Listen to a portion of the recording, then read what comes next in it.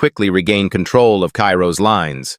Among those lines, the army attacking Line 3 had about 3,000 soldiers. Because of Baron Vasily's crazy ambition to achieve success, they waged a guerrilla war aimed at attacking Hector's army. But he was stopped, because Hector's army was not as weak as he thought. Vasily's face darkened. The situation between the two sides has big differences. Hector's army, after a period of passivity, reorganized and took control of the situation. Baron Vasily's army was always entrenched in the city, living a leisurely life, so it could not resist Hector's army. Cairo's army realized, we can win the battle in this canyon. The truth is revealed. They are only defeated when Roman Dmitri is present. But before he could finish his words, Vasily was cut in half by a soldier. In the main hall, a soldier knelt on the ground and reported, Baron Vasily, commander of the soldiers in Line 3, has died in battle with the enemy, Your Majesty. Another guy ran in to report that Lines 3 and 4 were both being attacked by the enemy. The crystal rang out intelligence information. The second line is in a critical situation. The request was made. The situation is very dangerous. Line 2 could not hold for another 10 days in this situation. I hope Your Majesty sends troops to rescue me. Daniel sat on his throne, confused. Daniel sat on the throne in panic. All of our defenses could be breached in the coming days, he thought. He realized that it was not because Cairo was strong or Hector was weak. Then he realized the main problem. The previous overwhelming victory was only due to Roman Dimitri's presence. Daniel was angry. Our military side was too subjective. His hands clenched. Roman Dimitri, where are you now? A strange stone cave is emitting smoke. There are still many things on this continent that I don't know. A strange tree trunk appeared, magical. If in the past, the martial arts world was a place that absorbed energy from nature, like trees using roots to absorb nutrients to grow. In order to increase his abilities, Roman's two egos appeared. He realized that this world had something different, magic. Roman was meditating, and billowing magic was circulating around him. If Edwin Hector had been a magician with stronger magic at that time, it would have been difficult for him to escape. He was pondering the pros and cons. His strength had still not recovered compared to before. When I was still a devil, if I made hasty decisions, I might fall into tragedy right away. Just like a spider setting a trap waiting for its prey, Roman thought. Edwin Hector, he predicted that I wanted to assassinate him, and had spread a cunning net to lure me in. He opened his eyes, then Roman felt a bit upset. It was an unexpected start. His attack has strong magical power. I need to think about future countermeasures, Roman pondered with sharp eyes, wondering if he would still attack recklessly. Lightning shot out from Roman's palm like a whip straight towards Edwin. The light flashed past. The two swords collided, creating a huge impact. Roman realizes the sword has transformed into Butler. I'm surprised, Butler. Thinking about the battle, he exclaimed, I could not win against the combination of two magicians and a 5-star swordsman. I was pushed back by strength, but I still look forward to a battle that makes me try my best and put myself at risk to get the most dramatic victory. Roman tensed. It was a whole new challenge. He continued to rush into battle, facing the most difficult opponents, which was just like him. In his imagination, he saw his head cut off. I am someone who cannot live a comfortable and satisfied life with what I have. Roman swung his sword frantically, each strike containing enormous power. The sword stabbed and fresh blood flowed out from below the abdomen. The opponent in front of Roman's eyes collapsed. He was cold. He was ready. He was... Elsewhere, Henry was speaking loudly. Chris, didn't Mr. Roman tell you when he was going out? You're in a hurry. I don't know what he's doing in there, but the royal family urgently wants to contact him. Let me go in and see him. Chris coldly replied, From now until he goes out on his own, no one can see him. Hearing that, Henry was a bit worried. What is he doing in there? What happened in the end? He suddenly saw someone's figure slowly approaching. Roman gradually appeared. Henry was a bit impatient. Why does he look so miserable? In the fighting tent, Chris reported that, as he had expected, Lines 3 and 4 had been defeated in just a few days. Line 2 had also just fallen. He continued to explain to Roman, Yesterday, after capturing all the private troops in those lines, Hector's army had gathered in the rear behind those lines, as I see it. Chris looked at their determination. That rear was where they would defend to the end. Henry quickly interrupted. Now the Cairo royal family is all in chaos. They are looking forward to being able to contact him again. Your army has accomplished such a great feat. Or from now on, will your main force handle everything on its own? Roman's voice was cold, connecting me with the royal family. The crystal screen appeared. I was Roman Dmitri in the southern line. Daniel scolded, I heard that all 4 defense lines in the south have been destroyed by Hector's army. Meanwhile, what were you doing at that time? Roman immediately explained, This whole week, I have been preparing to think about my own strategy. Daniel asked about Roman's own coping strategies. He immediately warned, I don't want to blame you for the failure of the 4 southern defense lines. But within a week, it all fell into the hands of the enemy. Daniel asked him in a cold voice, Didn't you help them at all?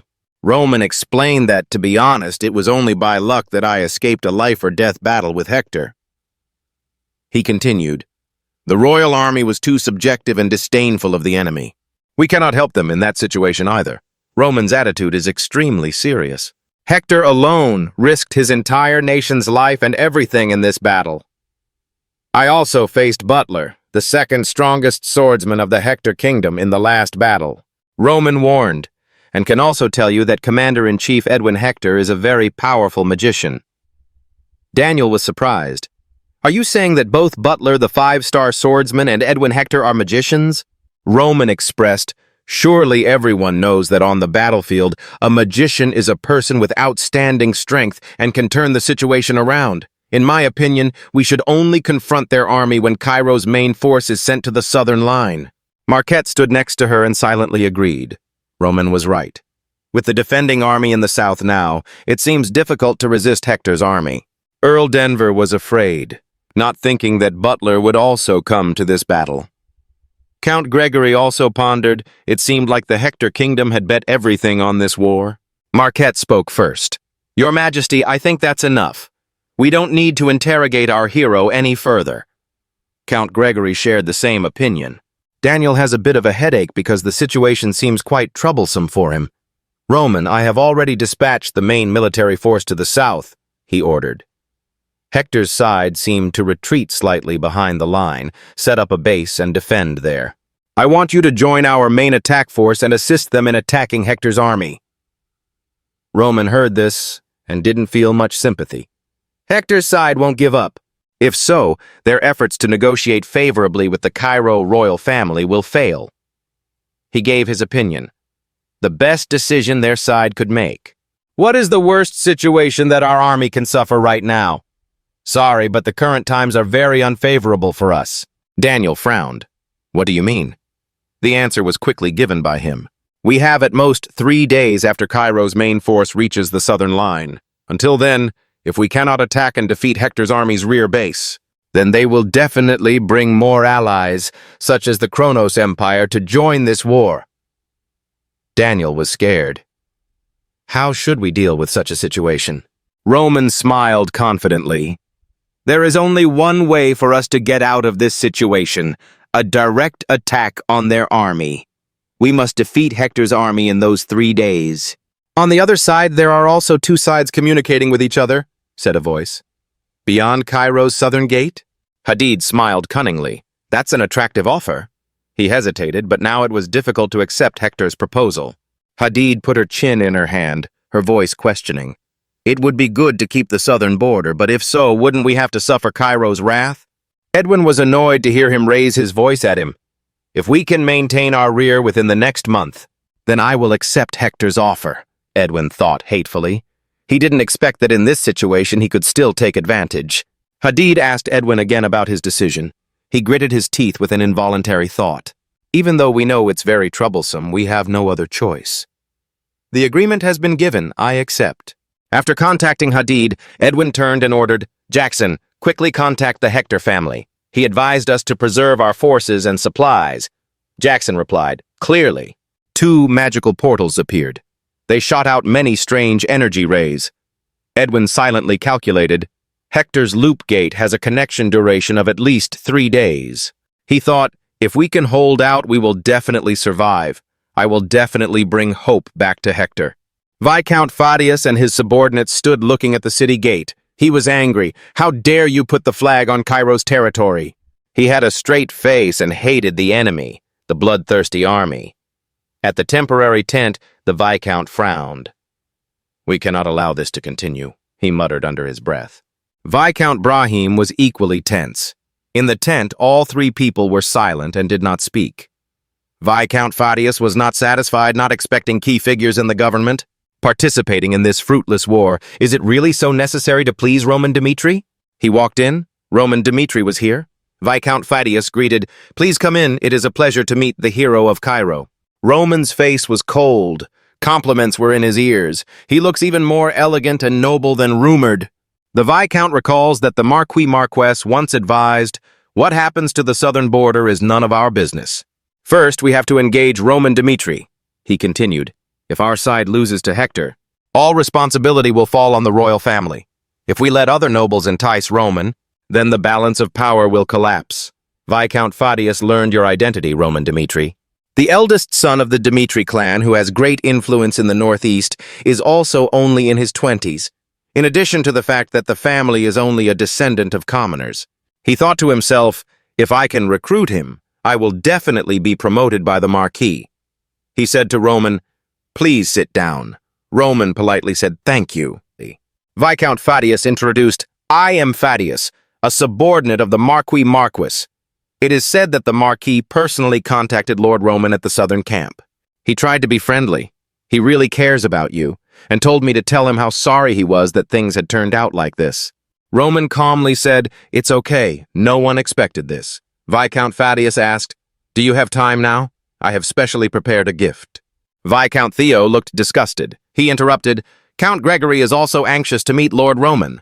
The Earl said I now have a lot of useful information." Viscount Brahim also contributed. Earl Denver also brought reinforcements from his family, hoping they would help him. Roman looked annoyed. "What the hell are you guys doing?" Viscount Theo was a bit scared. Roman warned, "I know full well what you came here to find me for. But in a situation where the enemy's flag is flying arrogantly over the territory like this, I don't think this is the right time to discuss aftercare," she said. Roman stated his intentions after destroying Hector. "I will challenge the top experts and become Cairo's #1 swordsman." He was extremely determined. "Wait until then, I will prove myself. And then my blade would only serve one person." The whole room was surprised by his integrity. Roman sat down in his chair. "Why don't we take care of the problem at hand first?" Roman's suggestion resolved the tense situation. And the new strategy meeting officially begins. This is a war where each side has to bet on their castle. Everyone has their own suggestions, but no solution is offered. The lights in the room turned on. Someone spoke up. "Hector is using the link in the archway. We have at least 3 days. They also need a little time to counterattack us." Viscount Fadius continued his presentation. "But if so, Hector's army would only be about 10,000 people. Our forces are all here now. Wouldn't it be more likely to win if we fought them head-on?" Roman commented. "If you have support, plus the advantage of numbers, we will definitely have the upper hand. But once Edwin Hector's side has magicians, it cannot be said we are completely overwhelmed." Roman burst into spirit, "But it's not impossible. On the city wall, the guards panicked. The enemy is here, take position." Right below, the army of the Kingdom of Cairo lined up in large numbers. Viscount Fadius looked solemn. One person took the lead. Roman strongly warned, "Hector soldiers, listen carefully. I am Roman Dmitri." He raised his sword. "The representative knight of the Kingdom of Cairo. I propose to fight your butler one-on-one." Edwin stood on the city wall. He was stunned, not knowing what Roman was planning. He continued his challenge. "I don't want anyone to have to sacrifice in vain. I'm sure you want that too." Roman set a condition. "If you win against me, Cairo will accept all of Hector's conditions. On the contrary, if I win, all of you immediately get out of Cairo." Edwin worried. Dimitri's current ability can't beat Butler. Yet he still wants to fight one-on-one. Could this be a trap? Roman raised his sword. "Under the honor of a swordsman, if you don't accept my terms, even if I die, I will destroy this camp. I'll give you 10 minutes to think." Roman's voice still echoed. Hope you'll make a wise decision. Edwin began to feel worried. Whichever path you choose, there will be problems. Butler uncompromisingly charged forward. Edwin stopped him. I won't allow it. Butler tried to persuade him. Please trust me this time, Prince. I will cut off Roman and Dimitri's head and find a way for Hector's kingdom to live. Edwin lost his temper and shouted, It's not that I don't trust you, but we just lost 700 men from his last attack. Edwin's voice gradually became more emotional. The smell of cremating the soldiers' bodies still seemed to linger in my nose. He warned, I trust you, but Dimitri is definitely planning something. Butler, on the other hand, remained extremely steadfast. I can definitely destroy all of his tricks, he reassured Edwin. I have been with you all your life. Could it be that the prince thinks that I will be so afraid because of a trap that I won't dare to face it? Edwin knew he couldn't convince him, so he could only say, Promise me one thing. I don't want to lose you, so when you feel anything unusual, run away immediately. Butler was slightly surprised by that concern and replied softly to reassure Edwin. After receiving the order, Butler carried his sword and walked out of the main hall with the affirmation, I will definitely return. He stepped out of the gate, probing Roman with words. Having lived to this age, I have met many crazy people, but it's the first time I've seen someone like you. Butler's will was burning. He unleashed his magical power. I don't know what you plan to do, but I will fight with all my might, Roman replied in a respectful tone. By the time I hit you on the mountain, I really want to fight until the end. There are no traps. I want to fight you with my own strength. Roman became aggressive. So you should fight with all your might. If you kill me, you will have whatever you want. Butler coldly scolded, You're crazy! As soon as the conversation ended, both of them grabbed swords and rushed at each other. 5-star level. When one reaches this realm, they will be considered an extremely powerful individual within the domain, he said, and that person will be able to turn the whole situation into battle. The general released his explosive light energy. Because now the fate of Hector's kingdom hangs in the balance, he said. He originally had no intention of prolonging this battle. He delivered a powerful and decisive finishing blow. I will end this immediately. Roman was also not afraid. He blocked the attack with all his strength. A loud explosion echoed in the sky. The battle is fierce, he thought. There is still no winner or loser between the two sides. Everyone was surprised and shocked. The dazzling light emitted from Butler's sword grew stronger and stronger. I will exert all my power in this decisive blow, he declared. Immediately, Roman quickly jumped up to avoid his attack. As soon as he landed, he was extremely surprised. He realized that Butler had quickly come up behind him, leaving him with no time to react. An attack fell on Roman, but he was able to react and immediately block the sword.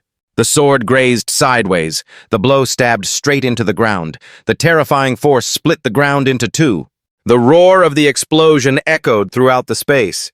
The atmosphere was filled with terrible pressure. Viscount Fadius! Someone shouted. He was horrified at the scenes happening before his eyes. He couldn't believe it happened like this. I agreed to let this battle happen even though I didn't want to, he thought, just because I wanted to sing Mr. Roman's favor. But if Roman loses now, all the effort I put into recruiting him will go down the drain. Viscount Theo was similar to Fadius. He was so surprised that he stammered, speechless. Will he lose like this? The match continues to take place. The winner has not been decided yet, and the balance is even. But from the moment Butler unleashed the full potential of a 5-star level person, Roman seemed to be just trying to block his attacks. However, his eyes still showed no worry or fear. On the contrary, he was even more determined to win this match. A group of soldiers stood on the citadel observing the earth-shattering battle. They cheered in unison for their general. Please avenge our fallen comrades. The battle was still extremely fierce, with fierce echoes when the two swords collided. The magical aura glowed brightly across the sky. Butler was gradually catching up with Roman's speed with each attack. Butler attacked while silently analyzing his opponent, Roman. Roman not only blocked those attacks, but he also gradually read Butler's sword movements. He realized, is he really just testing me? Roman was elated when he realized the hidden power within his body. I finally see where my strength stands in this new world. Even though I could easily take down Home Rush, a level 4 star, in an instant, he said, I can't win against a 5-star swordsman. I myself now have to fight the general to win. I cannot clearly understand my own strength. Suddenly, the light on Roman's sword glowed strongly. He unleashed the final attack, breaking his limits and reaching an even higher realm. Butler was extremely angry when he was made fun of by a brat like Roman. You shouted loudly, you shameless brat. Light energy explosion, the weakness of indiscriminate energy explosion, is extremely obvious. The Light Knights do not focus on controlling the flow of energy. Instead, they let them erupt like an explosion. This means that not every location on the sword is enhanced equally. If a sword carries 120% light energy, the blade will only be able to use 80% of that power. Roman immediately caught Butler's weakness. He quickly aimed the killing blow. I will read the flow of light energy and attack their weak points. Without missing a single move, he aimed right at the center of Butler's sword. Butler hastily blocked Roman's attack, but he revealed a serious weakness. Realizing that, Roman decided to take his only and last chance. The time had come. The third heavenly demon-style sword technique. He unleashed an extremely powerful move, like a blow lighting up the sky. Hitting his opponent straight. Butler couldn't react in time. Even a 5-star knight was pushed back. Everyone from both sides was in shock. Not only were they surprised, they were also shocked, unable to believe what was happening before their eyes. All were speechless. How is that possible? Isn't Roman Dmitri just a 3-star swordsman? How could he confront the general on equal terms? Butler, a 5-star knight, was using his sword to support his injured body after the attack just now. Edwin couldn't believe the truth. His mind was now a mess of confused thoughts. Did he really just want to have a match to test his own strength without using any tricks? If the general loses to Roman Dmitri, then that would be the worst scenario. Not only have we lost the core of our fighting force, but I also had to retreat to the edge of the camp. Now I can only put my trust in the general. That's right. He's still not at his full strength. Butler gripped his sword tightly, thinking, Roman is truly crazy. He spat out a mouthful of blood, but his appearance remained proud and strong. I thought he would use some trick in this battle as an excuse, but he really wants to defeat me right here. The reason our perfect plan is starting to fall apart is because a crazy guy like him exists on the southern front line. If we let Roman Dmitri escape intact now, Hector said, Hector's kingdom would sooner or later face a monster they couldn't handle on their own. That's why I have to personally kill this monster right here, right now. Butler shouted with all his might. I will fight you with everything I have. His eyes glowed, his hands grasped the sword tightly, and he launched a finishing blow. Up until now, only 2 people have been able to block this attack from the general. One of them became the strongest swordsman in the kingdom. The other has entered the continental rankings. His eyes were fierce and filled with confidence. Secret technique, An Duong Hacham, an attack that shakes heaven and earth. The sound echoed. A ball of fire appeared, its light dazzling the entire space. Facing Butler's terrible power, Roman was full of excitement and anticipation. If I block that secret technique with just my current skills, I will definitely die. If so, I'll focus on strengthening my defense. Suddenly, a ball of darkness enveloped him. If this is the general's strongest weapon, then the strongest shield of the heavenly demon that I possessed in my previous life would be the Thien Ma Iron Shield Sword technique. At that time, the battle became increasingly fierce. The light from Butler's fireball grew larger and larger, as if wanting to swallow Roman's ball of darkness. A horrifying explosion rang out, rocks flying in all directions. Edwin was stunned. Everyone is looking forward to the outcome of this war. The ground became chaotic. The sky seemed to be torn apart, a battle without victory or defeat. Now the end has come, one said, with both giving their all to fight. Roman, looking more excited than ever, said, Let's see, who's stronger, your spear or my shield? The battle ended, and white smoke covered the air. Edwin walked closer to the center of the fierce battle from just now. He couldn't believe the scene before his eyes. How is this possible? After the battle, a deep black hole was created by Butler's attack. The dark light still surrounded Roman, protecting him from that attack. Even a 5-star swordsman cannot block this attack. Roman smiled complacently, even though he had a few wounds on his body. But as for Butler, he was struggling to stand firm, constantly worrying. I used too much mana on this attack. But his determination and pride did not allow him to fall here. He continued to rush forward. Roman also had no intention of letting the battle end. He rushed to Butler's location. "Stop!" Roman shouted, his voice sharp and commanding. Butler turned, surprised. "You think you can stop me?" Roman's eyes narrowed. "I won't let you win." The two swords collided, creating dazzling light.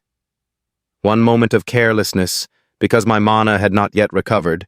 Butler was thrown away by Roman. He immediately blocked Roman's dangerous attacks, thinking to himself, how the hell could this happen? I, who have gone through hundreds of life-and-death battles, was pushed back by a 20-year-old boy. But he told himself, I can't give up, even if I have to die. Suddenly, Roman held his face tightly in his hands. With a decisive action, he slammed Butler's head on the ground, making a loud bang sound. In his last moments, Butler kept saying to himself, I must take the monster that threatens the prince with me. Suddenly, his head glowed. Roman was surprised, but immediately on guard. Loud bang with bright yellow light. A deep voice echoed, Butler, I will always remember your strength and strong will. Roman raised his sword into the air, preparing a blow to finish Butler. Butler couldn't help but be frightened, and Roman gave him a sharp look. Edwin saw that the situation was out of control and shouted, Stop! He cast the rune of fire, shooting a powerful beam of fire towards the arena. Roman realized the danger and immediately jumped up to avoid the attack of the kingdom's prince, Hector. Edwin ordered, Save General Butler! That inhuman demon stay away from the general! Hector broke the rules of the duel. They gave up their honor in front of the entire two armies, choosing to save Butler. Roman's eyes suddenly flashed with a calculating light.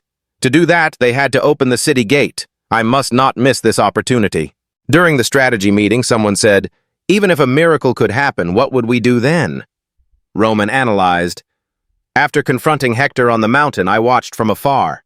Even though they had to fight all night, they still carried all the bodies of their comrades before going down the mountain. The remnants of the army gathered at the southern front line and were in an urgent situation, so they had to retreat. They still cremated the bodies and then left after commemorating them. Being able to take time for soldiers to mourn and commemorate their comrades like that, one might say, it can be said that Edwin Hector was truly a benevolent commander. I intend to exploit this weak side of him. Viscount Fadius was surprised, gradually understanding Roman's plan. Don't tell me. Roman continued to analyze and concluded, Butler can make his judgment wrong. He is exactly what I need right now. I will take full advantage of his mistake. He said with a face filled with victorious confidence, If I defeat Butler, that will be enough to take the first step. I will not finish off Butler in this match. Instead, I will make him unable to fight anymore. He smiled, full of arrogance and complacency. The moment Edwin Hector decided to save Butler, it was time for the second step. Returning to reality, the soldiers were ready to risk their lives to attack Roman. They were not afraid of death. What they want most now is time. They must buy time to save their admirable general. Roman glanced at the army with scary eyes. Edwin Hector. He slashed quickly and killed. You are certainly a good king, but you are really not suited for war. Soldiers advanced on Butler's position, screaming, Pull Mr. Butler out! Save him for me! The archers on the citadel were helpless. We can't shoot if he keeps blending in with the soldiers, damn it! Viscount Fadius couldn't believe everything happened exactly as Roman said, like a miracle. Roman Dmitri is the most outstanding talent Cairo has ever had, which is why Viscount Benedict wants to recruit him. I understand why I must have him at any cost. The moment I have Roman, I don't need the weak king of this kingdom. We can wipe out everything in the two neighboring empires, like trash. Seeing that the immediate situation was as planned, he ordered the entire Cairo army, attack! Another loud explosion rang out. Edwin stood and looked down from the castle. He felt that his stupid decision had led to this situation. A series of thoughts appeared in his mind. Comradeship. Idiot. As a general, I should have remained calm until the end. But I lost my judgment the moment Butler collapsed. He kept blaming himself. But no, it's not over yet. He determined to demonstrate his strength. We will save Butler and close the city gate. There is still a chance of victory. A magic circle appeared. Edwin put all his strength into launching the attack. Violent fire! There was a huge explosion, sparks flying down towards Cairo's soldiers. Hector's magic team immediately cast magic. Fireball! Fireballs continuously pounded the ground, creating a cloud of smoke and dust. Barthius ordered the entire army, spread out and accelerate the advance.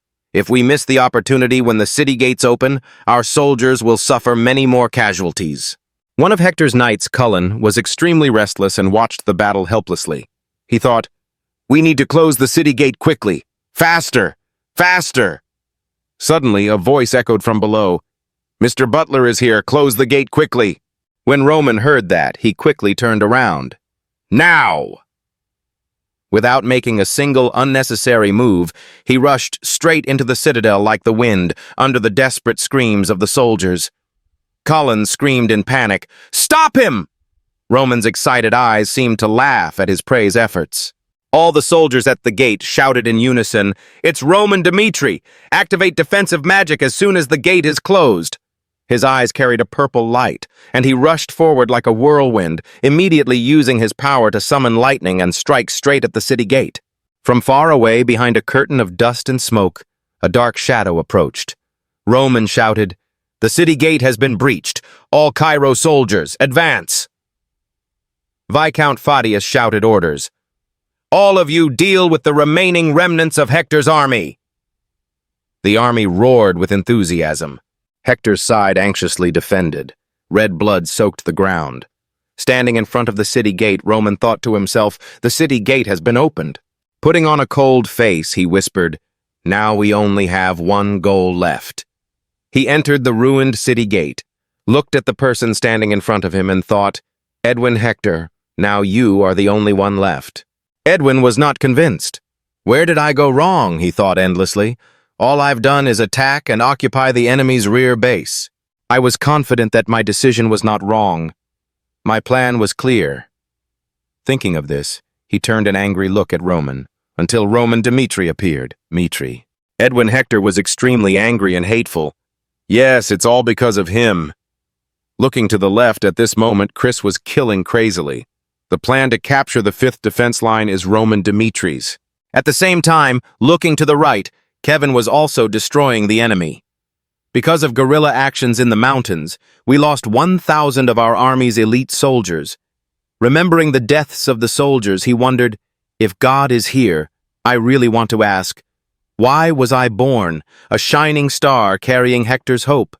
Then why did you send Roman Dimitri to Cairo Kingdom?" Returning to the present, Roman spoke first. "We finally meet again." Edwin replied, "Yes, we finally meet again." His eyes glowed crazily red. "If I die here today, I will definitely follow you into the next life." Here he shouted, "Roman Dimitri!" and made a move to create a magic ball. Magic unlocked! The first move, Wind Dow. Wind rose from Edwin's palm. It rushed out, crushing the ground in front of it, heading straight for Roman. He slashed once, cutting off the incoming magic. Roman's face was serious. "That's it," Roman muttered under his breath. "Hector's soldiers ran over. We must protect the prince. We must stop Roman Dimitri." They jumped up, each holding a sword and slashing at Roman, shouting, "Die!" The corner of his eyes curled up in contempt. Trash grass. Roman's sword slashed straight, cutting into 3 people without knowing their strength. Suddenly, a bolt of lightning rushed in front of him. Behind him, tree branches curled together from the ground, rising up to engulf Roman. Edwin shouted, "Kill him!" Immediately after, he cast another magic. "Fire! Fire!" The blazing fire surrounded the tree without leaving a single spot. The tip of the sword pierced the tree trunk and the burning fire. Roman cut the flaming tree stump in half. Not giving up so easily, Edwin turned to creating lightning magic in his hand, thinking somewhat cruelly, "I know you are not someone who can be defeated so easily. So how about this? Please try it!" He shouted loudly, threw his sword, and at the same time struck Roman with thick lightning. He smiled hopefully. "Have I defeated him?" The cold voice echoed like a demon. "Edwin Hector!" Fear appeared clearly on Edwin's face, while Roman coldly said, "I admit you are quite strong, but now it's time to end." Immediately the blade rushed towards Edwin's neck. Drops of blood splashed on his face. It was Kalen who blocked the sword for him. He choked out, "Prince." Using all his remaining strength, he whispered the last two words of his life, "Run." Edwin shouted loudly, anguished, "Kalen!" The body of the loyal soldier who died for him fell to the ground. He bowed his head and screamed, "Are not!" Roman assessed while holding the blood-stained sword, slowly approaching. "It's pathetic." Then the tip of the sword was raised to Edwin's neck. "But I will soon let you follow him." Another group of people came running, the leader holding a sword and shouting, "Roman Dmitri!" The sword slashed towards the head but was quickly blocked by Roman's sword power. Next, he slashed them one by one. Taking advantage of the opportunity, Jackson carried Edwin Hector on his shoulders and ran away. He begged, "Please calm down, Prince. Do you really want to die here?" Jackson said with worry, "Even if you're labeled a loser or a coward, don't let the sacrifices of those who died for you become meaningless." He ran and prayed, "You must survive." Then he ordered Hector's army, "We must abandon the castle, everyone retreat." On Roman's side, the remnants of Hector's army agreed, "Stop him, we have to buy time." The remnants of the army screamed, "Prince, you must live! Prince, you must survive!" However, the soldiers were soon blinded by the magical power that Roman was radiating. Edwin was being carried, and when he looked this way, his eyes squinted. Roman's decisive sword strikes quickly dispatched the crowd. Edwin saw this scene and thought in fear, "He is a devil." A Hector soldier begged, "You have won this battle, please stop, I beg you, can you retreat?" He coldly replied, "Haven't I warned you before? The moment we meet again, I will kill you." Roman calmly said, "This is the battle you started first." With a look of disdain, he sarcastically added, "So stop whining and crying as if you were victims." As soon as he finished speaking, he cut off his head. A commander announced happily, "All of Hector's soldiers have retreated. This is Cairo's victory." Then the nobles led the soldiers. One of them wondered, "Where is Roman Dmitri?" Seeing the scene before them, both Viscount Fadius and Count Theo were stunned. That was the scene where he sat on a pile of corpses. This existence reversed a lost war, a feat that had never been achieved, Roman Dmitri's reputation. After this war, it soared into the sky. Wearing bloody clothes and a bloody face, Roman smiled. Finally, everyone has arrived. Before Cairo's great victory, this was before news of the victory reached the capital city of Cairo. In town, people whispered to each other. "Do you guys know?" "Know what?" "Then the Hector kingdom crossed its borders and attacked our southern border." In the bar, 3 or 4 young men gathered to chat. According to the accounts of the merchants in the south, the situation is very bad. The long-haired young man was worried. "It's very worrying. I'm afraid that maybe they will force men to join the army to fight in the war." The person opposite held a beer cup in hand and protested. "No way! Even if the Empire attacks, nothing will happen to us." Why are they now forcing people to become soldiers just because Hector's side is attacking? The people nearby were worried about something else. They won't raise taxes to fight, will they? I sincerely hope not. Just like that, in the restaurant, there were whispers of all sorts of small and loud things and reproaches. Why does this district never have a peaceful day? Being born in this small country, I am truly unfortunate. What is the government doing, really?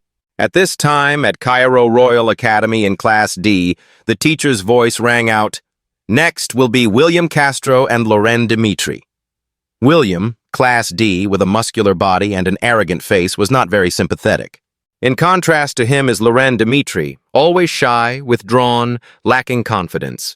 The teacher shouted loudly, "Begin!" Immediately after the command, he jumped up.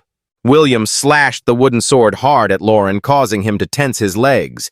He continuously attacked, backing Loren toward the railing behind him. He looked at him with fear and confusion in his eyes.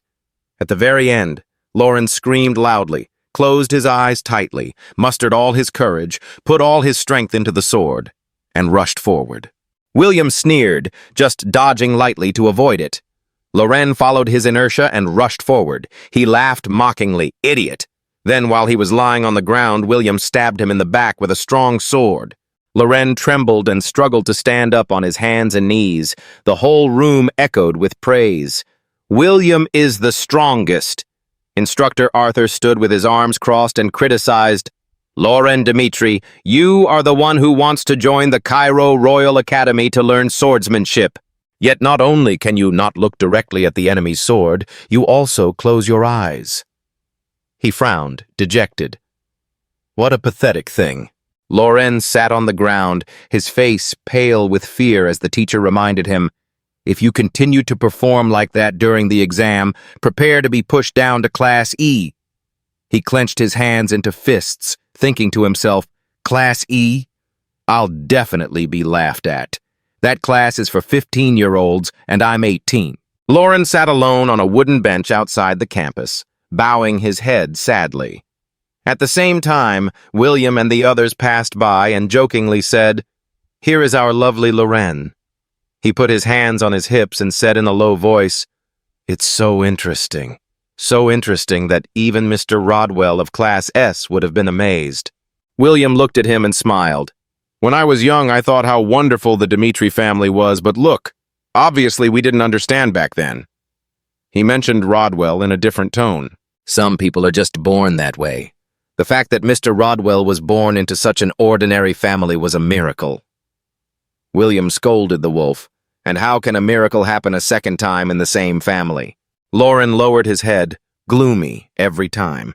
That name Rodwell wrapped around me like a ghost. The two guys accompanying William also laughed and added a few words. I don't know what that is. It's really sad. That's right. I wonder if Roman Dmitri really defeated Homaroth. William affirmed, I can assure you of this. It is definitely a rumor spread by the Dmitri family, because they also have to do something to help the eldest son become famous for being stupid. He turned to Loren again and smiled. Looking at Loren, it's all clear, isn't it? The third trash son of the Dmitri family. Loren quickly left the group of people. Each step was heavy. His mind could not help but think, I wonder if those rumors about Roman are true.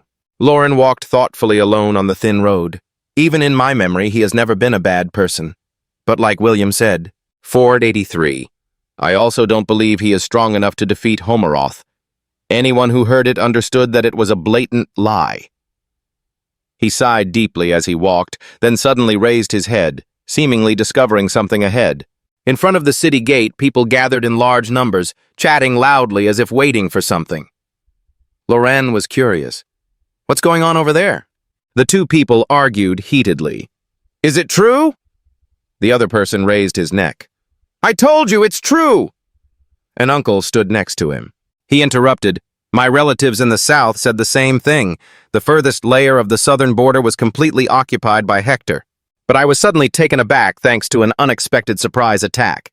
But do you know what's even more unbelievable? He added that in this process, Roman Dmitri played an extremely unbelievable role. Someone asked curiously, is that the youngest person to ever defeat Homaroth? The other uncle agreed. It was him. There was even a rumor that he defeated Hector with only 200 troops. That person quickly added in a slightly disdainful tone, but not only that. They even said he defeated Butler, a 5-star swordsman, with just one move. It sounds so stupid that I can't believe a single sentence. Loren stood behind and heard everything and wondered, were they really talking about the Roman brother I knew? He naturally thought, defeating the Hector faction with only 200 soldiers. And having defeated Hector's light sword master, those people are lying too much. A guard went ahead to open the way, shouted loudly, Get out of the way! Hero of the South. After the chant, the people simultaneously moved aside to make way for the army to pass. Roman, wearing a red cloak, rode his horse leisurely toward the palace. Wherever Roman passed, people looked up and admired him. Loren, standing far away, was able to see his brother passing by on horseback. His cold eyes looked at the people around him. They are noisily coming with curiosity. Entering the palace, Daniel sat on the throne and looked at him with a satisfied smile. Roman Dmitri finally meets face to face. He respectfully knelt down on one knee and bowed. I would like to pay my respects to your majesty. In the room, besides him, there were also 3 earls representing the families. King Daniel spoke, I want to represent this whole nation. Thank you from the bottom of my heart. You have truly shown the world what Cairo's indomitableness looks like. He beckoned. Whatever you want, as long as it is within my ability, I will give it to you. Roman looked up and silently watched him talking endlessly. Actually, Cairo's strongest swordsman, captain of the musketeers, Viscount Nicholas, was looking for a successor. Daniel used all the poor benefits to lure you. If you agree, I will make you deputy captain and allow you to freely enter and exit the royal family's territory. And I will also release you from the remaining time of duty at the border. How do you feel? Roman mused. The king had revealed his plot. He had long guessed his intentions, secretly thinking, because the first emperor died too early, the current king ascended the throne at a very young age, the puppet king of Cairo, Daniel Cairo. He clenched his fists anxiously, waiting for his answer. If I can bring him to my side, then even the nobles won't be able to threaten me anymore. Daniel silently calculated. Even though people always called me a weak king, I can't be like that forever. At that moment, Marquis Benedict spoke up, interrupting his thoughts. Your Majesty, no one in this world challenges others by giving them more work. He intentionally exposed him to do that to a talented young man with such a bright future. It's obvious that you are forcing him to sacrifice himself. Please withdraw your proposal. The other two earls also nodded in agreement. He's right, Daniel raised his voice. I can agree to let him enter the royal family's territory, but we can't just make him captain. Benedict raised his eyebrows and looked at Daniel defiantly. Marquis Benedict has already stated the reward I want to give from this moment. He extended his hand towards Roman and said, deciding whether to accept that reward or not is Roman Dimitri's decision. The three noble factions suddenly fell silent, fearful of his decision. Roman thought to himself, it seems he still has royal blood flowing in him. However, there is no reason for me to help the Cairo royal family. He tactfully replied, this position of musketeer is actually an honorable position. However, before deciding on your future, there is something I want to say. Daniel looked at him worriedly, not knowing what it was. Roman firmly expressed, after the war ended, I realized that I was really just a frog at the bottom of a well. Leaving this country, I was going into the vast world. God is no one. He suddenly became serious and suggested, that's why I still need more time to prepare before entering that vast world. When preparation is complete, I would like to ask permission to participate in the Cairo Kingdom's public ranking competition. I want to challenge everyone from level 99 to level 1 to truly test your limits, he said. Daniel asked in surprise, is the ranking battle open? Roman nodded. Open ranked battle means it can include an unlimited number of challenges.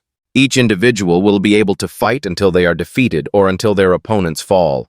If the challenger wins, they can take the place of the person they defeated. King Daniel doubted that. If anything happened, there might even be people who died in the ranking battle. That's not something we can easily discuss here right now.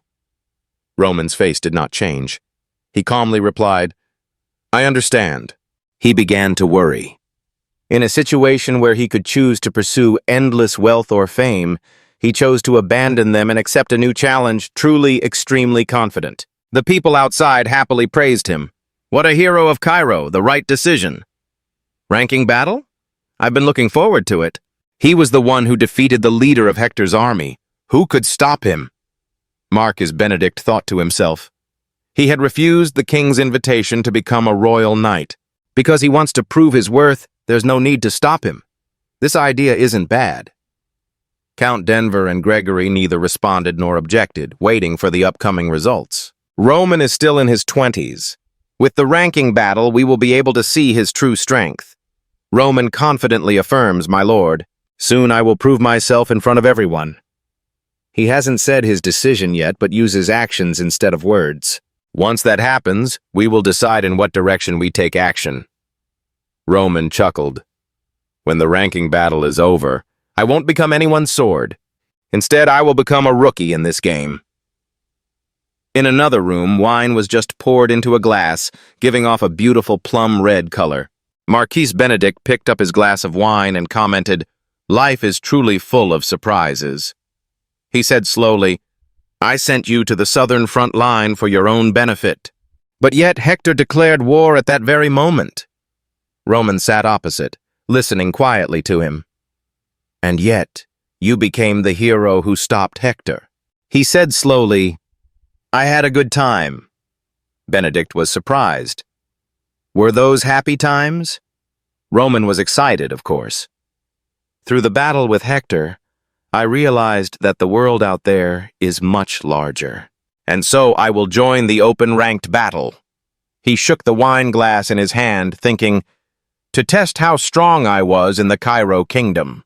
Once there is no one stronger than me in this place, I intend to travel the world and become the strongest person." He looked at you calmly. "The strongest in the world. There was a time when I also dreamed about that." Benedict closes his eyes and reminisces about his youth. "But when we realize how big the world is," he says, "then we have chosen to be satisfied with our current life." He cleared his throat. "I have a daughter because her mother passed away very young, so we put more effort into raising her." He suggested, "I will give it to you." Roman was a bit startled. Benedict continued, "I heard Fabius say that you are not naive either. And even today, when I saw you offer to join the open-ranked battle."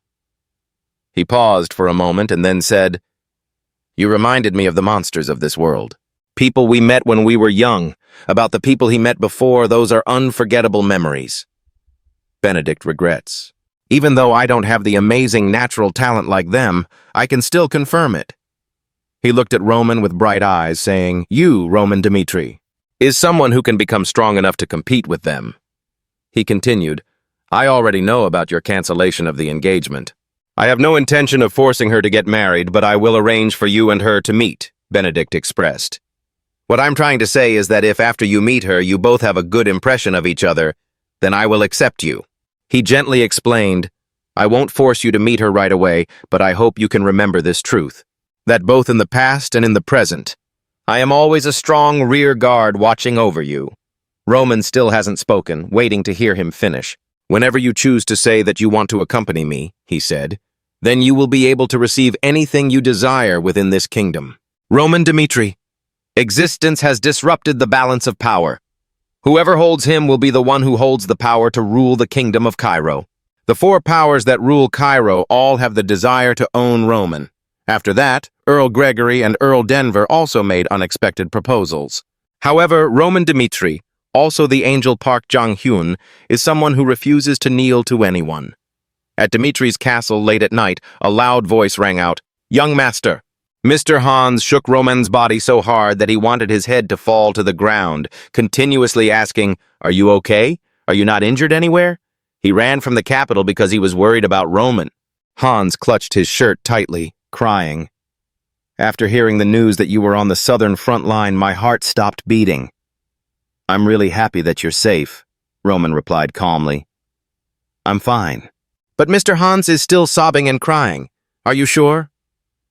A few days later, in Roman's office, a cup of hot tea was placed on his desk. Although Hans cautiously held the teapot, he said, "Young master, maybe I'm a bit too involved." He asked, "But have you ever met young Master Loren?" A few days after moving in, at the Dmitri family's capital mansion, Hans asked in surprise, "Young Master Loren, as soon as you saw him, your face was as bright as a flower to greet him." The two of them just met again after a long time and chatted endlessly. He thought to himself, "I, the person who raised both young masters since childhood, could find out at one look." Young Master Loren was in trouble, so I waited for him to speak up. He kept scratching his head hesitantly. Mr. Hans smiled gently. "Please, just speak naturally." Loren was a little worried and asked him, "What's wrong with Roman? Not long ago I met him returning to the capital with a group of people surrounding him to protect him." He recounted that people said Roman defeated a general of Hector's army. Hans explains when he is not here. A lot has happened in the Dmitri family. Loren's eyes widened in surprise when he heard Mr. Hans say, "Have you also heard the rumors about what happened?" "It's all true." He narrated everything to him with pride. The engagement with the Loren family was annulled. The battle with the Barco family was defeated. Homeroth said, "Recently I have played a huge role in the victory on the southern front line." Loren suddenly became more scared, thinking, "Isn't it a rumor but completely true?" Mr. Hans remembered the happy smiles of Dmitri and his wife. There seemed to be a change in young Master Roman's behavior, which he was also very happy about recently. Hans was happy, but instead of discussing it like this, he said, "Why don't you go see him yourself? I heard he'll be here tomorrow night." Lauren quickly waved his hand. "No need, it's okay, thank you, Hans." Hans stood silently, watching his sad back fade away. The three Dmitri brothers were born with completely different personalities, and among them, young Master Loren has the most fragile and sensitive heart. He stood in front of Roman and said honestly, "I think young Master Loren is being bullied at the academy." Looking at him slowly enjoying a cup of hot tea, he boldly suggested, "It seems like he wants to ask for your help, but I don't have the right to ask him about it." Roman thought to himself, Loren Dmitri is the youngest. Roman gently placed the cup of tea on the table. "I don't need to worry about him just because he is my younger brother." He immediately raised his head and agreed with Hans. "Okay, we will meet him, but only once." Receiving the answer, he smiled widely and thanked him. "Thank you, Master Roman." Suddenly, Roman seemed to have discovered something. The small room was warm, not only because of the sunlight shining in from outside, but also because of the gentle warmth of Hans warming it. Roman thought he could agree just because that's what Hans suggested. On the road, there was the sound of someone's hurried footsteps. He thought as he walked, "Is someone behind me?" The recruitment of Roman Dmitri has been postponed indefinitely. However, as Viscount Fadius was in a hurry, he said, "There is still a way to win the Baron's affection." He smiled evilly. "I'm sure he will be happy." Viscount Fadius silently calculated that, although everyone usually only paid attention to Roman, the truth is that the subordinates who follow him are also outstanding talents, if they can be had. "Marquis Benedict will certainly be very happy," Viscount Fadius smiled slyly. He targeted Chris first, specifically that guy named Chris. He was a talent that any noble in the royal capital would welcome with open arms. If I hadn't personally been to the southern border, I probably wouldn't have known about this. Those people are truly worth recruiting. The more Fadius thought, the more greedy he became. If only he could get all of Chris with all of Roman's other subordinates on his side, he thought. I'll probably soon gain the Marquis's trust. In Dimitri's training ground, the sound of swords rushing through the air echoed regularly. Chris thought to himself, when I first met him, he was clearly still within my reach. Drops of sweat flowed down his cheeks, so I thought that one day I would surpass Mr. Roman. Chris recalls Roman's battle, but now he's really on a completely different level than me. He really makes me dizzy, especially in that match. How the hell was that possible? The training ground is currently quiet, with no one around, only the sound of Chris's sigh. He clenched his fists and felt the energy in his body again. Even so, when following him and looking at him from behind in just 6 months, I have achieved incredible growth. To the point where I didn't believe I could do it myself, Chris mused. I can't stop either. I'm still very serious about my goal of one day surpassing Mr. Roman. Suddenly, Fadius's voice interrupted his thoughts. Uncle Chris, are you here? So let's get straight to the main topic. He said, I want to recruit you if you come to our side. Chris quickly cut his throat. I refused. Fadius immediately got mad, shouting loudly, This opportunity is something that can completely change your life. How could he refuse when he hadn't even heard the whole proposal? What was the problem? You tried so eloquently to persuade money. We can give you so much money that you will never spend it all in your life. The position we will give you will be a very honorable one, he said, serving Marquis Benedict, who holds real power in the central state. Chris looked at him with concern and enthusiastically said, No matter what it is in this Cairo kingdom, there's nothing we can't give you. Fadius tried to use another method of persuasion. If he was worried that this action would look as if he was betraying Lord Roman, there's no need to worry. He will eventually join the Marquis's side, so it won't matter if you go first. Chris retorted, Are you sure you heard my master tell you that he will become Marquis Benedict's subordinate? He growled, Isn't that natural? How can anyone in the Cairo kingdom refuse someone as powerful as him? He frowned uncomfortably and thought to himself, he still doesn't have any understanding of Mr. Roman's personality. Chris thought to himself, from what he had seen so far, he is a mighty man.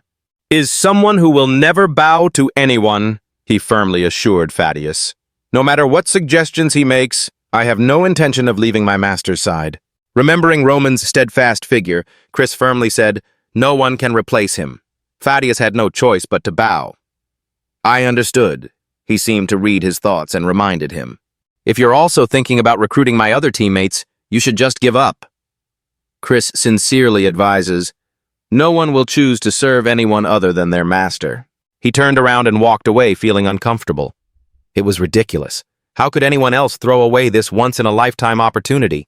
Chris's words were not wrong.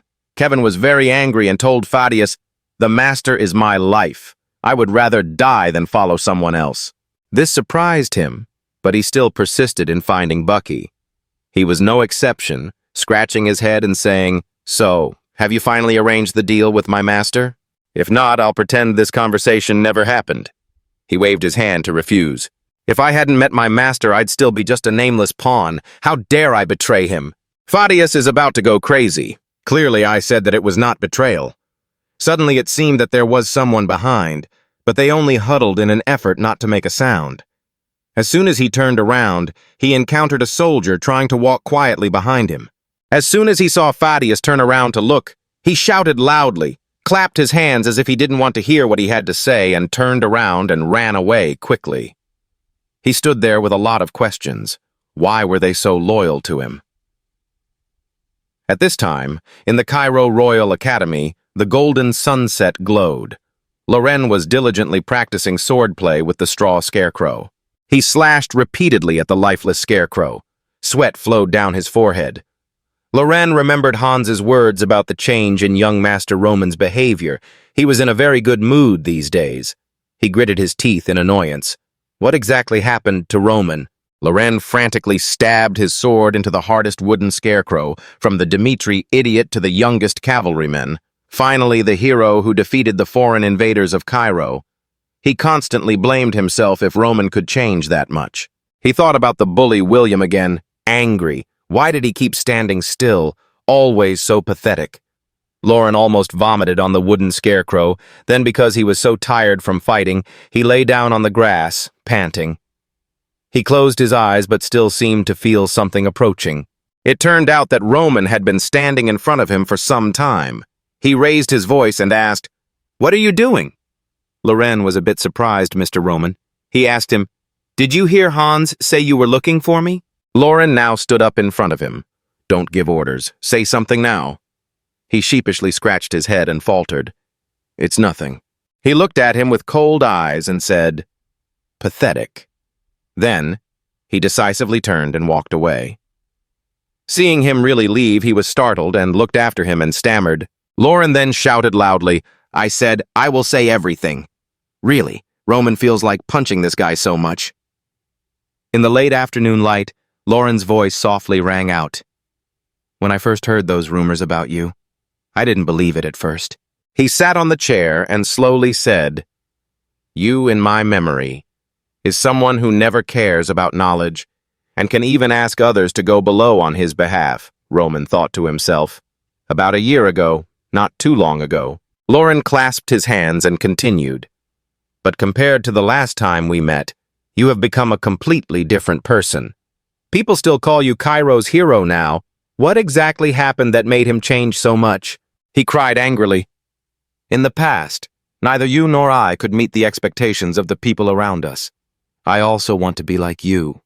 Remembering the time when he was with his father, when he cared for him, he wished he also wanted to become a son who made his father proud. Loren cried as he said, "Not the boy who always pretends to be fine, still good. When I met him, I could only smile awkwardly. I really wanted to be able to show him my own achievements." Roman folded his arms and stood next to him, watching him cry, thinking to himself, "The boy is still young. He is less than 18 years old, still not strong enough to accept this heavy reality." He bent down to look at the tip of his shoe, wondering, what should I do with it? To me, the people in this place have accepted a new Roman. They decided not to cling to the old Roman's image, but agreed to give Roman a second chance. He bowed his head thoughtfully. I should do the same, whether it was with Loren or with Rodwell. We shouldn't judge them based on old memories, but you should judge them based on what you have personally experienced. He approached and called, "Loren." He looked up, he said. He also didn't want someone with the same last name as him to be looked down upon. Roman seriously, That will affect the honor of the Dmitri family. And you. Loren looked at his brother with teary eyes and replied, My answer is that I am qualified. Go prove yourself in the Academy's swordsmanship test. In my previous life, my brothers and I had to kill each other. But now that I'm Roman, everything has changed. I also want to give my younger brother a chance in this life. The clergy gathered everyone in the lobby to wait for the announcement. Now comes the swordsmanship test first. Each pair had their name called to compete. Loren silently determined. My brother said to get the answer, then I have to prove myself in this swordsmanship test. The teacher called out to him, Next, Loren Dmitri. Stepping forward, he shouted, Yes! And calling another person, William Castro, he said proudly. This is interesting. He smiled sinisterly. You keep wanting to confront me, don't you? This time I'll show you what I'm capable of, the teacher advised. This test is not about winning or losing.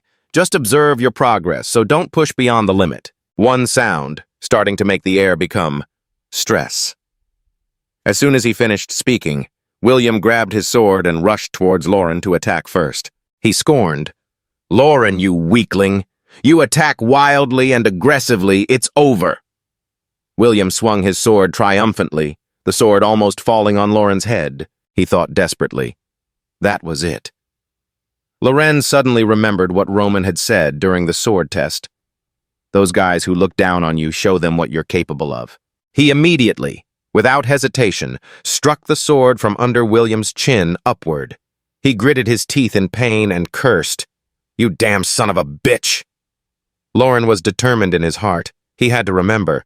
Then it was time to prove himself. He was determined that you could do the same as me. Then he counterattacked fiercely. William kept cursing, Fuck you, bastard. He fiercely held his sword and stabbed straight at it. Loren promptly dodged it. He swung his sword hard at William, promising himself that he would definitely do it. After the battle, Loren woke up and the teacher immediately praised him. I see you have improved. He slowly sat up. The teacher continued. As soon as William continuously attacked for the second time, I hit him. If I hadn't done that attack directly, I wouldn't be able to sit up right now. You did very well. I've been following you all along. You're not without talent. But because I always have a fear mentality, I keep cowering. I haven't realized and developed my full potential. That was the case last time, but today's test against William, I think he overcame that. Loren heard his teacher's praise and was stunned. Teacher, are you telling the truth? The teacher frankly said, There is no need for me to lie to you. You should believe in yourself. He was now in tears listening to the teacher's serious assessment. I see that your abilities and William's are not much different, so don't be afraid anymore. If you have an unstable mentality, you won't be able to do anything. Loren lowered his head and stopped crying. Thank you, teacher. On the other side, William couldn't stop being angry. Damn. The two men followed him and advised, Calm down, that's right, calm down first. His face darkened. That bastard Loren Dmitri, I forgave him a few times ago. Now he has risen up against me and dares to look at me with those eyes.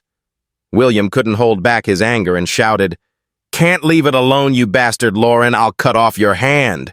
The two juniors were stunned after hearing this. Do we have to go to that extent? Don't you know who Loren Dmitri's brother is? He is Roman Dmitri, the hero of Cairo. If you do too much, it will lead to conflict between families. William glared indifferently. So what about Cairo's hero? I'm the eldest son of the Castro family. Well, then what is he going to do to me? My father is very close to Marquis Benedict. No matter what I do, no one here in Cairo dares to touch me. William then arrogantly said, What if he is a hero? I will show him that he is also useless in front of real power. Then he ordered, Hey, bring Loren here for me. If you dare to resist, I'll beat you to death. Roman suddenly appeared at the door and asked them, What did you just say? Say it again. William was startled. Roman Dmitri? Roman spoke up and asked again, Tell me again, what are you planning to do to my brother? When they saw him, they trembled. William still tried to pretend he was fine. If you want to listen, I'll just say it. Before real power, you... Before he could finish his sentence, Roman rushed to strangle him. Roman lifted him up and asked, Do you know what your mistake was? His hand tightened, making it difficult for William to breathe, but he still did not forgive. If this bothers Lauren, don't say it. But I have heard all your words. You dare to bully Lauren Dmitri and look down on Roman Dmitri. He glared emotionlessly. You guys dare to disrespect my family. Then Roman let go. Take me to your house quickly! William knelt down and gasped. Roman was now aflame with excitement. Isn't that a bastard? I also want to know what real power is like. At this time, at the home of the aristocrat Count Castro, Viscount Fadius was surprised. Has it all failed? The path to success is so open, but we still don't accept it. That's why we hate dealing with them. Count Castro happily replied, holding a cup of tea. The lowly proles have a very limited vision. You need to be patient, he asked. And is that Roman Dmitri that important? Viscount Fadius replied, Of course, Marquis Benedict put all his energy into recruiting him. He covered his mouth and whispered, I'll tell you something.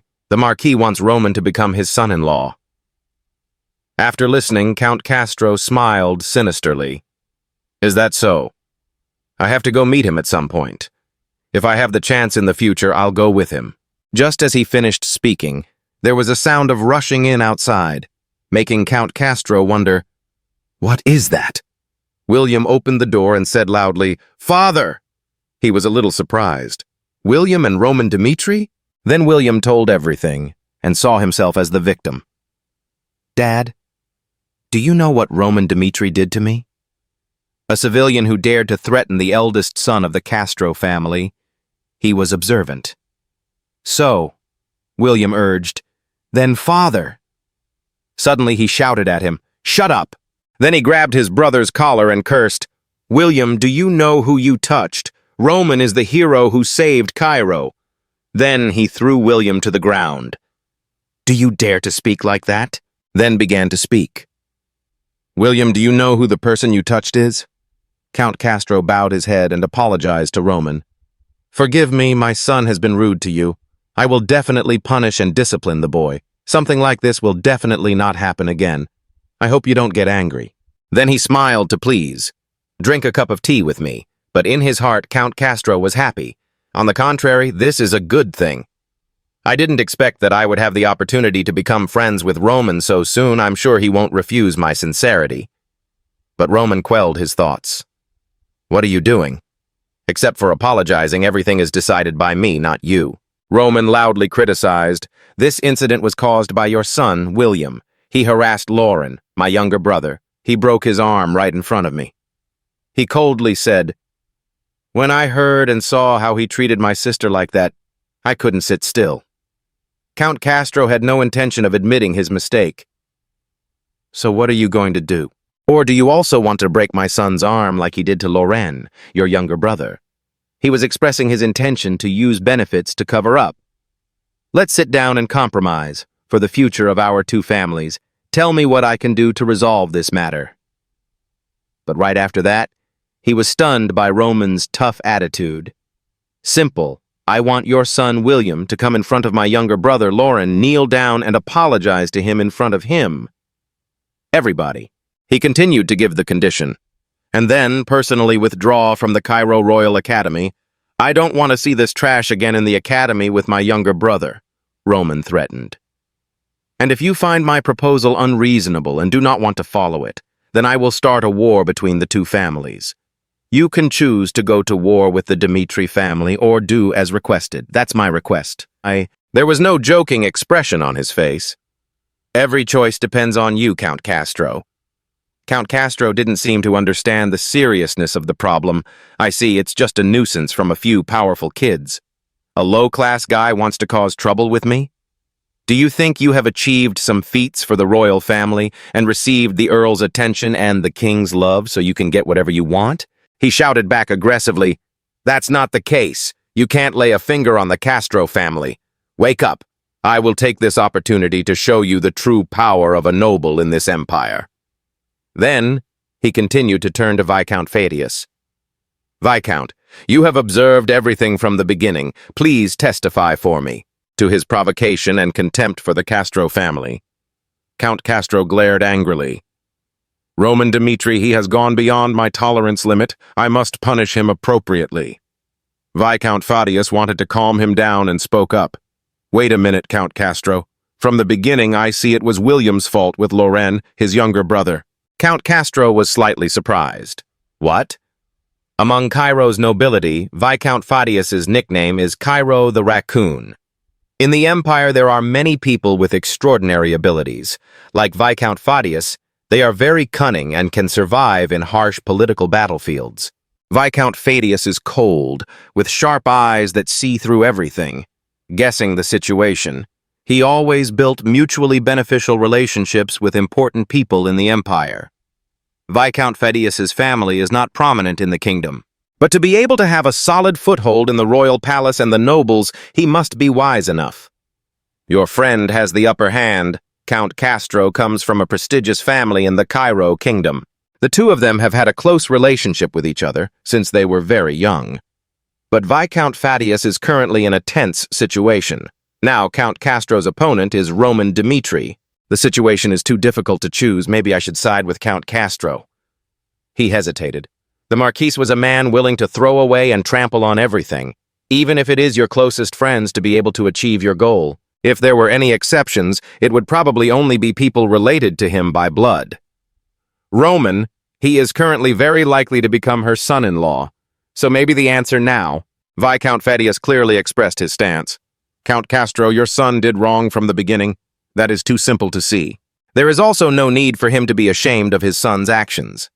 It's okay to punish the boy a little to make him more obedient.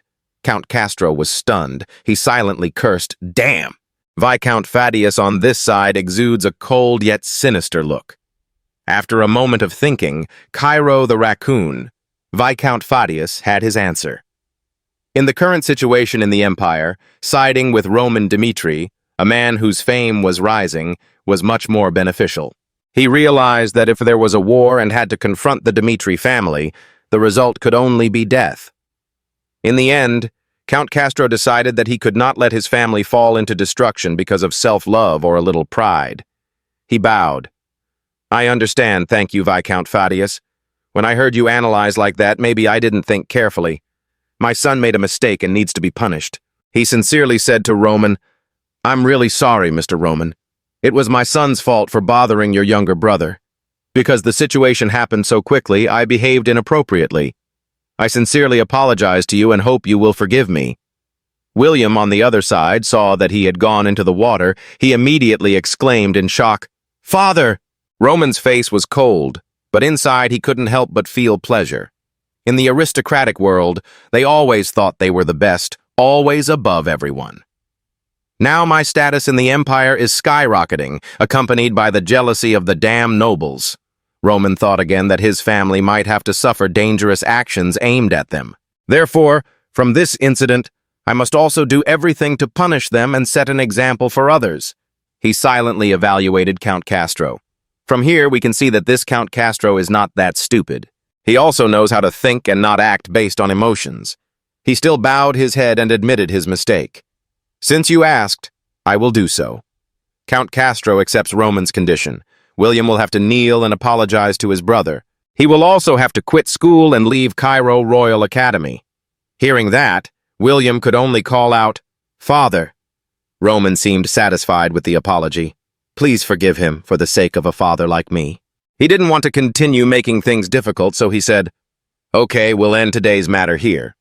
William felt both scared and uncomfortable, while Count Castro was still bowing his head and sending him off. Thank you very much for your generosity. Looking at Roman's leaving back, William wondered, who did I touch? In another place, Lauren heard an announcement. There's something big going on, he immediately asked in bewilderment. What? It turns out that there may have been a misunderstanding. This is definitely William's fault. His classmate ran over and announced, Your brother, Roman, fought with William. William was beaten by your brother. Now he has gone to talk to his father, did you know? Loren couldn't believe what he just heard. What? He continued to say, Things happened after you left. Perhaps your brother is talking to Count Castro about that incident now. After hearing that, he immediately rushed away as quickly as possible. In his heart, he was extremely worried about Roman. "Brother, it's not good. Count Castro might harm you. This incident is too dangerous." Lauren panicked. "If you, because of me, get hurt, I will never be able to forgive myself." He gritted his teeth to prevent himself from crying.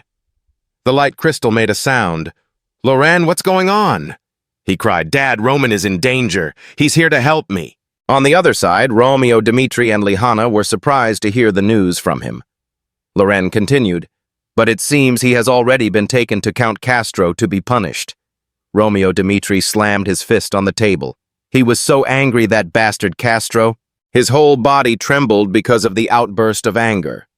Lauren is a careful child. He always thinks before contacting his family. Every time there was contact, he didn't want to cause his family trouble because of his business, but this time he cried and talked, so something definitely went wrong there. Romeo asked Liana's opinion. "How do you think we should do this?" She also knew that the Castro family was a large and powerful family among the princes of the empire, and they were also quite familiar with Count Benedict. She disagreed with a humble attitude. "How can you say that? Now our son, Roman, is in danger." Lihanna tried to find another way. "Looking at things now, it's not good. Our relationship with the royal family is not bad either. Furthermore, our Dmitri family is not weak enough to let people bully us." Romeo understood and hugged her. "Thank you." He then immediately ordered, "Summon all the vassals of the family to come here immediately. No one is allowed to be absent." In the meeting room, Romeo sat in the homeowner's chair and said, "Roman, the eldest son of the Dmitri family, is facing an extremely dangerous situation when there is danger with the Castro family. Everyone's faces are not looking very good right now." He continued to explain, "According to Loren's contact, it is possible that Roman will be escorted to the Castro family for trial. Now our opponents are the Castro family," Romeo Dmitri said seriously. "In this situation, we cannot stand by and watch. Therefore, I called everyone here because I need everyone's help and consent." He was a bit tense, already predicting their reaction. The situation was quite serious when confronting the Castro family, so everyone must have protested a lot. Jonathan was the first to vote. "I agree," he argued. Having to confront one of the great families in the empire like the Castro family was extremely dangerous, but that was the eldest son Roman of the Dmitri family. He was determined. We cannot let him fall into a dangerous situation without doing anything. Hendrik also agreed. "Sir, I will let all the family's smithies go immediately and operate at full capacity, synthesize and tell us how much equipment this war needs." He slammed his hand on the table, resolutely protecting Roman. "Master Roman is the future of our family. Whether it's the Castro family or anyone else, touching Master Roman is unacceptable." The result was extremely surprising. The miners in the iron mine, the blacksmiths in the smithy, all the people in the Dmitri family, not a single person objected to this decision. Romeo Dmitri felt complicated in his heart, all working together for Roman. The Dmitri family always wishes for peace, but from now on we will probably have to move our guarding attention gradually to the northeast. At the iron mine, a disgruntled voice rang out. "Huh? Really? Do they dare to touch our hero Dmitri?" Jabkob shouted loudly. "Gather all the miners here. Even though in this war we cannot fight directly, then we can also help those on the front lines with what is needed for this war." Everyone's will was fiery. Those nobles dare to touch Master Roman. It is unforgivable. We will work together to exploit more iron ore. All the workers at the smithy are also working to the best of their ability. We'll have to work even harder and complete the job more quickly to be able to help Master Roman return to his family safely. Hendrik shouted loudly. He hit the hammer harder. "Let's all work hard. Don't stop until the master returns." Roman on this side walked out of the Castro family, looking cheerful. Loren was extremely scared. He knew the entire family had tried their best to save one person after contacting Romeo Dmitri. Loren tried to reassure himself. "I already told my father. He will definitely send someone." However, he was still worried. But between now and then, what should I do? He decided, no way. He had to find him first. A group of students were whispering in front. Loren was surprised. Why were they here? Suddenly, Loren saw something. He saw Roman, his face cold, walking next to William, who was being carried by his collar. Loren faltered, Mr. Roman. Seeing him, Roman immediately let go of his hand, causing William to fall. His voice was gentle. So you're here, Loren. Roman ordered William. Now you quickly apologize to him, otherwise your family will pay a heavy price. When Count Castro heard that, he immediately became worried and urged him, William, apologize quickly. Hearing his words, he closed his eyes tightly and hesitantly spoke. Loren, I'm sorry for causing trouble for you last time. I bullied you, William said with difficulty, continuing to admit his mistakes. So please accept my apology. I will quit studying at the academy and will not appear in front of you again. Loren's eyes widened. What the hell is going on?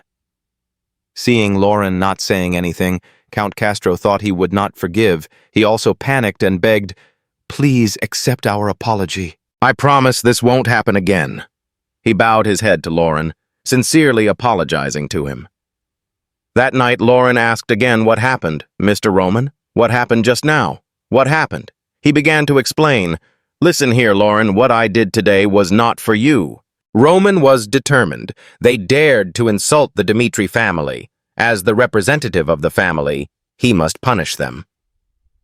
After that, I didn't forget to teach Loren that if you keep bowing your head to them all day long and continue to endure, then others will not consider the Dmitri family at all. After listening, he immediately felt sad. I'm sorry, Roman interrupted. Stop being shy. He looked straight at him. Your name is Loren Dmitri. I hope you won't have to go through something like today again. He began to suggest to Loren. What are your strengths? Determine firmly what you can do in the future. He continued to say, if the Castro family knew the potential power within Dmitri's family, they would not have dared to treat you like that. Loren seemed to understand. He silently called out, Brother. Then he immediately firmly promised, Yes, I will remember what you told me. From now on, I will not endure it anymore. Roman is satisfied with him, that's right. He also doesn't want to keep arguing pointlessly with his younger brother anymore. Loren then suddenly remembered something. Oh, right, he panicked. Brother, we have to call Dad right away. Our brothers are here like this. We don't know what Dad did at home. Elsewhere, William was hit in the face and curses rang out in his ears. That uneducated guy. Count Castro is so loud. You're so stupid that you're my son. Do you know what trouble you've caused today? He started talking about the current situation. Roman Dmitri, the most powerful people in Cairo, are all eager to recruit him. It can be said that he is like a god, a noble man in Cairo. After that, you continued to lecture William, yet you dared to touch his younger brother. From the moment the eldest son of the Castro family knelt down, he was suddenly afraid and did not dare say a word. Count Castro felt extremely humiliated and pointed straight at William. Then Count Castro said, When our family has been deposed, people will later say that the Castro family is not unified. A moment later, he tiredly held his forehead, extremely helpless, and cried out, Oh my God, from now on, how will I see the Marquis? At that moment, the servant walked in and announced, Sir, the Dmitri family has just contacted us. Count Castro was surprised. Dmitri, really? A voice called out, Baron Dmitri? The crystal emits an image of Romeo Dmitri. Count Castro, it seems we are too lenient towards the Castro family.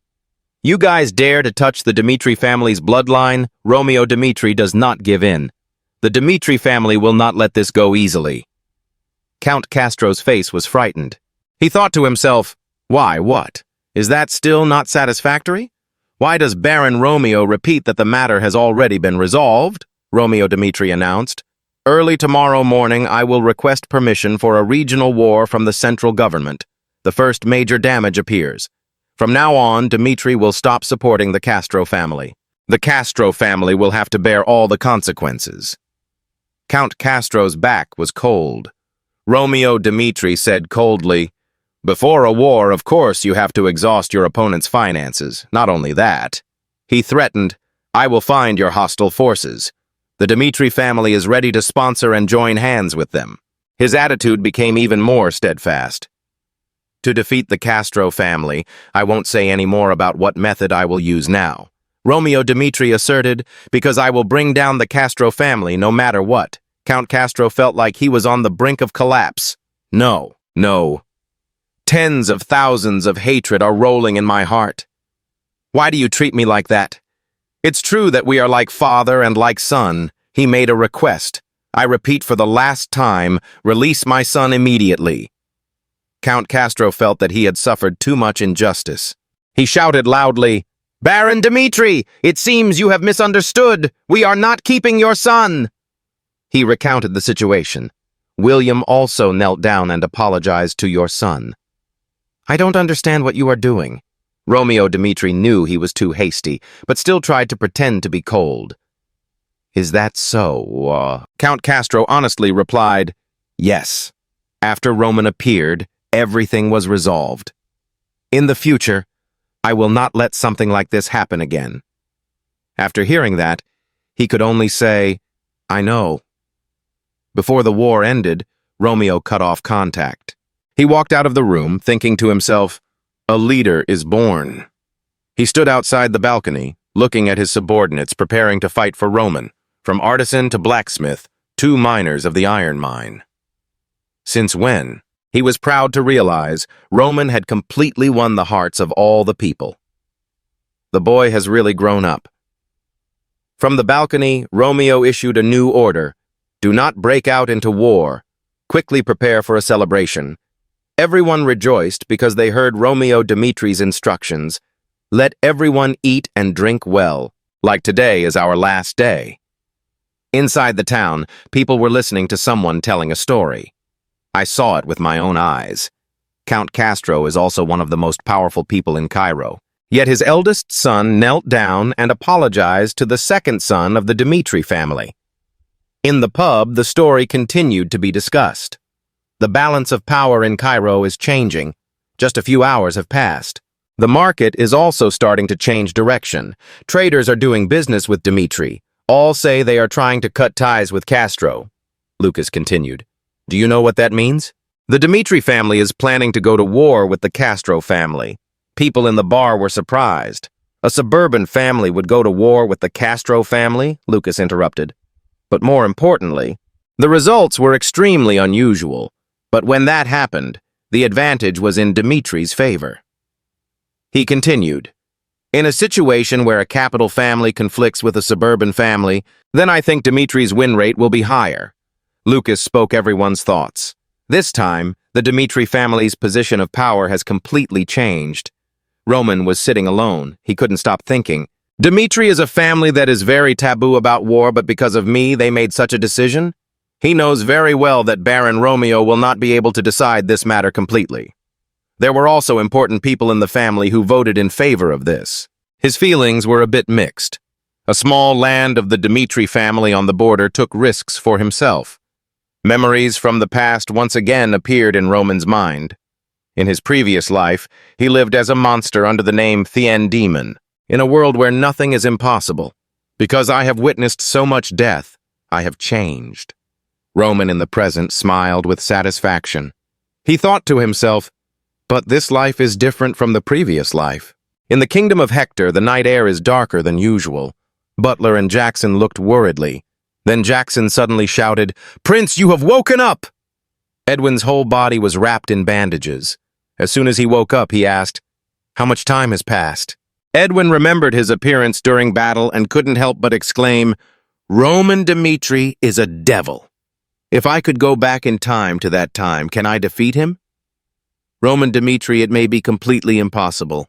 His body suddenly glowed. There's no way I can win against him. He hovered in midair, observing the situation. It was me who caused Hector's kingdom to sink deeper into despair. Edwin silently blamed himself. If I hadn't caused this war myself, then maybe Hector's kingdom will exist for a while longer. He felt extremely guilty. Kalen had to die in that battle because of me. Edwin gritted his teeth. It's all because of me that the Hector kingdom is facing the current dangerous situation. Now there must be a way to find a way to survive for Hector's kingdom. He said to himself, all the people of Hector's kingdom are counting on me. Edwin's eyes suddenly flashed. I can't just fall down like that. That's right. I have to, Jackson worriedly asked. Prince, how do you feel about your health? His body was sweating profusely. How long have I been in this state? About a week has passed. All the officials in Hector's kingdom were silent, but there is still news spreading from within the Cairo palace. Hector's kingdom is in a state of despair. The people there were in an uproar. According to the situation in the war that was transmitted, there was a devil who appeared on the battlefield, single-handedly defeating thousands of Hector Kingdom soldiers. Furthermore, he defeated Prince Hector and the knights close to him. This is a war that we could not win from the beginning. One citizen said helplessly, we are just small people without a proper vision of this war. The friend standing next to him also contributed. There are still many people on this continent. There are so many evils that we don't even know about. At this time in the large palace, the king of Hector sat on his throne and asked, How is your child's health? Edwin knelt down and bowed. Yes, father, I have recovered. The old man blamed himself. It's all my fault. It's because of my weak command that the Hector kingdom has come to this situation. Therefore, I had to do everything to carry this kingdom that was on the verge of destruction through the recent battle. I have realized many things. I don't want you to have to sacrifice your life because of that battle. He accepts all the mistakes on himself. Edwin admitted his mistake. It's all my fault. I'm sorry. After that, he asked again, Father, have you read the report sent by Jackson? The king of Hector replied, I have read it, he recounted. Unusual signs were found in a village outside the city. That was the first village to discover the crop failure. But now things are even more complicated. The land has turned black. Creatures are dying. He speculated. I guess it could be a curse from the dead spirit master. Hearing that, his face immediately became tense. Edwin deduced, crops failed, creatures died. This incident greatly affected the kingdom. All of this was created to bring our kingdom to the brink of collapse. Then he gradually came to the conclusion. Furthermore, it seems that this situation is spreading more and more. No matter how hard we try, we cannot save it. Everything is caused by black magic, the king of Hector asked again. Does that mean there is an outside force targeting our kingdom? They're just waiting until our kingdom can't hold on anymore, then they'll jump into the deep end. Edwin replied, Yes. It seemed he was certain of what he had just guessed. Those dark forces lurk in the darkness, just waiting to benefit. Because we have to fight other kingdoms, our strength will gradually decrease, then they will achieve what they want. The king's face became even more tense. So it's clear, a dark curse has deliberately been placed on our lands to make our kingdom exhausted. So there must be a quick way to deal with this dark curse. Our kingdom is already on the brink of destruction. We can't try any longer. He recalled his childhood memories. Do you remember, Father, when I was a child in the heavenly tower? If you give up your position as prince and join the power of the tower, then you can get what you want. He said to the king of Hector, Now perhaps you will have to follow that. Hearing that, he immediately shouted, How could you? It seemed that Edwin had made up his mind. Just 1 year, Father, that is the only way for the kingdom to escape its current situation. In the pub, Mark Burney slammed his beer glass on the table. He told himself, Even if I die, I will die on the battlefield, he thought. But what about this arm? In reality like this, will I be able to fight? Roman walked over from nowhere to say hello. Mark Burney, long time no see. He smiled lightly. If there's anything, I'll say it directly. He made an offer. Would you like to follow me to the Dimitri family? Made him suddenly think, Roman, what is he saying? But then he still tactfully refused. Thank you for taking care of me. But you see, I only have one arm left. Mark Burney felt extremely self-conscious about himself. What else can a disabled person like this do? How can a worthless trash like me follow you? I'm just getting in your way. Hearing that, he immediately said, From your words I see sincerity. It's not really a refusal either. Am I understanding your meaning correctly? Roman brought up a story. Mark Burney, have you ever heard of the left-handed sword? Left-handed swordsmanship? I am a royal guard who lost his right hand in the war to protect the king. The king therefore gave him wealth and fame in return for his contributions. Taobao, who was used to fighting on the battlefield, now cannot get used to the current comfortable life. He made up his mind. Even if he dies, he must die on the battlefield. He practiced with his own efforts for many years until he really got used to using his left arm. And when mastered, that was the left-handed swordsmanship, a strange swordsmanship that was created. From a major physical defect, he created his own specialness with great effort. With that left-handed swordsmanship, he continued to fight and achieved many victories. After that, he met a person named White Zhongge, although facing death, but he offered, "If you follow me now, I will pass on that left-handed sword technique to you," Roman said seriously. "Plus, I will train you to become a swordsman stronger than anyone." Mark Burney seemed unable to believe what he had just heard. Is it possible? He will be the savior of my life, he thought. I will be able to continue fighting even if I only have one arm left. Fight and die on the battlefield like I always wanted. Because of that, I can do anything. He immediately knelt down. I, Mark Burney, will follow you to the Dmitri family. He made an oath. My life will now belong to you. That day, Mark Burney said, he has regained hope for his life. Wars have changed the lives of many people. Edwin Hector, Mark Burney, and the Albeck family's son, Henry Albeck, were all unable to escape the vortex of this war. Henry silently blamed, "Roman, you are really too much. After all, we fought together on the battlefield." He continued to be angry. "Why can't you take me with you?" On the surface, he said, "It's true." Henry sighed. "After all, it would be better to live with someone who helps me anyway." He thought to himself, as long as I don't have to call out to the army again and return to the clan safely, then it will be considered a great achievement that I have achieved. Suddenly, Henry discovered something. The banner was filled with the words, "Congratulations. Happy return to Henry Albeck, the proud son of the Albeck family. Henry Albeck has returned safely." But actually, during the war with the Hector Kingdom, Henry Albeck did nothing. People shouted, "Henry Albeck!"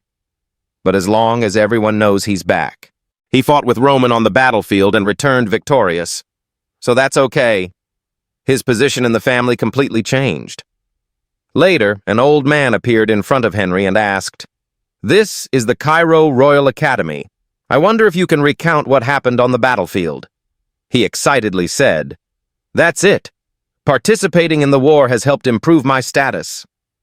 Henry stood and spoke in the middle of the stage, thinking, now I also need to say more to flatter Roman even more, so that I can also benefit. Henry Albeck spread and exaggerated what he had done in the war, along with Roman's incredible achievements, to enhance the reputation of both. That was the moment Henry Albeck found himself most proud of, a major turning point in his life. A few days later, soldiers stood in a long line to see him off. "Goodbye, Mr. Roman. Goodbye." He looked at Daniel, thinking, when I return to the capital, I will have to make a decision. Then turned around and looked back. Fight against the gang of princes and build your own power. Roman smiled lightly. I will do everything to capture all the forces in the northeast. Roman led the army back. While walking, I heard someone shouting, "It's over. This year's crop has been completely lost." They were sitting in the middle of the dry land, crying. So how should we live now? Roman looked towards them, wondering, who are those people? Chris replied, they must be farmers of the Dmitri family. Roman still doesn't understand. Why are the farmers of the Dmitri family on Conrad's territory? Chris continued. Because our Dmitri family doesn't have much farmland, some farmers have to move to Conrad territory to rent land. Roman heard that and pondered for a moment. He ordered Chris, bring them to me. I want to hear them tell me all about these things. Several farmers were brought before Roman, they explained. Yes, sir. We have signed a contract with the Conrad family. We will rent and use this farmland for 1 year. But I didn't expect that in 1 month it would be time to harvest the crops, and the Conrad family forced us to clean up everything to return the land to them. That person recounted his frustration. We couldn't just leave it like that. The crops weren't ready to be harvested yet. But they didn't give us time, so they sent people to destroy everything. Crops. Because he couldn't stand it anymore, he burst into tears. We are so angry, Master. You have to be our boss. We can't harvest anything now, so how can we live? Chris turned to ask for advice. Roman, Master, you saw how pitiful their situation was. But this problem is not simple and easy to solve. If we take charge, many troubles will follow. The Conrad family's problems have been going on for many years. He continued. Currently, the Conrad family is trying their best to consolidate their power and expand their sphere of influence. Now they are linking up with other families in the Northeast to expand their alliance. Regarding the Council of Clans in the Northeast, they gathered many small clans. To have strength and voice, they gathered together to protect and fight against other forces. That's similar to the behavior of bats. But Roman's words next directly surprised Chris. But we can't just stand by and watch the situation develop like that. Things will only become more serious. Roman's expression suddenly became unusually gloomy. Before this problem becomes serious and out of control, we must forcefully eradicate it. Chris, of course, can only listen to his wishes. If the master is determined to solve this matter to the end, then we as subordinates will obey his orders. Please follow the master's wishes. When Roman returned, all the people were waiting. Seeing him, they shouted loudly to welcome Cairo's hero. He was honored by them and called him the pride of the Dmitri family. When Mr. Romeo saw his son, he was happy.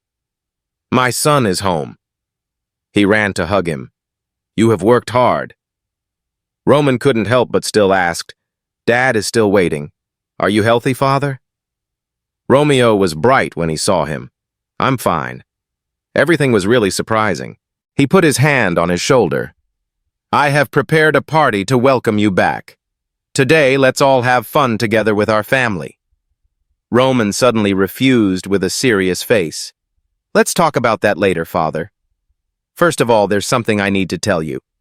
Father and son went into a separate study to discuss.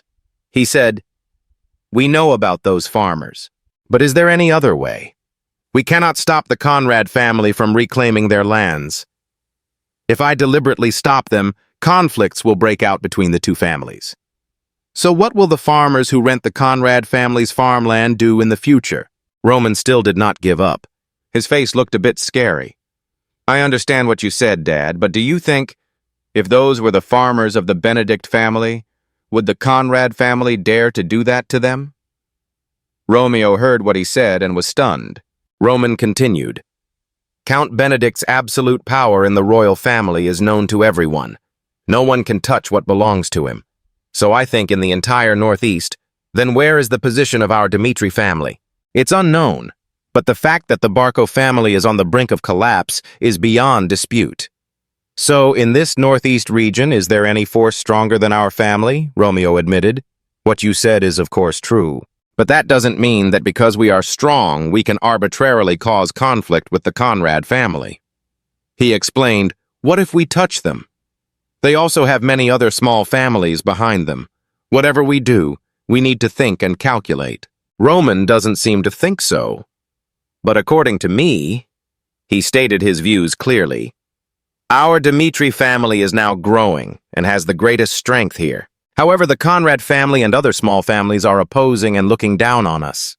In their eyes, our Dmitri family is just a small, ordinary family. They think we don't have great powers to rely on, like the Barco family or other long-standing families.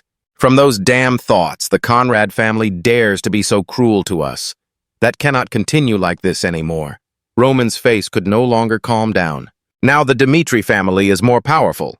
I just want to confirm with them that it's time for us to show them who is the boss in this land. Romeo was surprised at his words. The more Roman talked, the more excited he became about what he wanted. They need to know that when they touch us, they cannot be left alone. His hand holds a glass of red wine. Romeo remembers what his son said. Now we have the power. How can we let our farmers suffer like that? We cannot stand by and look at them like that. We have to punish that damn Conrad gang. Give me a sword. Roman, at this moment, his face was much scarier. He asserted, if you agree with my opinion, these hands will be stained with their blood. I will show them who is the real boss. Remember the look on your face? Romeo looked up and sighed. My son has grown up. He remembered Roman as a child. As a child, he had to go through life like a normal person. Work hard with your own hands. People often call it the child outside the family, but maybe because of difficult lives made Roman as strong as he is now. That is strength and determination, required by the head of a family. Romeo looks at his reflection in the glass of wine.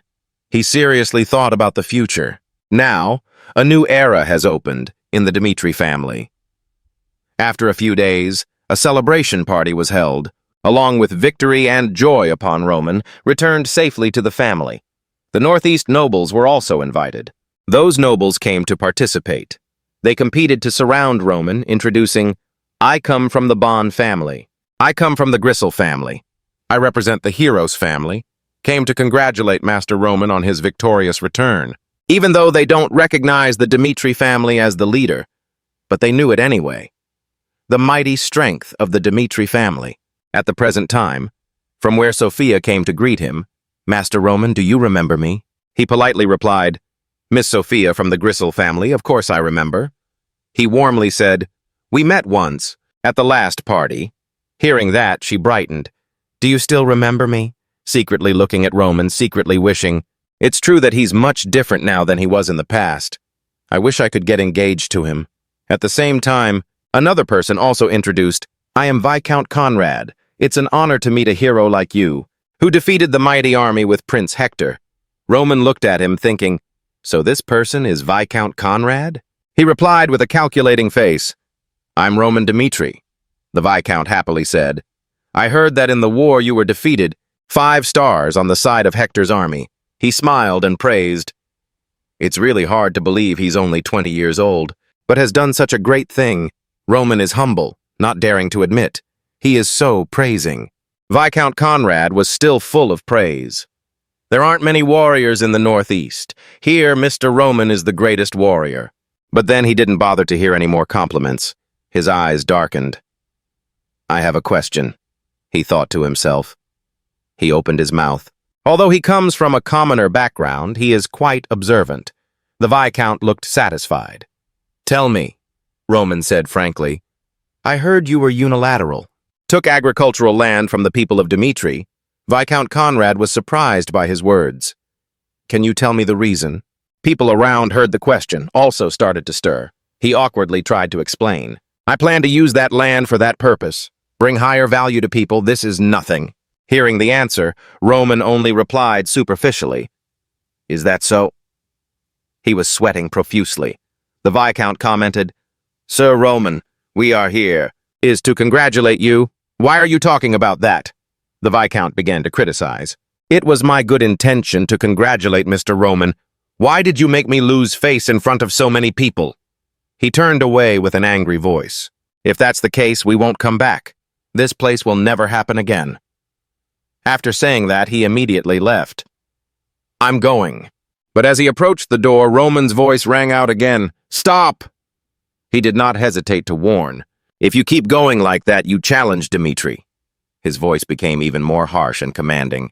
I repeat, come back here now. Viscount Conrad listened to your orders, glared back, and looked back. Now what did you just say? He shouted loudly in his face. We drove Dmitri's farmers away, but that land originally belonged to our family. After that, he still tried to arrogantly continue. We want to reclaim our own land, but must also report it to the Dmitri family. Every single thing? It's not your subordinates who have to listen to you. The people around heard the story and followed suit. Viscount Conrad is right. Baron Romeo should have been the one to be direct. Solve problems between families. After all, what right does Mr. Roman have to discuss this? About this issue, even more useful, how to talk like that to people who come here. To congratulate him too. Everyone whispered, Viscount Conrad is the head of the house, of a clan, not a possible person, to be treated so arbitrarily. Roman heard those criticisms, thought to himself, if it's the Barco family, then how dare you react like this? Roman himself answers that question. No, I absolutely would not dare to do this. Local nobles originated. From the northeast is an existence. At any time, a knife can be stabbed towards the Dmitri family, whether it has to be cut off completely or not. Turn them into an obedient dog, we also need to make a solid choice. Roman's face was cold, his hands clenched, looking straight at Viscount Conrad. I'll ask straight to the point. Since when in the Cairo kingdom you can touch it at will, belonging to another such family? He approached him, glared at him, and asked, Viscount Conrad, farmers, you are dealing with a member of my family, are our loyal people. They live in Dmitri, pay taxes to Dmitri, and loyal to Dmitri. Roman's body was filled with murderous intent. Even so, you dare to say them. Was I disrespectful to you? Roman still did not let go. He touched you mine, I hope I laugh and talk at the same time. Forgive you? Viscount now. Looking at him, his face began to turn pale. He informed him. The problem this time was discussed at the internal meeting, Dmitri family. I have been given full authority, took charge of this from his father, and I have no intention of letting this go. Viscount Conrad was surprised. You said what? He continued. Looks like you still have no intention of apologizing, that people. Partygoers began to change, direction, mood of fear. Everyone listen clearly, Roman announced. His eyes were full of seriousness. Later, if people from other territories make mistakes, on Dmitri's territory I will hold that person accountable hundreds of times. Then he smiled with satisfaction. Now, among the guests scolding me, let's wait and see if anyone can speak from then on, that it's not important, okay? The other nobles turned pale. So did they. Understood. This story, if it is true, then aren't we the ones who suffer the most? Viscount Conrad looked. How you act and evaluate Roman Dmitri is more than just good at using it, looking for favor, but also an old fox. Wise. So we can't escape. Out of this trap he is crushing. We have his power. He turned to look at the others. Even so, we can't just step back. Now is the time for the Union to gather strength. Suddenly a man stepped out and spoke. This time it was Viscount Conrad's fault. That's Lord Lawrence. During the work process, consequences lead to future problems. Is very important. It's a matter of the people. Dmitri family, is it reasonable? When you didn't mention anything to them? He raised his hand forward and said, so please quickly admit your mistake and apologize. He recalled, in the past when we opposed Barco, these people also did not give any support. Northeast Union? It's all useless. He decided, Lawrence will follow later, Dmitri family. He asked the others, don't you all think so? All the people who supported me just now? Now he turns to criticize Viscount Conrad. That's right. Now please apologize, Mr. Roman goes. In the end, what do you do? What noble could laugh in this situation and let it go? The Viscount suddenly looked at them. Here, the powers of, Dmitri has banded together and criticized me. He just had to accept going into the water. Now we need to retreat, decided to bow before Roman, admitting his mistake. Next time I will be more careful, Romeo, after seeing his son's actions. I was a little worried. Handle this matter. Is it really okay to go to such extremes? Northeast Union, I absolutely won't just retreat like that. Father? To make arrangements, Roman replied. Orderly hierarchy here. You can only face them with all your strength. They gathered together in one place and unite, using all brutal means to overthrow Dmitri. But sooner or later, they will realize their helplessness and forced to accept the strategy of strength, Dmitri's only. That must be possible. Complete your plan. One of the members of the Northeast Association angrily slapped the table. That arrogant brat, who was once called Dmitri's waste, just gained some recognition in the capital. No one cares anymore. Other members also expressed frustration. That's right. What an insolent person. If we keep bowing our heads like this, then everyone will think that the Northeast Federation is nothing. Viscount Conrad, just now silent, asked, is there any special way? They are. There was a heated argument, but upon hearing his question, there was silence. Viscount Conrad, unhappy, and said, honestly, I feel skeptical, not knowing the meaning of the Union. What is the existence of the Northeast? He was straightforward. Speaking casually, the Dmitri family's military force was overwhelming, we are. Furthermore, Roman Dmitri defeated Butler in the last battle. He was not happy to accept the truth. That is to say, in the usual way, it is impossible to overthrow them. Another person asked, "So what do you think about us? Contact the royal central government?" Viscount Conrad confirmed, "You mean we'll put pressure on the family? Is Dmitri equal to the power of the royal government?" That person affirmed, "That's right. After the Barco family collapsed until now, we still can't have a relationship. How to reconnect with them? Now is the time for us to take advantage of that opportunity. We will use the power of royal government to give advantage to their side." I feel like that's not a bad idea. He immediately agreed. "Okay, then let me contact them." All union members gathered in front of the noble Viscount Fadius. Viscount Conrad's representative spoke up. "I have a favor to ask of you." He immediately said cheerfully, "Okay, you say it." Viscount Conrad had his word. "If you ask, we will have to agree." Hearing that, he happily said thank you. He spoke out his problem. "Recently, we had a dispute with our family, Dmitri, on the issue of arable land with the people. I wonder if the Earl can help. We put pressure on the Dmitri family with royal power." Viscount Fadius did not answer, but automatically disappeared. Viscount Conrad was surprised, angrily shouted, "Connect the signal, what's wrong? Please reconnect quickly." "I can't keep the Count waiting." Once contacted again, he quickly explained, "Sorry, sir, signal. Our transmission is not good." Viscount Fadius looked concerned and said, "It's true that Viscount Conrad is not observant. At all I tried." He was a bit confused. Viscount Fadius shouted, his face, "You live in the countryside, even though we are so far from the capital, mister. Haven't heard any news." "Why, sir, can do that?" "He wants to put pressure to the Dmitri family?" Count Fadius explained to him.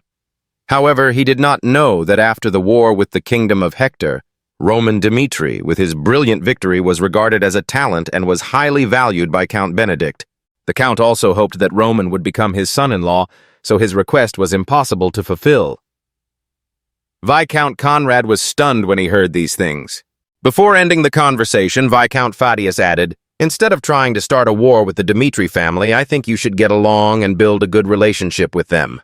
Viscount Conrad was completely stunned at this time. Did Count Benedict want Roman to become friends with his daughter? A person behind advised, "In this situation, why don't you apologize and make peace with them?" And so, the land dispute with the Conrad family was resolved satisfactorily. Viscount Conrad had to apologize to the farmers and promise not to interfere with their farmland until the lease term had expired. The farmers bowed their heads to thank Roman. They were extremely grateful. "We heard you worked very hard for this. In the future, when there is anything, please give us orders." Roman was not surprised by this result. As expected, their alliance had to give up and submit. He happily told the people, "It's nothing, we're just doing the necessary things." In his mind, he thought to himself, "They intend to drag the royal central government into this, but they don't know that the government is now on their side. The current Northeast government is like a flock of fallen birds. Although they have now obediently made peace and submitted, but in the future they will rebel again.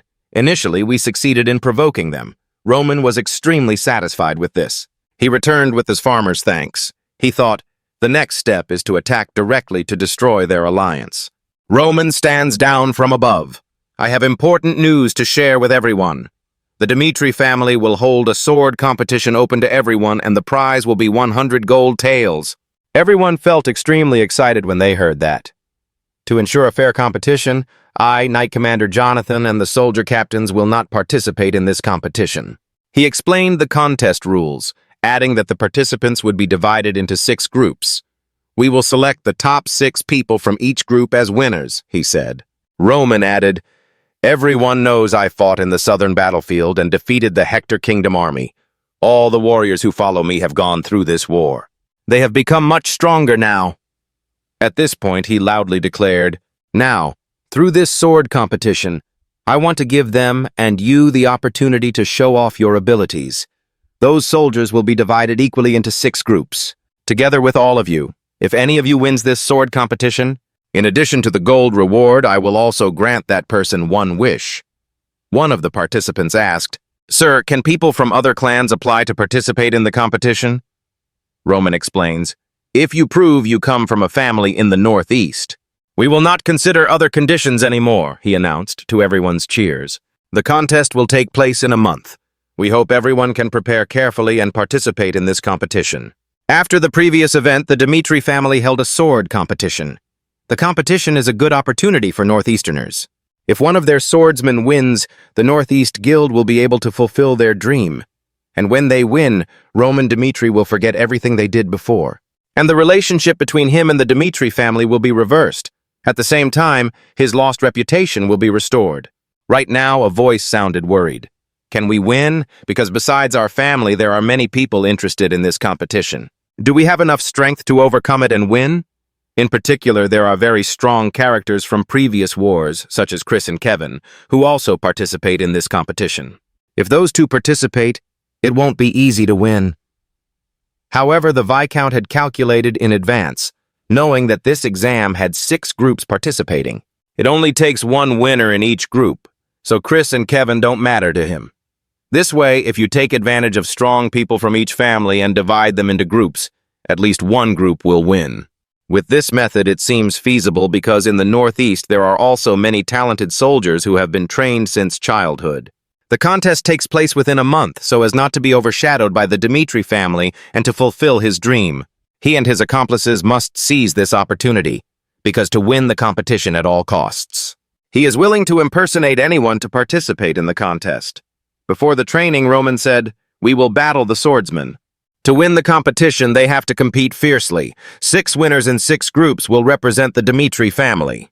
Previous assessments only apply to current victories. Therefore, it is not important and cannot be considered a result of those who win. Even though they have left the battlefield, the war is not over, and soldiers must always be ready to fight at any time for the soldiers to become stronger.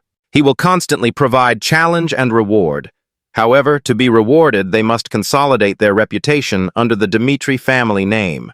And of the 6 winners, if one person is chosen as the overall winner, he will pass on to that person the advanced technique he used.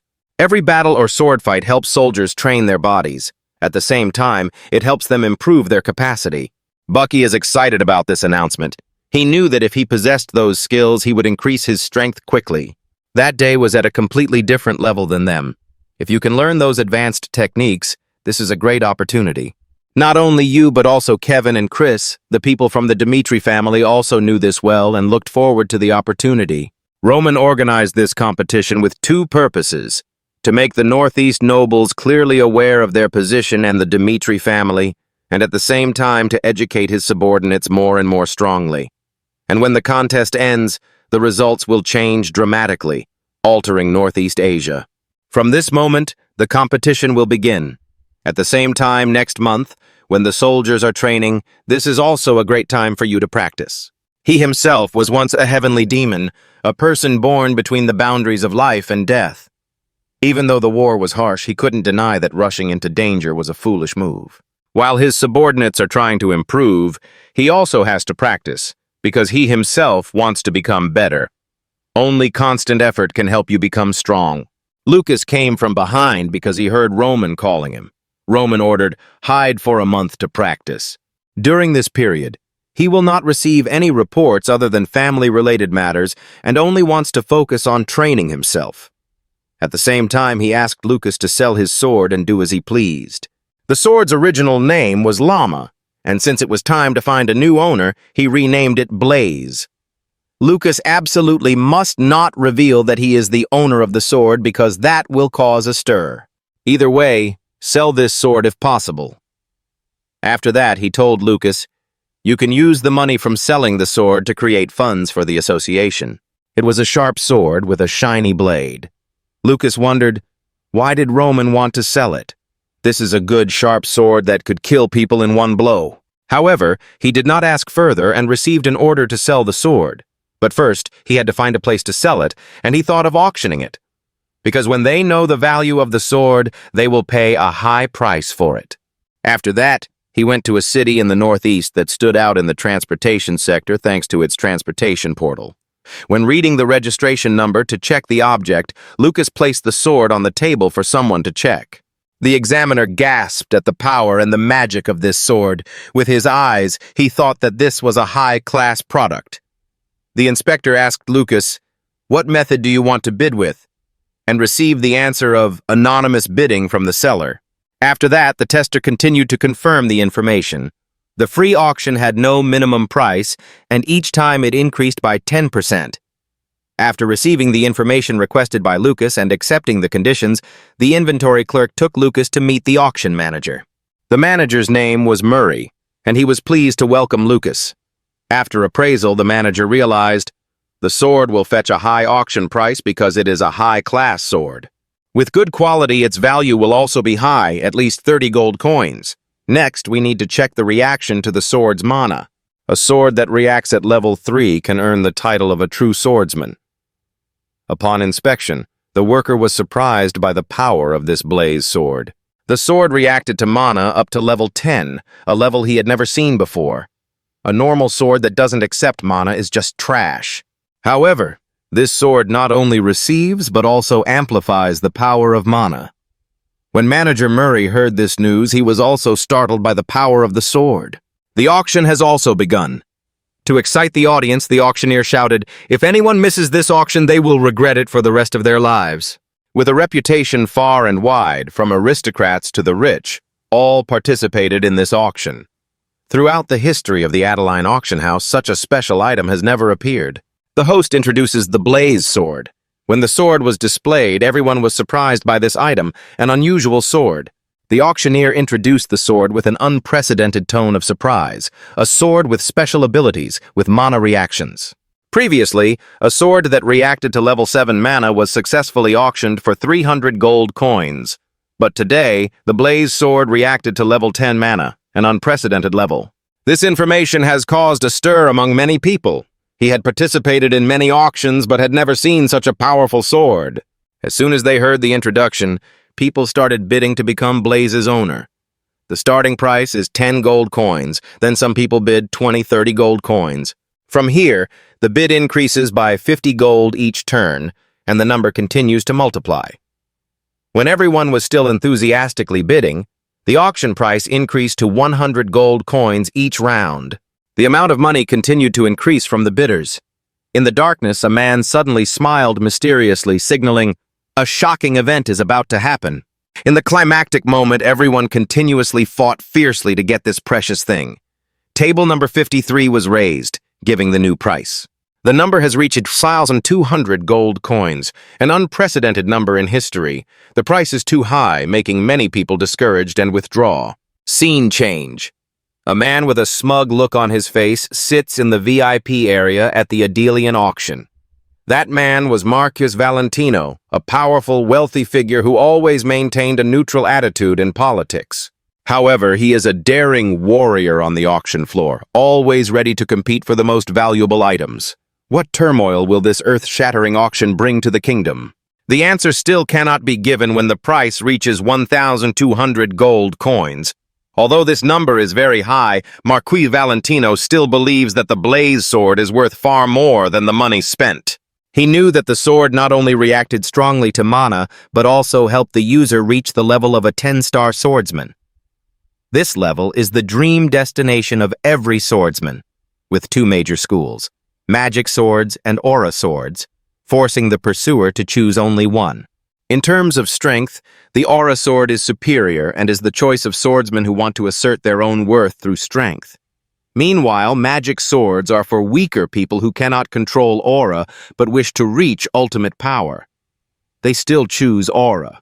He understands the outstanding value of blaze, so he is determined to own it at all costs. He believes that if this blaze sword creates a precedent for similar swords, its value will increase. Blaze will be affirmed as a symbol, the first sword to reach the highest value on the auction floor. He thought that the creator of Blaze was a sword master, giving the sword a special distinction. The Marquis's reputation is not unfamiliar. He is famous as a sword collector with crazy aspirations. He is willing to do anything to get what he wants, making no one dare to confront him. Therefore, at the auction, everyone was cautious. not daring to cause conflict with the Marquis. In the end, guest number 53 was him, the winner, and became the new owner of Blaze. After winning, he couldn't hold back his desire and immediately paid directly on the spot. He presented a box with a total of 1,300 gold coins. Mr. Murray was surprised because the sword was only valued at 1,200 gold coins. But for him, 100 gold coins was just a small amount of money, so he gave him a bonus. Murray was surprised and worried because he was not an easy person to deal with, but still thanked him for the money. However, he wanted to know the identity of the person who forged this sword, using the excuse of wanting to meet up to thank you for creating this masterpiece. Hearing that, Murray's expression became awkward. He had to confess that he could not reveal it because the owner of the sword was anonymous and apologized for fear of violating his authority. Seeing that, he did not force him because he clearly understood the auction house's principles. Murray was relieved and thanked him for his understanding. However, he still did not give up, telling him, "If there is something forged by that craftsman, you should immediately notify me. If this blaze possesses such terrible power, then the blacksmith's other swords will certainly be no less powerful." He smiled a strange smile, full of anticipation for the blacksmith's next works. After the auction, everyone was still talking about the sword, and he was complacent with his victory. It is an excellent sword and a perfect work of art in both aesthetics and power. He held the sword in his hand, looking at it and constantly praising it. "Although I possess many excellent swords, this is the most superior sword I have ever had." For such an extraordinary sword, the blacksmith must have been an extraordinary master. He immediately ordered his subordinates, "Check all the blacksmiths of the Dmitri family." Actually, he just wanted to find the talented blacksmith who created this masterpiece. He wanted to meet him and learn more about the other exquisite works of that craftsman. A month has passed. Roman has experienced many events during his training. The soldiers are still diligently practicing combat. At this time, Chris was training with a soldier. However, this soldier cannot defeat Chris, and he points out his opponent's weaknesses. Chris commented that the soldiers lacked defense during the attack. Although they make efforts, their strength is still weak. They lack acumen, and they only act on instinct. He reminded them that on the battlefield of life and death, one must think carefully because there is only one life. Hearing the assessment and reminder, the soldiers expressed their thanks to Chris. This soldier is confident that of the 6 winners, Kevin, Vulcan, and Falky still have a chance. However, there are still 2 more people who cannot be identified. Because everyone's strength is equal, no one really stands out. Suddenly, he felt a powerful force appear from behind. Turning around, he saw something that shook heaven and earth. I wonder if heaven and earth would really shake. Back 15 days ago, Roman was practicing a new sword with an expression full of excitement, recalling old memories. He remembered the first time he fought Mr. Butler, wondering, would I have won if I hadn't used all my strength? This victory was partly due to Mr. Butler being subjective and wanting to protect the prince from danger. With the strength of a first-class 5-star swordsman, Mr. Butler is truly a formidable opponent. Understanding his strength, Roman did not allow himself to be complacent after this victory to avoid repeating mistakes. Although he has carried the identity of Roman Dmitri for a long time, he is still not used to this role. Once an undefeated heavenly demon, he used to be confident in his strength, but now things are different. He knows that in the future many battles are waiting ahead. There were still countless experts who had not yet appeared, so he reminded himself to be cautious and not act recklessly. In any era, confronting strong people is a dangerous challenge. Even if he achieved most of his power, there were still many people in the world who could do the same. If you want to survive, you need to clearly understand who you are and where you stand, so that you can continue to stand firm and practice moving forward. In the immediate future, efforts must be made to regain the same strength as before. He diligently trained his body in the smithy from sunrise to sunset, day after day. Thanks to his relentless training, his body is as red as fire, his eyes are steadfast, radiating burning heat. Thanks to these hardships, his body has almost reached its own limit. No matter how difficult it is now, he believes that in the future he will be steadier and stronger. Destruction is the premise for rebirth. As long as you try, everything can be achieved. On the new journey, companions are indispensable. and this new sword will accompany Roman in following Blaze's footsteps. The sword, with superior power almost greater than Blaze's, is the sword Manhwa, a powerful sword burning like a ferocious fire, gnawing away all sources of power. The painstaking process of training the Manhwa sword has helped Roman's body reach its limit. The second transformation seemed to go beyond his body, tearing his limits to regenerate into a healthier form. This is a huge and necessary change for future plans. Stepping out of the forge, Roman felt like he had transformed. His body's strength had clearly changed. With this physical strength, he wondered if he could easily win now when he thought back to the previous battle. After this reincarnation, not one, but two butlers were no longer a problem for him. To achieve strength like the heavenly demon, he knew, I have to go through 3 stages. Even though he had trained diligently to gain his current strength, he realized he was only in the first half of the first stage. By the middle stage, the power will skyrocket. In the third stage, the limit will almost be reached. If he reaches that limit, Roman believes that no one on this continent can be his opponent. With the arrogance of a heavenly demon after this transformation, even many butlers are nothing to him. However, he wondered if in this life he could follow the path of a heavenly demon like before. Will this choice make you regret it? On this new continent, swordsmen using aura were truly not ordinary. New powers that other martial artists could not match, forcing him to change in order to become stronger. Roman accepts learning and absorbing new things from this world. Can he create a breakthrough by combining martial arts and aura cultivation? The answer can only be found through your own efforts and will in the future. Chapter 82. Roman Dmitri, with a strong body, holding a sword, huge, powerful power covering it. He practiced to the point that his hand was injured, bloodstains on the sword. Roman told himself, being able to live again and follow the same path, he thought everything would repeat. Nothing special. But now, he realized that this journey was truly interesting, and he smiled with satisfaction. Standing in front of a large hole, Roman thought to himself, the Enma sword technique is now completely different from before. That means that the heavenly demon sword technique is not only not weaker, but also much stronger than before. He looked up at the clear blue sky, silently thinking that this world still had many things he did not know. Wanting to make life special, Roman Dmitri closed his eyes and thought to himself, difficult challenges that threaten your life, please appear. Because he clearly understands that only when facing the challenges that this world brings will he have the motivation to continue living. Starting with the name Roman, he will begin his journey to climb to the top of society. While deep in thought, Chris's voice was heard from afar as he ran. He quickly called out, "Commander, are you okay?" Before he could finish his sentence, Chris paused, seemingly unable to believe what was happening before his eyes. Looking at the scene before them, they were all surprised and exclaimed, "What? How could that be?" But Roman remained calm as if nothing serious had happened. He turned around and said softly, "It's nothing." The soldiers gasped in amazement when they witnessed Roman's great power, not using magic but still being able to change the land so much. Seeing that, Roman quickly reassured, "I'm fine, go." Hearing Roman's order, Chris and the others immediately bowed their heads and replied, "Obey, we will go now," then moved to another place.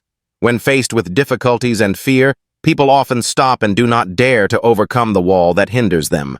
Vice Captain Chris used to be such a person, only knowing how to be afraid and run away, not daring to look back. But as he saw his commander moving forward and growing stronger, Chris began to hate himself. He gritted his teeth and asked himself, "Commander has taken such a big step forward, what am I doing?"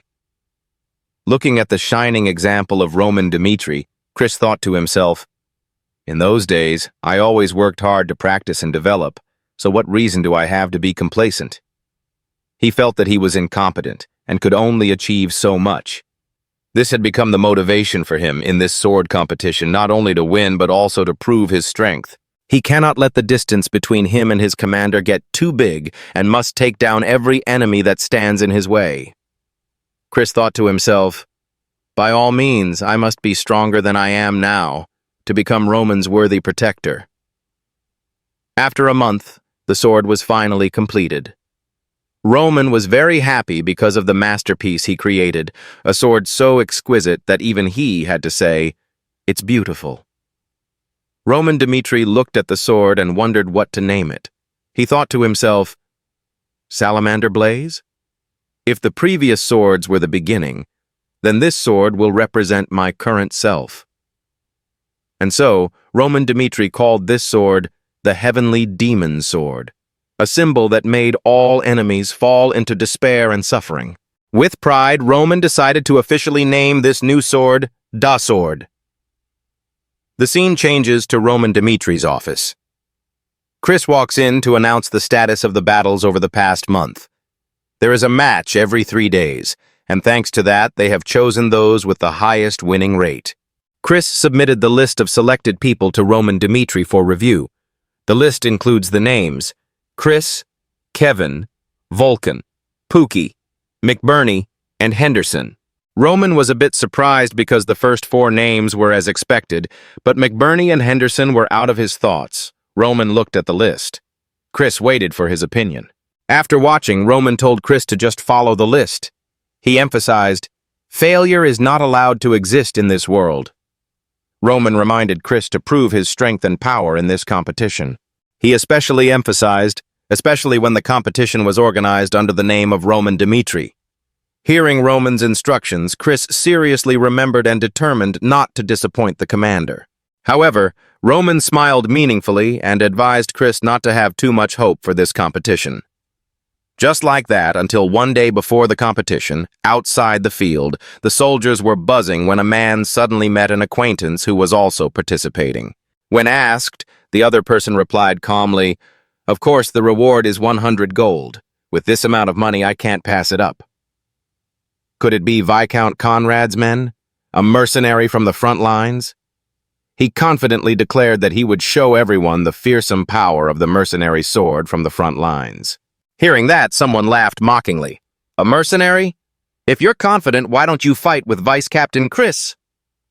Hearing that, the mercenary turned pale, because he clearly understood Chris's terrible strength. He stammered and scolded back, "Idiot!" Seeing that he was scared, the other person suggested, "Then try fighting Kevin. Maybe it will be more fair." Hearing Kevin's name, he was even more afraid because Kevin was famous as a devil with terrible murderous intent. The conversation continued when they mentioned 2 other characters, Vulcan and Pookie, both of whom had extraordinary abilities. They concluded, if you want to survive this competition, it's best to stay away from Chris, Kevin, Pookie, and Vulcan. Just mentioning his name is enough to make him feel pressured. Not wanting to hear more, he shouted, "Give me some peace!" Not long after, the competing group was arranged and announced. Everyone gathered to listen to the list. The soldiers in the sword competition had mixed emotions, a mix of joy and sadness. When he learned he had to confront Chris, a baron from the Northeast Association bowed his head, worried and desperate. Seeing this, the ally spoke up to comfort her. "Don't be so desperate, there's still hope." Another person continued, "Anyway, there are some excellent swordsmen in the Baron family." A Viscount also encouraged, "Don't give up so early." The Baron is still surprised that Mark Burney, an amputee, participated in this competition. Even so, he was still confident that his family member would win. Conrad stood up and asserted, "This contest will determine the existence of the Northeast." He emphasized that his family would win and lead the association to success. The affirmation made the barons and marquis unanimously chant, "Defeat Dmitri." Cheers echoed everywhere, raising their fighting spirit. The day of the competition has arrived. The stands are filled with people and the audience is cheering in anticipation. In a hidden corner, Baron Carlo was still worried. He sighed, thinking, "I can't give up because of the association's eyes." However, with a sullen expression, he told Mark, "Don't try too hard and don't face unnecessary danger." But Mark, with enthusiasm, promised, "I will do my best to win," and asked the Baron to trust him. Mark seriously analyzed that his strength was not ordinary. Both he and Chris had 2 stars, so there was no reason for him to be afraid. Hearing those words, the Baron was so moved that he couldn't hold back his tears, saying, "Mark." The Baron told him, If Mark cannot survive or is in danger, I will accept surrender to protect him. The message made Mark even more determined to fight hard to win. Stepping onto the stage, Chris's aura radiated overwhelming power, but when facing Chris directly, Mark's confidence gradually disappeared. The murderous intent from Chris made Mark worried, fear clearly visible on his face. As soon as the command of Group 1 started ringing, the battle officially began. Mark immediately rushed forward with madness. However, Chris did not show any signs of worry or haste to counterattack. He calmly stood still, silently counting. 1 second. Within 1 second, Chris destroyed Mark's sword, continuing to count. 2 seconds. Mark stood frozen, completely not understanding what had just happened. In the next second, Chris rushed forward, delivering a fatal blow that left Mark unable to react. A fatal blow. In the 3rd second, Mark collapsed, and Chris slowly retracted his sword. In just 3 seconds, Chris ended the match, defeating Mark with 2 sword strikes. So Chris, representative of the Dmitri family, won and entered round 2. Seeing what happened so quickly, Carlo could not believe his eyes. The difference in strength is so obvious. Immediately after Chris's victory, Kevin was no less excellent, quickly defeating his opponent to advance to the next round. In turn, soldiers of the Dmitri family, such as Chris, Kevin, Vulcan, and Pookie, all defeated their opponents and entered round 2. Some kept a serious face, while others could not hide their joy of winning the first round. The remaining soldiers were scared and surprised, realizing that the rumors about the strength of the Dmitri family soldiers were true. They truly could not be defeated. The other soldiers' last hope is to find a way to defeat Mark Burney or Henderson. Or they can choose to give up the competition so they don't have to face failure. Finally, the day to announce the results has arrived. When it was announced that Henderson would represent the Dmitri family, the crowd buzzed. Henderson? Unbelievable! Henderson? Is it Henderson from the Lawrence family? It's truly unbelievable. Everyone was surprised, because Henderson was famous for being weak, unable to even swing a sword. Born into a farmer's family, he was despised by everyone, and thought he did not have enough strength to represent the Dmitri family. How could ordinary people like them understand the true strength of these warriors? The 6 people representing Roman all have outstanding abilities and unique reputations. Among them, Chris and Kevin are the 2 strongest, trusted by Roman and the obsession of many other soldiers. They are Cairo's light and evil. Knowing their true strength, everyone wants to avoid them because confronting them will only lead to catastrophic failure. Not only Chris and Kevin, but also Vulcan and Bucky scared many people because of their superior strength and background. Anderson, a mercenary, also possesses strength far beyond ordinary people. Meanwhile, Mark Burney and Henderson are names that make people feel relieved because they are considered weak. Mark is looked down upon because he has no arms, and Henderson is just an anonymous farmer. Many people have never even heard of the name Henderson. Returning to the match, everyone in the stands was chatting non-stop. Have you heard anything? That guy Henderson almost peed his pants during the audition. This makes Henderson even weaker and shyer in everyone's eyes. They thought that even joining was a big challenge for him. When the announcement, Group 4 Round 1 begins, rang out outside, in another corner, Roman's father called him over to talk. He expressed doubts. Will this contest really help realign the Northeast region as you intended? He asked. Or is there another special reason why he organized this sword competition? He added that although the contest was held in the name of friendship, the Northeast family certainly would not easily support Dmitri. However, Roman thought ahead and confidently replied, "This is necessary, Father." He explained that the Northeast Association would definitely use force to confront Dmitri, but he was confident in his abilities. Roman insisted they must face the reality that they could not even overcome Dmitri's wall, let alone win. He emphasized that his goal was to bring them into submission. Once we have tamed them, the Dmitri family will have the Northeast region firmly in our hands. That was just the first step in his big plan. Outside the stadium, the announcement sounded, announcing Round 1 of Group 5. The match between Henderson and Taylor was ready to start. Seeing the difference in strength between the two, the crowd scorned and thought, Henderson will quickly lose when faced with a swordsman like Taylor. However, Taylor and Henderson already knew each other. Before kickoff, Taylor greeted Henderson. Henderson replied, "Long time no see, Taylor." Taylor continued, "The last time I saw you was when you were helping out during the harvest." The fact that Henderson had given up his life as a farmer and appeared here made Taylor unable to believe it. Has he given up his life as a farmer? It's unbelievable. Taylor gave advice because of their acquaintance, wanting Henderson to think again. He was proud of his 2-star strength and advised Henderson to surrender to avoid wasting time and bloodshed. Taylor also said, "Because we know each other, I don't want to hurt you in a meaningless match like this." Henderson stood still, quietly listening to his opponent's advice, but did not waver. He bowed his head and replied, "Forget who I was before. If you're really kind, why don't you give up? I will definitely not miss this opportunity to defeat you." Taylor looked worried and thought that Henderson would regret this decision because he was sure that Henderson would lose miserably. The chants began to ring. Henderson rushed forward at the speed of an aggressive warrior. He attacked Taylor fiercely, eyes blazing, full of fighting spirit. Taylor began to realize something unusual. Henderson is not an ordinary farmer, he thought, but a person of high ability.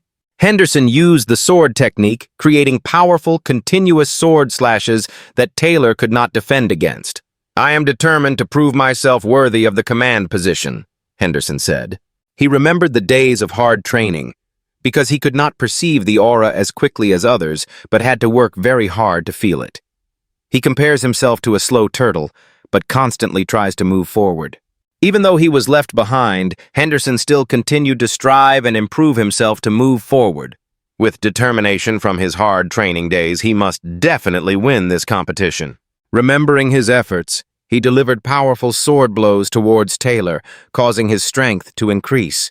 Seeing that he was about to lose at Henderson's hands, Taylor burst out in strength, determined not to let defeat easily. Taylor emitted strong energy from his body, causing Henderson to be wary and step back. Taylor began to counterattack fiercely. Even though he didn't want to use his aura, he knew that if he didn't use it, he would definitely lose. He thought, "With aura's power, I can quickly end this match."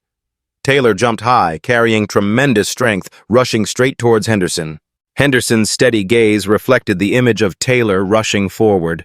Henderson suddenly remembered the words Chris used to say when he was still a weak person, before he had the strength he has now.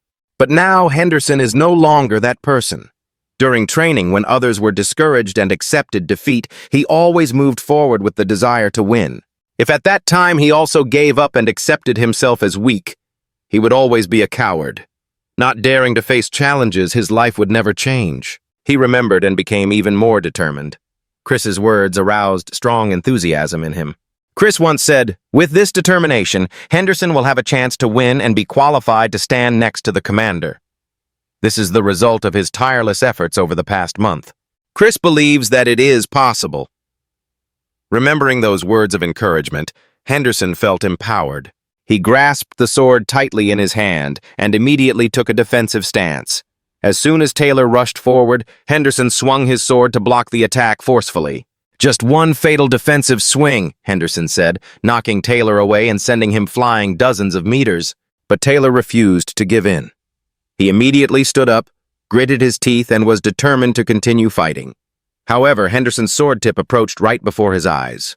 Taylor couldn't believe how strong Henderson was. While he was still surprised, the outcome of the match was clear. Taylor lost the battle, defeated by Henderson's sword. Results announced, Henderson won Group 5 in Round 1. The audience could not hide their surprise. They talked loudly, unable to believe that the person they had looked down on, a farmer, could defeat swordsman Taylor with aura power. It took swordsmen a year to acquire mana, but now a farmer had triumphed, surpassing those they considered strong. Henderson raised his hands high, rejoicing in the cheers of the crowd. In another area, a group of people of higher status were watching the battle with special attention. The unexpected result made them worried. Northeasters are uneasy because the rumor that Henderson is weak is no longer true. They realized the situation had become much more complicated. In their original plan, they targeted Henderson as an easy target to defeat. Now they fear he may continue to win future battles. Baron Grenade reassured them, "Don't lose your temper like that." Even though the situation is not favorable, Baron Golo still hopes that the Northeast Association will win. Next is the match of Kevin, a member of Group 2. Step by step onto the ring, Kevin thought to himself. I'm 5 seconds slower than Chris. Remembering Chris, he told himself, if you ask who is the commander's sword, the answer will definitely be Chris. Therefore, Kevin was determined to prove that he was no worse than Chris and had his own value. He decided to use his own way to express this. The announcement to start the match rang out. From the stands, a cheer rang out. Go, Miles! Kevin stepped onto the floor, facing Miles, a member of the Northeast Lumber Association. Miles was frightened by the reputation of Kevin, who was known as Dimitri's Devil. However, once on the stage, Miles decided to fight with all his strength, no matter how strong the opponent was. With that in mind, Miles attacked aggressively from the start. Miles continuously threw attacks at Kevin, but Kevin just defended and easily dodged. Taking advantage of the loophole, Kevin threw a powerful punch into Miles's stomach. The punch was so strong that it made Miles dizzy and panicked. Miles counterattacked with a swing of his hand and cursed, "You cowardly rat!" But no matter how hard he tried to attack, Kevin easily dodged. Miles silently prayed in panic, "Please, just hit him once!" But immediately, Kevin unleashed a strong blow, causing blood to flow from Miles's nose and a tooth to fall out of his mouth. Kevin, like a beast, rushed in with overwhelming force, making Miles extremely scared. Miles said to himself, "Just a man, but terrible." Unable to avoid it, Kevin continued to attack, causing Miles to hold his head and endure the blow in pain. Miles wondered in despair, "Can I win against this monster?" The audience below the ring was amazed at Kevin's strength. They didn't expect him to be this strong. Miles' will completely collapsed. In a trembling voice, he asked to surrender. Kevin did not take long to win, entering round 3, proving his strength by destroying the opponent's will. When the soldiers were gathered, Captain Jonathan announced, "This time the competition will involve Chris, an elite knight of Dimitri." Jonathan advised the soldiers, "If you want to get stronger quickly, you must learn from those who have gone before." He emphasized that Chris, as Dimitri's knight, would be a shining example for everyone to follow. Everyone responded in unison, "Yes, sir." On this side, Chris won and continued to advance to the next round. The soldiers observed and learned from Chris, trembling before his overwhelming power when he won in the blink of an eye. Captain Jonathan noticed, Chris became stronger and stronger through the matches, showing outstanding command qualities and leadership abilities. Jonathan claims that Chris is the sword that represents Commander Roman. No matter how strong the opponent is, when standing in front of Chris, they are overwhelmed by his aura and strength. In round 2, Chris continued to win quickly, with just one attack causing his opponent to collapse. However, it seems that this still does not satisfy Chris. His face was extremely tense. He still felt like this wasn't enough. Chris continued to attack repeatedly, internally screaming, "I want more!" One by one, the announcement of the next rounds rang out. Regardless of the match, Chris struck very quickly, his opponents one after another succumbing to his terrifying strength and speed. Chris's recorded time. Round 2 takes 5 seconds, round 3 takes only 8 seconds, and round 4 takes 10 seconds. In less than a minute, he completed 3 rounds. With such divine speed, Jonathan couldn't help but be surprised. He did not know when Chris had gained such terrible power. He turned to look at Commander Roman, wondering how Roman had made Chris change and increase his power to this extent. Roman was still attentively observing the match, and Jonathan kept wondering, what did he do to Chris? As Chris's next opponent slowly entered the ring, the soldiers behind him chatted. Giving up is the right choice. They have given up. They're so strong. It's better to give up right from the start than to go up there and lose humiliatingly. Next is the battle between Pharrell and Chris. Everyone realized how great his strength was. They wonder if Pharrell can beat Chris. Some say it's impossible because Chris is so strong. Seeing Pharrell step up, everyone was busy chatting, guessing, can Pharrell last 10 seconds or will he lose faster than the previous person? Others bet some silver that Pharrell could last at least 30 seconds. Then the referee announced, "Please come forward, both opponents." When standing in front of Chris, Pharrell thought to himself that whether he fought or not, he would still lose, but holding out was another matter. Pharrell said that instead of using all his strength to fight to win, he just hoped he could last for just 1 minute. The people who lost in less than 10 seconds were defeated miserably.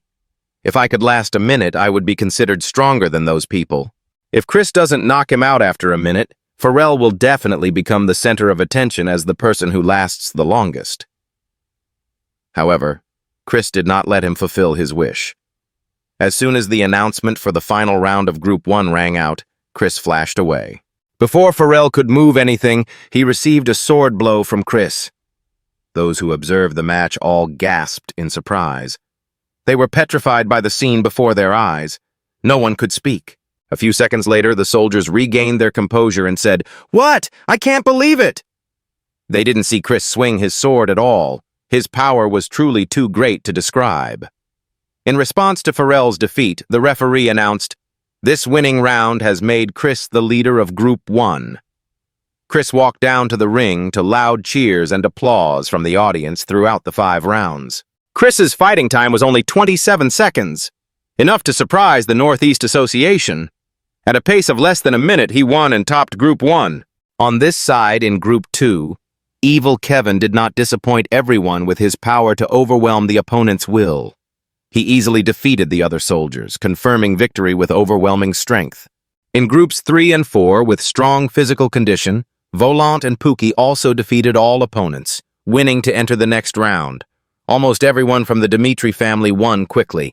The most special was Group 5, where Henderson won, surprising everyone. He broke all predictions of defeat and won decisively in every match, creating an unexpected turnaround.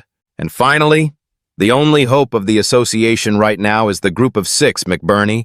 Can a person who has lost an arm win and become one of the top 6? In the hallway, the confrontation with a seemingly weak opponent made Northeast feel like there was the last ray of hope. The Viscount asked Gabriel, "How do you feel?" Gabriel, knight of the Conrad family, quickly replied, "Very well." Therefore, Viscount Conrad placed all his hopes on Gabriel. Every secret weapon of the Conrad family had been trained since childhood. He exclaimed, "Of course it must feel good." He calculated that Gabriel was a 3-star swordsman. In this competition, there are limitations to aura. At first glance, this seemed like a fair rule, but it certainly couldn't beat the strategy of strength compared to a 3-star swordsman. Seeing the situation before him, he was subjective and thought that McBurney was just lucky to advance to round 3. But it's over. This time he will definitely win and make Roman give in. When he chose to bring out his trump card, Gabriel, he was very confident and told him to remember one thing. All the swordsmen of the Northeast Association had eliminated him. That's why Gabriel must not show mercy, even if the opponent is a disabled person. Feel free to stomp on McBurney as you please. And Gabriel is no good either, so he won't give up McBurney at any cost. He thought to himself, could he lose to an armless person? Because of that thought, when he stepped onto the stage, Gabriel was very complacent. He didn't believe he would lose to an ordinary swordsman with only one hand. McBurney couldn't even balance while standing, yet he had the desire to become a knight. However, the more closely he observed McBurney, the more Gabriel assessed that his right hand was still healthy.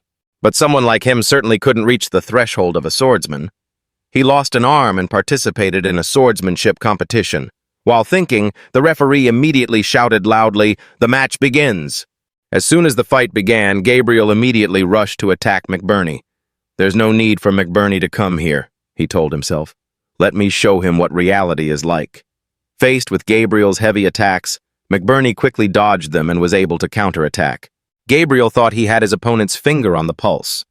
He smiled and thought to himself, "If you want to avoid my attack, there is only one way, and that is to move to the right. Seeing you dodge to the left, he will attack to the right, where your other hand is." Since he only used one arm, that meant the other side was completely exposed. Thinking so, Gabriel very aggressively raised his sword and aimed it straight at McBurney. Just when he thought victory was in his hands and would end this competition quickly, McBurney immediately leaned back to avoid a fatal blow. Faced with this situation, Gabriel wondered in surprise, what is this strange movement?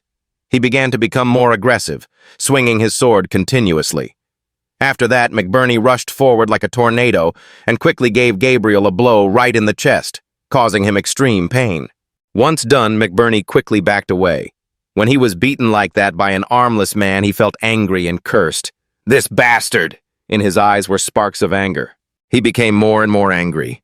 Seeing that he had such strength, this time he knew that he was able to enter the third round not because of luck, but because he relied on his strength. Immediately, Gabriel's power exploded. He angrily thought to himself, "What the hell is the body imbalance?" His anger was now burning as if it wanted to burn McBurney. Gabriel realized the key point. McBurney took advantage of the lack of one arm to use that move and rebalance his body. In the past, Roman had told McBurney, "This is an important factor in swordsmanship, knowing how to take advantage of the balance of the body." The fact that he has the strength he has today is because Roman showed him the way. Losing a hand is truly a fatal weakness for swordsmen. But once he realized that losing a hand was no big deal, McBurney had to know how to turn that imbalance into a special swordsmanship move. McBurney has always asked himself, is the founder of left-handed swordsmanship someone who lost his arm like me? Is there such a person in this world? Does that person have any special qualities? But he quickly denied it. No, it's not like me, someone who has given up on reality. That day, he constantly searched for new ways to create his own swordsmanship. McBurney encouraged himself, losing an arm was nothing. No matter how tiring the practice, McBurney still just looked up at the sky and told himself, a little hope is hard to come by. As long as you put effort into fighting, you will find a new path that suits you. That's why he constantly tried to practice to win and become Roman's subordinate, the person who gave him pointers and helped him get to where he is today. Thanks to those words of encouragement, his strength increased day by day. His life as a swordsman would never end. Thinking of this, McBurney straightened his sword high and aimed precisely at Gabriel. He rushed forward. One final sword strike ended the fight, and he knocked down his opponent, leaving him defeated by his single arm. Just like that, he successfully defeated his opponent. Faced with this result, he remembered and thanked Roman even more. He is the one who helped McBurney change more positively and find a new path, a new life. From an ordinary swordsman who once despaired and wanted to give up, he now defeated a third-rank aura swordsman, trained by the Northeast family since childhood. With the result that everyone had predicted, in the end, the Dmitri family won, and of course, the Northeast Alliance lost. Once defeated, the loser must accept the conditions, and the Northeast Alliance will henceforth belong to the Dmitri family. Viscount Conrad thought in disappointment, it's really over. If this continues, the Dmitri family will grow stronger over time. This will cause his alliance to collapse. Is everything really over? The more he thought about it, the scarier it became, his face turning black, asking himself, could it be that they are facing monsters? Even though I tried everything thanks to the relationship I have. I went to the central government but still couldn't defeat these demons and monsters. The others did not understand his mood but even came forward to ask, what should we do now? This question made him feel uncomfortable. Seeing that his faction had lost miserably, he immediately left and did not want to stay another second. The alliance has been defeated. What is the point of continuing here? Not only Viscount Conrad but everyone else was also surprised. When did the Dmitri family become so powerful that no one could defeat them? He asked. They certainly weren't that strong at first. Suddenly, a hand walked up from somewhere and said, however, to create subordinates with such unbelievable power, the leader must be a person with extraordinary strength. The leader must be someone who has strong leadership, control, and guidance skills for his people, so that no one can compare. In order for others to be unable to judge, it must be someone who can turn the world around. And Roman did it with his own strength. He used his intelligence and strength to bring his family to the top by all means. Having said that, Taylor asked them, do you understand the meaning of this? He then explained, Roman is the leader and the strongest, helping a family gain great power and become more and more prestigious. Now, Northeast has lost. Not only did they lose miserably, but the soldiers also spread out in different directions. If they themselves want to become stronger, the only thing is to follow, learn, and be loyal to Roman's Dmitri family. The scene changes to Roman, who is now crossing his arms and encouraging everyone. It's all been hard. All the soldiers were gathered in front of Roman. He began to speak. There are some people here who need my strength, others who admire me. The people here all have their own goals and desires, not just power or admiration. There are people who just want to be by and loyal to Roman. But Roman doesn't like complicated relationships that arise from the fact that the other person has no other choice. That's why Roman wants to build the ideal relationship, because relationships are formed based on genuine emotions. A relationship that has an impact from both sides will be a close relationship and an ideal relationship. Because they all needed something from Roman, he believed, that his relationship with them would be strong in the future, as if there was a string tying him and them together. Roman added with a dangerous smile, "I admire your desire." At the same time, he reminded them, "Never forget one thing. Those are the people chosen by Roman Dmitri, and they are not ordinary people. They have worked hard and tried hard, so please believe in yourself. Surely they will always win, never giving up before the difficulties and challenges he has presented." And to reward their efforts, Roman generously gave each of them 3 gold coins and granted them 3 days of leave. Roman hoped that with this reward the soldiers would enjoy themselves. Hearing this, the soldiers said, "We are very happy." They replied in unison, "Thank you. It is our honor to serve you. We swear to be loyal to you." On the other hand, Lucas followed and observed the alliance's every move, and saw that, after the competition ended, it was exactly what Roman had predicted. They completely surrendered to the Dmitri family. This result makes Lucas think that perhaps in the near future, the Northeast Alliance will temporarily be silent. They will temporarily stop opposing the Dmitri family and wait for another opportunity. After listening, Roman objected. However, in a country even managed under strict regimes, there will still be those who are dissatisfied and will always protest. There is no perfect government in this world.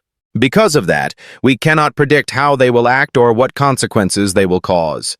To prevent conflict with the central government, we must minimize sacrifices in the Northeast. Roman believes that, therefore, opposing the Northeast Alliance right now is unnecessary.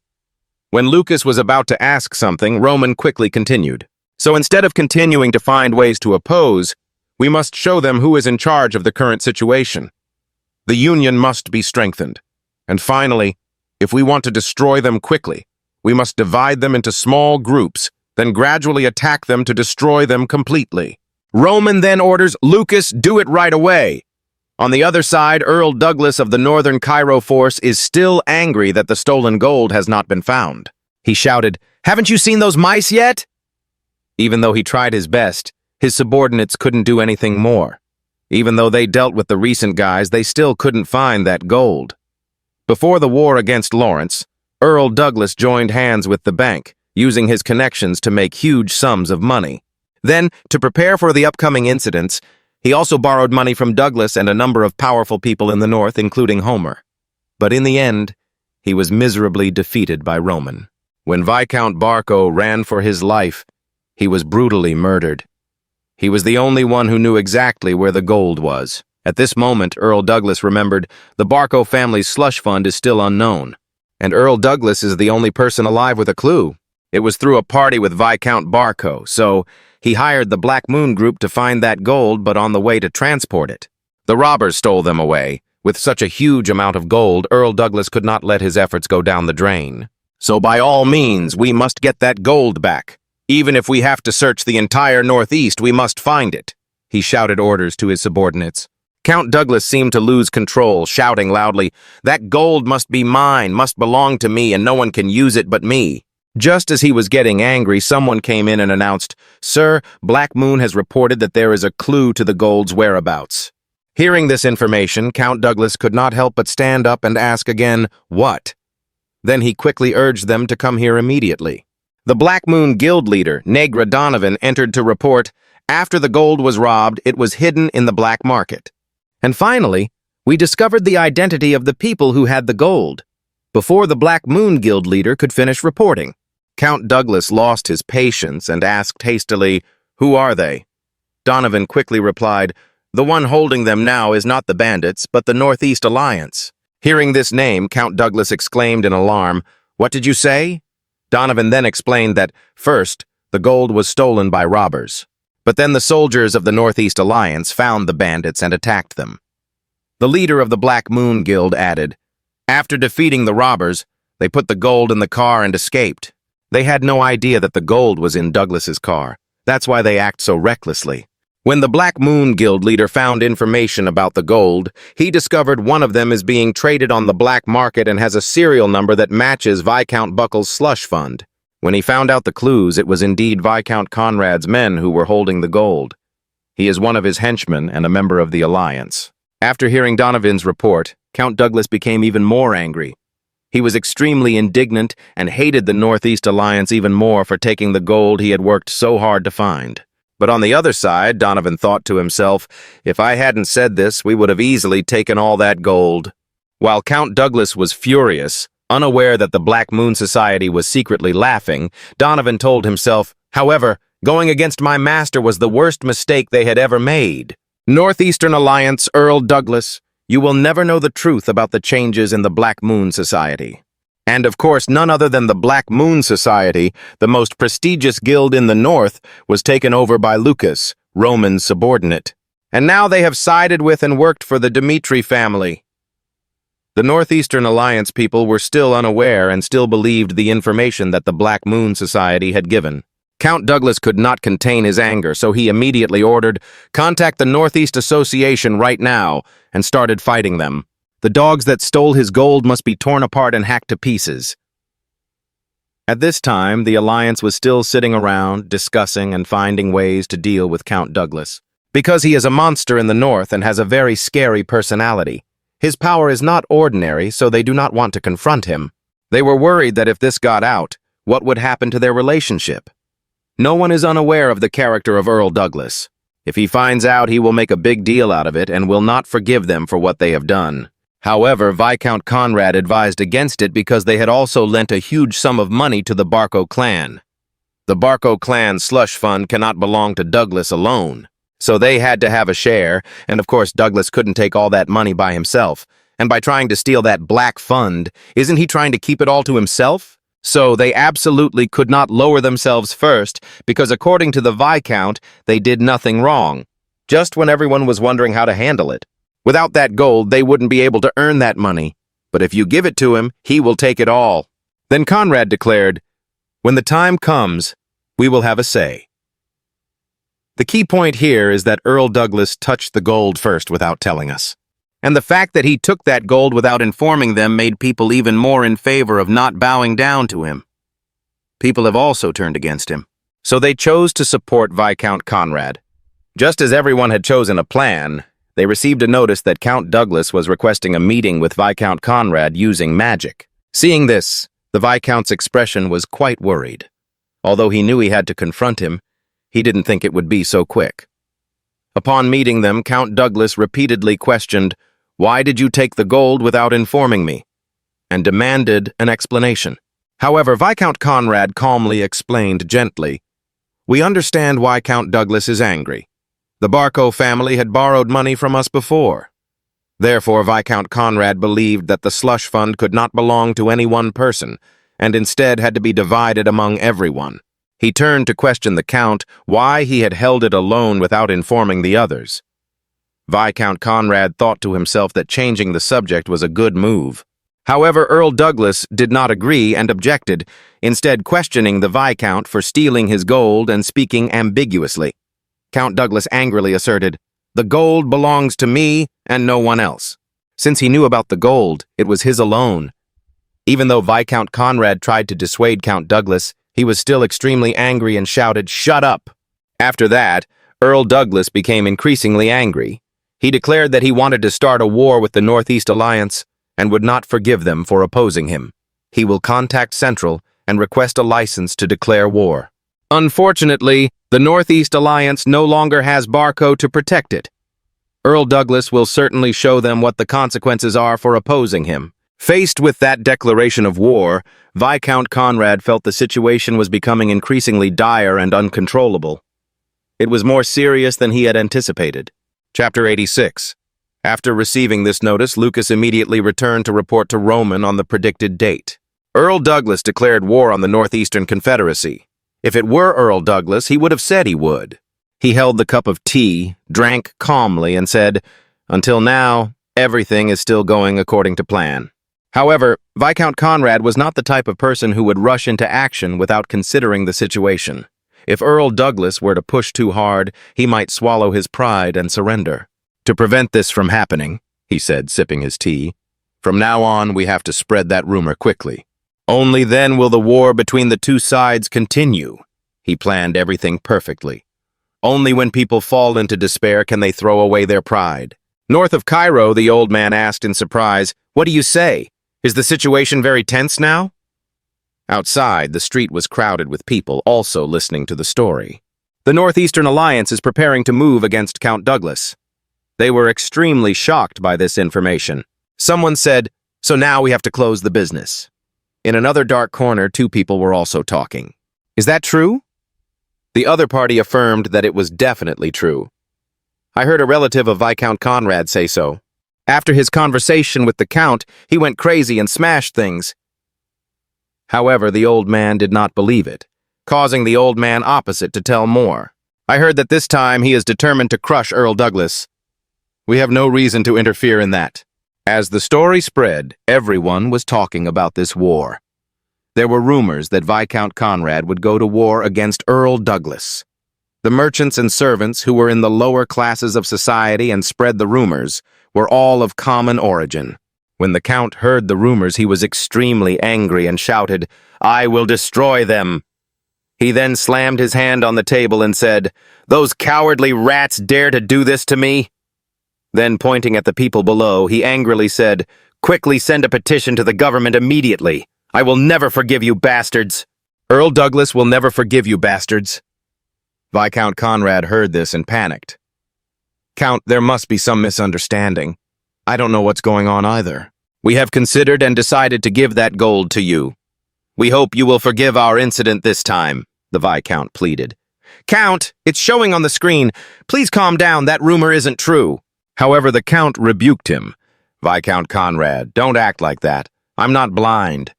But because of his betrayal, he did not accept the Viscount's reconciliation this time. "I contacted you not to reconcile.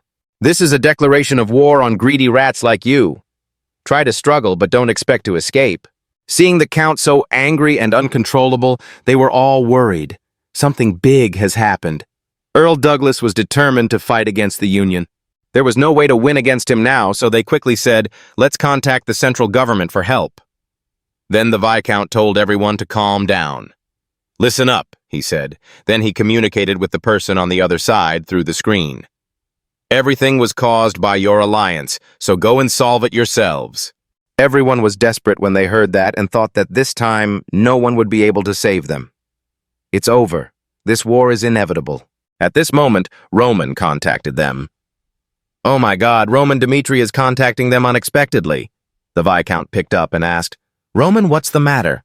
I hear the Northeast Alliance is having problems." At first, the Viscount saw you and thought you were clearly calling to laugh at us. Before he could finish thinking, a voice rang out, "I'm contacting you because I want you to clearly understand the situation so there won't be any misunderstandings." The Viscount heard this and did not understand what was going on. "What is that attitude?" he said. "We are also very sorry." "Actually, it was a few days ago," he told Roman the whole story. Hearing the Viscount explain the situation, Roman asked, "So what are you going to do now?" The Viscount didn't know what to say. "That matter, you can't just sit back and watch the Northeast territory fall into the hands of the Northern powers." Hearing this, the Viscount asked in surprise, "Don't tell me you're going to help us." Roman replied frankly, "Even if there are some problems in our relationship, Dmitri's side also cannot ignore what is happening to the Northeast Alliance." At this moment, he remembered what the Count had said. "Don't you have any doubts? Northeast Alliance, if the two sides fight, who will benefit? Isn't it us, Dmitri?" Knowing his intentions, this guy was truly a monster, and with the current situation, now was not the time to be angry. "It's true that we didn't have a friendly relationship before, but we really need your help now. You promise, in the future we will do whatever you want as long as you can forget the past grudges and help us now. Even though I don't want to, now is not the time to be arrogant. If we had more troops, We would have minimized the damage caused by the war because the central government refused to help, so we had to find another way. He had to humble himself.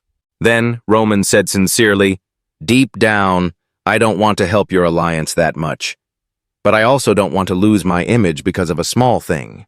Considering the current situation in Cairo, it's only left for us to cooperate with each other. Dmitri and the Northeast Alliance will rule this Northeast region together," he said confidently. The Viscount heard this and had a slight doubt as to whether he would keep his word or not. He folded his arms, looked down, and said, "My proposal is very clear. We hope you will sincerely repent and be willing to cooperate with us in the future. As promised, I will definitely not ignore your difficulties." He heard that and thought it was unbelievable. Roman Dmitri, who used to hate the nobility, is now with us, now about to become the great leader of the Northeast region. Viscount thought of this and clenched his fist. He immediately asked for more time to discuss it again with the Alliance members. "I will contact you again after discussing it with the other members of the Alliance." A few days later, on the other side, Count Douglas was leisurely walking with his soldiers, going to the border between the North and the Northeast to fight. When the soldiers demanded their rights, they said, "Mr. Count Douglas, after this war is over, you must ensure our fair rights." Of course, he turned back and said, "Why are you talking about such a trivial matter to a northern lord? After the crisis, the Northeast region lost its strength just like a collapsing sandcastle. Isn't it time we took over that fertile land?" "Ha ha, that's right. Hearing that makes me excited again." People subconsciously saw Douglas as a monster, but he never attacked his opponents blindly. He would use any means as long as he could win the fight, so he was still alive until this moment. Before, they couldn't act because of the central government. Now, the northern nobles have allied with each other. The Northern Alliance will never collapse. As soon as the North and Northeast sides met, Count Douglas couldn't wait any longer and wanted to fight immediately. "I am Count Douglas, come out and respond to my challenge." But the other side said, "This is not the time to discuss that anymore. Please wait a little longer." Just as the Count was provoking, it seemed that everyone had arrived, so let's put all our strength into this decisive battle. This side replied, "We don't need to do that." Suddenly, his subordinates announced that another army was approaching, leaving Count Douglas confused as to what was happening. The Dmitri family flag was fluttering in the wind.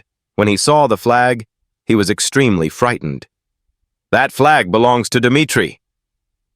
Roman had led his soldiers to this battle.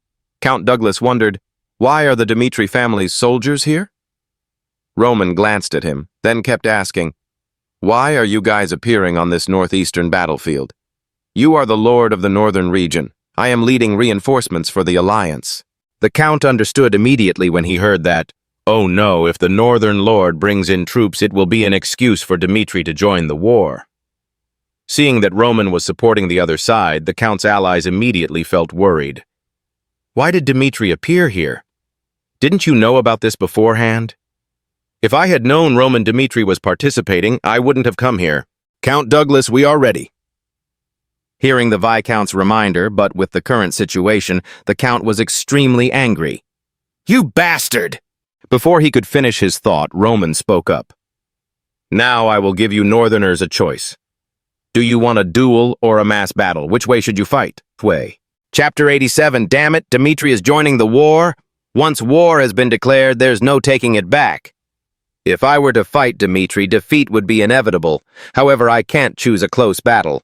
Although our numbers are overwhelming the northeastern alliances, Dmitri's soldiers are a powerful army that has pacified the war in the south, making them a formidable opponent. Now the north could neither retreat nor advance. He was in a dilemma. What should he do? Seeing him hesitate, Roman said, "I have a proposal. Let's have a duel. I will face 3 swordsmen at the same time. What do you think?"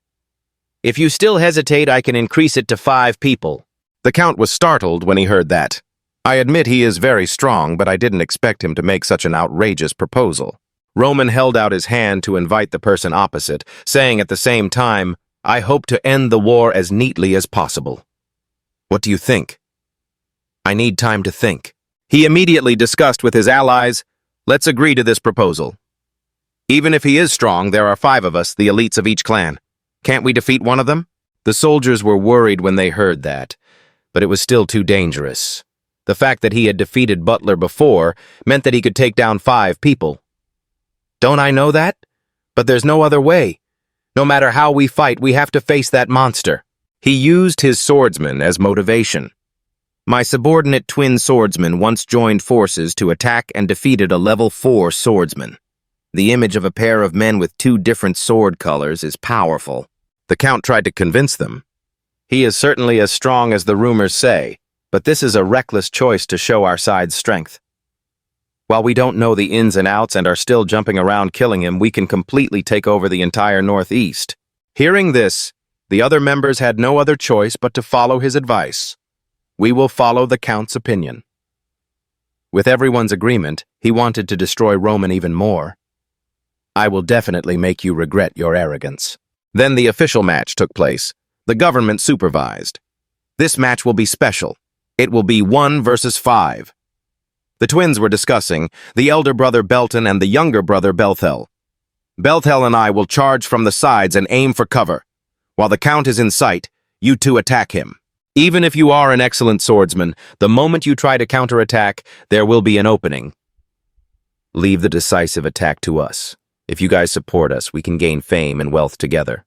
Then the announcement was made that all were in position, and the flag was raised. Charge, Belthel! At this moment, the 2 brothers, Belton and Belthel, rushed towards Roman, using all their strength to attack him. However, at this moment, he stood still, calm as if nothing had happened. Take it, Roman Dmitri! Getting closer, Roman drew his sword. Just a single sword strike split the 2 of them into 4, ending their lives in a matter of seconds. The Count was terrified. 1 shot and 1 kill of twins? The Count declared war, so I suddenly remembered this. When the Barco family was prosperous, you always tried to resolve it through dialogue. Then why didn't you say anything to us? He looked at them with cold eyes. To conclude one thing. The northern lords and counts completely ignore the existence of our family. And to me, that truth was unpleasant.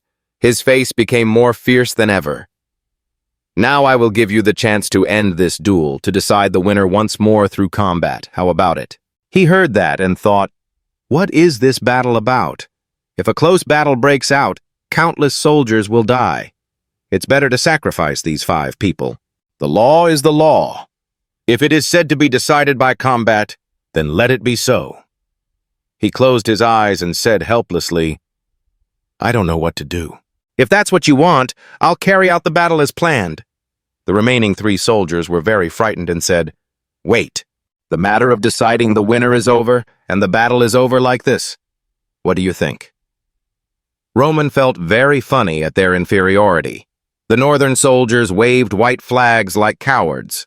So this time he won't use a sword. Instead, he will fight them unarmed. Roman raised his hand and asked, So, are you happy to fight? Don't regret your choice. Damn it, if I back down under these conditions, it would be a shame for a swordsman. Damn, I don't know anymore, but even if I don't have a sword, it's worth a try, right? Then they decided to charge forward anyway. Let's go! Even as the 3 of them charged, Roman remained where he was, staring at the tip of the sword. His face showed no emotion. Then Roman used just 1 punch to break their swords and knock them out in seconds. They were beaten to a pulp by Roman then, half dead, said, Surrender. Roman didn't stop and gave them a hard kick. Any other ideas? His eyes darkened. The Count could only bow his head and reply, No.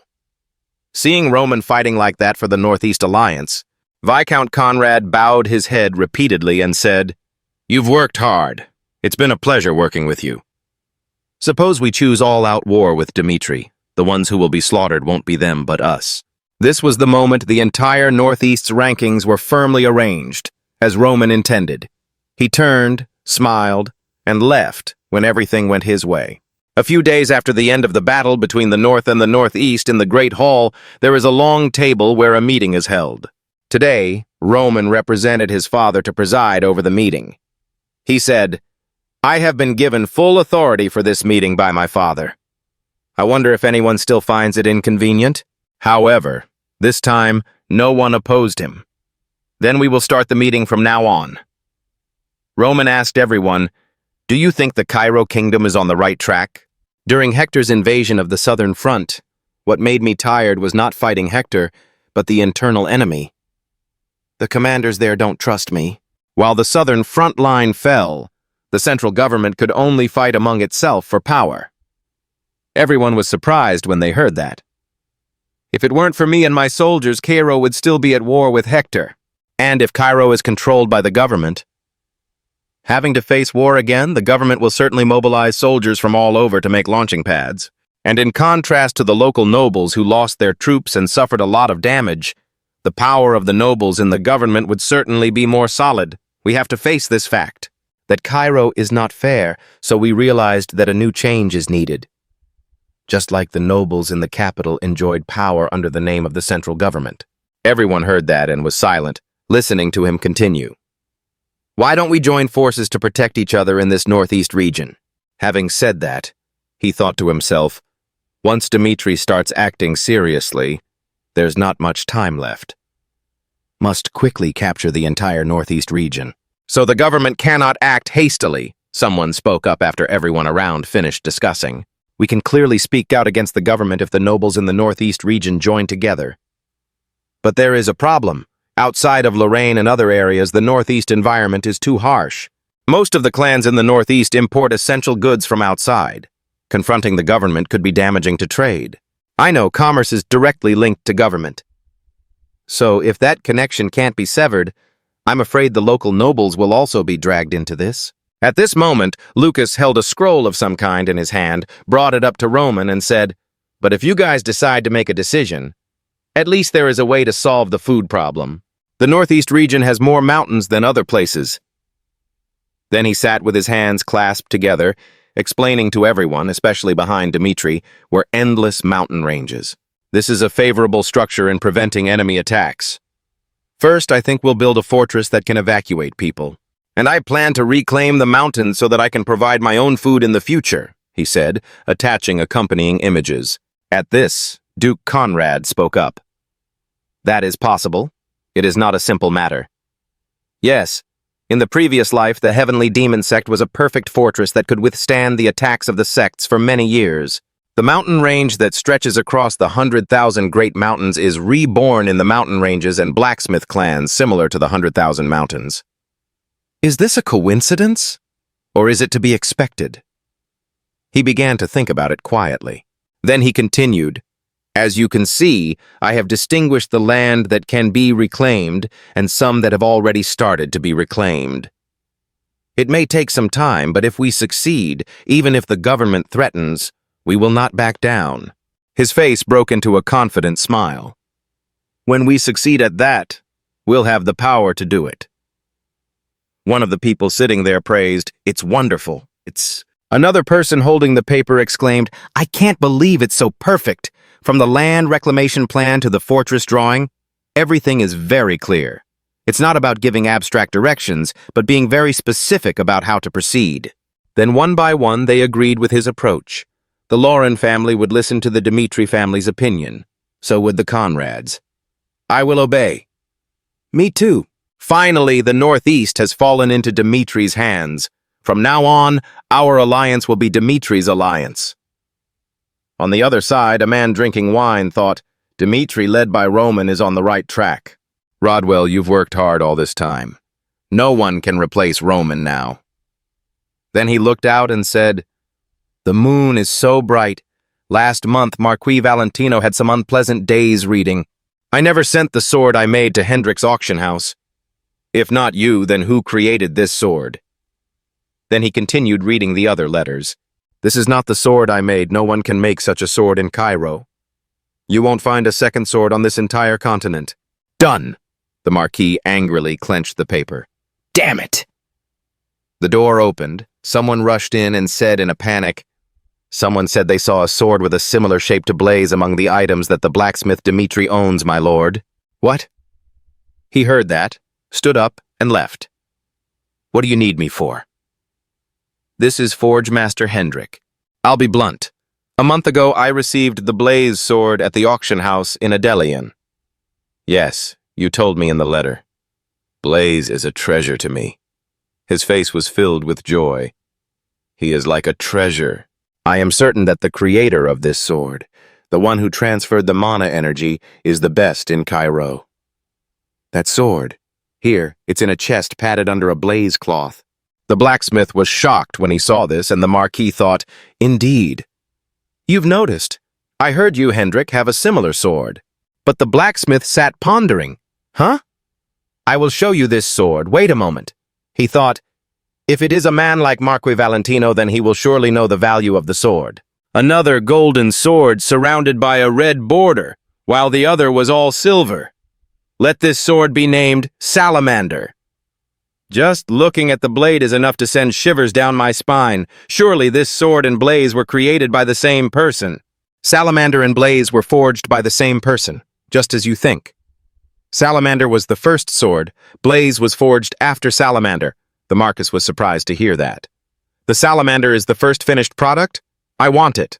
Then he said, I am a very meticulous person, but can you sell this sword to me? The blacksmith heard this and bowed his head, saying, I'm sorry, but this is not for sale. This is a gift I was given. I think you will understand my thinking in not being able to sell it as a collector. Did you just say gift? The Marquis heard this and thought, this is not Hendrickson's sword, but a gift? So Hendrik knows who that person is? Then the Marquis asked curiously, Romero forged? No. This sword was created by Roman Dmitri, the eldest son of the Dmitri family. Is that Roman Dmitri, the smallest baron of Cairo who makes the best sword in the kingdom? All works contain a story within them. If the blacksmith creates it, then people just consider it a normal result. But what if the youngest genius swordsman was the one who created it? People create the special meaning and value of the sword. Rarity alone cannot be valued. Now I want to see Roman Dmitri, he said, his heart filled with longing. At this time, Roman Dmitri was training with Vice Captain Chris. He was determined, aiming straight at Roman Dmitri and attacking relentlessly. Roman dodged fiercely, his feet nimbly on the ground, standing firmly. However, Chris, with his strength, still rushed in front of Roman and attacked him directly. His eyes also reflected his determination. While they were fighting, Roman saw two men appear outside the door. Noticing Roman's distraction, Chris seized the opportunity and said to himself, this is the moment. Thinking and doing, Chris launched a straight attack right into Roman's chest, his face showing a hint of surprise. Immediately after that, there was a huge explosion.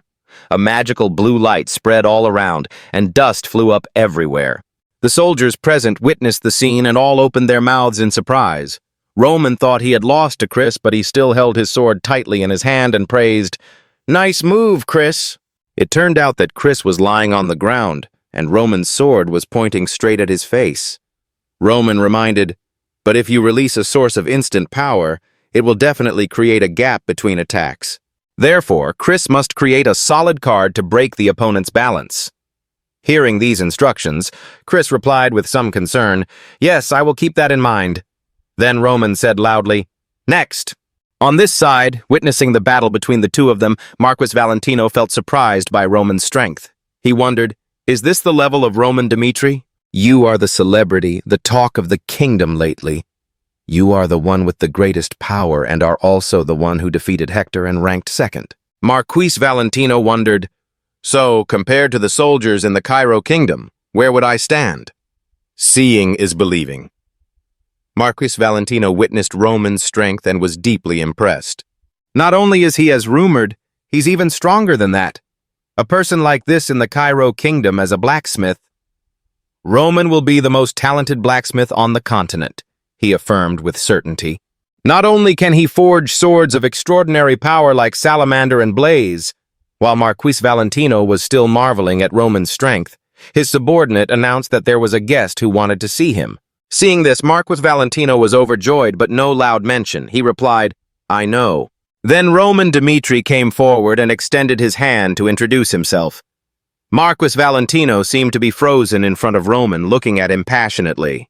As soon as he saw this hand of Roman, Marquis Valentino thought to himself, is this the hand that made the sword blaze? Thinking of that, he couldn't help but smile and was very happy. Regaining his composure, Marquis Valentino took Roman's hand with admiring eyes and introduced himself. "I am Valentino." After the two of them moved into the room, Valentino revealed his purpose in coming here was for the blaze sword. When he saw the sword, Roman pondered for a moment because this was the sword he had asked Lucas to sell. Without beating around the bush, Valentino said, "I have spent a lot of time looking for someone to forge this sword." He mobilized a lot of manpower and resources, traveling far and wide to find the person who forged this sword. Valentino then wanted to confirm it once again and asked Roman, "Are you the one who forged this sword?" Actually, Roman already knew about Valentino's power because he was also a famous person with great power. He is the richest tycoon in the kingdom of Cairo, an ambitious collector. Valentino became this most powerful figure among the neutral forces. Besides, his wealth was obtained by acquiring Cairo's business rights. Although he is a man of immense influence, capable of upsetting any balance, he chose to remain neutral, not taking sides despite the advice of the four factions. Roman found Valentino quite an interesting person, so he immediately admitted. He reaffirmed once again that he was the one who made this sword. Hearing this, Valentino was extremely happy and excited because he had wanted to find and meet the man who forged this sword long ago. Valentino then told of the first time he saw Blaze at the auction house. He was so shocked that it was as if he had been hit by Z. He found this sword to be of extraordinary value, and not only that, it also exuded immense power. Valentino wondered, since Dimitri is the Mecca of blacksmiths, Roman must have also inherited Baron Romero's talent? Then he hesitated. Valentino expressed his wish that Roman would let him see the sword he had just used to fight. Roman replied without hesitation, "Yes, of course." Then, Roman calmly showed Marquis Valentino his sword. Holding the sword in his hand, he asked in amazement, "What is the name of this sword?" and received the answer from Roman. "I call it Darknick." Valentino sighed. Both Blaze and Salamander are shockingly excellent swords. But when he held the Darknick sword in his hand and looked at it closely, Marquis Valentino could feel the power it was emitting. It was filled with dark power and was on another level. He secretly exclaimed, "Every time a new sword is released, it radiates an energy that surpasses the old sword, becoming stronger and stronger." Thinking of the scene of Roman struggling to grab the sword, Valentino thought, "A sword made by a monster like this? How terrifying will it be in the future?" Therefore, he had a suggestion to make to Roman. Putting the Darknick sword on the table, Valentino said seriously to Roman, "The conditions are simple. First, if you sell the sword, then definitely give me a chance. Second, if you ever make a new sword, I want to know its name first. It's simply my wish. No matter how far away, as long as you make an appointment, I will come." Valentino asserted, whether it's in another country or a remote place, he will come by any means, just to admire that new sword. And if you agree to his terms, then from now on, the Valentino family will support the Dimitri family with all their might. Hearing that, Roman was very surprised, because up until now, he was the person that everyone wanted to drag in but failed. He only chose neutrality, but now he wants to give up neutrality just for his sword? Seeing Roman's attitude, he also knew. He got his point across and repeated it again. This time, he asserted that if he agreed, the Valentino family would abandon its previous neutrality and support the Dimitri family. Hearing his assertion, Roman wanted to know the real reason why he chose to support the Dimitri family. Marquis Valentino did not beat around the bush. He said frankly, "Because there are currently 4 factions that always want to pull me in, putting a lot of pressure on me, it is very difficult to stay neutral forever." So Valentino was very confused about which force to support. At the same time, he also recently learned that he had formed the Dimitri alliance. And what's more, the blacksmith he had been looking for all this time was him. For a sword collector like him, this was the result he had always expected. So there's no reason why he wouldn't support Roman and the Dimitri family. Valentino knew that the Dimitri family had no shortage of material wealth. But for him, more money would solve more problems, and more specifically, he was attracted to Roman because of his power. Hearing that, Roman did not beat around the bush. He stood up and said, "If you want to join, you must be willing and loyal to follow the Dimitri family as a member of the alliance." Roman asked frankly once again, "Is the Valentino family willing to follow the Dimitri family?" Hearing that, he also knew that he had been accepted by Roman. Valentino just smiled gently with satisfaction. Then he also stood up and respectfully bowed his head in response. Even if he was told to make a bed and jump into a fire pit, as long as it was Roman's order, the Valentino family would be ready to obey. Hearing that, Roman also smiled and accepted him. Because the grease is all the way up to your mouth, why complain? I just didn't expect it to be fate, he replied, looking forward to your help in the future. Seeing that, Valentino begged again. Would Roman let him publicly announce that he was the one who forged this blaze sword? A perfect sword. Valentino simply wanted to show off to everyone around him the perfect sword he possessed. He won't be able to stand it if he doesn't brag. Hearing this, Roman not only refused but also agreed. In his heart, he secretly exclaimed, "What a unique person." A few days later, at the Valentino family, he called everyone to introduce this blaze sword. Everyone excitedly asked, "Is this the sword as rumored?" Valentino puffed out his nose and showed off. "This sword is more than the rumors. First-class swordsmanship. When using this sword, it can block the sword of a second-class swordsman." Everyone heard that and was a bit skeptical. Valentino added proudly, "Have we ever lied about the value of a collectible item?" Furthermore, the identity of the blacksmith who made this blaze, he left a bit of a surprise. Valentino then revealed the identity of the person who made this blaze sword to be Cairo's hero. The one who repelled the imperial army of Hector was none other than Roman Dmitri of the blacksmith family.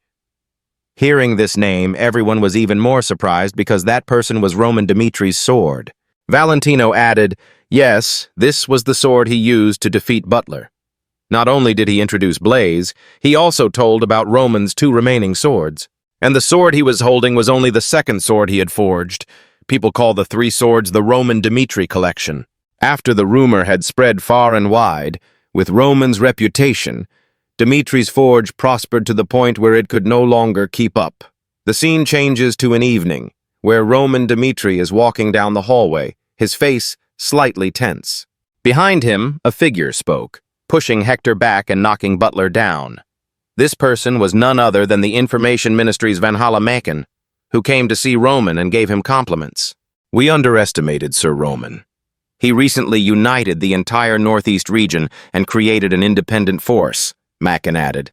The Valhalla Empire cannot just ignore the element that endangers the future. Now you must choose. Will you follow Valhalla or become an enemy? Roman felt very funny after hearing that. He asked again, why do I have to listen and choose according to your conditions? Macon asked Roman again, so you mean accepting hostility is a good thing? But Roman was not panicking. Let's be honest, he said. You were the one who threatened me first. I have no intention of forcing myself to be loyal to anyone, Roman thought to himself. The kingdom of Cairo was the prey that the Kronos Empire had spent so much effort on for decades. If Valhalla attacked Cairo, the Kronos Empire will not stand idly by. Roman reversed the threatening situation.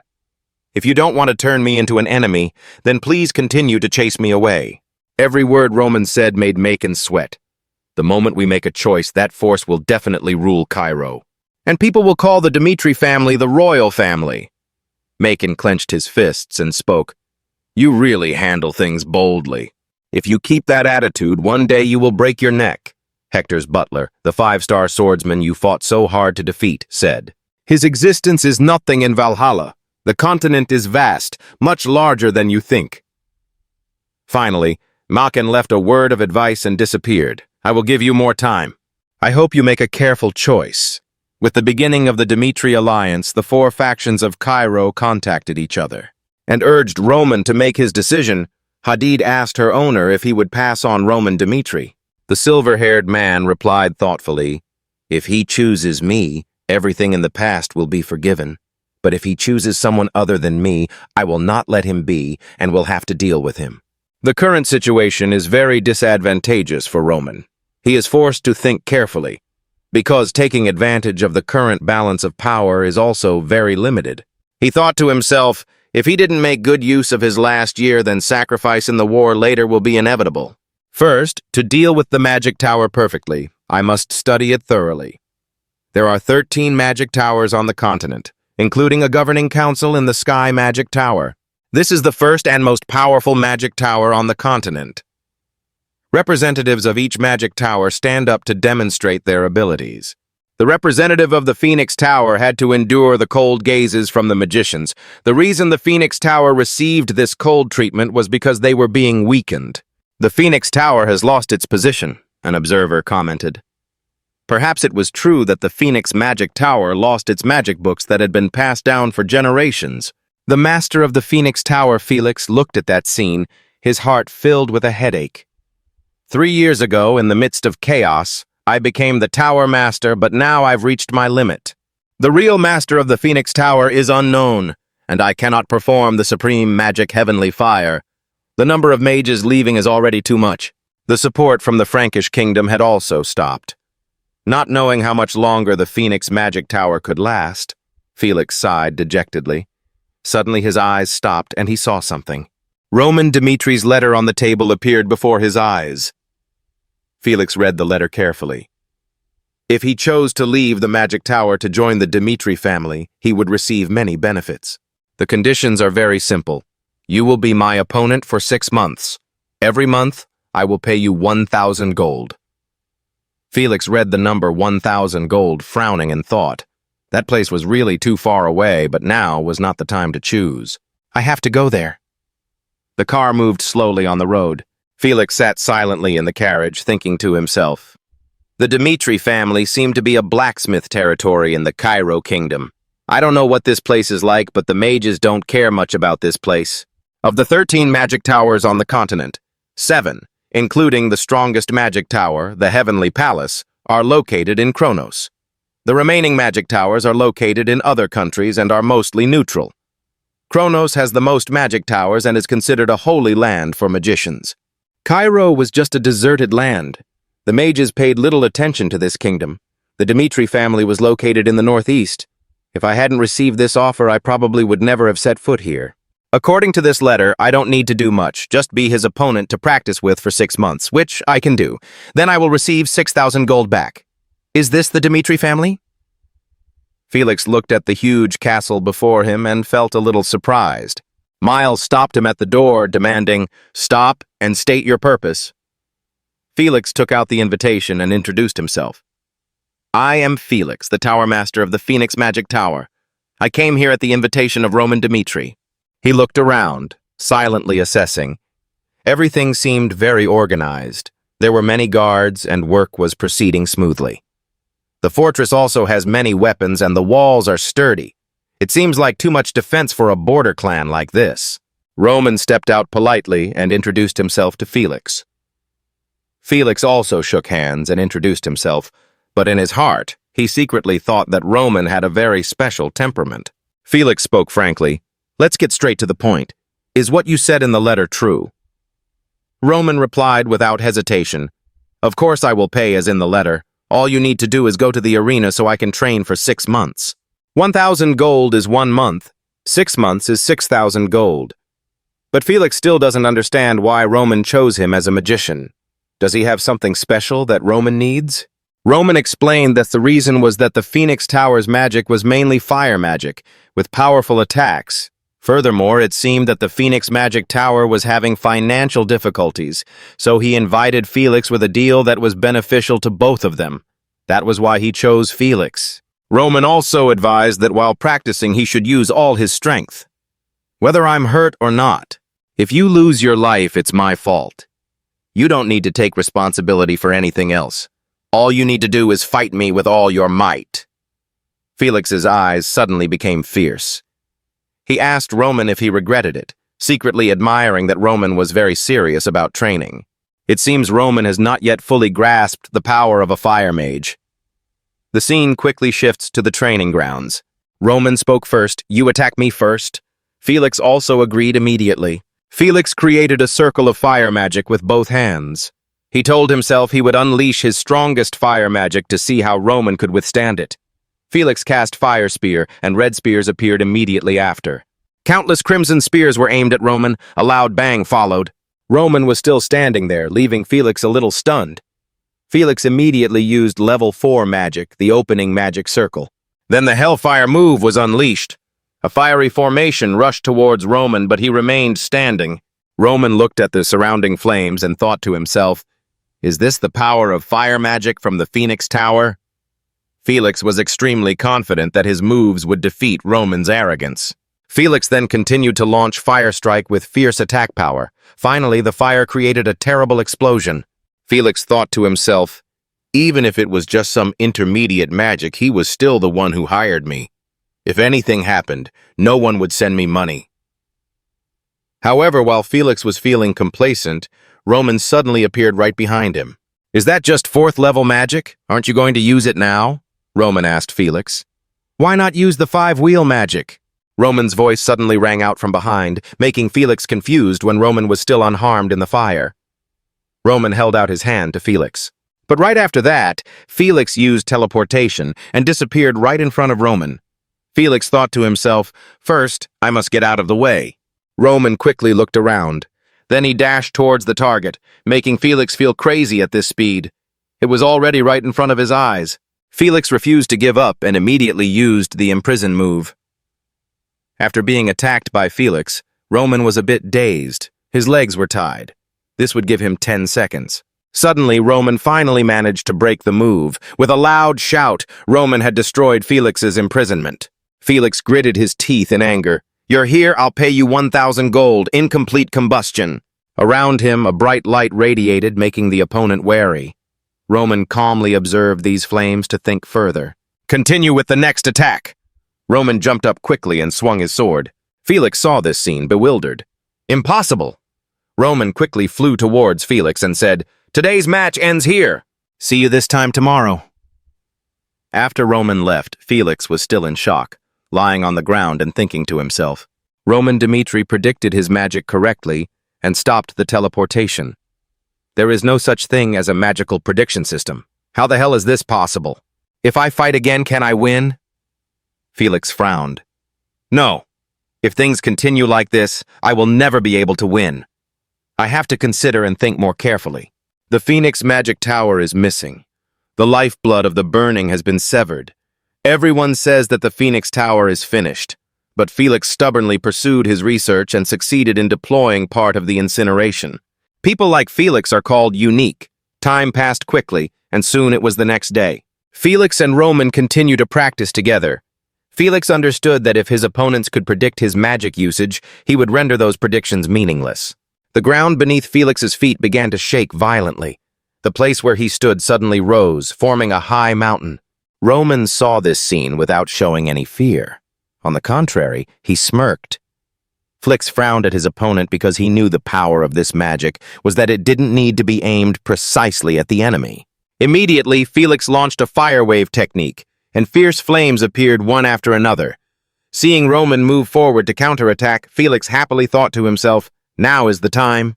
Felix continued to fire the cannon. A flame of terrible power rushed straight at Roman. However, Felix was surprised to discover that Roman had a halo shield. Felix frowned, took a closer look, and realized it was just an artifact. As the thought of Roman's instincts entered Felix's mind, he was attacked. Roman threw a punch straight at him, sending Felix flying. Felix fell down the mountain below. He cursed in his heart. Damn it. In a daze, Felix heard Roman say, "Mr. Felix, this can't go on like this. I will allow you to use whatever method you want from now on. We can gather more mages from the magic tower or fight one-on-one again. We will also change the conditions. If you defeat me even once, a reward of 10,000 gold will be given immediately." Felix heard the number 10,000 gold and was immediately stunned. He calculated in his head that the amount of money was enough to feed 40,000 people for a year. From the beginning, he did not consider himself to be on the same level. Roman saw that Felix did not respond, so he immediately asked him, "How do you feel?" Felix clenched his fists and thought to himself, "From now on, this is a matter of honor. I must make him convinced." He slowly agreed with Roman. Felix was determined to empty Dmitri's pocket. The first week after a series of failures, I diligently studied Roman's patterns. Starting from the 8th battle, movement-restricting magic is used. Spells such as slow, sleep mist, and magic traps are deployed. But why does he still recognize all of his attacks? 30 games, 30 losses. Now I have to admit one thing. Don't be too obsessed with self-esteem, Felix concluded. He couldn't defeat him alone. After thinking carefully, Felix decided to call for help. A man heard this and looked annoyed, saying, "You mean we have to play the game of numbers, bullying the weak now? Magic has power conditions. Why call it an alliance? Besides, what is Mater's replacement doing here?" He frowned and said, "I almost injured Dimitri's eldest son. I can't bear the consequences." That person was the 5th-level mage, Noth. Felix spoke helplessly. "I understand what everyone is saying, but this diagnosis has a huge reward of 10,000 gold. If we join forces and take down Roman Dimitri, I'll give you half of it." Noth was a bit surprised after hearing that, but still tried to stay calm. "Is that true?" He smirked and said, "Does that mean we only need to win once?"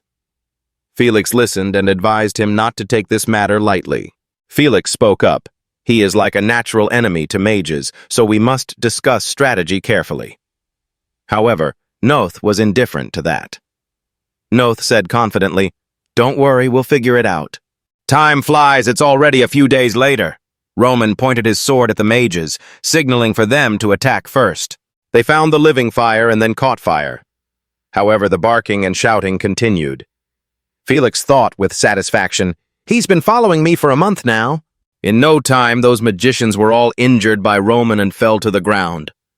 Roman thought to himself, "After changing to the second position, I have completed the mission of heat resistance. Normal temperature cannot cause injury." Noth was beaten so much that his face was swollen. A weak magician said, "Sir Felix always has the sky above him. What the hell is this guy?" Another one also spoke up. "What kind of thing must he have fought?" Suddenly a voice called out to them, "Wait a minute." Felix turned and left.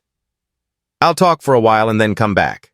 In the room, Felix slowly said, "That, Mr. Roman, to be honest, I don't have enough confidence to defeat you, but I'm so curious that I can't help it." "How can you predict and destroy magic? At least explain." Roman just replied as if he understood, making the other party a little embarrassed. Roman smiled and held out his hand. "Let me tell you how I prepared for the match." Felix frowned in confusion after hearing this. He looked at the dense bookcases around him, a little surprised. "This place is... Have you read all the magic books here?" Magic is the resonance that originates from the mana in the body with nature. Fire resonates with fire, water resonates with water, wind resonates with wind. The moment the magic in the body combines with nature, a kind of sign and pattern will appear to recognize it, Roman explained to Felix. Which magic element you will use depends on the amount and form of the mana attribute you grasp. If you know for sure which magic element the opponent is using, you can deal with it quickly. First, the sense of reading mana resonance. Second, the knowledge just looks at the resonance form and recognizes the type of magic the opponent is using. Third, make quick judgments based on the information received. Felix was surprised after hearing this. Can these 3 things be done at the same time? He turned his head and looked. Roman Dimitri is a monster. Just saying he's a genius isn't enough. This monster is constantly striving to become stronger, while I'm just using my master's disappearance as an excuse to escape reality. As the temporary magic master of Phoenix magic, I couldn't do anything. For the remaining time after this, I will prepare to help with all my strength after the match with Roman Dimitri. After 2 months, Felix began to feel the difference. Dimitri was, by normal standards, a border baron family. Their soldiers were exceptionally strong and absolutely loyal. I was even more impressed by the guy named Roman. When asked about young Master Roman, someone spoke up. "You're asking about young Master Roman." The man answered while carrying the heavy box. "Sometimes he is a little slow when forging swords, so he will use his own forge." Felix was a bit disappointed after receiving the results. The guy stopped by and whispered to Felix, "This is what I heard from the master blacksmith. When young Master Roman works, the flames in the furnace will wrap around and cover his entire body, just like the fire god." Felix was a little stunned after hearing those words.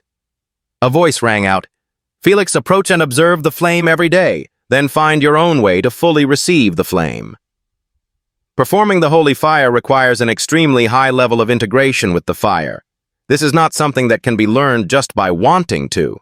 When intense flames surround your body but you do not feel any suffering, then you can be reborn and become an incarnation of fire, Felix mused.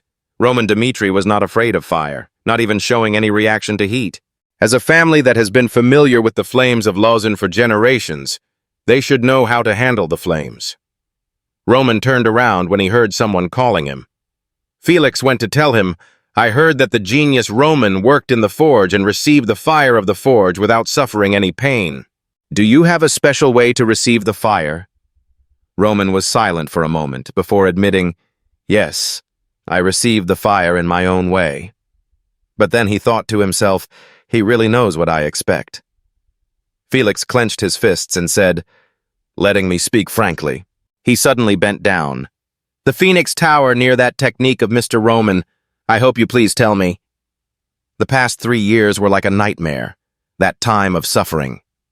Finally, I found a glimmer of hope. Roman coldly asked, "Why should I help to such an extent?" Felix was a little surprised after hearing that. Roman continued, "I think paying Mr. Felix in gold is enough. What else can the Phoenix Magic Tower give me? Something we can give him." Felix said to the others in the Phoenix Magic Tower, "I want to hear your opinions, so I asked you to gather here." Noth spoke first. "I will say it straight. Roman Dmitri is definitely the natural enemy of residual magic. There is no reason for us to be hostile toward such a person. If you can't win, make allies. So I think giving him the Phoenix Magic Tower isn't a bad idea, don't you think?" Felix was confused after hearing that. "What?" Noth replied immediately, "We already agreed." Felix thought angrily. Among the previous 13 magic towers, none of them were related to a family, but now we are breaking that rule? From now on, the future of the Phoenix Magic Tower will belong to the Dmitri family. After that, the relocation of the Phoenix Magic Tower was carried out according to plan. Suddenly, countless urgent calls rang out. "Tower Master! Tower Master!" Felix asked his subordinate's name and received the answer. "Sir, look, this is the operating budget that the Dmitri family plans to spend on us." Felix looked at the paper in his hand and couldn't help but be surprised. He thought the budget would be reduced because moving the magic tower cost a lot, 24,000 gold coins per year, but that was an extremely large number. Normally, magicians are called monsters that consume money. A powerful magician is someone who is proficient in many spells, but high-level spells are extremely expensive. The subordinate said he really couldn't believe his eyes. They also said, "If this operating budget isn't enough, they could supplement the cost for us.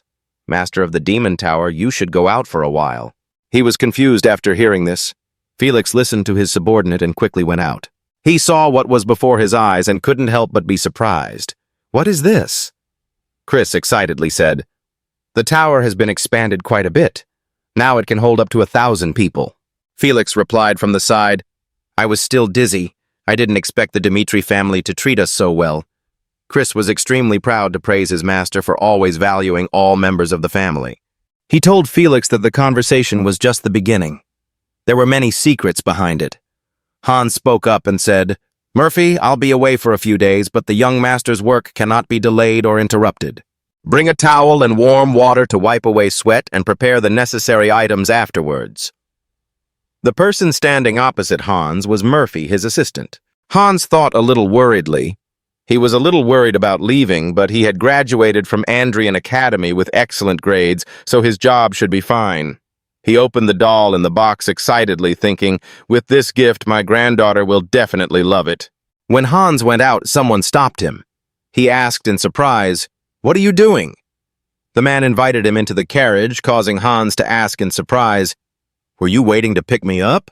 The person immediately replied, "Yes, this is the young master's order." At that moment, in a certain house, the teddy bear fell to the ground. Harrison, Hans' only son, saw the scene before him in utter confusion, not knowing what was happening. Everything in the house was neatly arranged, complete and adequate. He panicked and went to call. Harrison said helplessly, "I also don't understand what's going on. They said these are people brought by Master Dmitri." He looked at the people in front of him, still not understanding why Roman brought them. Suddenly a voice called out, "Master Harrison!" A young man stood up to introduce himself. "I'm Lucas, Sir Roman sent me here to express his gratitude to Uncle Hans for what he has done for the family. Let us help you prepare your daughter's birthday party. But Harrison still expressed confusion because his father was just a servant in the family. Lucas quickly said, "The young master values your father very much. Haven't you heard anything? Roman Dmitri, some time ago, he was called a bastard in the family. At that time, he did not care about the dedication and efforts that his father had made for the Dmitri family. However, my father always believed and worked hard." Hans smiled happily and said, "The young master just hasn't determined his goal yet. He is still lost in thought. He needs time to change. He is still a good person at heart." Harrison felt a little regretful. I used to think father's efforts were meaningless, but at this moment, he deeply regretted his actions and exclaimed, "Wow!" Seeing the splendid and luxurious scene before their eyes, exclamations of admiration continuously rang out. "Oh, what's going on here?" The invited guests were all very surprised. "Are we making a mistake here? What is all this?" Suddenly the soldiers' shouts rang out, "All make way!" Soldiers lined up solemnly to welcome a man who slowly entered. Harrison wondered, thinking, "What's wrong with the soldiers here?" When he saw the man's face clearly, he gently called, "My son," and walked in. Harrison happily exclaimed, "Is that you, Dad?" Harrison burst into tears and ran towards his father. He hugged his father tightly. Hans patted his back to comfort him. "Son, your father is home. Your father is—" Harrison suggested, "These presents, let's open them together." He happily took out each gift. "Let me see what this gift is." When she saw the doll she had been dreaming of, the little girl happily exclaimed, "Oh, what a wonderful doll! I've always wanted a doll like this, Dad. Thank you." Harrison asked her to open the next present. The gift, contained in a red velvet box, was a ring with an extremely precious gem given by Viscount Conrad. "This gift is from Viscount Conrad." After hearing this, Viscount Conrad was extremely confused. One person was surprised that he was interested in a strange girl's birthday. Next came the gift from Countess Adelia and Viscount Lawrence. "I don't understand why those nobles sent birthday gifts here. All these precious gifts are carefully prepared." To build intimacy and desire to make friends with Hans. He is Roman's closest butler, always by his side in happiness and sadness. No matter what anyone says, he will always care for you. Therefore, Hans became an extremely important person in the eyes of the nobles, as they wanted to have a good relationship with Roman. This is also the reason they do so, to establish a good relationship with him. Hans looked at his niece happily and thought, "This is indeed a joy for my niece, but I am also a little worried with the excessive friendliness of the nobility," Harrison said with some hesitation. "Now let's open the gift that Sir Roman sent." Hans heard and was also a bit excited about the gift his master sent. But then Harrison's eyes changed. The gift Roman gave was a letter of recommendation for admission. Harrison could hardly believe his eyes when Roman wrote a letter of recommendation for his daughter to study at the Royal Cairo Academy of Glory. It is the academy that all noble children dream of. Even if they have money, they are not sure to be accepted. Hans and his father looked at each other. They couldn't be happier at this moment. Harrison silently thanked his father and Master Roman. The little girl next to him saw her father crying and immediately called out, "At this time, at the Dmitri family castle." Hans said shyly, "You've given me too much already. You just need to treat me well." "How dare I accept such precious things? You're just making things difficult for me." Roman listened and was silent, saying nothing. Memories of her past life came flooding back. Yom-Young was injured. Do-Huin asked coldly, "Yom-Young, do you regret following me?" "Regret?" Yom-Young replied without hesitation. "A subordinate's trust in his master is everything. How can I regret following you?" "The relationship between Hans and me is the same as with the knight of old," Roman said slowly. "Hans, you know, I've been with you since I was little. You could say I've been with you longer than I've lived with my parents. Although our statuses are different, I always consider him a family member. He is my close friend, and also my friend." Hans was moved and called, "Young master." Roman continued, "You deserve what you get. When you return, please send my regards and birthday wishes to your daughter." Hello. Time passed. A year passed in a flash. At this time at Valhalla Temple, Cairo, water drops water the beautiful flowers. Gellas sighed, his eyes distant. He thought to himself, after Roman returned from the southern battlefield, He mentioned challenging the strongest swordsman on the rankings. This is unprecedented in the history of Cairo. The best swordsmen all heard this news. They stopped competing and started training to prepare for the raid with him. Roman is indeed a swordsman of great strength and will. When he faced Homer, he easily defeated him, even though Homer was many places above him on the rankings. Next, on the southern front, Roman defeated Butler, the number 2 swordsman of the Hector kingdom. With these 2 victories, his superior strength can be clearly seen, but then problems began to arise. From rank 1 to rank 99, anyone can become a target that he can defeat. At this time, when Roman takes the field, the swordsman rankings in Cairo will undergo an unexpected change. Suddenly, someone ran over. "Father, I have received a message from Mr. Roman.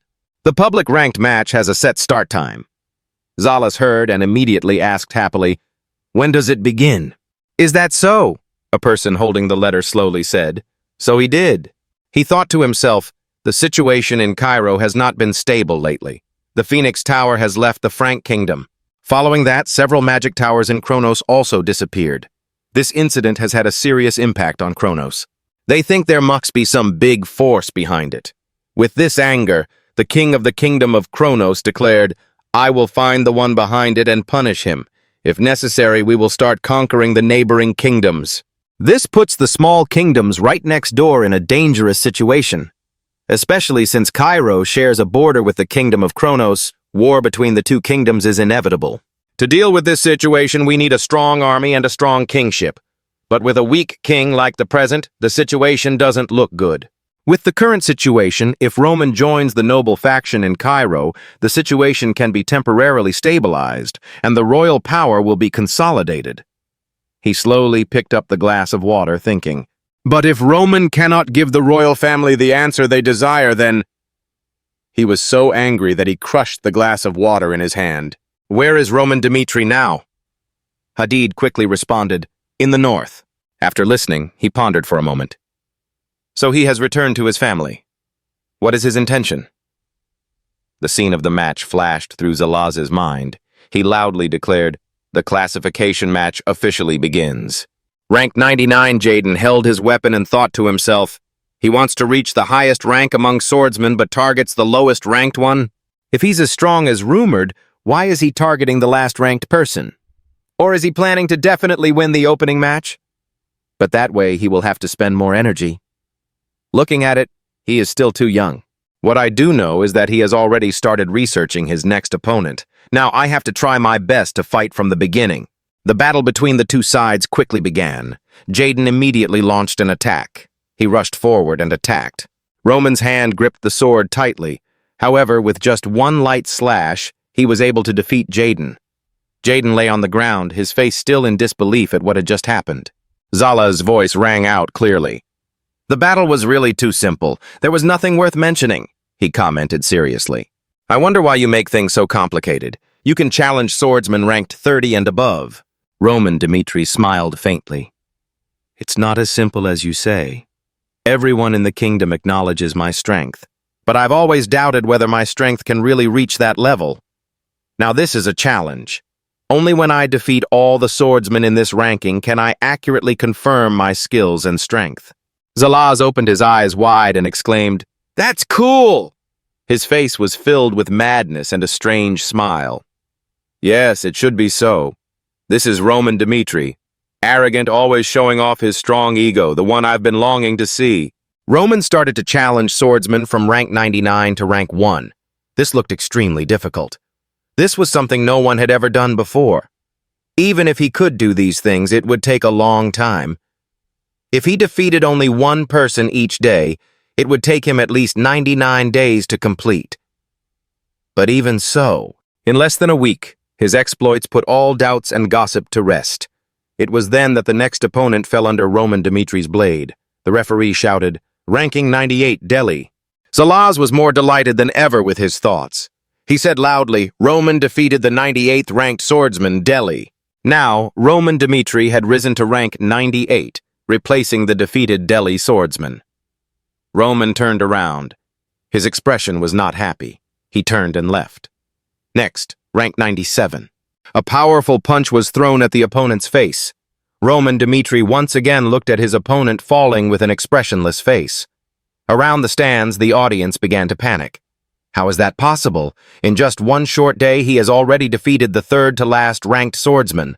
The person beside him, without taking his eyes off the stage, replied, "Really, I didn't expect him to do that."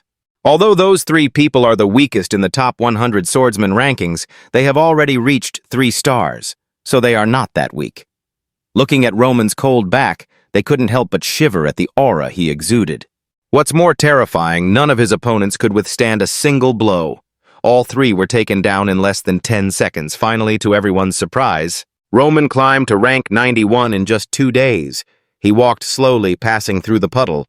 Behind Jaden was a wide-open mouth with sharp teeth pointing towards him. The mouth closed around him and the sound of flesh being crushed rang out. He was scared and couldn't stay awake. His face still dreamy, he mumbled, "It can't be." The doctor on duty was startled when he saw that he was awake. "You're awake?" Jaden saw him and was also confused. "Why am I in the infirmary?" The doctor slowly replied, "You're probably still a bit dazed and can't remember. After you competed with Roman in the swordsman rankings, you were defeated in just one move. Then you fainted and were brought here. You've been here for a day." As he spoke, he put the medicine on the shelf. I also could not have imagined that Roman had such great strength among those who were knocked out by him. He was the first to wake up, Jaden wondered. So according to you, Roman has defeated a lot of fake swordsmen, right? The doctor calmly replied, "Yes, I heard he defeated 5 swordsmen in a row in just one day." That was really unexpected. Jaden was stunned. The doctor put the last bottle of medicine on the shelf. Do you know what that represents? It could be said that from the very beginning, he wanted to let everyone know that in this ranking of the 100 strongest swordsmen, he wants to be on top any time. You guys are absolutely no match for him. Jaden unconsciously raised his hand to his chest in pain. Unbelievable. He gritted his teeth, thinking in just a split second he was knocked out by him. His body still felt extremely painful. The doctor saw his expression and instructed, "Don't get out of bed yet. With a wound like that, I guess you won't be able to walk comfortably for at least a month." I don't know how he attacked everyone, but they all suffered serious physical injuries. Almost all of everyone's muscles and internal organs were affected. Fortunately, he woke up early. Jaden was speechless, his body trembling. This couldn't be. How could this be? He tensed up, thinking he had to prevent other swordsmen from suffering the same injuries as him. Afterwards, Jaden, ranked 99, wrote a warning letter to all other swordsmen. The letter mentioned, "Roman is a monster. His strength is too strong. We cannot confront him." The other swordsmen read the letter with wary looks.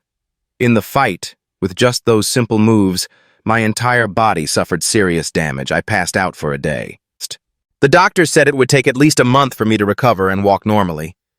That match still haunts me, so I am writing this letter to everyone. Those who are not strong enough should not confront him. If you don't want to fail like me, accompanied by indelible wounds and haunting memories. This time, Roman Dmitri, unfazed, slammed his opponent's head down onto the floor. The announcement voice rang out, 85. Next came 84th, 83rd, and a series of other rankings. In just 1 week, Roman had defeated many swordsmen. This made all doubts about his ability disappear completely. From then on, all swordsmen with low ranks from 31 to 39 declared their resignation. Accept defeat. Many more swordsmen of higher rank who realized they were not strong enough to confront Roman also voluntarily withdrew. Only one person at rank 30 accepted Roman's challenge. At this moment, rank 28 was advising, "Hey, Fernando, you already know his strength. It's no longer just a rumor. How can you be so reckless as to accept confronting him like that?" The more he spoke, the more excited he became. Through the recent matches, I guessed that Roman had reached the level of a 5-star swordsman. If it wasn't someone with strength from rank 10 or above, they wouldn't be his opponent.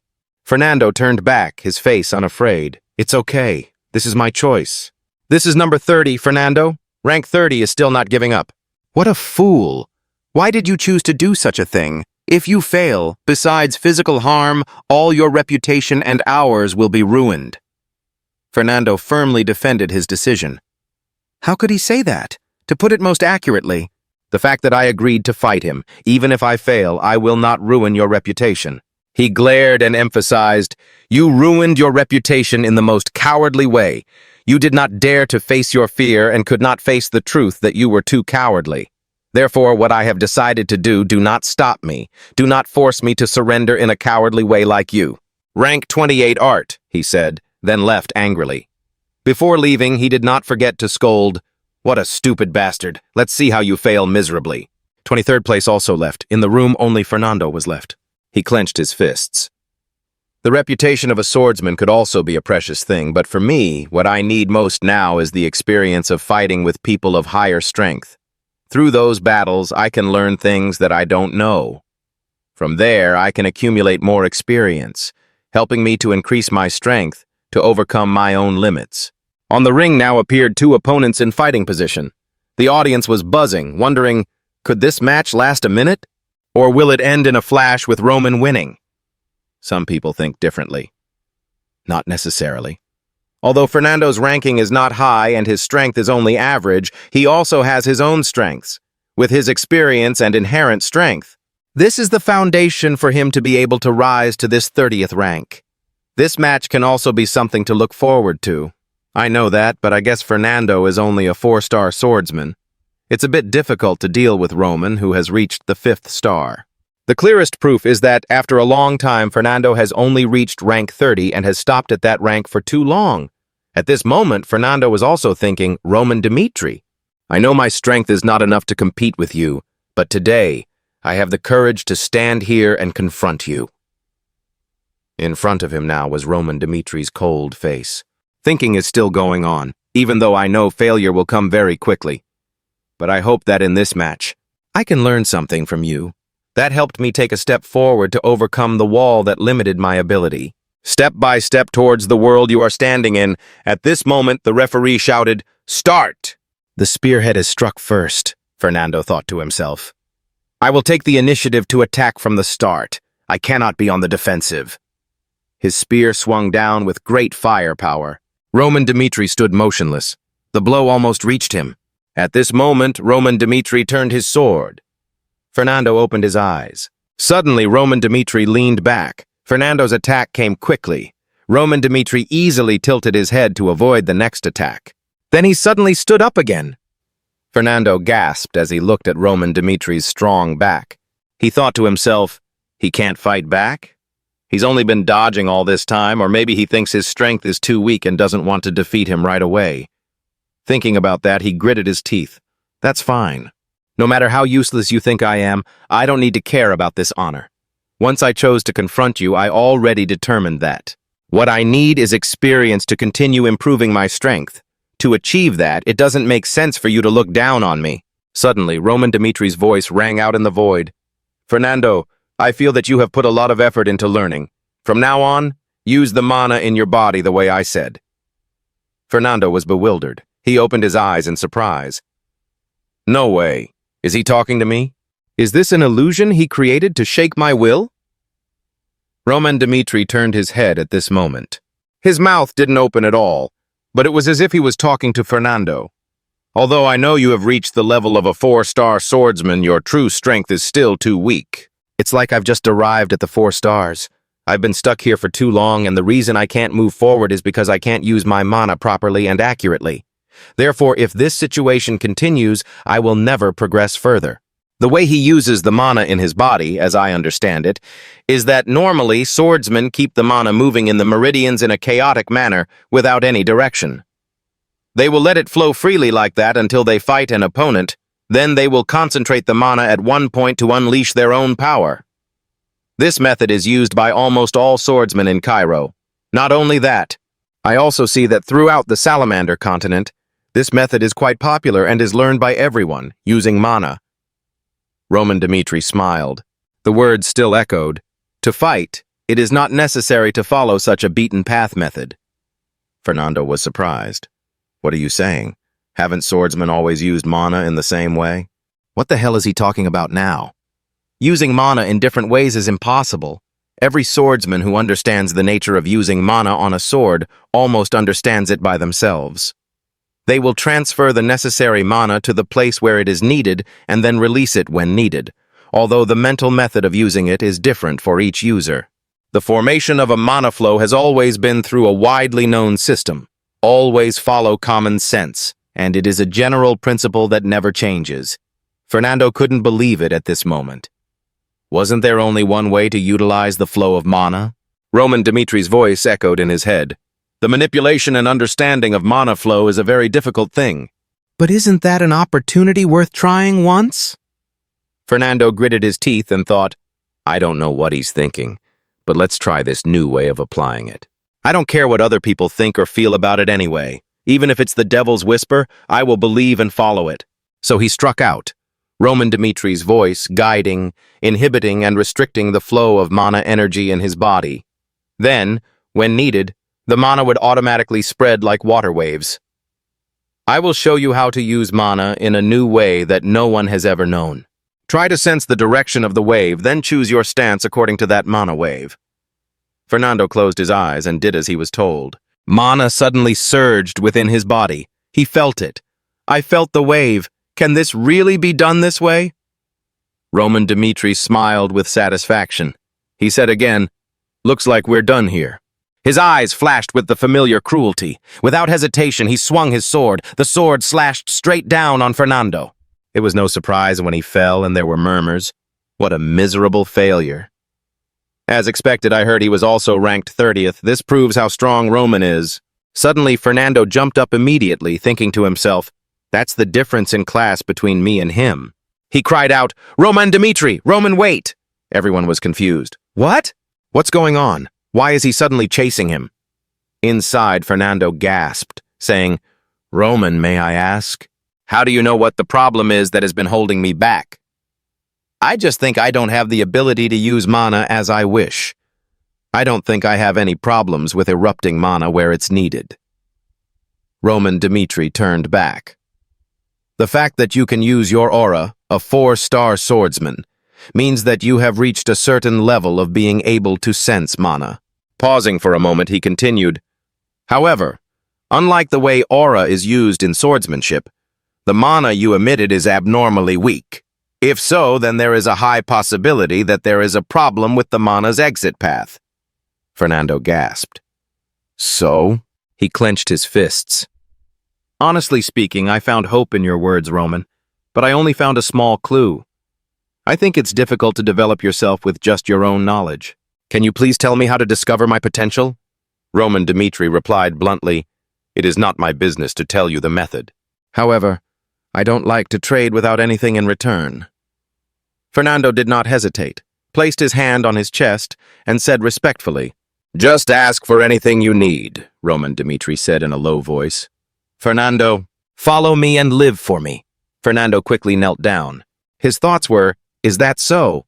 This is the one who will lead me to the right path. My lord, he said reverently, I, Fernando, swear allegiance to you, Roman. At the noble side, the whole group sat at a round table to discuss just one issue. But Roman Dimitri's recent actions are very unusual. If this continues, wouldn't it really be possible to defeat Count Nicholas?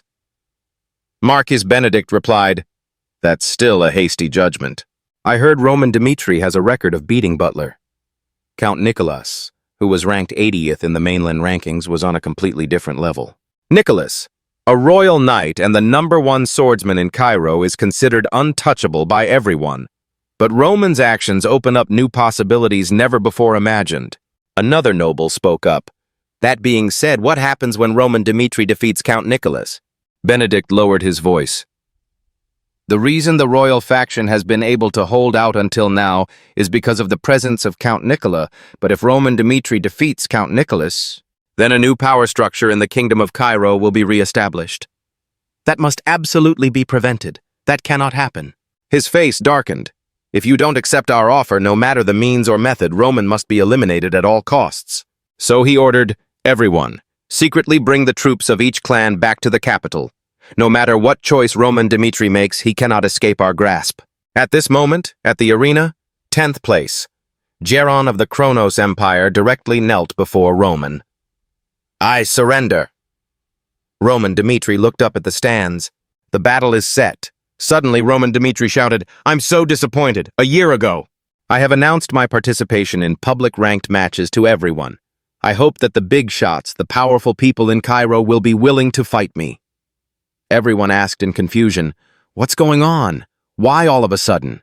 Roman was still saying, "But I realized this after defeating Geron, who was ranked 10th. Apart from Count Nicholas, there is no one in Cairo who can give me any trouble. So now I'll skip all the pointless steps," Roman Dmitri continued with a determined face. 3 days later, from 9th place to 2nd place. Right here, I will deal with each of you one by one and defeat all of you. He emphasized again, "I will challenge all the swordsmen in Cairo." A few days later, all of Cairo was shaken by Roman's declaration of war. Rank 9 Bruno slammed his hand on the table and said decisively, "I'll give up." He raised his head and continued, "Geron and I have similar skills. Didn't Roman defeat him overwhelmingly?" "2nd place," Oscar of the noble faction seriously replied. "Even so, you can't give up." Roman Dmitri in public disparaged Geron by saying that his abilities were not worthy of being ranked 10th. He declared war and said he would take down everyone on the same day. Oscar slammed the table and stood up.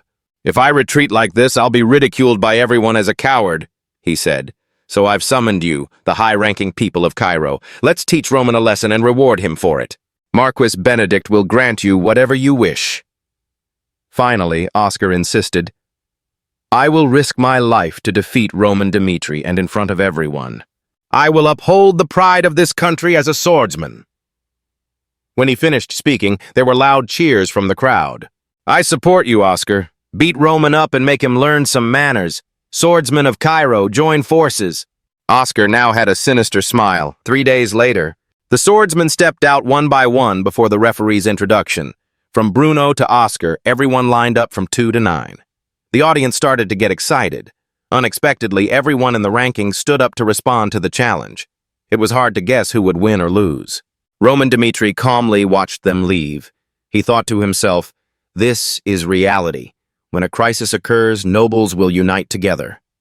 He affirmed one thing: Cairo will not give us any more time. From now on, it will only be a division between prey and hunter. The first to get into a fighting stance was Bruno, thinking to himself, "Roman Dmitri will try to win quickly from the start. The 8 of us will persevere and make this a long battle, wearing him down." Before he could finish thinking, a sharp sword decisively slashed through his body. Bruno's eyes widened in disbelief. Blood spurted out. Roman Dmitri commanded, "Continue." Next was the 8th place. Roman didn't waste a single move, giving him another decisive slash. He said, "Continue." 7th place was quickly defeated. Roman Dmitri urged, "Continue." 6th place gets a huge punch. Rank 5 and 4 were also quickly taken down. Rank 3 was unconscious on the spot. At this moment, Oscar was completely scared, his face filled with horror, trembling, and disbelief. Roman Dmitri glared impatiently. "Come on, go on, you're the last one, right?" At this moment, inside the palace, there was a soldier kneeling down, reporting, "It was a match with an overwhelming victory, Your Majesty, in just 1 day. Roman Dmitri beat everyone ranked from 9th to 2nd place." The soldier continued, "There is no reason now that can stop him from challenging for the lead." The person sitting on this throne was none other than Daniel Cairo. After hearing this information, he replied a little tiredly, "So it finally happened." Daniel then asked, "Count Nicholas, do you have any way to avoid confronting Roman Dmitri?" The person standing next to Daniel was Cairo, the first sword, Royal Knight, Nicholas. Then Daniel added, "I trust you, but in the current situation, if even the best swordsman in Cairo City is defeated, then my position will change, and I might end up falling prey to the nobles." Hearing Daniel's troubled worries, Nicholas confidently asserted, "No, Your Majesty, that will not happen. Please trust me. I will prove why I am known as the #1 swordsman in Cairo." Daniel was extremely surprised to hear these words. Before Daniel could agree, Nicholas resolutely turned around and left, not forgetting to repeat once more, "I will definitely return with honor." With that, Nicholas closed the door as he left. Outside was the envoy Bentner. He came forward and asked again, "Are you really sure of winning?" Nicholas turned to him, puzzled, and asked, "What do you mean? What kind of person is Roman Dmitri?" Bentner quickly tells about Roman Dmitri. He was a man born with the instincts of a predator, even before he was publicly acknowledged. Recalling the moment he had met Roman Dmitri before, Bentner continued, "He has always had faith in the path he has chosen, so please be careful." Bentner said with a worried expression, "If you fail, then the Cairo dynasty will end." At these words, Nicholas reassured, "Don't worry about anything."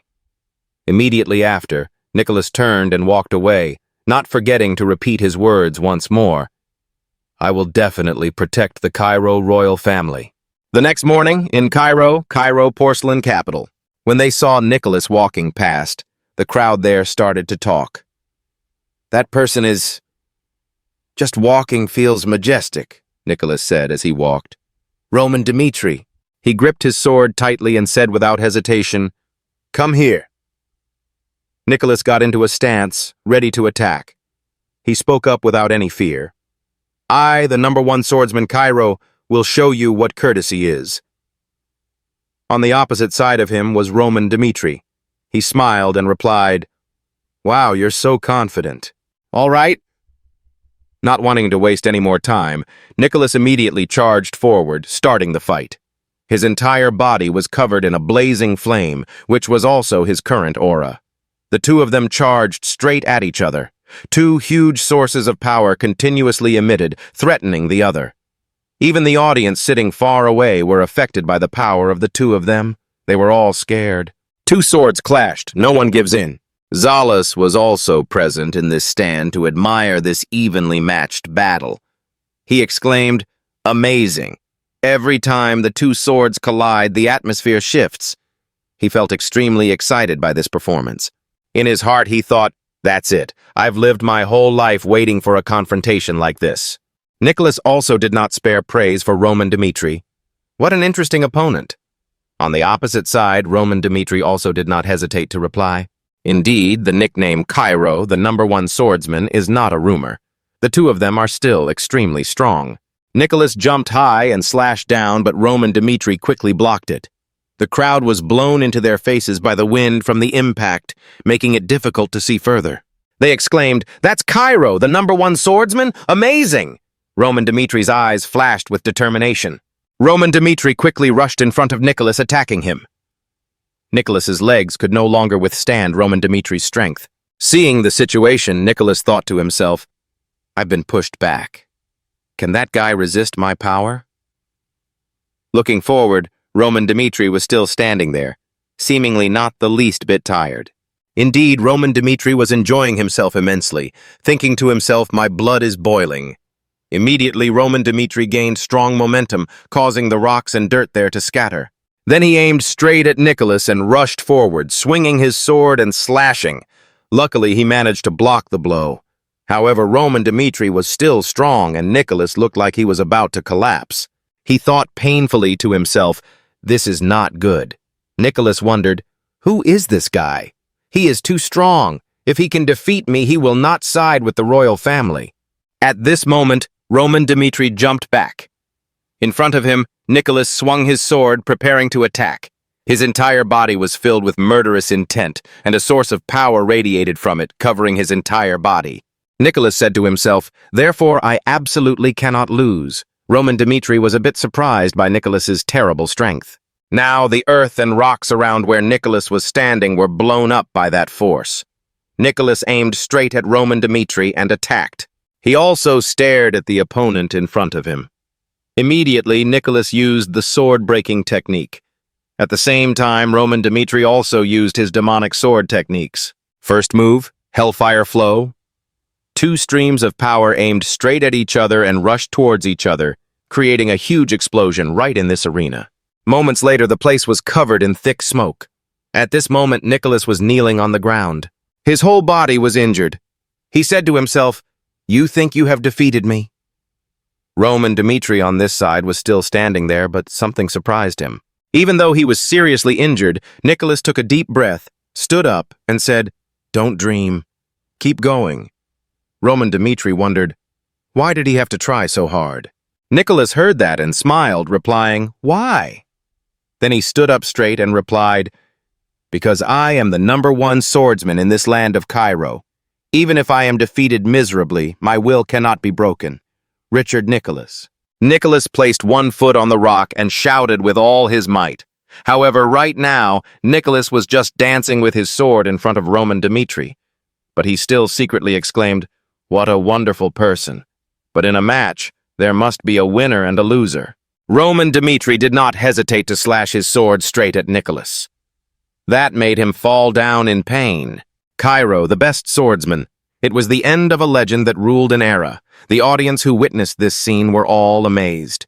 Zalas appeared from somewhere and said, "Roman Dmitri has taken the #1 position in the Cairo Kingdom's rankings." However, Zalas had some thoughts. As he turned to leave, he wondered, have we underestimated Roman Dmitri? No, in any review. That monster will surpass all my predictions. He does not care about the invitation from Valhalla. He is an entity of absolute power, not allowed to exist. At this moment in the city of Cairo, Roman Dmitri came down the street. Following him were Chris and Kevin, along with a large army. The people around saw them and were all abuzz. That Mr. Roman, so young and already defeated Count Nicholas? The first sword of Cairo is now Roman Dmitri. He just walked on proudly, admired by everyone. While walking on the street, suddenly someone called him Roman Dmitri. It turned out that it was Marquis Benedict, the head of the noble faction, who had called him. He approached and exclaimed, "I didn't expect you to be able to defeat Count Nicholas." Following Benedict was a troop of soldiers fully equipped with weapons such as swords and shields marching out. Benedict's troops quickly surrounded Roman Dmitri and his army. Benedict stood opposite him. He continued, "The image of Count Nicola falling, I thought like this." Benedict then wondered, why did he need a year now? Asking and answering himself, he continued, "Now I understand." Benedict continued to wonder about Roman Dmitri's intentions. Was that time meant for the Dmitri family? Time for you to train your body and fight. With that, Benedict became serious again. But it was time for him to make his choice. Suddenly, Benedict said loudly, "Side with the nobles, or is there another choice? The former is great, but if you choose the latter, you'll pay the price." Benedict gave Roman Dmitri 2 options. He was thoughtful at the moment, not answering immediately. Seeing his impatience, Benedict urged, "Have you decided?" With that, Roman Dmitri looked down at the ground. He seems to be thinking very vaguely. Roman Dmitri was now lost in memories of the past. The head of the demon sect, Park Cho-yeon, called out to him, "Junhaik, from now on, your choice will be what determines our relationship." Then Park Cho-yeon continued to say, "Come, choose, stay by my side, enjoy wealth and honor like the other brothers, or stand before me as the next head of the demon sect." At this moment, Roman Dmitri, as Junhaik, was very hesitant. "Surrender or continue to fight, which is the choice for me?" Junhaik walked step by step towards Park Cho-yeon's seat, his heart filled with confusion. "What do I crave?" Junhaik came in front of Park Cho-yeon and replied, "Hyung, I'm sorry, but..." Hearing this, Park Cho-yeon seemed to understand. He glanced at Junhaik. Perhaps Junhaik has chosen to become the next sect leader, so he raised the sword in his hand high. Will definitely take Park Cho-yeon's life. Whether in the past or present, this life or a previous life, Roman Dmitri still firmly maintains his point of view. He clearly declared, "I am not someone who will live for others." Hearing the answer that was not what he wanted, Benedict was furious, clenched his fists and shouted, "Wrong choice!" From now on, for Benedict, Roman Dmitri was his enemy. He thought to himself, "I have power and fame anyway. No matter how strong you are, in a situation like this, I'll see what you can do." Immediately, Benedict declared to everyone, "From now on, I, Benedict, the head of the government, will consider the Dmitri family's indiscriminate attacks around as the cause of this civil war." Benedict then quickly ordered his soldiers to make sure this whole matter was investigated thoroughly. Roman Dmitri will be placed under complete custody. As soon as he finished speaking, Benedict got a spray of blood on his face. He looked very surprised. It turned out that Roman Dmitri had killed one of his soldiers while trying to capture him. Benedict was so shocked when he saw this scene that he stammered, You dare to disobey orders now?" You want to rebel? But Roman Dmitri calmly replied, You're wrong. I'm not going against the emperor's orders. I want to rebel against Marquis Benedict. Roman Dmitri smiled confidently, correcting his words. You are the one who wants to rebel here. Benedict saw himself being criticized like that and angrily shouted, Are you crazy? The government is the representative of the entire Cairo kingdom and always agrees with every decision of the emperor. Finally, Benedict shouted, Your complacent choice will lead to the destruction of the Dmitri family. On this side, Roman Dmitri refused to give in to him. He bluntly replied, Your Majesty is the one who decides who is right and who is wrong here. As soon as he finished speaking, Roman Dmitri quickly ordered, Chris, Kevin, quickly clear the way. Hearing Roman Dmitri's words, the two of them quickly replied, Yes, master, and then shot off like arrows, breaking through Benedict's siege. Chris, on this side, exploded with power, killing all the soldiers blocking his way. Kevin, next to him, also refused to spare anyone. At all costs, he had to clear the way for Roman Dmitri to go. Benedict witnessed this brutal scene of Roman Dmitri and angrily shouted, This crazy man! In his heart, he cursed, How dare you kill someone in the center of Cairo? Roman Dmitri was fearless, moving forward step by step. Whenever any soldier approached, he would immediately send them a ticket to heaven. Faced with this dilemma, Benedict still ordered his soldiers to attack. All attack, he himself escapes first. Before leaving, he did not forget to shout loudly to announce, Who can bring the head of that madman here? I will reward that person with a huge amount of money. As expected of Benedict's soldiers, facing such a brave Roman, Dmitri, they were not afraid but instead shouted loudly, Stop! Stop! This is Cairo. You think you will be safe? Before he could finish his threat, Roman Dmitri lightly beheaded him, and he replied, Do what you have to do, and I will do what I have to do. The time for the purge has come. At this moment in the Cairo royal palace, someone shouted loudly, Your Majesty, a war is happening right in the middle of the capital. The soldier knelt before Daniel and reported, Roman Dmitri is single-handedly massacring the nobles. Hearing this shocking news, Daniel held his head and asked in panic, Massacre right in the middle of the capital? What the hell, is he trying to rebel? Simon is by Daniel's side as the royal swordsman, the chief of the army. He quickly shouted the order, Gather all the royal swordsmen and royal guards at once. We don't know when that traitor will storm the palace. His Majesty's safety is top priority. Daniel wondered with some disappointment, In the end, I still can't avoid fate. While he was thinking, Daniel was suddenly surprised by the announcement coming from outside the door. Roman Dmitri requests an audience with your Majesty. Instead of the scene of Roman Dmitri pouncing on Daniel's life, he now knelt down respectfully and said, Nice to meet you again, Daniel. Still not understanding what was going on, he replied very worriedly, ignoring the troublesome things. Please explain the whole story. Roman Dmitri maintained that respectful posture as he told Daniel the whole story. After the ranking battle ended, Marquis Benedict appeared with hundreds of soldiers and asked me to side with the nobles. Then Roman Dmitri continued, But I chose to follow His Majesty and not Marquis Benedict. I turned down his offer. After telling that story, Roman Dmitri made his request. If your Majesty promises me this one thing, then the Dmitri family will be the sword of Cairo, cut off the breath of the nobles, and end the chaos of power in Cairo. Hearing this promise from Roman Dmitri made Daniel surprised. Repeating, eliminate the nobles too? Thinking, Daniel asked, You want to trade with me now? On the other side, Roman Dmitri replied, When the kingdom of Hector entered our country, I was on the southern front. Then Roman Dmitri continued, Although we had time to stop it, Cairo's defenses collapsed in an instant. Factionalism. That is the fundamental problem in Cairo.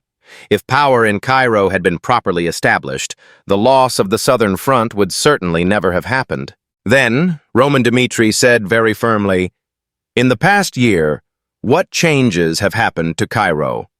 The current situation of the Salamander continent is not good. Finally, Roman Dmitri ended with a very damaging question for Daniel. How long will you be so optimistic? Roman Dmitri was still very straightforward in pointing out Daniel's shortcomings. The focus for Cairo to unify was one, not the fact that Marquis Benedict acted like he was the emperor and relied on his power. I think His Majesty should be deposed." Just this one word from Roman Dmitri left Daniel completely stunned. Bentner on this side was equally panicked. He wondered in his heart, didn't he talk about His Majesty's coronation? Simon on this side always thought that Roman Dmitri had ulterior motives. He thought to himself, "This is treason, isn't it?" Then, Roman Dmitri still knelt there in front of Daniel and continued, "You may doubt my intentions, but the Dmitri family risked their lives for this." Roman Dmitri looked up, stared straight at Daniel and asked, "Do you want to take advantage of the situation that Dmitri has prepared for you?" To this question from Roman Dmitri, Daniel hesitantly replied, "I have something to ask before making a decision." "It is true that there is no transaction without conditions," Daniel asked Roman Dmitri directly. "In return, what does the Dmitri family want?" Roman Dmitri also answered frankly, "I want the Northeast to be separated, including Dmitri. If the Northeast region were granted the title of principality as an independent country, I would never forget that we have the same roots, and I will always do my best for Cairo." Hearing this request from Roman Dmitri made Daniel even more stunned. He could not believe his hands. "How does Dmitri split?" Then Roman Dmitri respectfully said one last thing to Daniel. "Your Majesty, if you cannot have it all, choose Cairo, the best choice." Daniel was very sad at the moment. He bowed his head and said to himself, "Choose Cairo, the best choice." Thinking, Daniel raised his head and asked, "If we capture Count Danver and Count Gregory, what about Cairo?" In front of Daniel at this moment was Roman Dmitri kneeling respectfully and replied, "The chances of Cairo changing immediately are slim. Van Haksala is a border, so there are many restrictions. Kronos is currently in a dispute with the Southern Kingdom Alliance." Roman Dmitri opened his eyes and affirmed, "Their priority is not Cairo, but the job is in the south," Daniel confirmed after hearing these words. His plan was to face many enemies in a short period of time. Eliminating enemies is essential. Then Daniel added, "But that disappearance could give rise to many other problems." At this word, Daniel, Roman Dmitri glared and replied, "We have chosen the best way. We must accept the risks of eliminating those nobles." Seeing Roman Dmitri like that, Daniel silently assessed. He does not leave his fate to luck, but goes to find out current situation of the continent and try to change it. Daniel was a little wary, but still thought, "Roman Dmitri, you are amazing." Suddenly someone screamed, "Your Majesty, no. Dmitri is using the name of a noble to gain benefits for his family. You absolutely must not allow him." Roman Dmitri saw that and asked again, "So what other options do you have?" It turned out that the noisy person was Simon. He was asked that, then turned back and said angrily, "What?" Roman Dmitri still maintained that respectful posture as he said to Daniel, "While everyone here was silent before the atrocities of the nobles, I was the one who stood up against them. I only wanted to receive the reward from that sacrifice, and even if Dmitri became a duchy, our roots have always been in Cairo." Simon heard these words from Roman Dmitri and gritted his teeth in anger, thinking, he didn't want to rebel. He just wanted to draw a path for the deer to go. Before the hidden confrontation between Simon and Roman Dmitri, Daniel was lost in thought. Dmitri's suggestion was not wrong. The mistake here is that an incompetent king is optimistic about the fate of the country. Daniel felt that Roman Dmitri was no longer a small character. Dmitri is now beyond the control of the Cairo royal family. It's time for me to make a decision. Daniel gritted his teeth at his own thoughts. Live contentedly in the present, or give up what I can't have and let a new Cairo be born. Even though the intention is not pure, I would rather hold Roman Dmitri's hand.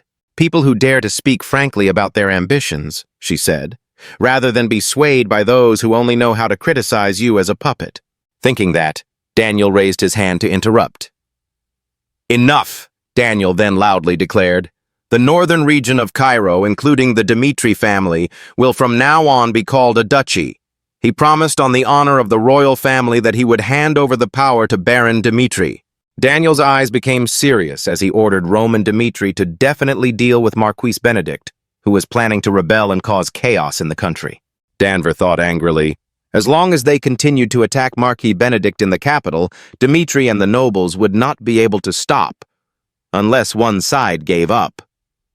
Then Danver leaned back in his chair and continued thinking. Roman Dmitri had come to the palace. The main purpose was to use His Majesty's power in the confrontation with the nobles, the war between Dmitri and the king and the nobles. Danvers smiled dangerously as he thought that, after those two forces fought to the death, the one who would benefit here would be Valhalla. While he was in a dream for 3 days, suddenly a soldier ran in and reported, "Sir, there's urgent news." "Master, something's wrong," Danver asked in surprise. "What's going on?" The soldier's face turned pale as he replied, "Has Roman Dmitri led his troops into the mansion?" Just as the soldier was about to tell Danver to run away, someone's hand grabbed his neck from behind. It was Roman Dmitri who entered. He slammed the soldier's head into the ground. "Finished," Roman Dmitri spoke. "Count Danver, from now on, obey the king's orders." Danver saw Roman Dmitri's appearance and was extremely confused, wondering, is Roman Dmitri a noble? Why is he here? Then Danver calmed himself down. Calm down. Thinking this, he stood up and said loudly, "What king? What are you talking about?" Roman Dmitri on the opposite side quickly explained, "You colluded with the insider and revealed Cairo's secrets. So the king ordered his arrest. Not only that, Roman Dmitri also threatened Danver. If you dare to say anything nonsense, I will consider those words as treason and deal with you immediately." Danver could not bear these accusations any longer and slammed his hand on the table. He asked again, "Treason?"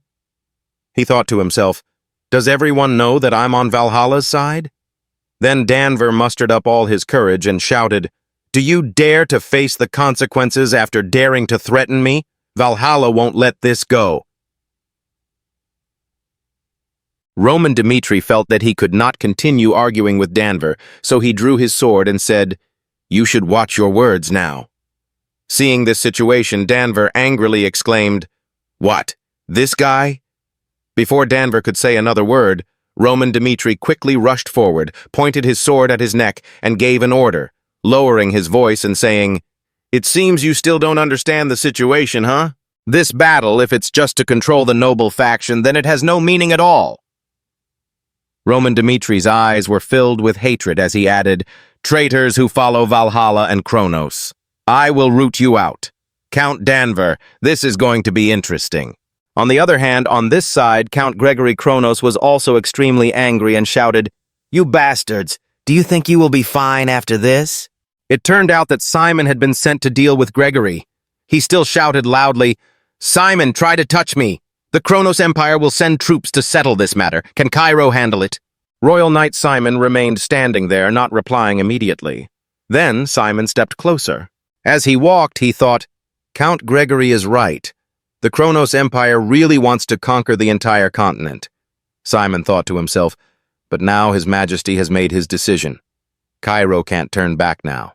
Seeing Simon standing still without saying anything, Gregory, though frightened, still spoke boldly. "You finally understand the situation." But the next second, Simon gave him a strong headbutt and scolded, "Shut up." "It's really speechless," Simon shouted angrily. "If Kronos dares to cross the border, I will slit your throat and hang it on the city wall." In his heart, he said, as Roman Dmitri said, not a single name should be left behind. And now at Benedict's mansion, Marquis Benedict walked angrily. "I had to take the throne, but I didn't expect it to happen so suddenly." Marquis Benedict secretly calculated if we gather the power of the majority of the nobles, then pushing Cairo away is not too difficult a problem, he thought angrily. "Roman Dmitri, you became the strongest when you defeated Count Nicholas, but things will not go your way." Thinking so, Marquis Benedict loudly ordered, "Summon all the nobles and march on the capital." His soldiers obeyed and replied, "Yes." A moment later, a soldier came and reported hesitantly, "His Excellency, Count Fadius refused the summons." Hearing this, Marquis Benedict could not keep calm and said, "What, take me for a ride?" Marquis Benedict shouted angrily. "Count Fadius, are you crazy? Why don't you send troops or summon them? Is this your decision?" Fadius on the other side of the screen replied, "Marquis, let's be honest, I bet on this match. Roman Dmitri will win. So, don't look at me like a dog that only knows how to run after its owner's ass." Marquis Benedict heard these words and trembled with anger as he asked again, "Are you confident you won't regret that choice?" Fadius smiled contemptuously in response, regretting the monkey. "If I choose wrong, can I just wait to die?" Then he continued, I was a traitor at first, but from now on I will do anything for Roman Dmitri. Then Fadius asked, Have you not heard anything? How much does he care about his people? It seems like the head of the noble faction doesn't know what the current situation is either. Don't you know the nobles are falling? Marquis Benedict was extremely shocked when he heard this information. The fall of the aristocracy, at the same time somewhere else.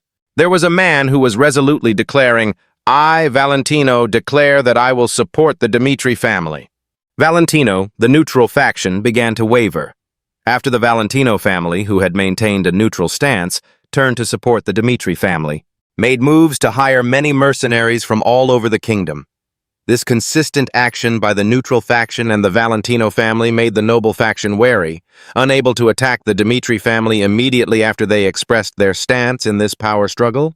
In the palace conference room, the leaders of Cairo gathered around a large table. An elder spoke up. A few days ago, Count Fadius, who was once a member of the noble faction, changed sides and is no longer with us. As a result, some weaker nobles also turned around and did the same. Daniel was worried. His forehead was sweating non-stop, and he thought to himself, those nobles who valued money as much as their lives had always openly opposed me before. But after Roman and I took drastic action, it seemed they had been moved. Anyway, having money without a life to spend it is useless. He thought to himself, in this power struggle, Roman did the right thing. I have been very decisive in handling things. Pointing a finger at the map of the capital, the person said, If before, the nobles could have gathered all their troops and moved towards this capital, but up until now, it seems like they have not made any moves to do so. It was Roman. He continued, The situation is very favorable to us at the moment.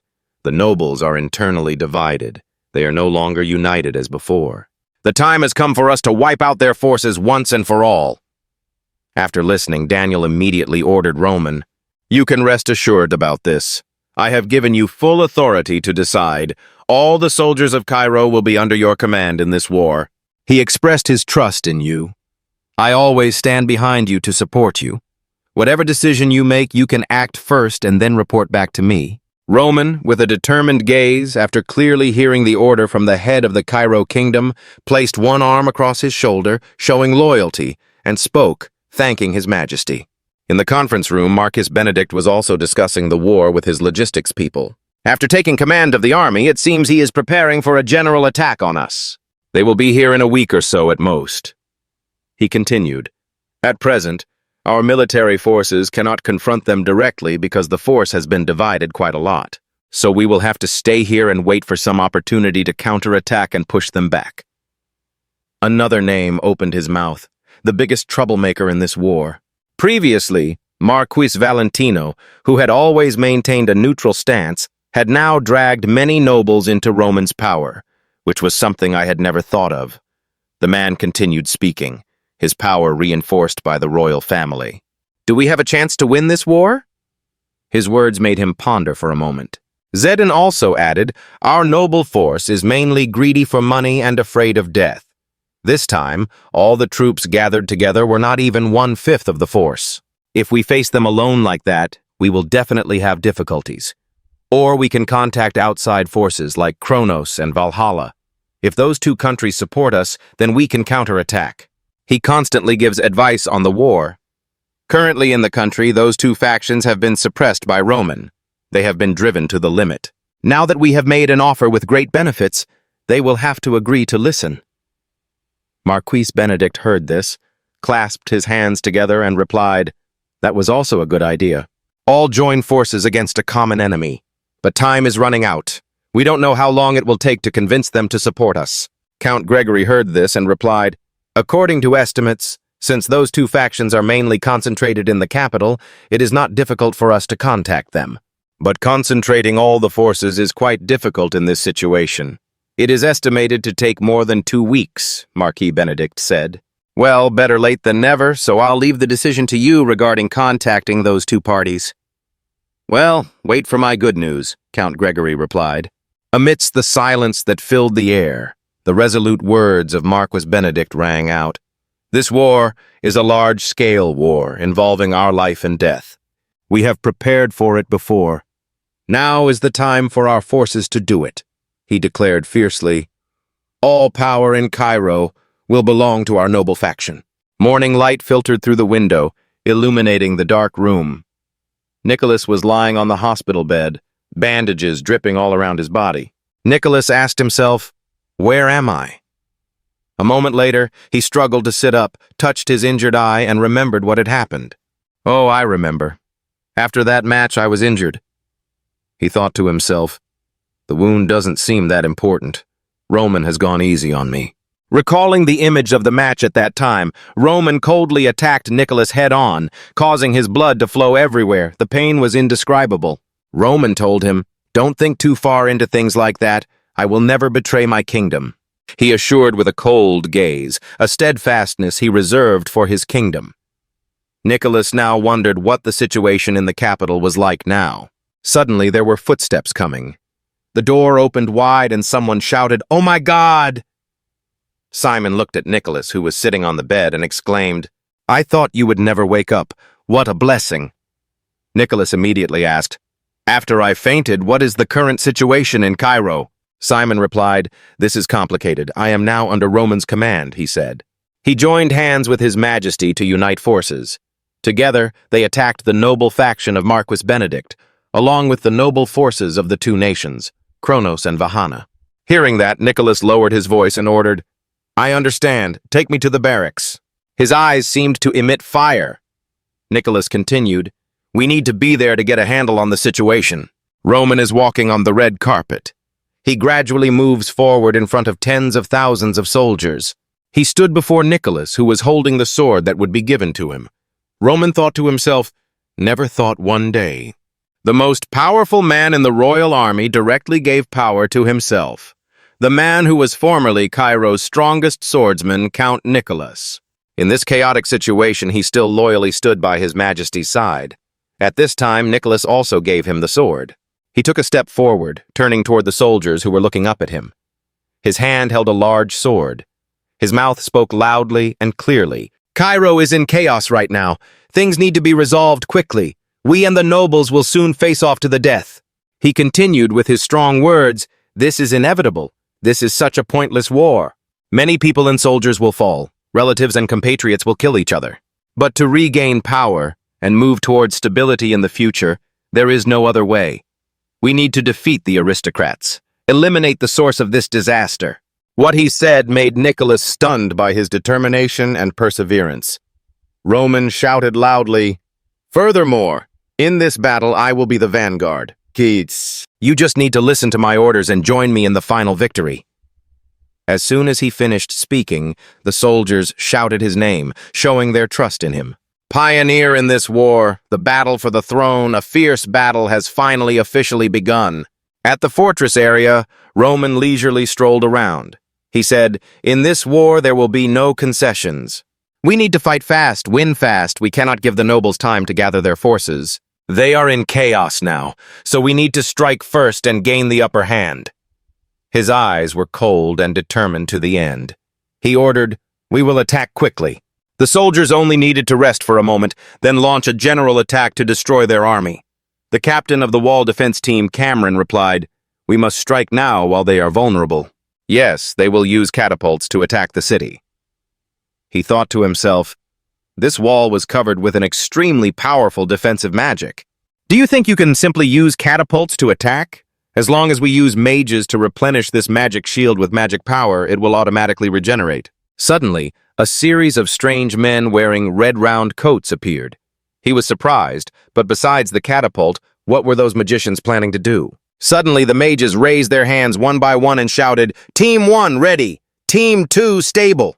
Roman thought at this moment, to prepare for this siege, the Phoenix Magic Tower has sent people to support me. These mages, with their fire attacks, will break the defensive shields of the walls. The master of the Phoenix Tower, Felix, shouted.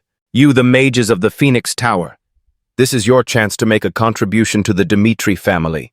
Show them my power, one of the strongest fire magic towers on the continent." A powerful yellow light radiated from the fiery attack. A dazzling sky was created by the magician's combined power. All focus magic power and attack together at once. The mages surrounded the fire attack and shouted in unison. The magic strengthened the fireball. That bright golden light emitted a terrifyingly powerful aura.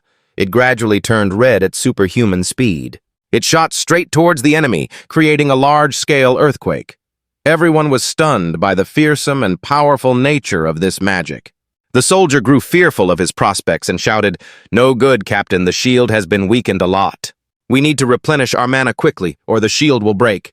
Cameron, he was so surprised. Unbelievable. Roman invited the mages of the Phoenix Tower to join him in this siege. Looking once more towards Loman's fiery attack, he was also surprised. The number of magicians was quite large.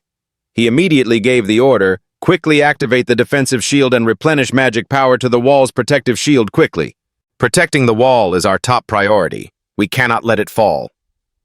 Simon was worried now. He didn't think we would have so many mages helping him. "I don't know where they come from," Grizz also replied to him.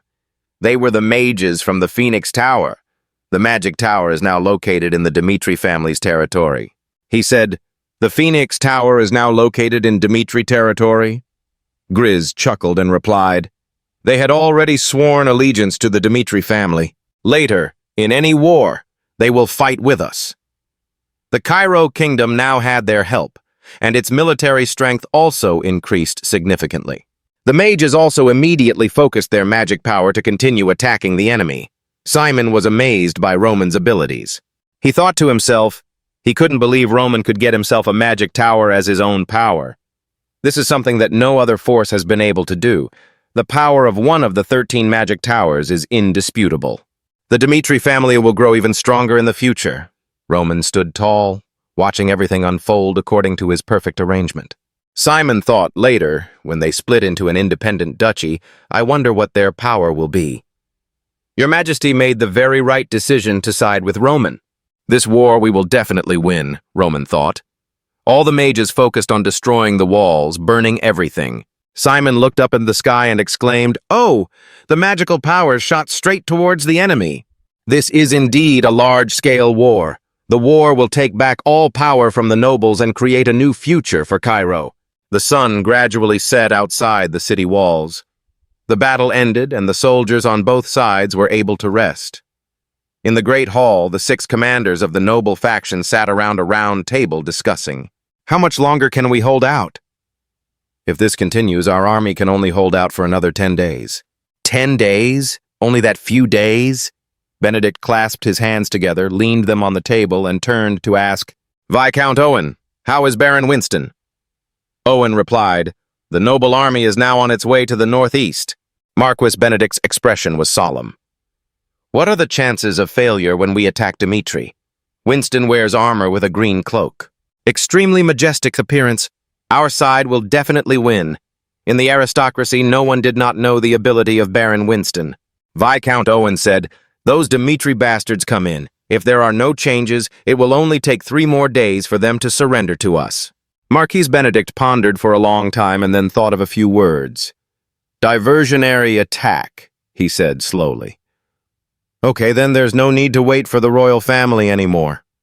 Marquis Benedict leaned back in his chair, leaving the decision entirely to Baron Winston. His eyes were filled with determination. He must return victorious. A gloved hand patted the map on the table. "A little further on is the territory of Count Adelia," the orange-haired young man in armor reported on the job. "I just contacted this main force. They said they can only hold out for 10 days. Within 10 days, we must defeat Dmitri." "That is extremely difficult," Winston replied. "Senseless wars only cause us more damage." The middle-aged man had wheat-colored hair and an angular face. His goatee clearly shows his age. "This man is Baron Winston of the noble faction." He took a needle with a red wooden ball. The old man's eyes looked at the map and said, "So we need to change our strategy and reduce the frequency of attacks." On the map, there were 3 places marked by the needle: Adelian, Rollo, and Conrad, Winston said. "To do that, we have to go through 3 places on the map. The 3 leaders of the other 3 lands were Viscount Conrad, with blonde hair and a slightly plump figure.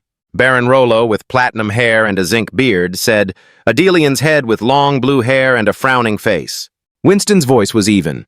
"These 3 are not on Dmitri's side. These 3 regions belong to Dmitri because of the previous battle. Those are the 3 northeastern regions. Adelia Street has tall buildings with relatively elaborate architecture. The streets are clean and well-planned. Winston makes special mention of this place and analyzes Adelia is a commercial district. They are not affiliated with the central government and are currently neutral. Winston studied the map while the orange-haired youth listened intently. He continued, more importantly, Baron Rollo and Viscount Conrad still considered Dmitri an enemy. A thorn in the eye, so contact the three of them. Winston gave a slightly calculating smile. Tell them that if they agree to open the gate for us to pass through, we will have a gift for them as a thank you. An hour later, all three families agreed to open the door. The horse's hooves stopped abruptly on the worn-down grass. The orange-haired youth rode behind Winston, unable to help wondering. Dear Commander, can we trust those northeastern nobles? I'm afraid they'll set a trap for us, Winston replied. I thought about that too. Winston rode first. Behind left is an orange-haired young man. Next came the infantry, fully equipped with metal helmets. He said, but even if it was a trap, the forces in the northeast were nothing more than weaklings. Dimitri's elite troops have already gathered at the main force barracks. Despite this analysis, Winston still questioned, so you think they can beat our elite army? The orange-haired young man replied, of course not. In front is a vast grassland with rolling hills in the distance. Winston continued, with such a vast land. Even if the northeastern army attacks, we can still resist. The young man was surprised and admired when he heard these words. Indeed, he has calculated every possibility. It is true that people from the Western Front are different. Suddenly a fire burst out from the darkness. Winston started in horror. In front of him was a row of red bonfires arranged in an orderly manner. It was clear that he did not come with friendly intentions. Sir Jonathan, sitting on his horse, shouted loudly towards Winston's army, Baron Winston! The nobles of Marquess Benedict were traitors. You better surrender before you are punished for treason. The orange-haired young man didn't know what to say, so he could only call out, Command! Winston shouted in protest, What nonsense are you talking? Marquess Benedict is not a traitor. He took the opportunity to add, I have a suggestion. If you let us pass, then Marquis Benedict will graciously return the thanks. Winston's body instantly gathered strength. The atmosphere radiated a very majestic golden color. He said, if you insist on resisting. Winston's eyes were full of regret. Then I will have a life-and-death battle with you right here. On Jonathan's side was a man in a hooded cloak. The person appeared to be a man with a long silver beard. Jonathan said, Mr. Nock, all thanks to you, that person's name is Nock. A level 5 mage. The old man clasped his hands and prepared to recite the spell in response. Okay, I get it. A ball of fire appeared between his hands. The surrounding space was also tinged with fiery red-orange. Behind Nock, a magic circle appeared, and at the same time he released the fireball that had just gathered power forward. Wherever the ball flew, it left a long trail of fire behind it. The old man shouted, Firecrackers! The cannons rained down on the metal-helmeted troops on Winston's side. Screams of pain rang out. The other soldiers were quickly engulfed by the artillery fire. Sir Jonathan shouted, Charge! Pointing his sword forward, he ordered his soldiers, Fully equip your armor and shields, all. Charge! They were clearly stronger than Winston's soldiers by more than a few points. Quickly killed, blood splattered. Winston's body was still surrounded by a golden aura. One hand holding the reins, the other hand tightly gripping the sword. Looking at this miserable scene, he was unable to believe his eyes. No way, fighting on the Western Front all this time. I have never seen such a powerful army. Jonathan rode up at lightning speed. The sword in his hand was glowing with a strong blue power. Winston couldn't even fight back. He could only stare. It was the Tula sword. A sharp blue sword energy slashed along Winston's body. He didn't even have time to dodge. Extremely terrifying, he said. How could someone like me lose to border trash like you? A week later, at the Benedictine Wall. The powerful firepower caused each piece of wall to explode. Everyone shouted, the wall exploded. Quickly find a way to rebuild it. Marquis Benedict hurriedly walked and shouted, At this rate, we won't be able to hold on any longer. How is the situation with Baron Winston's army? Still no news yet? Someone hurriedly reported, I just received news from the deputy commander. The thing is, the army on that side was destroyed and Baron Winston died. Marcus Benedict heard this news as if he had been struck by lightning, and sweat poured out like a shower. 6 people from the noble faction sat around the round table again. Everyone's face was gloomy. One person said, It's over. Baron Winston's army was completely defeated. And soon, the Benedict stronghold will also fall. a noble with short green hair commented. The other nobles could not be contacted either. Should we surrender now? Another person heard that, banged the table, and shouted, Why surrender? It was a noble with blonde hair. You said, Have you forgotten everything all this time? How did Roman Dmitri make us suffer? He looked at Marquis Benedict and suggested, Marquis, why don't we join hands with the imperialists? Ask them for some help? Marquis Benedict asked again. What do you mean? We are about to die, he shouted. We cannot just sit and wait to die. So it is better to find a way to survive, even if it means treason. Marquis Benedict was silent for a moment, his mind full of thoughts. He ordered, Quickly contact Kronos. We will negotiate with them. The image of Baron Charlton of the Imperial faction appears in 5-dimensional space. Unfriendly face refused. Excuse me, sir, we have already shaken hands with Count Gregory. This is not Mr. Benedict. He looked down at Marquis Benedict, his hands behind his back, standing below him as he continued, We have no reason to shake hands with you. Marquis Benedict calmly replied, The royal side has already taken action. Count Gregory and Count Denver are now imprisoned. In any case, Marquis Benedict was a wise and experienced general. He seriously analyzed, On our side. Kronos' side will lose nothing. No matter whose side you're on, the one who benefits the most is still the Imperial side. On screen, Baron Charlton seemed captivated. He cheerfully asked, That sounds interesting. Okay, tell me, how can we help you? Marquis Benedict resolutely turned around, exuding a decisive, killing aura, and said, Please let the troops attack the western front of Cairo. After Kronos agreed, within 12 hours, 2 out of 3 lines of defense have been penetrated. The image of Marquis Benedict appeared on the 5D projection. His face was solemn as he looked down at the person in the red and white fur robe and crown below the magical communication device. Long time no see, Your Majesty. What do you think of our gift to you? Daniel, the king of Cairo, shouted, What is this? This is a domestic problem. Why did you drag Kronos' army into it? Marquis Benedict smiled gently, like a grandfather in the house, and replied, I have to find a way to survive anyway. Please continue to be the great king of Cairo. Marquis Benedict's calm, composed demeanor was in complete contrast to Daniel's, the former king of a region whose forehead was furrowed, his face filled with fear and anger as he looked up. Marquis Benedict said slowly in a low voice, Let's see if you will ignore Cairo's safety and kill me. Or will he protect Cairo by sending more troops to guard the western border? Daniel looked a bit disheveled. Eyes narrowed with a worried and fearful expression, but Marquis Benedict's voice remained calm. Now please consider carefully. As the king of a country, I hope you make a wise decision. The image of Marquis Benedict disappeared from the magical crystal of communication. King Daniel, filled with wrath, said, How dare he challenge me? He clenched his fists, his anger rising. Clasping his hands, he thought to himself, Marquis Benedict, the person I used to call uncle, very close. Now push me. Oh no, it's to push this entire kingdom to the brink of destruction. If we pause the war with Benedict and the nobles to focus on defending the Western Front, he said, then Cairo still has a chance to continue to exist. But the nobles will survive and become more aggressive with the support of Kronos backing them up. Get out of your thoughts. King Daniel immediately ordered Simon to contact Dmitri with a determined look, thinking, we must act quickly. Even though he was a weak and useless king, at least history books will not record me as a traitor. King Daniel informed Dmitri that Marquis Benedict was allied with the Kronos Empire and that the western routes had collapsed. It's just a matter of time. It is important to wipe out the nobles, but we cannot let Kronos' army run wild. Dmitri replied to Daniel, we can't put down the rebellion at once. The consequences will be very serious, Your Majesty said. We were ready to fight from that decisive moment, whether Count Gregory or Marquis Benedict. None of that matters. What if we have an insider? Intelligence for the enemy. Now let's take a step back. But later on, many people will have to sacrifice to move forward. Dmitri was silent and looked at King Daniel, who was in doubt. Dmitri said, Your Majesty, please have confidence in the commanders of Cairo. If you give me a little more time, just 3 days, I will wipe out those nobles and go to the Western Front to stop Kronos' army.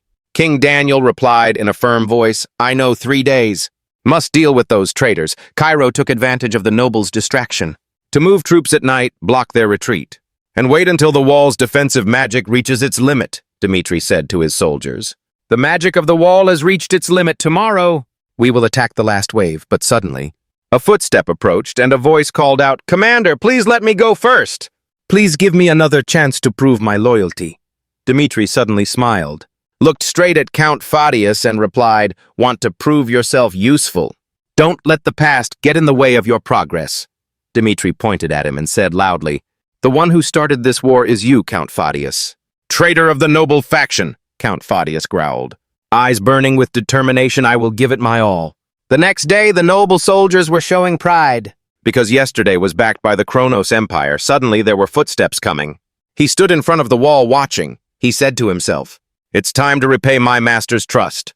A blazing fire flared up. "In your eyes, I am Felix of the Phoenix Tower."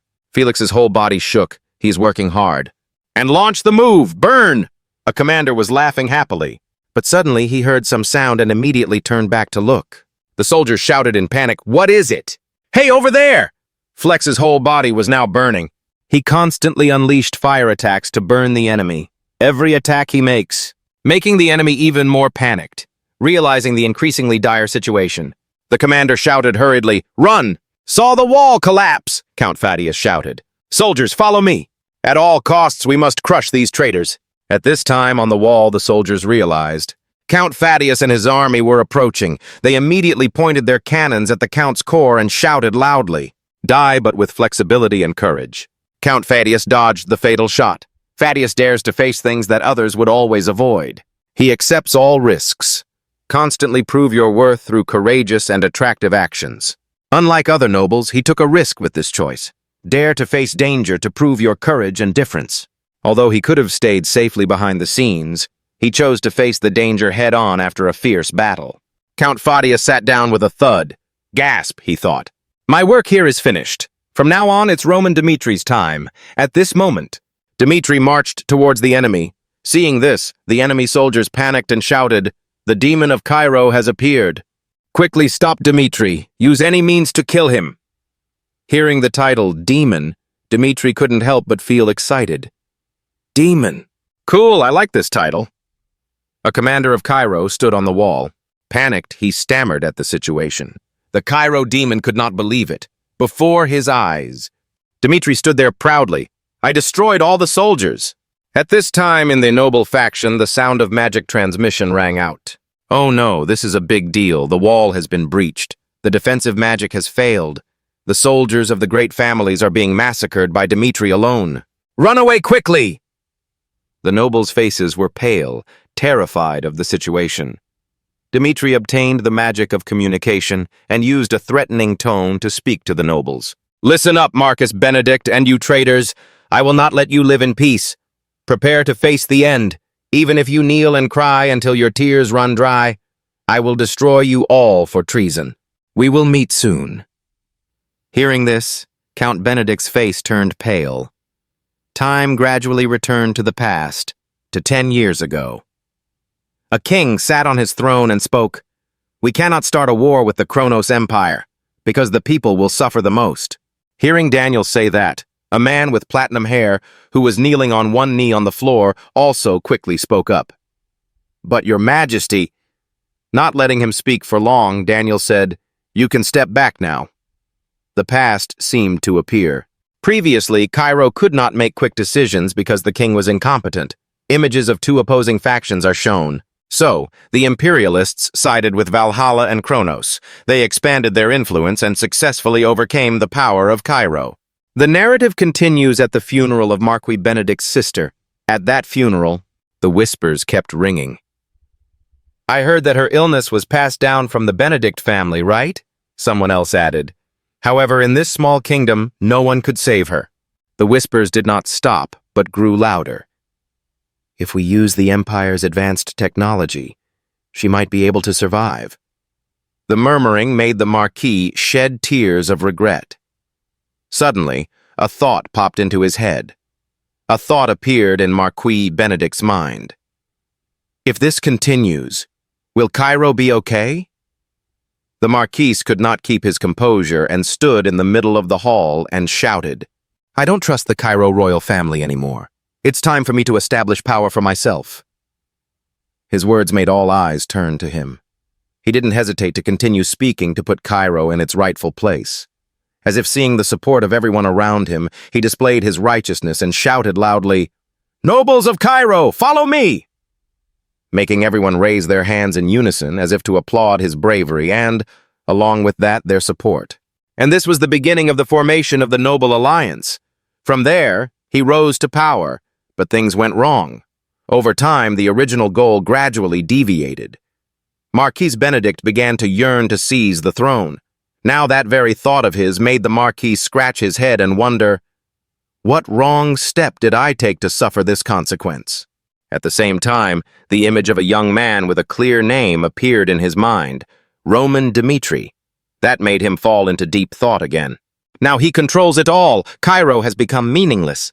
Those thoughts kept running through his head, making him grit his teeth. If this continues, then the only outcome for him is death.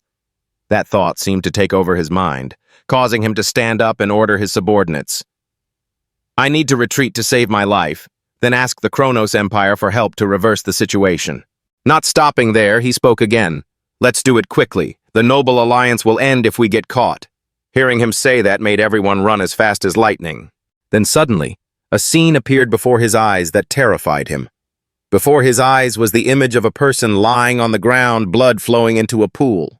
The sword blade pierced through the person, causing blood to flow continuously, along with the words, "Too slow, I've been waiting for you for a long time." Marquis Benedict. His appearance made him afraid, and he immediately ordered his soldiers to fight. "Soldiers, charge forward and kill him for me." Those soldiers also did not hesitate to hold their swords and charge forward because of his orders. Yet, the fear remains. The strong soldier protected the Marquis, but as soon as the words ended, a sword slashed across, as quick as lightning. Kevin kept moving forward, taking them down one by one. In the end, he destroyed everyone. No one had time to counterattack. The soldiers could only groan in pain, perhaps because it was so fast that they could not say anything more. The blood gradually drained away, accompanied by screams of pain. Kevin, with a look of delight, grabbed the sword and strangled the soldier, leaving the soldier only time to beg. "Please." The scenes that appeared before his eyes made the Marquis scared, sweating profusely. The young man stood amidst pools of blood and corpses scattered towards him, causing the Marquis to hastily scream and run away. He ran towards the door, panting as he ran. "Ha ha! How easy is that?" Chris stepped out and said coldly, "Where are you going?" He immediately blamed his subordinates, but he just thought, what a bunch of useless people. While he was thinking, a sword beam passed by. It caused the soldiers to fall. He didn't have time to react, but just stood there because behind him were people who were no longer breathing. The smell of blood was strong in his nose. When he regained his composure, he was filled with fear and ran away, screaming loudly. This caused him to turn his head to glance at that figure. As he ran, Marquis Benedict thought, I will definitely do it. The door opened, along with the confidence that he could run away alive. If I can just get out of this damn situation, I'll definitely get revenge on you. Suddenly, he discovered a cave. He didn't think much, but hid in the small cave, which made him frown. The Marquis was still hiding when someone spoke up. He can't escape. Search every corner for me. The Marquis finally got in. He hugged his chest and trembled, thinking that he was about to have Cairo in his hands. Because of that bastard, everything had been turned upside down. He immediately gritted his teeth and thought, I will definitely take revenge. Pay back all the humiliation I have suffered today. Suddenly a voice struck his ears. Marquis Benedict, it's over. That familiar voice made him realize that the person was Viscount Owen. Viscount Owen slowly walked towards the cave and said, You ran here to hide without seeing anything unusual? I mean, from the very beginning, there was no way for you and I to escape. The sound of footsteps gradually getting closer made Marquis Benedict immediately realize he was approaching him. Did he know he was here? Viscount Owen looked into the cave and said, You can come out now. Then he said in a serious voice, You bastard. Do you think I don't know you're there? Those words made him panic and cover his mouth. Viscount Owen continued to shed tears as he said absent-mindedly, I believed you were a talented commander, so I followed you. You have disappointed me so much. Suddenly, a sword pierced through his body, causing him to cough up blood and only managed to say, This feels like a hand touching the ground. A man with angry eyes bent down to the cave where he was hiding and said, "Come out." Time seemed to pass, one foot with one shoe on, the other bare, dragging on the ground and the voice urging, "Hurry up!" Marquis Benedict was handcuffed and walking forward.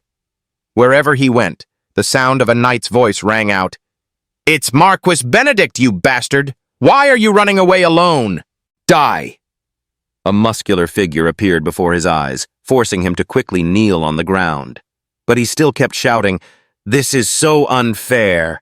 For this kingdom I have contributed so much, and yet you treat me like this?" He kept shouting and arguing, while the useless king sat around doing nothing. "I am the talented leader who has protected Cairo until this moment.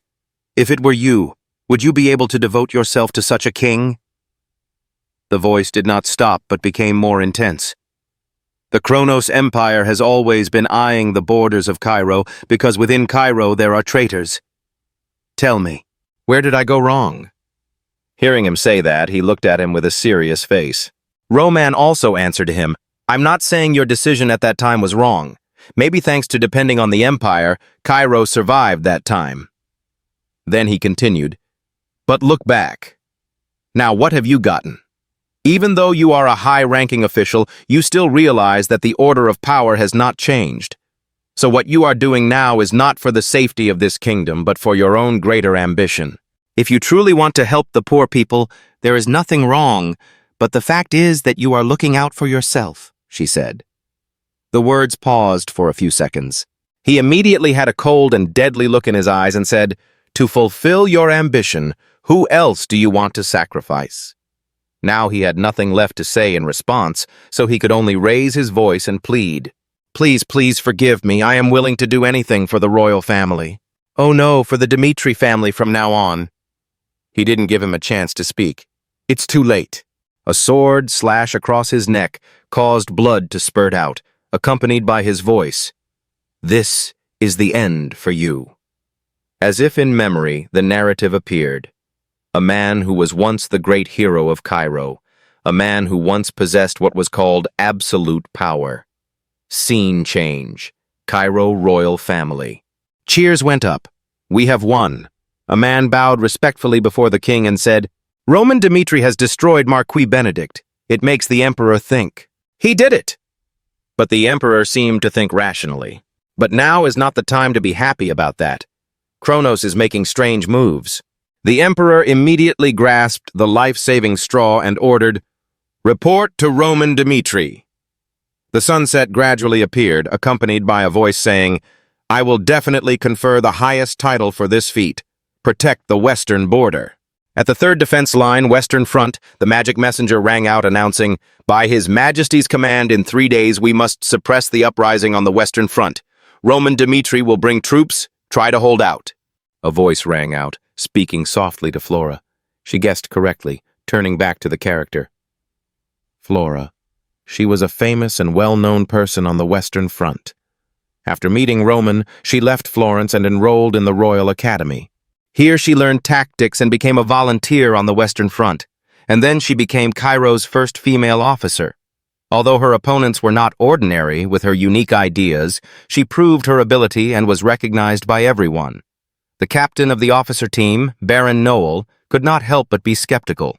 How can the rebels be defeated in just 3 days? We need to prepare for a long battle. Just using the acceleration gate alone will take 1 to 2 days of travel. How to win in time? Count Vandenberg, commander of the Western Front, also agreed. With the current situation, it was impossible to destroy the enemy so quickly. However, Flora spoke calmly. "I think otherwise. If Roman had planned for 3 days, this battle wouldn't last more than 5 days. Count Vandenberg asked in surprise. "How can you be so sure?" Flora replied. "In my experience, Roman is not someone who judges things based on emotions," Sharp Eyes said. "Furthermore, Kronos' side is also under time pressure. They must capture Cairo before Benedict's support completely collapses. So now, they had only one way left." She continued to draw out an attack diagram. "Initially, they will launch melee attacks to intimidate their opponents. But during this time, if they want to win quickly, they definitely have to use combat magicians. We need to understand their move. The Empire has 7 magic towers, and we must destroy these magicians if we want to win. Magicians often leave openings when casting spells, so they choose a safe distance. We need to guess the location correctly and set up a magic trap. But Count Vandenberg retorted, "Impossible. We don't know the location, and the magician will detect the trap." "That is why," Flora emphasized, "we need a master swordsman to join us. He will travel with the army to all places. This way we will locate the enemy's mages. The role of the master swordsman is key. They will emit the aura at the highest level, disrupting the surrounding environment and making it impossible for the magician to detect the mana." Flora continued with the bewildered look. "The question is, who will agree to be the master swordsman and lead? Because the chances of survival are quite slim." Hearing this, everyone felt bewildered and afraid. Rodwell suddenly spoke up. "I will. Allow me to take the lead." The room suddenly became tense. Everyone looked at Rodwell in surprise. Finally, Count Vandenberg decided that Rodwell Dimitri would be the one to lead the charge in this battle. On the walls, Flora meets Rodwell and wonders, "Why did you choose such a dangerous job?" Rodwell replied, his eyes filled with determination, "Roman Dimitri! My brother has changed. It's hard to accept, but I can't deny it. So, I will do anything to surpass him." Flora looked at Rodwell, smiling slightly. "Good luck. Try to survive and return." Finally, the day of the decisive battle came. Rodwell raised his sword and shouted, "I am Rodwell of Cairo. I want to challenge the Kronos Empire." He sighed and thought to himself, "Maybe today I will die, and from now on, it is a matter of life and death." The unranked 3-star swordsman Osbert responded to Rodwell's challenge. "I am Osbert. I will be your opponent." The battle began. In Kronos, it is completely different from Cairo, a place where 3 stars were enough to get a rank. Osbert continuously attacked Rodwell. Each blow was like a hurricane, making him feel the overwhelming power. At the same time, Kronos soldiers cheered, "Osbert, kill him!" The shouts and laughter spurred Osbert on to act more aggressively. Rodwell's eyes showed steadfast determination. Even though he knew he could not have the same strength as his brother Roman, but he refused to give up, fight to the last breath. Suddenly, he blocked Osbert's sword and discovered his opponent's weak point. However, to perform the finishing blow, he must accept sacrificing his eyes, or else he will be defeated. Rodwell put all his strength into the final strike. The sword spun like a whirlwind of death, severing Osbert's body in 2. Blood gushed out, staining the ground red, and Osbert collapsed to the shock of the onlookers. Rodwell smiled, a smile full of pain but also full of victory. "Get out of Cairo, bastards!" Returning from the fierce battle just now, Rodwell trudged inside with heavy steps. Blood soaked his armor, he muttered to himself. Open wound on arm. Despite his body being in pain, his eyes were still filled with worry. "Has our plan been successful?" On the opposite side of him was Flora. Facing Rodwell's strong appearance, she gently replied, "Yes, definitely." Hearing this confirmation, Rodwell breathed a sigh of relief. Seeing Rodwell with this attitude also made Flora's eyes fill with admiration. On the other side was a man with a majestic aura. He was the commander, Kronos. Countess Fabio had a cold expression on her face. Fabio decisively ordered, "Magicians, prepare." Immediately, everyone quickly obeyed and gathered. They are war magicians. The atmosphere at the Western Front fortress was still extremely peaceful, as if there was no sign of the upcoming battle. Vandenberg walked up to Flora and asked, "Flora, when are you going to detonate this magical trap?" She calmly replied, "Detonating it too early might give them more time to prepare. We can't kill all those mages at once. If we go more than 300 meters away from the trap, according to the plan, the margin of error is only 100 moles." Then Flora continued pensively, "The more mana you summon, the higher the chance of success. Detonating the trap at that time will make those mages unable to fight due to the mana disturbance." Vandenberg understood Flora's intention after hearing this. So he replied, "I know. You will give the signal." Then, Kronos' war mages began to restore their magical power in preparation for the attack. All of the mages were extremely focused, using all their strength to cast their spells, but no one could have expected the trap that Flora had set. When the time is ripe, Flora immediately shouted to Vanderberg, "Do it immediately." Vanderberg quickly complied, ordering his soldiers, "Let it explode." Thus, Kronos' war mages were blown up by the magical trap without any time to react. This huge explosion successfully destroyed all of Kronos' war mages. Fabio witnessed this scene and stood up, scolding these mischievous brats. Immediately, Fabio loudly ordered Kronos' soldiers, "Listen to me." With anger boiling within him, Fabio ordered the attack. "Let those dreamers who think they can fight against our Kronos Empire know what it means to have an empire."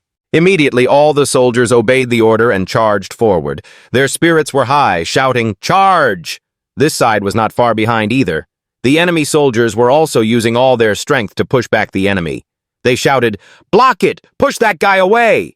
As soon as a soldier climbed up the fortress, he was immediately shot through the head by an arrow and fell down on the spot. Just like that, the soldiers from both sides fought continuously. Those who climbed up were shot down. That arrow was shot by Flora. She loudly encouraged her soldiers, "Don't lose focus. The enemy has lost their magician.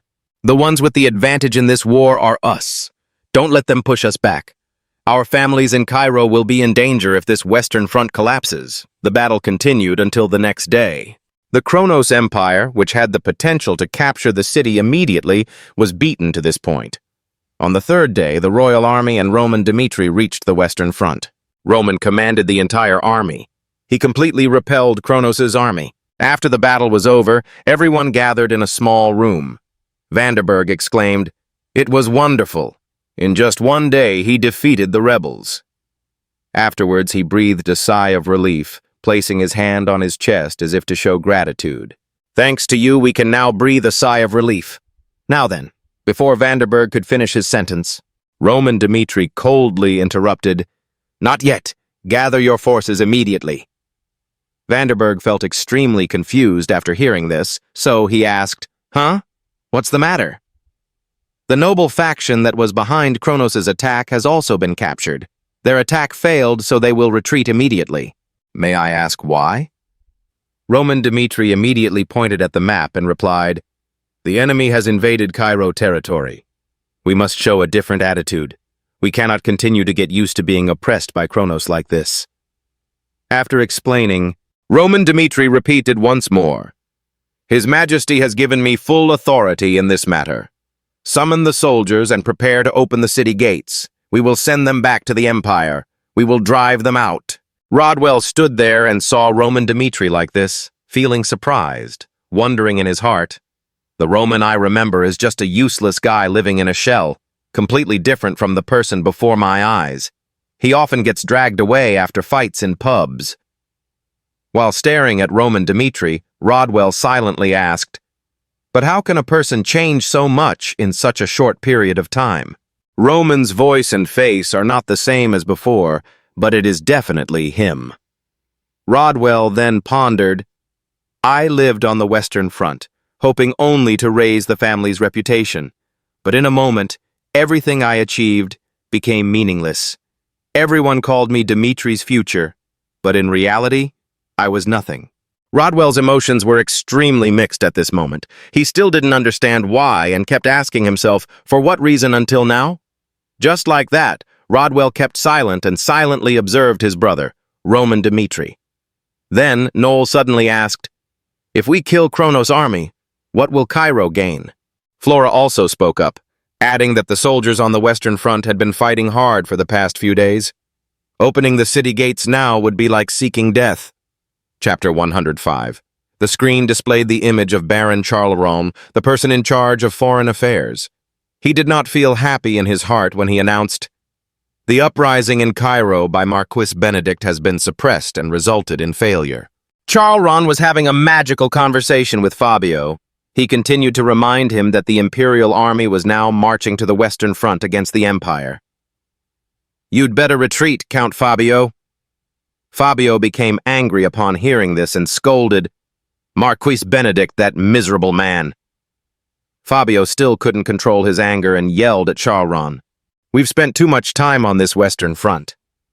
Baron Charlron replied, "Now you tell me to just retreat.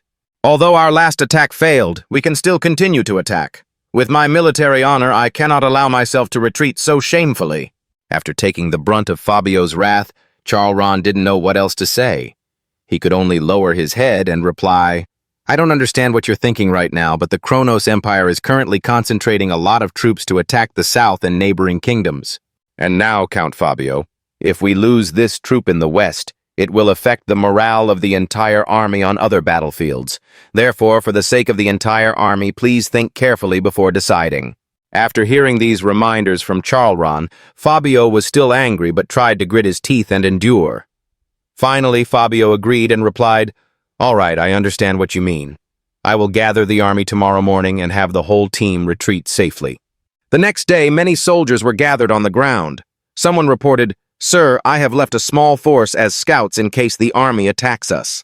Fabio heard and then brushed it off and replied, "That's not necessary." Jaden behind felt extremely surprised and said, "Yes." Seeing that Jaden didn't understand his intentions, Fabio turned back, gritted his teeth, and explained, "If they dare to attack and chase after our army, I will be even more grateful to them. At that time, I will have the opportunity to fight and defeat their army and occupy this western front." As Fabio finished speaking, from afar, the silhouette of another army was seen approaching. One of Fabio's soldiers turned around in surprise and exclaimed in panic, "It's them! It's Vanderberg and Flora riding straight towards us. Their spirit is overwhelming."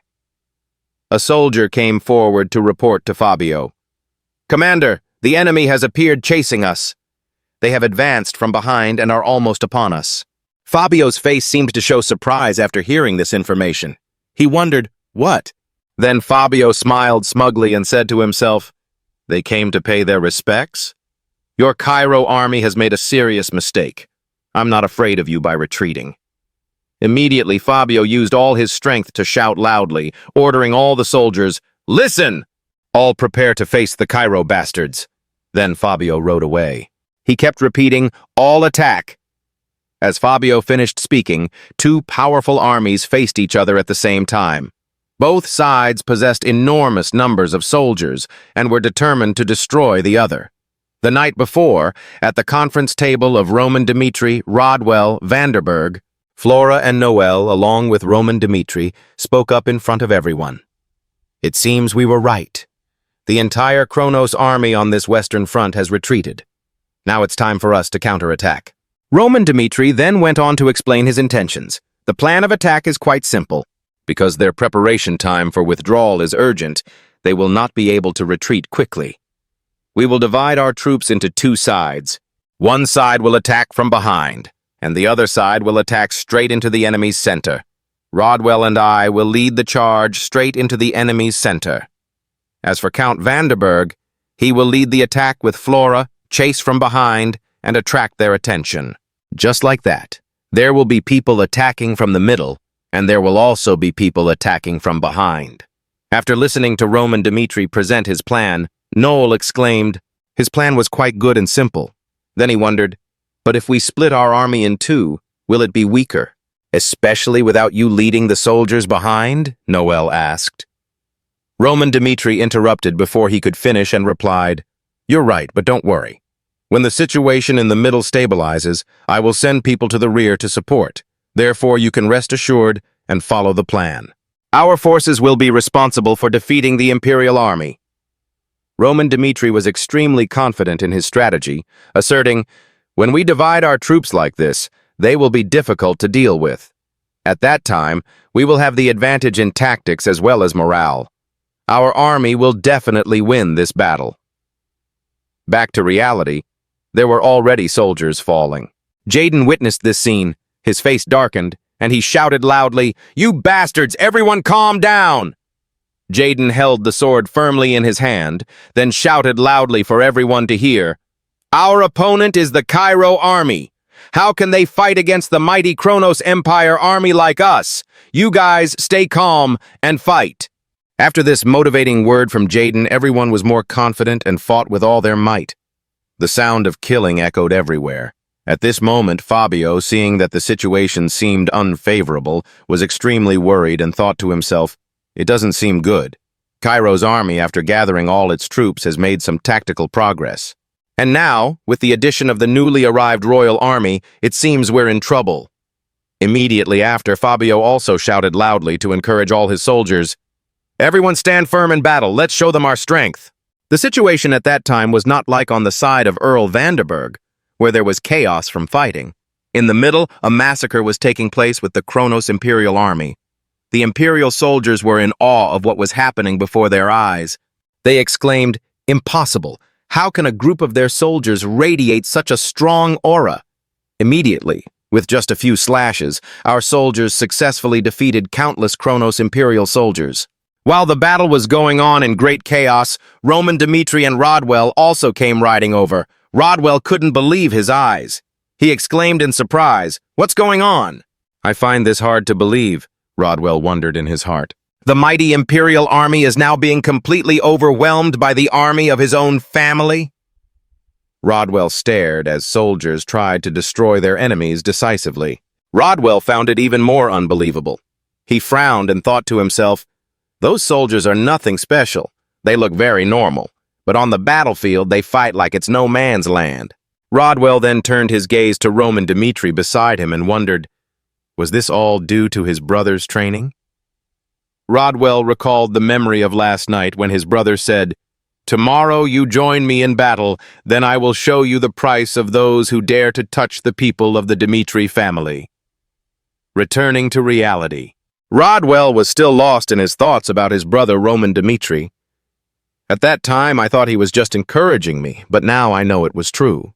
Suddenly, Roman Dmitri called Chris. He was beside him and replied, "Yes." Roman Dmitri didn't say much. He just told Chris, "Now is the time for us to do as planned. You lead the troops to the back to help them." Chris stood at attention, listening to Roman Dmitri's instructions. Then Roman Dmitri continued, "We will move forward to prevent them from retreating safely." Rodwell was horrified when he heard these words, but said nothing more. Immediately, Chris obeyed and replied, "Yes." Then he led his soldiers and shouted, "Squad 2, follow me." Rodwell was still very frightened by his brother's ambition. Did he really want to destroy the entire Imperial army? On the other hand, somewhere the soldiers were still fighting very hard. Someone saved the soldier's life when he was careless and didn't protect his back.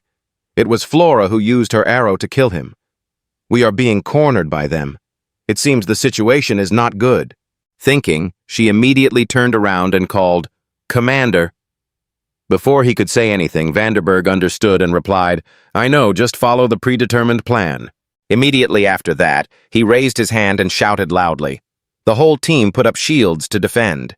They quickly obeyed, erected a sturdy shield wall, and shouted together, "Shield wall."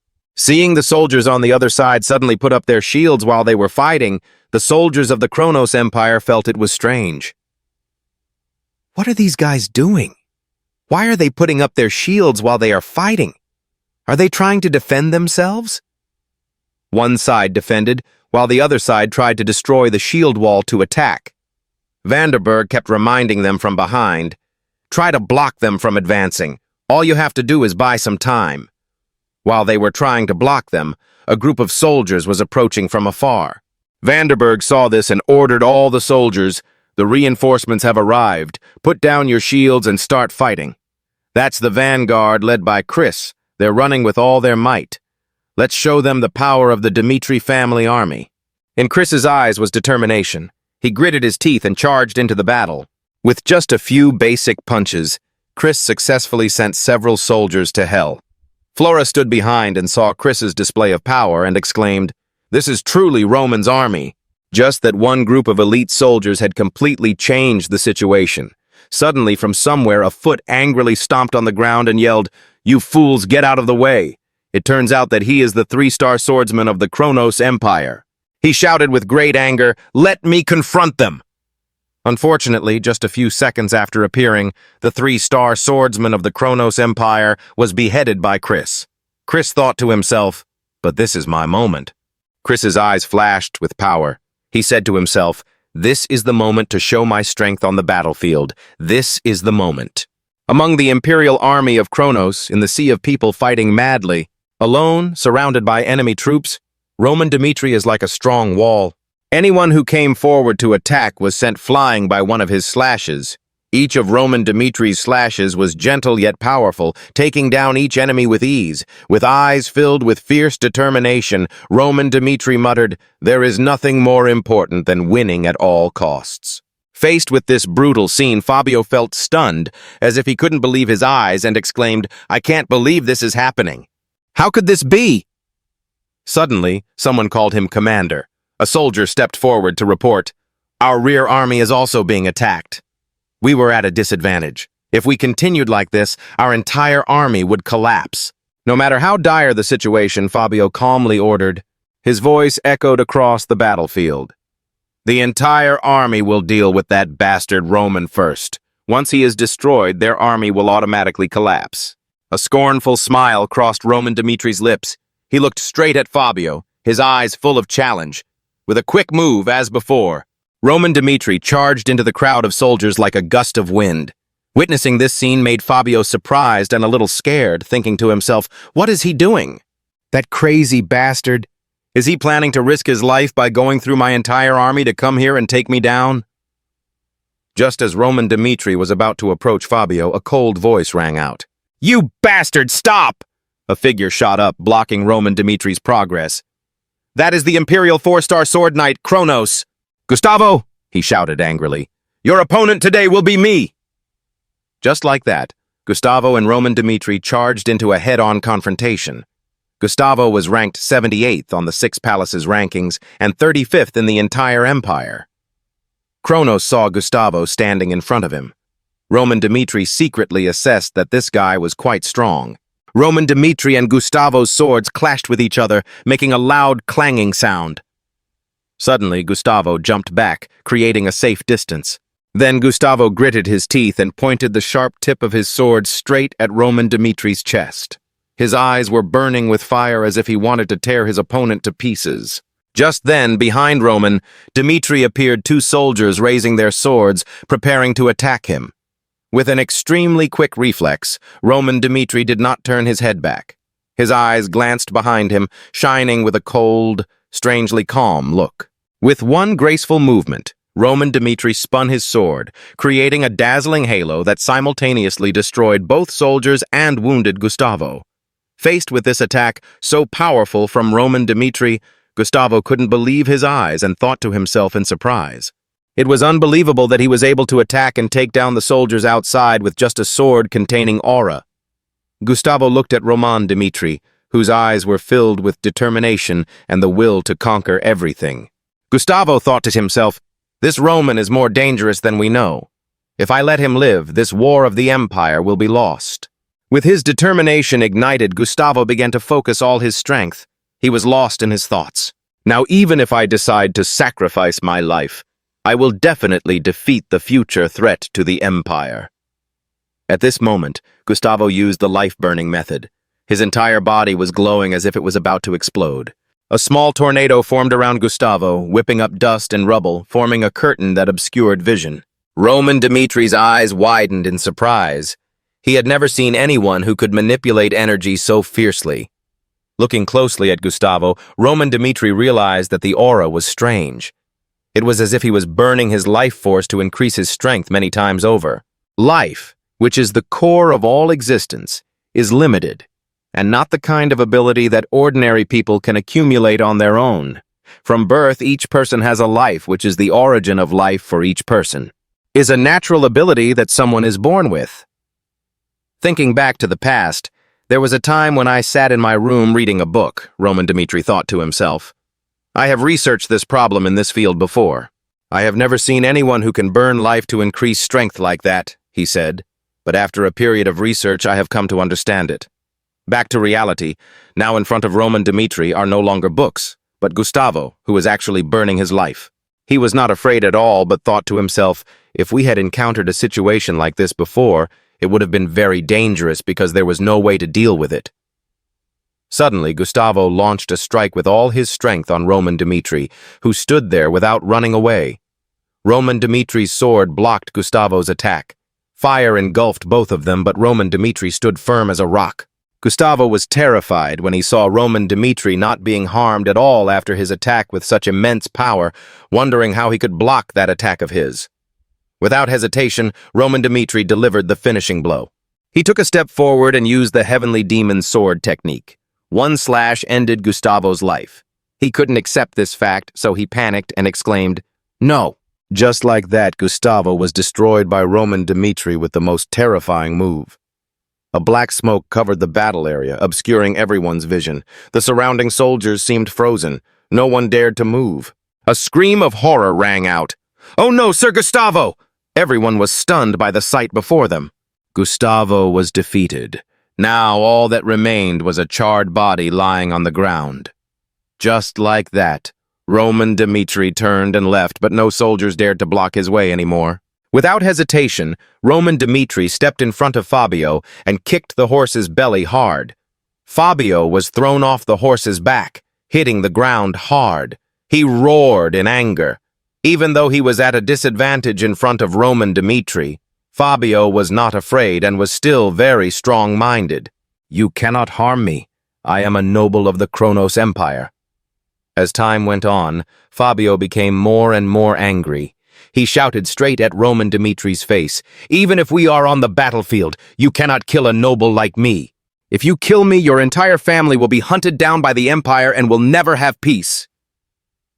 As soon as he finished speaking, Fabio's expression changed completely. His face turned pale, and cold sweat poured out like rain. Roman Dmitri replied in a calm voice, "You don't need to say it. I know what consequences my actions will lead to." Roman Dmitri slowly approached, causing Fabio to panic and take a step back, and begged, "Forgive me, I surrender, please." Before he could finish his sentence, Roman Dmitri felt disgusted and shouted, "Enough!" A flash of anger appeared in Roman Dmitri's eyes. He declared coldly, "Now it's over." Fabio panicked and thought to himself, "This guy intends to kill me." Without hesitation, Roman Dmitri struck a decisive blow to Fabio's neck, sending him to visit his ancestors. On the other side, behind Kronos' imperial army, Vandenberg fought, looking up at the sky and exclaiming, "That's it!" An explosion? He wondered, as he watched the thick smoke Roman Dmitri created when he confronted Gustavo. From behind Vandenberg, Chris spoke reassuringly and told him not to worry. Chris had complete confidence in Roman Dmitri and continued, "The young master would know what to do. We didn't have to worry about him." Hearing these words from Chris, Vandenberg wondered in surprise, "How could I trust Mr. Roman so much?" Then a green firework appeared in the sky as a signal. Someone exclaimed, "That signal, it means Roman has succeeded." At that time, in the kingdom of Cairo, Daniel was sitting in his chair placed in the middle of the palace. Suddenly, a soldier ran to inform Daniel. After hearing this news, Daniel became very happy, smiled happily, and exclaimed in his heart, "My God, did Rome successfully repel the imperial army?" Then there was a conversation between the two. Someone is extremely talkative. It turned out to be Daniel and Vandenberg talking to each other. Vandenberg announced excitedly, "Your Majesty, the battle in the west. Romanus defeated the commander of the army of Kronos' empire, Count Fabius, forcing the remaining army of Kronos' empire to surrender." Daniel asked with a serious face, "So what was the damage to our army?" Vandenberg on screen also responded quickly. "Thanks to Mr. Roman's brilliant leadership and strategy, our army suffered very little damage, Your Majesty." Daniel heard this and thought he must have deployed his troops excellently. Daniel turned and walked away, thinking to himself, "From now on, there will be a period of time when our kingdom can rest without worrying about the invasion of the empire." Then Daniel raised his hand and ordered, "You ensure the safety of the prisoners of Kronos' empire, so that we can have an advantage at the negotiating table with them. All matters related to the battle must be properly organized and ready for my orders." Then everyone obeyed and responded in unison, "We understand, Your Majesty." On the western grasslands, a fierce sea of fire engulfed a vast prairie and black smoke billowed into the sky. The fire burned fiercely, turning the entire sky red. Everything was engulfed in fire. The bodies of soldiers who died in battle lay scattered, burned black. Roman Dmitri was also present here before the fallen soldiers. He placed a hand on his chest as if to express his condolences. Then Roman Dmitri took the floor to remind, making sure the surroundings were clear. A person standing next to him replied, Understood. A soft knock came from behind, cutting the silence, drawing Roman Dimitri's attention. From behind, Noel slowly approached and said, "Can I bother you for a moment?" Suddenly, Noel bowed deeply and said sincerely, "I apologize for always opposing you during the last strategy conference." Facing Roman Dimitri, Noel continued, "I sincerely apologize and thank you, Mr. Roman. Thanks to you, the Western Fortress is safe." Roman Dimitri looked at Noel, bowing to him in apology, and thought, "Noel, you are a good man." Thinking like this, Roman Dimitri replied, "No, blind trust in a person is poison on the battlefield. Opposing opinions are needed to see things clearly." Noel just did what he had to do. Hearing these comforting words from Roman Dimitri, Noel felt relieved. "The weight has been lifted," Noel replied, thanking him for the compliment. Then Noel turned to look at the soldiers being escorted away and wondered, "Now that we have captured the prisoners, we would have an advantage in negotiating with the Empire," but Roman Dimitri quickly objected, "No." Roman Dimitri looked ahead and continued, "The negotiation will not go well. The Kronos Empire will never agree to negotiate with us. They are always the ones who first invade the borders of other countries and then concentrate their troops to oppress that country.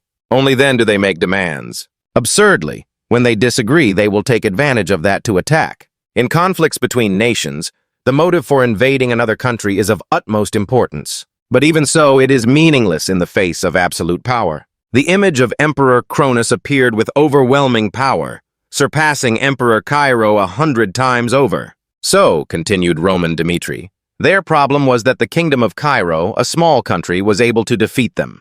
Hearing these words, Noel was stunned and asked, "What should we do then?" Dimitri Romano calmly replied, "For the Kingdom of Cairo to continue, this is something we must resolve." Roman Dimitri imagined himself playing a game of chess and said, "The first to give in will suffer the most, and we'll begin another battle at the negotiating table." One morning in the Kingdom of Cairo, a voice was heard. "As the Emperor's representative, I will be on Kronos' side." It turned out to be Baron Chakran of the Kronos Foreign Ministry, who was having a conversation with Daniel. He said angrily, "The reason the Kronos Empire attacked Cairo this time was because of Duke Benedict's request. However, after this incident, Duke Benedict was defeated, so there was no longer any need for us to follow that request. We have made our imperial position clear by withdrawing our troops." Chakran narrowed his eyes, his tone filled with resentment, as if he wanted to place all the blame on the Cairo Empire. But what did Cairo do next? Not only did he attack Kronos' retreating army, Romano also killed Count Fabius and the commander of our empire, Gustavus. These are the talents of our empire. Daniel felt that Chakran's words were unreasonable, so he objected. "We're at war, so what's wrong with killing the enemy?" Yet Chakran responded bluntly, "You are wrong." Chakran looked straight into Daniel's eyes, his tone cold. To be fair, the Kronos Empire expected to be compensated accordingly. Daniel felt it was too absurd, so he couldn't help but shout loudly, "Kronos was the one who attacked us first." Daniel continued angrily, "If this continued, Cairo would take this matter to the continental community of nations." Hearing that, Chakran liked these threats from little Cairo, so he smiled scornfully and replied, "Do what you want. Kronos may be the target of your attacks, but he will never accept negotiations." Suddenly, Chakran changed his mind and said, "Instead, I'll give you a choice." Daniel didn't understand, so he asked again, "What choice?" Then Chakran gave his condition. "Roman Dimitri, we want one of your arms," which surprised Daniel. Chakran continued, "If he came alone to the Empire offering an arm, and they will kneel to ask for our forgiveness, the Empire will no longer demand compensation for losses. If you refuse, there will be all-out war with Kronos." Daniel heard this choice and for a moment didn't know how to respond. Anger and despair welled up in his heart. Chakran's words still ring true. You have 10 days to decide what to do. Not being able to fight back made Daniel so angry that his hands shook. He thought to himself, "Weakness has made us suffer such humiliation." After the conversation ended, behind Daniel, Bet called hesitantly, "My king." Then Bet said, very worried, "The Kronos Empire aims to destroy Roman Dimitri, fearing that that day will become a danger in the future." Daniel heard that and replied thoughtfully, "Roman Dimitri is the hero of Cairo. Everyone knows it. All the citizens of Cairo know it." Then Daniel said firmly, "If we abandon him to save ourselves, no one will be more loyal to the kingdom. Call Roman Dimitri here." Daniel's eyes were determined. "In order not to lose Roman Dimitri, we will speak directly with him." 2 days later, when Roman Dmitri went to see Daniel, he was told the conditions of Kronos' empire. Then Daniel spoke, "This is the situation, what should we do to solve it?" Roman Dmitri replied below, "If we accept Kronos' request, Cairo will definitely become a Kronos colony."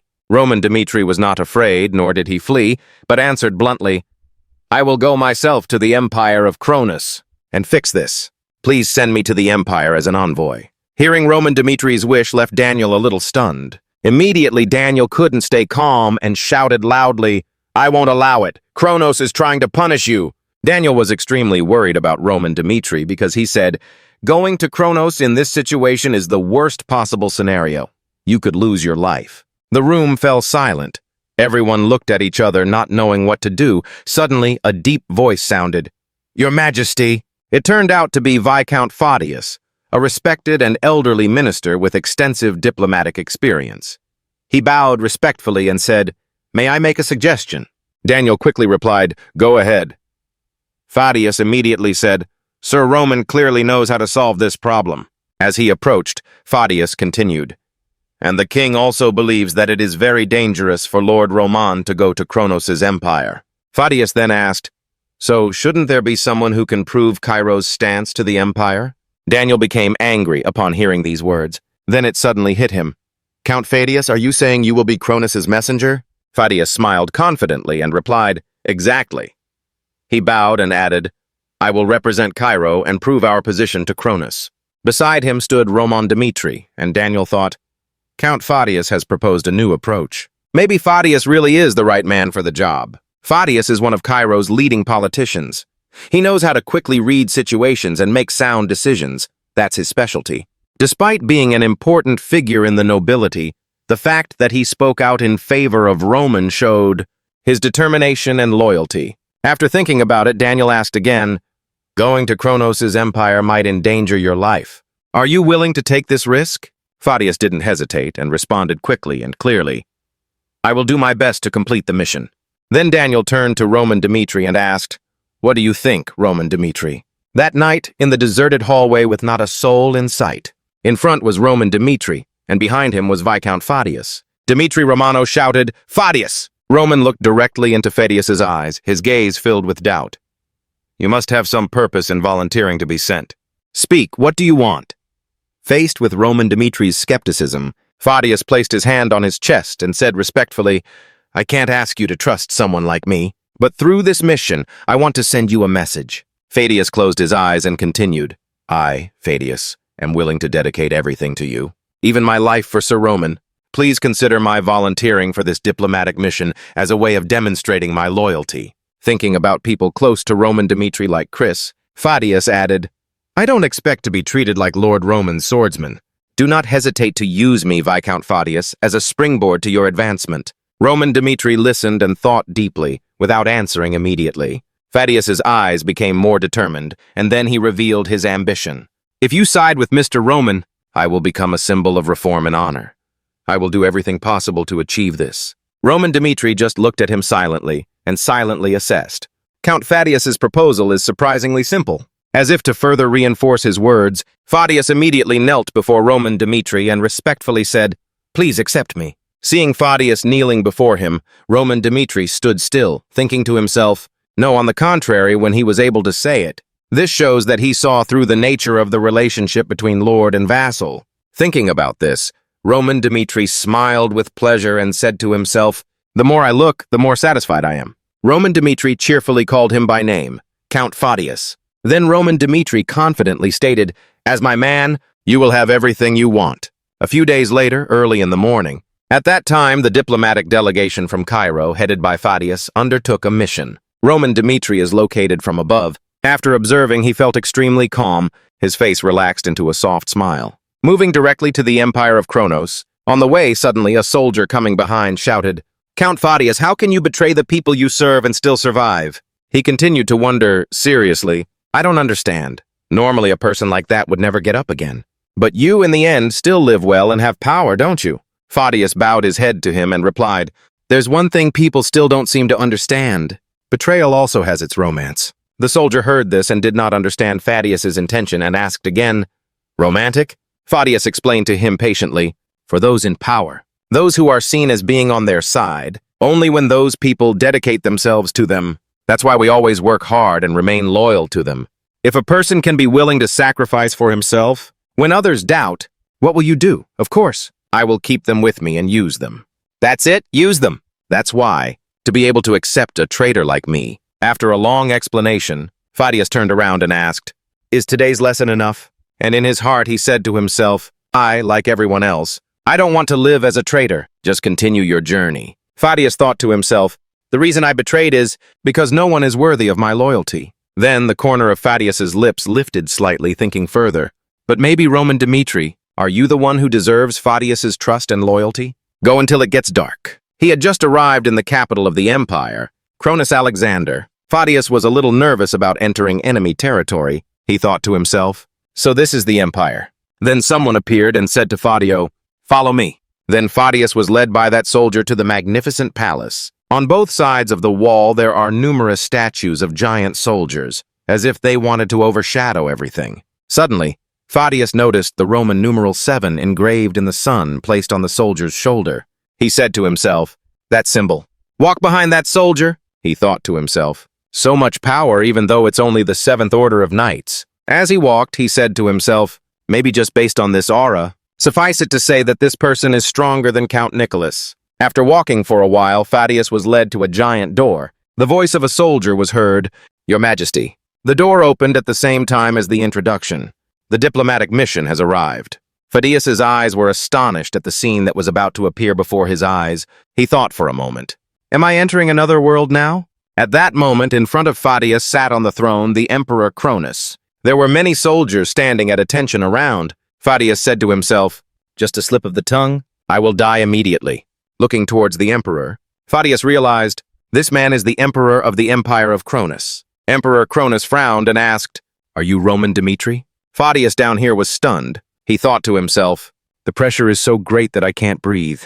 After regaining his composure, he calmed down again. Fadius replied, "No, I'm Fabio from Cairo." Before he could finish speaking, a hand hit him directly in the face from the head. He was the soldier who brought Fadius here. He was banging Fadius's head against the ground, causing him excruciating pain. Then Emperor Cronus spoke. "My people said it, didn't they? Roman Dmitri must come here personally and hand over an arm."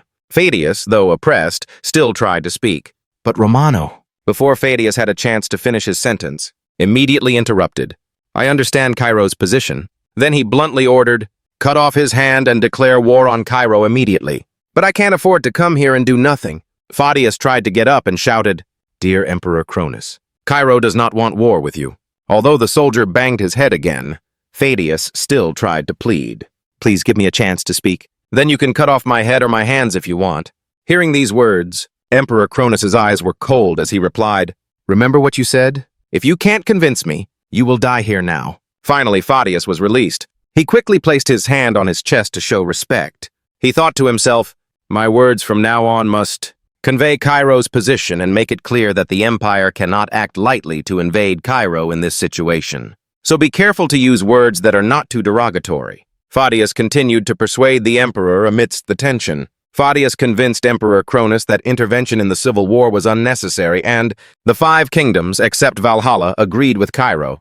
The Empire is not capable of interfering in Cairo's internal affairs. Remembering the words that Roman Dmitri had said the night before the departure, even if any of the 6 kingdoms attacks first, the Kronos Empire could still win completely. However, the problem came later, when the war ended. Kronos' empire, tired of war, would have to worry about war with Valhalla. Mentioning Valhalla to point out that it was a problem they couldn't avoid, it's the best choice we can make. Thus, Fadius brought with him Roman Dmitri's plan to tell Emperor Cronus.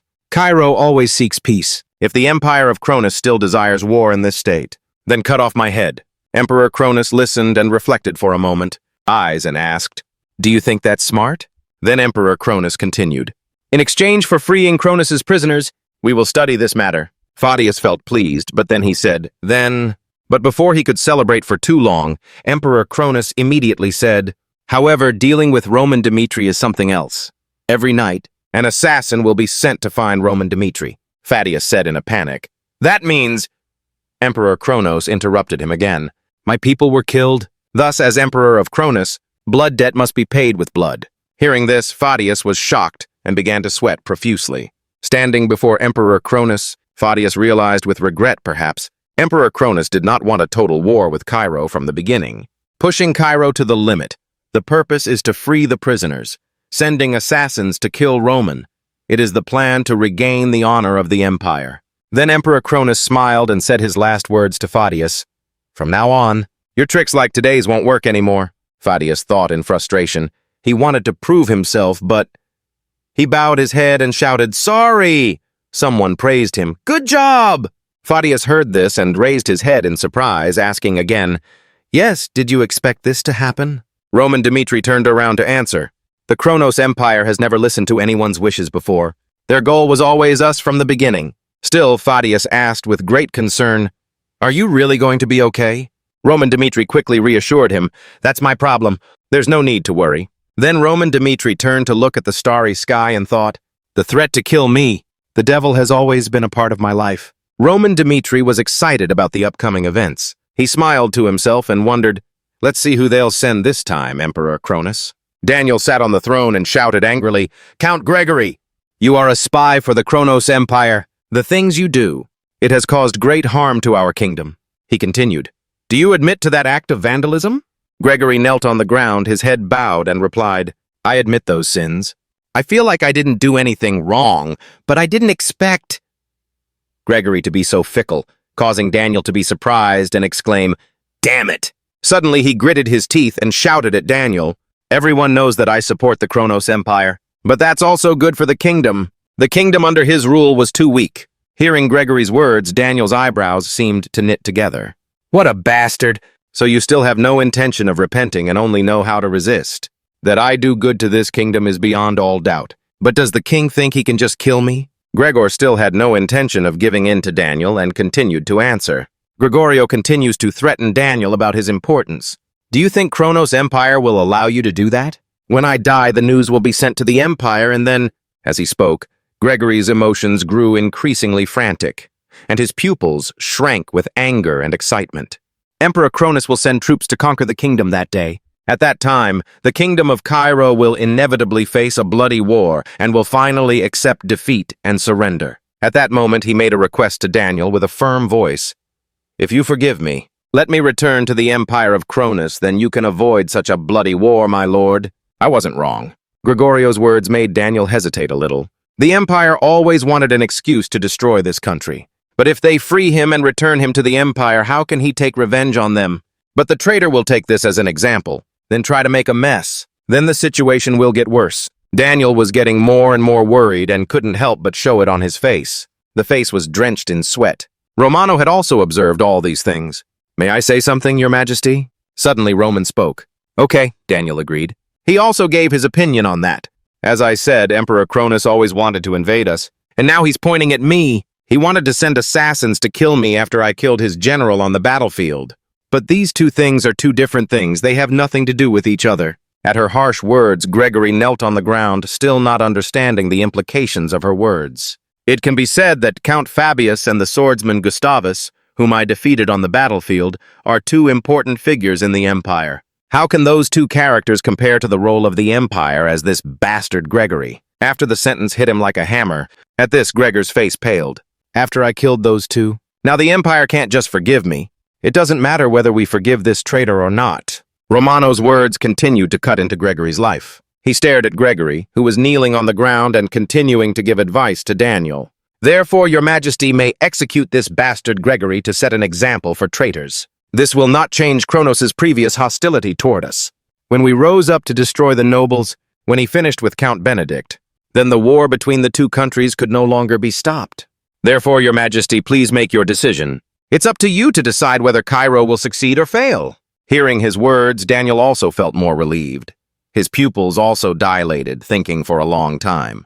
"Roman, you have a lot of opinions, I understand." In contrast to Roman's way of thinking, thoughts of victory continually invaded Daniel's mind. Daniel stepped forward and said, "As mentioned before, in this battle the Dmitri family made great contributions in repelling the imperial army, so the kingdom owes you a debt of gratitude. As for this traitor Gregory, I have already decided. You are the one who colluded with the empire to cause chaos in the kingdom of Cairo." Standing before Gregory, kneeling below, Daniel spoke with a voice of steel. Your Majesty, please reconsider, bastard. Faced with death, Gregory could no longer remain calm and screamed, hoping to cling to his own life. But Daniel was not discouraged. He firmly judges the traitor Gregory. This traitor, this rebel Cairo will never forgive him.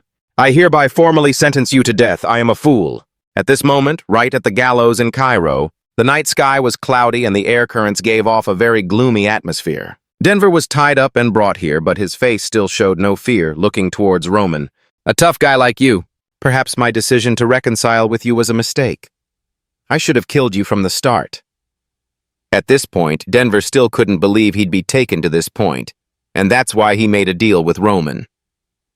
Roman, if you forgive me, you can have friendly relations with the Empire. Don't think you're good enough to defeat us. Your strength is nothing compared to those powerful swordsmen on the continent. Do you think you can defeat swordsman Gustavo and become invincible? He's good, but he's only ranked 78th on the continent. Do you understand? Denver continued to threaten Roman. There or in the kingdom, Valhalla has many talents, many swordsmen far stronger than you. If you kill me, you will officially provoke Valhalla. Do you think you can be safe after becoming an enemy of both Valhalla and Cronus? Denver yelled at Roman. A person like you will never survive. So you should think carefully again while you still have the chance to change your mind. Roman, that's what I meant. So if I die, that's the move that ends your fate, Roman? Denver continues to threaten Roman. You said it right, I was expecting that. But Roman just smiled at Denver. Hearing what he said so calmly, Denver was scared and angry. She gritted her teeth and stared at him. The mouth uttered two words, bastard. Do you dare look down on Valhalla? Then you will never be able to live in peace. Denver and the other soldiers were now put in the noose as a fatal blow to him. The steps were lowered. He also killed Denver. Finally, all the traitors, the spies who had infiltrated Cairo, were eliminated. Countess Vandenberg, who played a decisive role in repelling the Imperial Army on the Western Front. Thanks to this, it helps our kingdom to regain face, as well as to gain an advantage in negotiations with the Kronos Empire. I will remember you and reward you handsomely, Daniel excitedly told Vandenberg. Heroes, the soldiers shed blood for the homeland. I will always remember them, Daniel continued. Baron Noel and Flora, both Roman and Rodwell, have contributed greatly to Cairo in this battle. Daniel mentioned their names one by one to reward them for the hardships they endured to save the kingdom. Therefore, I will generously reward each of you with 1,000 gold coins. 1,000 gold coins glittered brightly on the bed. In this war, if it weren't for the Dmitri family's contribution, we wouldn't have been able to defeat the Kronos Empire's army. I will always be grateful to you. Daniel was also filled with gratitude toward the Dmitri family. In this war, Romano made a great contribution that day, which is what he deserved.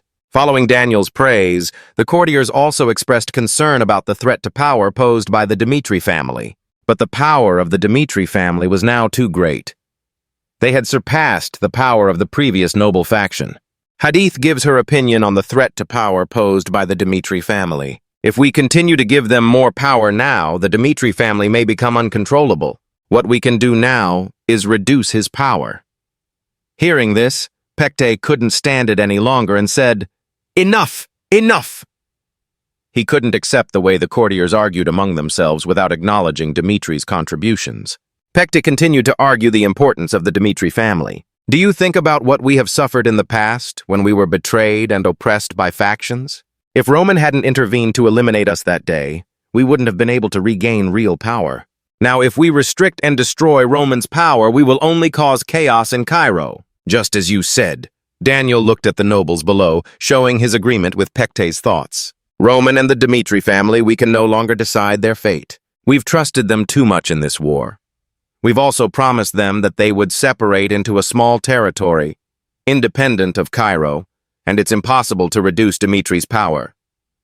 Daniel responded to the nobles below. This is also an opportunity for us. I also want to use this incident to send a message to the entire continent, Daniel said calmly. The day the Dmitri family officially separates from Cairo and establishes a new duchy, Daniel, as king of Cairo, will be very happy about it. Daniel sat on the throne, smiling continuously. With my authority, I named Roman a duke and granted him many other powers. Upon hearing this, the courtiers below burst into laughter. In front of Roman, Daniel also declared that the northeastern lands would become Dimitri's personal territory. And finally, the land under Cairo's rule had become the independent land of the Dimitri family under Roman's rule. The news quickly spread everywhere. People kept talking about the Dimitri family having their own independent duchy. Everyone seemed to think only of Dimitri's power and strength. Others also continued to bear witness to the power of Roman and the Dimitri family. The praise for Roman's power was endless. They compared his strength to that of the continent's greatest swordsman. This too was strange. Everyone, the stable and secure people across the country, mentioned Roman. Artists also wrote songs praising him for bringing peace to the country. With the people's actions toward Dimitri, the power this family wields becomes increasingly evident. As expected, rumors about Roman spread far and wide, extending beyond Cairo's territory. News from the nobleman Henry the Fat revealed his intentions to spread the news of Rome, and the spread increased. "Meeting you is my luck," he said, "so I need to hold on to you to advance higher." After saying that, he smiled viciously. Chapter 110. Henry Albeck's bright face appeared, with a smile full of cunning. How is Henry Albeck now after fighting on the battlefield? A very neat data report. After Henry Albeck returned to battle with Roman, Roman had received much more attention from the entire kingdom. Of course, someone like Henry Albeck, who was a subordinate and held a title, would also benefit greatly from this attention. From a young age, Henry Albeck stood out among his peers. First, he received an invitation to give a lecture on war and peace at the Royal Academy in Cairo. Previously, he had been completely unable to secure a place at the Royal Academy. He had never thought of being invited to the academy. From then on, he had the opportunity to teach the children of noble families. At the end of the lecture, everyone at the academy applauded him. After his lectures, everything exploded and his reputation grew. Henry Albeck's story became increasingly special. His family was very proud of him. Money was no longer a problem for his family. They all became wealthy and his reputation also improved. In the majestic and splendid academy, Professor Hen of the Royal Cairo Academy bowed respectfully and asked Henry, "My lord, I never expected such a young man to have so much experience in war and peace. Listening to your lectures, I feel excited, as if I've grown much younger. Thanks to you, I've learned more about the contributions of heroes on the battlefield." Henry Albeck was stunned for a moment, speechless. I really couldn't understand what Professor Hen was saying. Meanwhile, Professor Hen remained absorbed in his story. Thanks to their sacrifices on the southern border, we in Cairo can live comfortably and without worry. For that, we should now be very grateful. After hearing these words, Henry Albeck felt as if he was on equal footing. When teachers praised him like that, Henry Albeck realized something he had never felt before. He stood firm in the middle of the circle of light without moving. The reason is that everyone praises him. It's simple. Behind Henry Albeck suddenly appeared a figure as cold as Roman snowflakes. People could see his small figure through the things Roman did. After all, Roman is a very inaccessible hero. He's more accessible to the audience. And of course, these people know nothing about what we did on the battlefield in the south. They simply know me only because I went to war and accompanied Roman. At the time, I was Roman's representative, contacting and informing the emperor about the war situation. Just like that, they praised me to the fullest. Henry's eyes lit up as if he had discovered a new truth. All of this, fundamentally, is human nature. The image of people standing and gazing at the Roman monument flashed through my mind. They always sought beauty, goodness, always wanted to be praised and admired. They saw a bit of themselves and their desire in us. The Roman monument always remained standing, firm, with a little more desire for its name to be held even higher. This is exactly what we have always wanted. Henry stood before the Roman monument shouting with pride. His reputation and exploits must be spread throughout the kingdom. Henry's expression suddenly changed from a saintly, radiant face to a dark, lifeless, and kind one. From that moment on, Henry Albeck had a clear objective for his work. In the dark room, when it was already late at night, Henry Albeck raised his hand to pick up the wine glass from the table and said, "Roman Dimitri, you and I may have fought together, but I really don't have any talent." He continued, "However, this comfortable royal life is thanks to you. Because of you, and also because of me. I will spread good news about you throughout the kingdom, as well as the entire continent. His slightly smiling, sly face curved slightly upward. "This is what I, Henry Albeck, must do to have a better life." In front of the gates of a large castle, Rodwell carried a large bag on his back and looked inside. Dimitri. He just looked up and stared. "Oh, how many years has this place been here?" Rodwell stepped forward and presented his pass to the guard for inspection. The castle landscape early in the morning was very lively, with everyone strolling, chatting, or doing something. There wasn't a single spot on the street that was empty of people. In a crowded bar, a deep voice said, "Working in the mine is pretty miserable. There's no room for error. If you're careless, you can lose your life." People in the pub were talking and laughing out loud. "It's not that simple." Of course, but after Sir Roman reinforced the mine with many protective spells, things have improved a lot. Accidents only happen rarely. Rodwell sat alone in the quiet corner, listening to the crowd talk. "Let us raise a glass to the deeds of Sir Roman." Well, He looked at his glass of white wine and thought, "Everyone here is really praising Roman." Sir Roman picked up his cup and took a sip. "There's no longer a place in the family domain for someone like me." He bowed his head sadly on the coffee table. "What choice should I make in my life now?" Rodwell finds himself caught between the present and the past. He will remain with his family, but he doesn't know what the future holds, nor will he ever return to his old life in the far west of the kingdom. "In Romeo's study, father, may I come in?" Romeo's voice came from inside. "Come in." Romeo looked at his two grown sons, his face immediately speaking, "I called you here because of your position as head of the family." The image of the kingdom's flag appeared. "You two already know that soon, after receiving the emperor's approval, our clan will separate and become an independent duchy of Cairo." Her next words made Rodwell look down, lost in thought. "Therefore, we also need to decide who will succeed us to lead the family. This is an urgent matter." Romeo stood between the two, speaking every word clearly. "The matter is clear, so I need to consult you two." Rodwell spoke slowly. "Father, I have something to tell you." Before Romeo could respond, he got straight to the point. "I feel I must resign my position as heir." Rodwell continued, "Of course, compared to what the eldest brother has done, the position of head of the family at the helm of the family should be left to him." Romeo was a little surprised to hear his son's words, but he remained silent, listening to Rodwell continue. "I've given this a lot of thought. This is what I have to do so the family can continue to thrive." Romeo's eyes suddenly stopped when he heard Rodwell's words. "Father, please do. I need some peace too." Roman looked at his younger brother, thinking about his own affairs and his future. Immediately afterward, the bedroom door slammed shut. At that moment, only Mr. Romeo and his eldest son, Roman, remained in the room. Romeo was silent for a moment and then looked down. Really. His face had some emotions that were difficult to describe with words. "I gave Rodwell a lot to think about because of my high expectations. He remembered the whispers of everyone in his family and his kingdom. Our family has always been looked down upon among the nobles of the kingdom. He's been under a lot of pressure ever since. He had to live and do things he didn't want to." Romeo recalls the difficult days Rodwell lived through as a child. "So that he can live up to my expectations in the future, I've had him study and train from a very young age so he can stand out among the others. I hope that from now on he can become the master of the family." Now, reflecting on it, he feels a little sorry too. "I have high hopes for him. He'll be the next generation to lead the family after me." Therefore, their pressure is increasing. He patted young Rodwell on the head. "Thanks to your effort and preparation, you have become an exceptional child of your generation, just as I hoped he could live up to." And of course, young Rodwell was very pleased with his father's praise. But today that pressure is gone.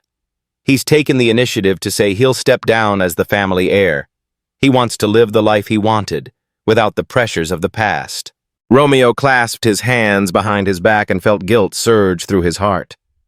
"I sincerely apologize to Rodwell for the expectations I placed on him." He felt extremely regretful, but still thought that what he had done before, wanting her to study and train, was not a mistake. Romeo looked at his eldest son, now mature, before him.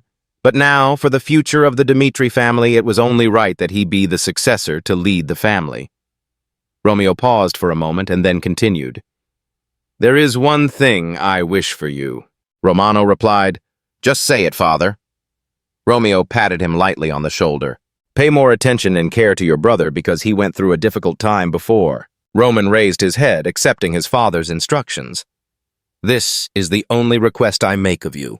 Roman replied firmly. I understand, father. At that moment, Rodwell was doing something very crazy. Just like his childhood training, Rodwell now held a sharp sword and continued training. He stopped when he felt unwell, running sweat, feeling unable to concentrate, restless mind. Rodwell drove the tip of his sword straight into the green grass. I felt like I couldn't concentrate. Each cut seemed to have no force. The sword left no trace. Rodwell's entire body fell along with the sword. It felt like it was cutting through air, through nothingness. Roman's voice echoed from afar. How can you defeat your opponent with that kind of sword? Rodwell looked at his brother, feeling completely disoriented, his movements unsteady. One of his eyes was almost completely blind. But this sense of distortion is not due to limited vision, but to a disturbed mind, Roman said as he approached. You have to learn to erase negative thoughts. Otherwise, things won't progress. Now I have new goals, new things to do. Roman tried to paint a clear picture for Rodwell, stating that past efforts would not be in vain. We mustn't dwell too much on the past, but rather look forward. Focus, open your mind, your senses will help you do many new things. Roman concluded with the phrase, these were the words he wanted to convey. Rodwell stood up, his face now showing anger or resentment towards his brother. Chapter 111. Rodwell smiled sarcastically and asked, Why should I listen to you? After asking, he continued to utter a series of long words. Roman stood there saying nothing. Now that you have become the successor, why do you care about me? Rodwell grew angrier as he spoke. He gritted his teeth and said, Leave me alone. Then suddenly, Roman approached him and slowly explained, Rodwell, Dmitri has now entered a new phase. We can't predict what Kronos and Valhalla will do if they aren't satisfied and can't place their full trust in the Alliance of Kingdoms. Roman looked at Rodwell with a very serious expression and then continued. That's why we must increase our strength to protect ourselves. He thought for a moment and then continued. Right now I can handle everything on my own, but in the future my strength will be limited. If the Empire attacks, you will lead the army into battle. Rodwell, Dmitri. I'm your brother, we share the same blood. Rodwell's eyes widened in surprise after hearing that. Roman took a step forward and continued saying, If you are absent. Dmitri needed someone to guide him. He put his hand on Rodwell's shoulder as he stood there, bewildered, and said, I hope that person is you. It felt like an enormous amount of pressure was weighing on Rodwell. His face tensed and his eyes widened. Roman explains and presents a little more. The 4 kingdoms in southwest Salamandra include Umberto, Redford, Odelia, and Frank. Geographically, all the kingdoms were on the same side, so they formed alliances to protect each other. They banded together to survive and understood how important Roman and Dmitri were to them. A few days before this party at Dmitri's duchy, at the Real Umberto, someone said, Your Majesty, this civil war in Cairo is a rebellion unprecedented in history. He fixed his gaze on His Majesty and continued, But Roman Dmitri handled it skillfully. This man is Count Verdi. Think of his appearance. He added, also to face the wrath of the Empire. It's not enough to use force. He's withdrawn our entire alliance, which proves he's very good at strategy. Count Verdi frowned and asked again, There's no guarantee that the Southern Alliance will survive. The more he spoke, the more excited he became, and he droned on and on. I believe Roman Dmitri is the answer to the kingdom's survival. He's not engaged yet. Should we let him marry the princess? The one sitting on the throne was King Umberto. He wondered, Doesn't the princess already have someone in her heart?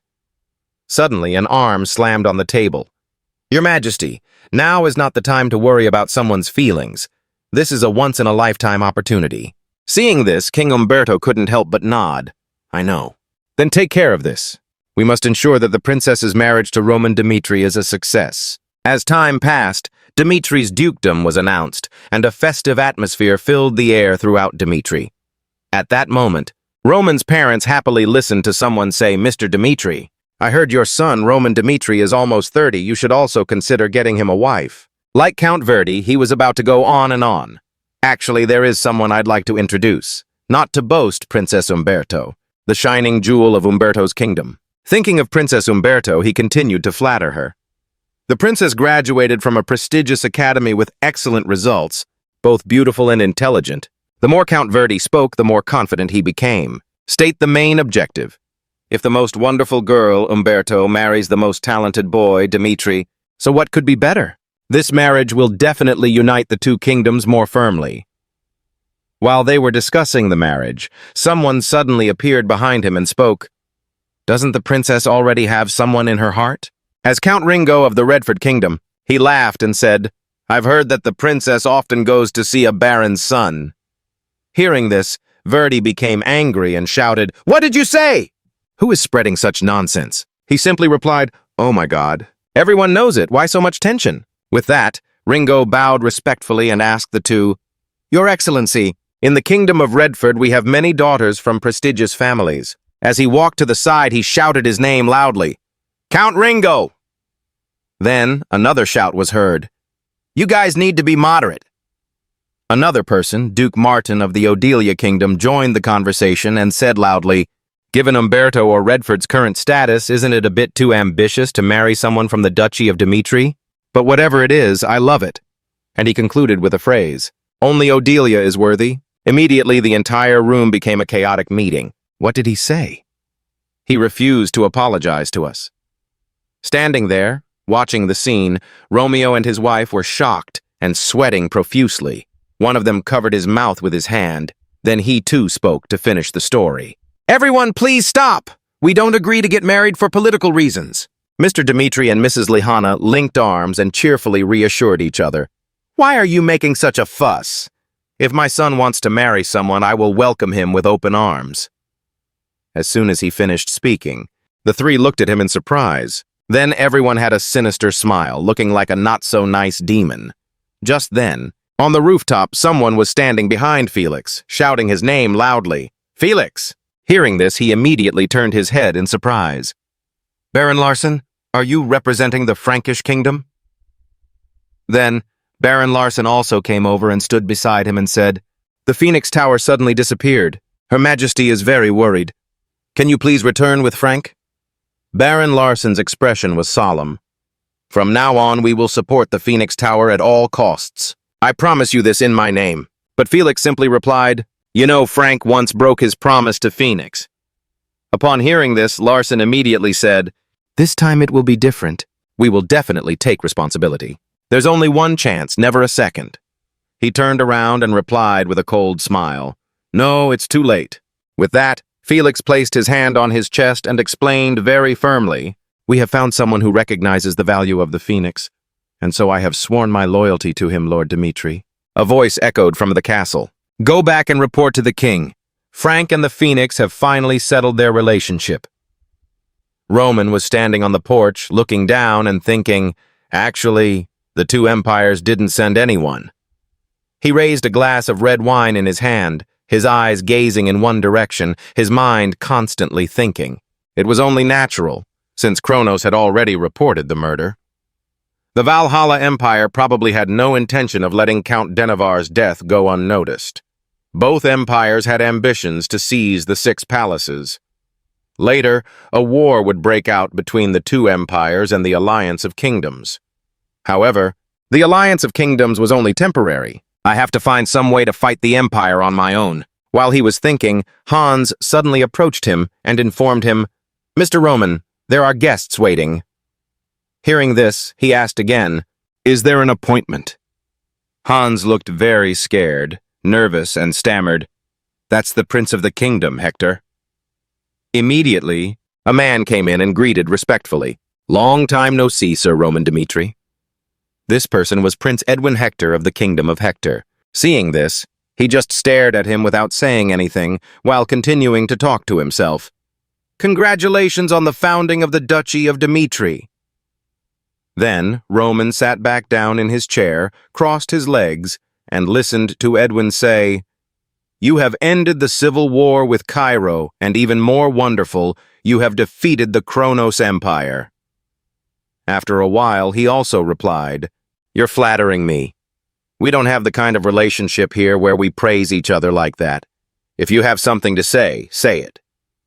Hearing that, Edwin naturally sat back in his chair and continued speaking. Yes, I never thought we'd meet like this again, he said seriously. Let me be frank. The war between Cairo and Hector, there was a mastermind behind it. Then Edwin began to tell everything. Hector started the war because of the continuous crop losses, which I cannot justify. But after the war ended, I investigated, It turned out that the crop failure was caused by someone. The earth there turned black. There were animal carcasses scattered everywhere, very similar to the curse cast by the necromancer. The more he spoke, the more serious Edwin's expression became. Black magic was very dangerous, something humans shouldn't get involved in. Through investigation, we discovered the truth. Thinking back 10 years ago, the same phenomenon occurred in the Empire of Cronus, as in Hector. They covered up the truth, and upon investigation, we discovered it was a black magic experiment. They completely controlled the north, and will soon conquer the entire continent. This is not a problem exclusive to Hector. He bowed his head sadly. The future of Dimitri's duchy will probably also be at stake. To stop his ambitions, after mulling it over for a while, Edwin finally looked at him seriously and got straight to the point. I suggest Dimitri and Hector hold hands. Edwin eagerly awaited the other party's reaction. Dimitri Romano replied, I expected it. Edwin was stunned, his mood also becoming restless. He thought to himself, it seems that Roman Dimitri had predicted his intentions through the intelligence network, and from there I knew what I needed? Roman Dimitri rubbed his hands together. We already know their plans through our intelligence network. If the two kingdoms clash without regard for external dangers, both will suffer losses and our enemies behind the scenes will benefit. He paused for a moment, looking directly at the other party. But the question I ask myself is, why do we have to participate in a plan led by the kingdom of Hector? That question makes me have to rethink whether or not I should participate in it. Edwin was worried. So in the end, you rejected the offer of cooperation from both sides? Roman Dimitri neither refused nor accepted. You need to reconsider your proposal to see if the kingdom of Hector has the qualifications and strength to invite us to join this cooperation. Now Hector's kingdom was left with nothing, and the food was gone. Weakened military forces and failed crops cannot be restored overnight. The contaminated land cannot be purified easily. With its survival dependent on the support of its master's celestial magic, the kingdom of Hector is barely able to survive, no longer able to control itself. The light from the window shone into the dark room. Roman Dimitri changed his tone. Those are, of course, the things I've noticed. There are many small problems that also have a big impact on your kingdom. Now, with all this, your kingdom is growing weaker and weaker. Tell me, why do I need to join you? The sound of the guests outside was still boisterous, chatting happily. Laughter echoed through the closed door. No one knew that a very tense conversation was taking place inside the room. Edwin was silent, his hands shaking, trying to salvage some hope. As you know, I have no denying that Hector's kingdom is very unstable, but there's something I don't understand here. Now the war is escalating with the great powers targeting the small kingdoms. The most obvious is the expansion of Kronos' empire, a war in which you will have to face great powers. So why don't we work together to minimize the damage and enhance our strengths? Edwin raised his voice. Also, as far as I know, didn't you all request cooperation from other kingdoms after the Dimitri family separated as a duchy? Roman Dimitri calmly replied, What you say is true. Now, when we were little in front of Cronus, we need to gather alliances of the smaller kingdoms to be able to fight them. However, each kingdom has its own autonomy and way of doing things. Prince Edwin, do you trust other countries when they might have designs on you? And how long can this alliance of small countries last against the threats and temptations of the larger powers? He stood up. He looked up and down and concluded, In short, if I were in the place of the Empire of Cronus, I'll show you why this alliance of small countries collapsed so quickly with no way to resist. When small countries form an alliance, they will naturally seek their own security. As an alliance, there must be trust and unity of spirit. But of course, every country has its own calculations. You can't blindly trust others, and conflicts always exist, waiting to erupt. Just by looking at the map, one will see the small kingdom of Umberto, situated right next to the border of Kronos' empire. A few small attacks by the empire would be enough, and Umberto would quickly fail or be completely devastated. When the alliance is formed, Umberto will be the first kingdom to be attacked, and of course, it will fall quickly and miserably. He went on to give an example. Next is the kingdom of Redford, a kingdom with an underdeveloped economy. The king was addicted to gambling and excesses, and the national treasury was always empty. To raise money for these things, they had to borrow from other countries, as well as from the Continental Central Bank. With a player, the best way to beat him is to control him with money. So the Redford Kingdom just needs a little cash flow from Kronos' empire. Once they become dependent on it, they'll listen to whatever the empire says. He continued, as for the two unstable kingdoms of Frank and Odelia, what do you see from their instability? Simply put, their current situation is no different from that of the previous Cairo kingdom. Internal and external enemies are always harassing those two kingdoms. Do you think they have enough strength to cleanse all the pus? Create a new country? No way, this is just a dream. Those two unstable kingdoms only needed a few words from Cronus to surrender. He stood by the window looking out. At first glance, the four small kingdoms surrounding us have fatal weaknesses that cannot be avoided. So how long will this alliance survive the threat of Kronos? Of course, looking back at the kingdom of Hector, he added, it was no different. Edwin couldn't refute. He thought, looking back, Roman had a basis. How long can this alliance between kingdoms last against imperial attack? It is like a castle built on sand, he said, which will soon collapse. Roman Dmitri continued. Furthermore, I have yet to fully see the Hector kingdom's efforts and determination in this matter. Unlike other countries that are threatened but still have a way out, we must stand up against the Kronos Empire at all costs. As I said, your kingdom's problems are too difficult to overcome. So how valuable is our connection when you are completely dependent on us? He lowered his voice and said, once again I ask you, what reason do we, Dmitri, have to cooperate with Hector? Does the alliance here have any meaning, he asked, or is it just dependency? Edwin sadly admitted, it was true, as he analyzed, we were too weak, that was obvious.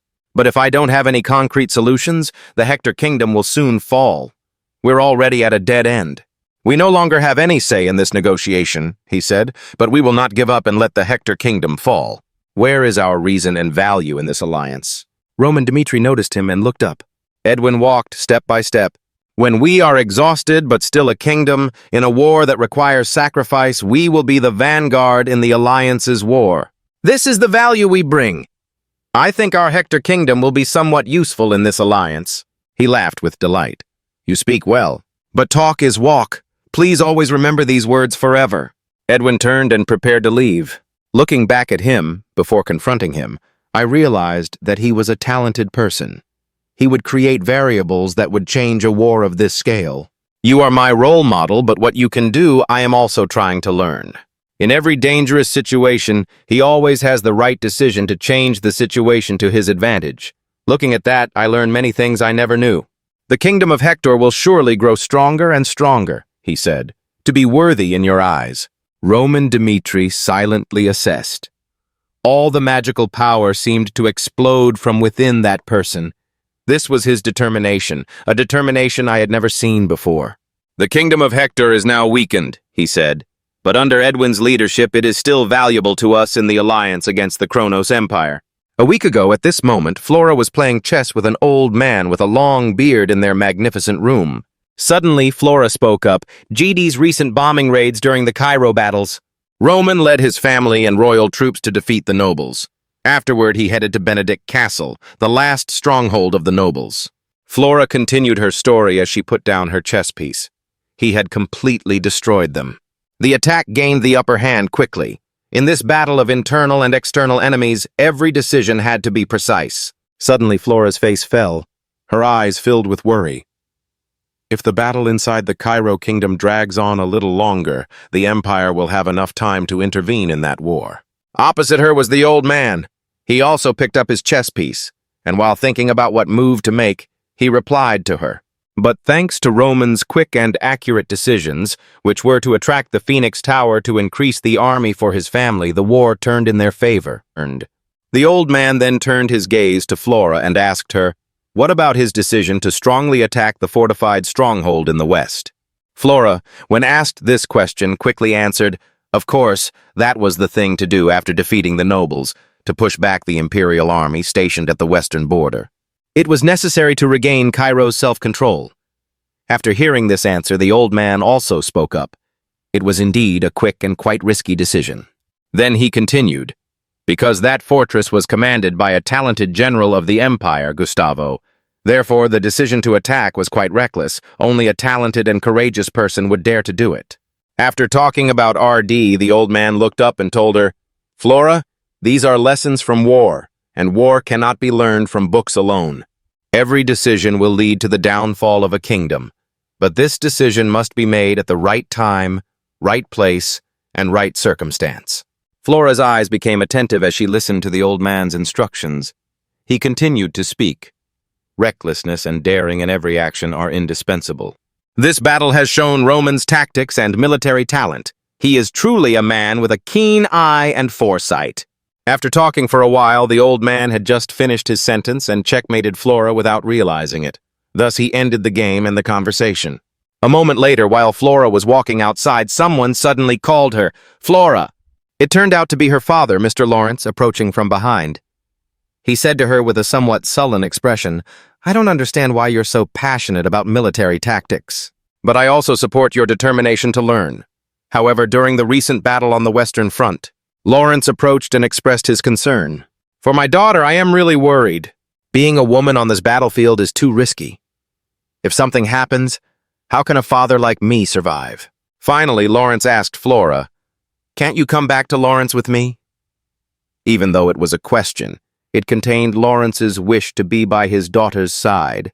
Hearing this suggestion, Flora replied. Her words made Lawrence extremely attentive. "Father, I have experienced the bloody war on the Western Front. There, if there were no army to defend, the people would not be able to live in peace. The flames of war will burn them down. I can't stand by and watch that happen, Dad. I don't like war or leading troops to fight, but there is no other way." As she said these words, Flora looked up at the deep blue sky.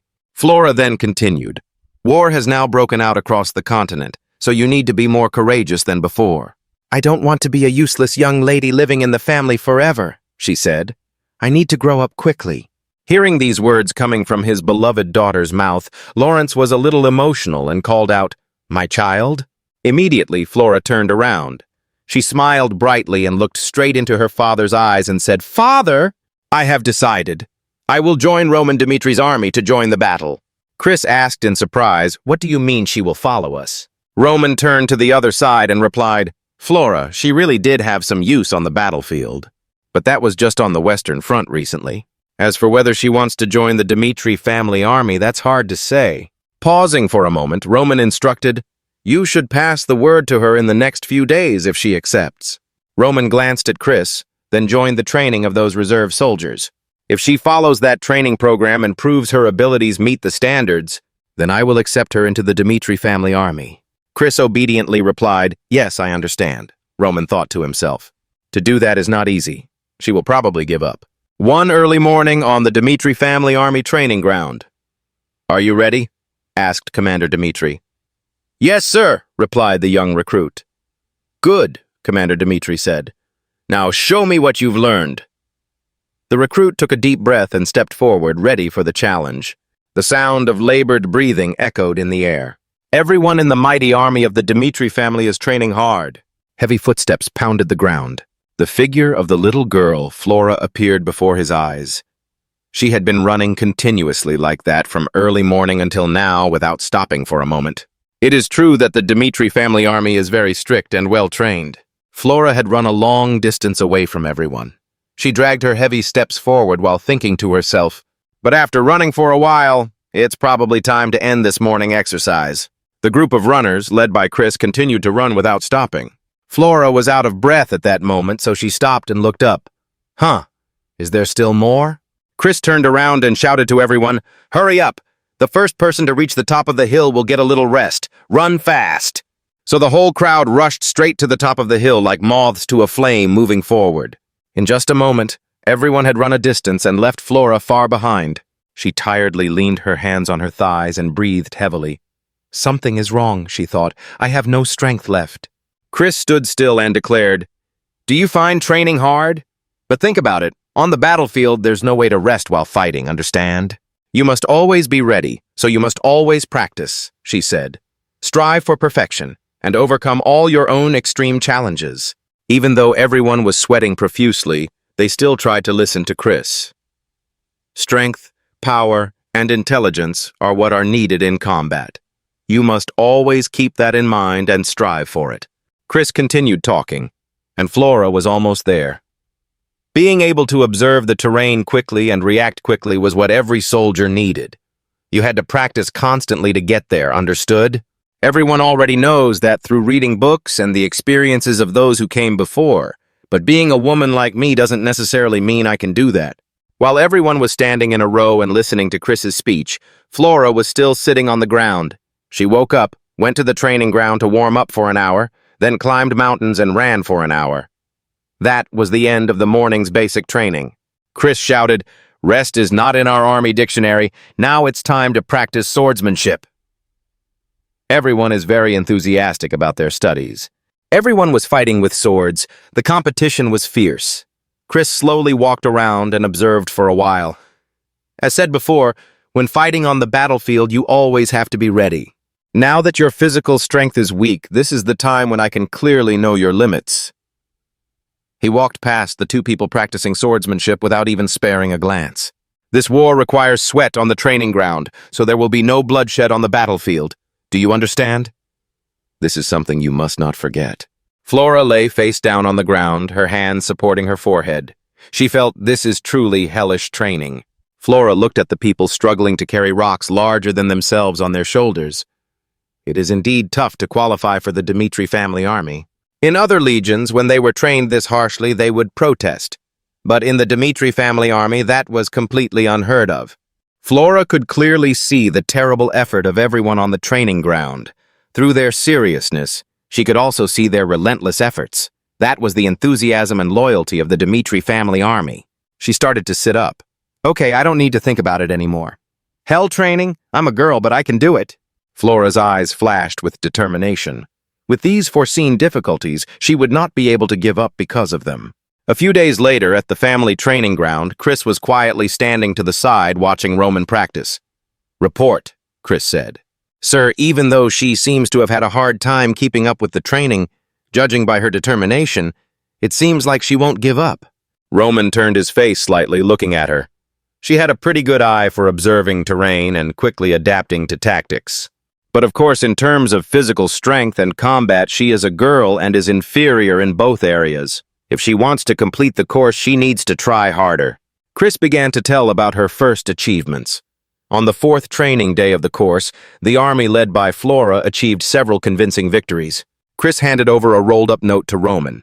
In a dangerous situation for her army, she made certain and intelligent adjustments to help her army escape and achieve victory. Roman took the petition and opened it to read. "So do you think our Dmitri family army needs to add her as a member, Chris?" He replied frankly, "This is fine, my lord. The Dmitri family army is in dire need of a talent like her," he said. Roman agreed with some satisfaction. Light shone down on the Dmitri family castle, so Cairo was completely stable after the rebellion. The Duchy of Dmitri was established with the king's consent, and peaceful times passed. An alley in the Dmitri family, a man ran and said, "Wait for me now, the food is still there." Thomas was running after someone when he accidentally bumped into Sierra, who was covered from head to toe. She turned around and glared. "What? Where are you going with your eyes on your feet?" Thomas saw that this man looked scary and immediately apologized. "I'm sorry, sir." After that, Sierra did not reply to anything more and directly left without a trace. Sierra said, smoking a cigarette, "The battle plan will take effect tonight. It looks like she is talking to someone. Until the battle starts, stay calm and don't cause any commotion. Understand? Be careful to collect all the information you can about the situation of the Dmitri family army, and relevant external information." The voice on the other end of the line quickly replied, "I understand." Evening had fallen on the main street of the Dmitri family. Sierra sat leisurely on the bench, watching the soldiers patrolling. It is true that the soldiers' equipment here is not cheap. Sierra looked at it for a while. Not only were the soldiers' equipment expensive, but they also exuded an immeasurable aura. It seems their strength is on par with the reserve knights in our empire. If a battle breaks out, it will be difficult to deal with an army with such strength and full equipment. A man in a black cloak spoke to Sierra. "The security situation in the mines is quite good, sir. Of course, inside the family mansion, it goes without saying. Those are important resources of the Dmitri family. If anything happens, their army will immediately come there to support. I think they'll have reinforcements there in a few minutes during the day," she said, "and the mansion is patrolled by the military 24/7. Sierra silently continued to listen to the other person speak. It will be a bit later at night, they thought. But it won't be long, so choosing a place to strike is quite difficult. The man with the scar on his face continued speaking. just as the Empire had estimated the situation here. Because the Dmitri family had just separated into a duchy, they were quite cautious, especially after the king announced, he will send assassins to kill Roman.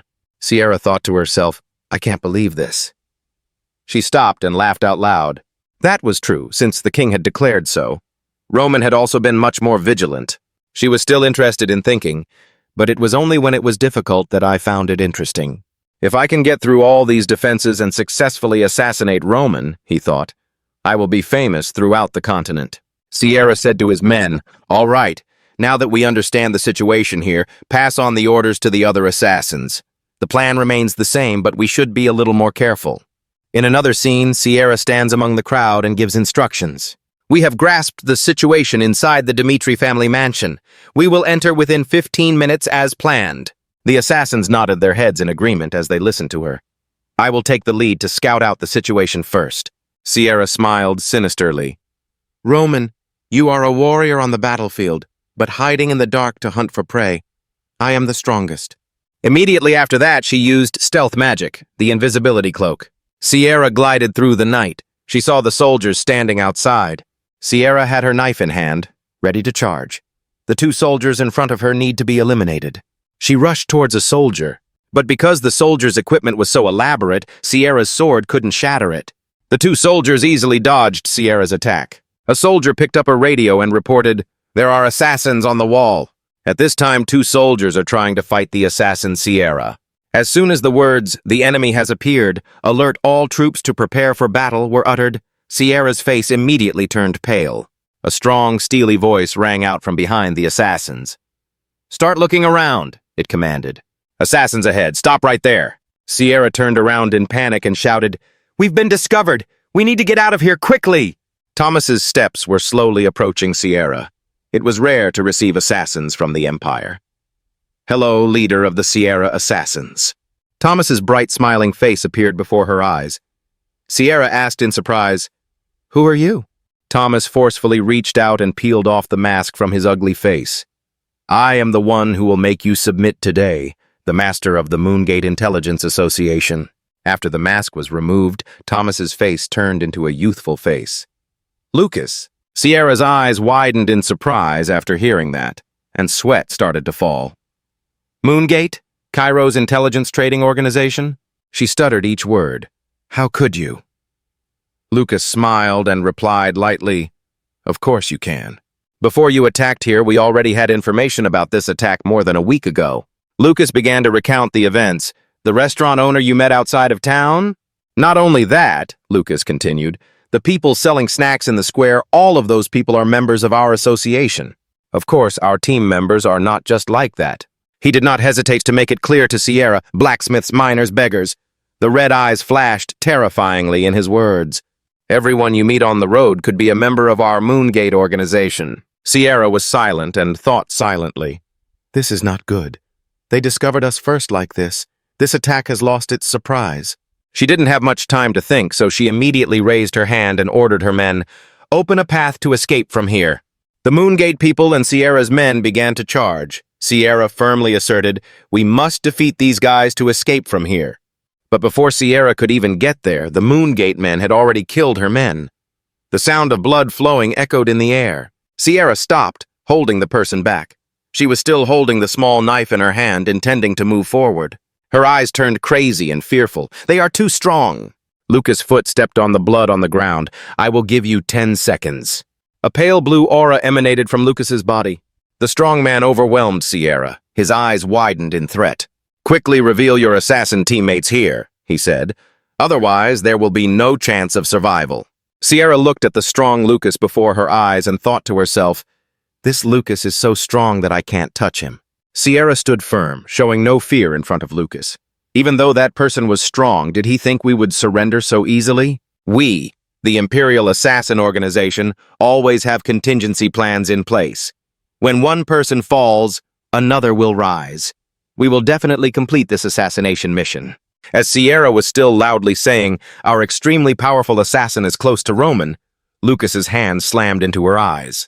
The next second, Sierra's entire body was pressed hard against the ground by Lucas's hand. It caused it to crack. Lucas's sharp eyes appeared again, but I don't care about such things. My lord will know how to deal with them. I'm only interested in how many members your organization currently has in this city and where they are. Sierra opened his eyes wide. Knife? He didn't care. To the assassin sent to assassinate Roman? Not giving Sierra a chance to say anything else, Lucas quickly ended his life. If you are still stubborn and say nothing, then only death remains. Sierra was completely down. Lucas took a tissue and started wiping the bloodstains on his sword. Okay, the assassins here are done, now split into two groups. One group searched around the castle, the other cleaned up the bodies of these assassins. Inside the mansion, there was no need to pay attention. This assassin, Roman him, would handle himself. Lucas laughed loudly. Just let them struggle there in despair. Elsewhere, night had fallen, covering the entire Dmitri family castle. The assassin's heels lightly touched the cold tile floor. Elena's body landed along with her smiling face. The top assassin, nicknamed Death of the Assassin Guild, the one with extremely strong assassination skills, Elena. The sharp sword, still stained with dried blood, lay neatly on Elena's shoulder. The bright moonlight shone on it, making the sword glow. Behind are human skins hung on tall wooden poles. All the top important figures across the continent, if targeted by her, would not be able to escape. With 9 successful assassinations, her reputation as the god of death has spread far and wide, and there is no organization that does not know her. To affirm her strength and mark, each time she assassinates, she also skins her enemies as trophies. Elena kept a smile on her face and leisurely walked into the castle. This is her 10th assassination of an important member, Roman said. Of course, she also knew that this was an important figure, especially one with power. This man is very famous after his victory in the West, defeating the army of the Kronos Empire. Elena bent down and began the process of taming the mouse that had just run by. She stood there silently. Watch the mouse, she thought as it ran away with all its might. The mouse ran to the side of the bed. Elena's thoughts flashed as she saw Roman Dmitri sleeping soundly.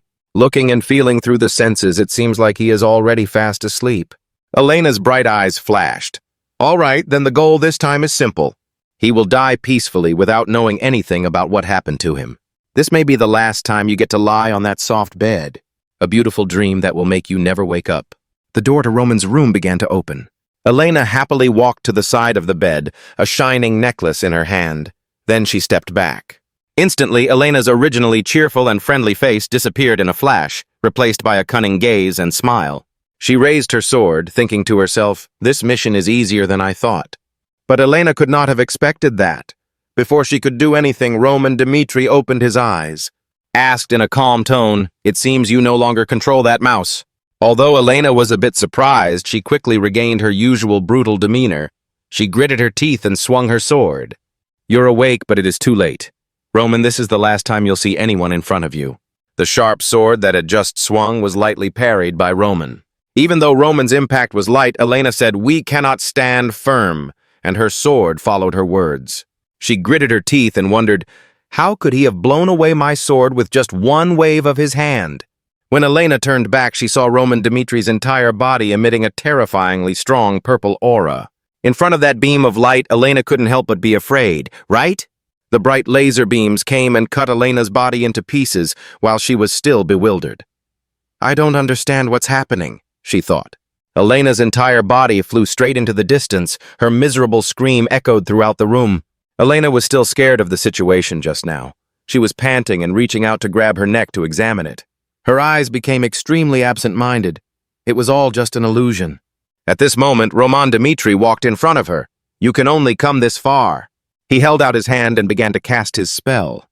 One of Roman's blows landed straight down, making Elena scream in despair. She clutched a small ball in her hand. No, he was too strong. This mission was a failure. I need to escape from here immediately. Thinking that, Elena used the sphere to disperse with the aim of escaping and saving her life. She had escaped from Dmitri's castle and was running down a deserted road. Elena was so focused on running that she didn't dare open her eyes to look around. Luckily, this guy's reputation was indeed better than the rumors. Even if an entire organization of assassins came to assassinate him, he said, it would still not be successful. Get out of here first and think about what happens next. As long as you're alive, you still have a chance. When running to a certain road, Elena immediately hid because she saw the silhouette of a tall man standing outside. Why was there a man standing there? The assassins were being brutally eliminated under Chris's thunderous attacks. During this assassination mission, some of Roman's subordinates were noticed. When facing these guys, you have to be very careful. First with Lucas's sword, second with Kevin's demon sword. Chris's tall and thin figure left a distinct shadow on the ground. The third was the lightning Cairo, Roman's trusted subordinate, Chris. Elena hid in the dark but couldn't help feeling scared when she saw this person. It seemed like he had been waiting for her here all along. "Did they guess that I would escape from the castle?" she asked. "So they arranged for someone to block my escape route?" Without hesitation, Elena immediately used teleportation and ran in another direction. Then she had no choice but to retreat and find another way to escape. "We need to go to the assassins' meeting place to report what happened here." After running for a while, Elena stopped tiredly. She was breathing heavily with difficulty. Before her eyes was a red ray of light, like the approaching sunset. "Finally, I have waited for you here." Demon sword. Kevin looked at the assassins lying on the ground. "I was really expecting you to run in another direction, but I'm so lucky to still meet you here." Kevin continued to move forward with two sharp swords in his hands. "I've waited here for a long time. Now, I will be able to fulfill my wish of confronting the strongest assassin of the Empire, the organization nicknamed 115. Facing an opponent as strong as the demon sword, Kevin is in front of me." Elena couldn't help but feel scared. She quickly retreated backwards. Then suddenly she flew up in a surprising way. Elena flew over Kevin's head with the thought of running away before she lost her life. But it seemed Kevin was enjoying her actions even more. "Let's see, where are you going?" As soon as Elena passed by, Kevin felt a huge killing intent coming from her position. Kevin turned towards her, sword raised high above his head. Eyes glowing, he aimed at his prey. Without thinking much, Kevin immediately rushed over at lightning speed. He had just landed on the ground when the famous assassin Elena was sitting on the ground, trembling. She held her head tightly and let out long cries. Kevin walked up to the trembling man and said, "If the Lord doesn't tell me to, I won't kill you." He glared at her, each word coming out in a cold and flawless tone.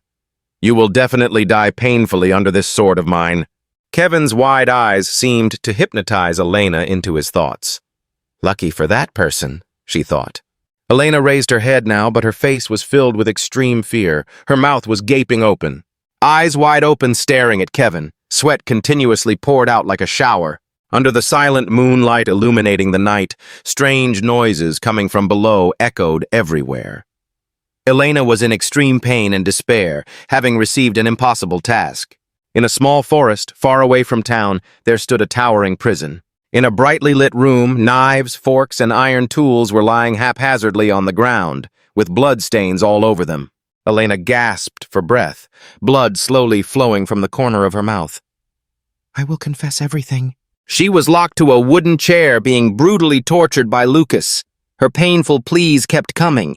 "Please stop, please don't kill me." Lucas smiled sinisterly, the corners of his mouth opening to reveal his bright white teeth. "Don't worry. I have no intention of killing you." He looked at the assassin, who was in a state that couldn't be worse. "The wounds on your body right now are just the price you have to pay for daring to come here and assassinate us." As soon as he finished speaking, Lucas walked over and grabbed Elena's head tightly. He forced her to raise her head and handed her a carefully preserved purple medicine bottle. "Drink this." Elena's eyes widened in fear. "Is it poison?" Even so, she had no other choice. Elena could only obey, letting Lucas put the medicine into her mouth. The bottle of medicine fell straight to the ground.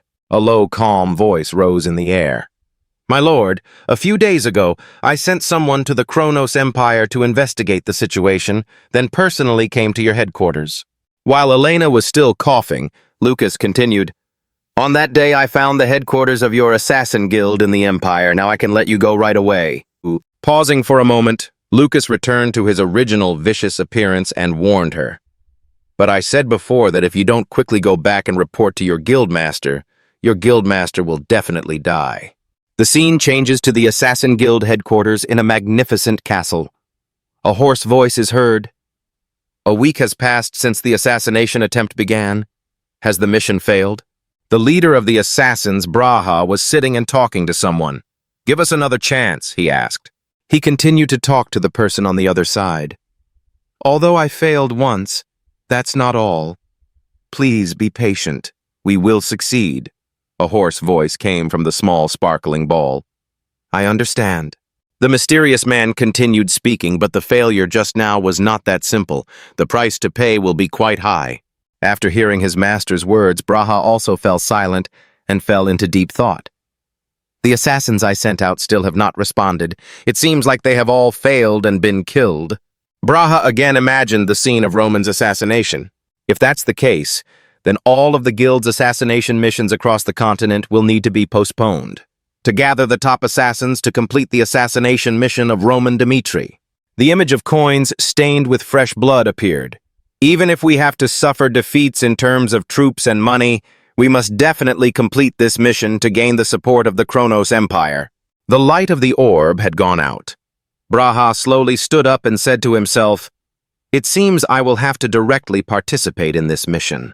The candlelight in the room began to flicker. Braha let out a surprised hum. At this moment, Roman appeared behind Braha. He realized it in time and turned around in panic. Was it Roman? Braha quickly grabbed 2 arrows from beside him. Then he launched them straight at Roman. But how could someone like Braha be his opponent? Roman asked. He only needed to glare once and the arrows would stop moving. He stood still with his arms crossed and used his thoughts to make the arrows shatter into hundreds of small pieces. A divine demon guardian. Braha stood there, mouth agape for a few seconds. He wanted to reach for some switch. Roman Dmitri extended his huge hand straight towards Braha. His entire neck was now in Roman's palm. Braha cried out in surprise and pain. Roman strongly lifted Braha's man up. It seems that he is the leader of the Assassin Guild. Braha was choked speechlessly. His deep eyes looked at the ferocious Roman before him. How dare he set foot so deep into the Empire's territory? He is too arrogant. I never thought of this. Roman suddenly asked. It seemed like someone was going to press the alarm button. Braha was surprised. How did he guess? Only, he didn't expect that the next second Roman would reach out and touch the alarm switch himself. So I'll press it for you. The whole castle was then thrown into chaos by the noise. Braha trembled as he spoke each word, his expression also showing a bit of satisfaction. You're good. All the assassins in this headquarters will be here soon. Do you think you can take down all of our assassins by yourself? Roman calmly replied, I estimate there are 30 assassins left here. The candlelight in the room began to distort. The people you sent on a mission eliminated that number. The remaining number in this headquarters is the number I just mentioned. Braha was terrified of this man's ability. Had he calculated the remaining assassins in the headquarters? Roman Dmitri chuckled. So how do you think we got in here without them raising the alarm? Braha thought of a possibility. Could it be? At this moment, blood was splattered all over every corner of the castle. The assassins were lying dead on the ground along the path to the headquarters. He let go of Braha's grip on his neck and threw him straight forward. His whole body slammed into the door, causing it to shatter. Braha spat fresh blood from the corner of his mouth. He fell from the door straight down in front of Roman. He looked at Braha silently, saying nothing. Roman began to touch the neatly arranged documents on the desk. This assassin organization is a famous large organization on the continent, and of course, its biggest client is the Kronos Empire. Roman opened the document and began to observe. At first glance, not only had they sent people to assassinate me, but through this assassination list, I could somewhat guess the Empire's next intentions. The words on it were written very meticulously and carefully. Mission 1. Assassinate Count Draken. Mission 2. Assassinate Senior Count Ronan. Roman smiled, burning the paper in his hand. The eldest son of the military commander, the army chief Lamberto, was the rightful successor of Redford. Through this, we have seen the intention of the Kronos Empire. At that moment, at an assassination branch in Dante in the Cairo territory. The 2 assassins glanced at each other and signaled, Quickly contact the leader at the Imperial headquarters. Elena, her body covered in wounds, struggled and shouted, There's no time, hurry up! Looking at the glowing ball on the table, the assassins were all panicked. Unable to connect to the headquarters, one of them said, Something is wrong. Elena gritted her teeth in anger.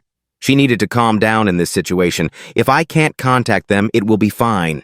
I will contact the customer. After thinking for a while, she ordered, Contact the branch that has customers in the Kronos Empire quickly.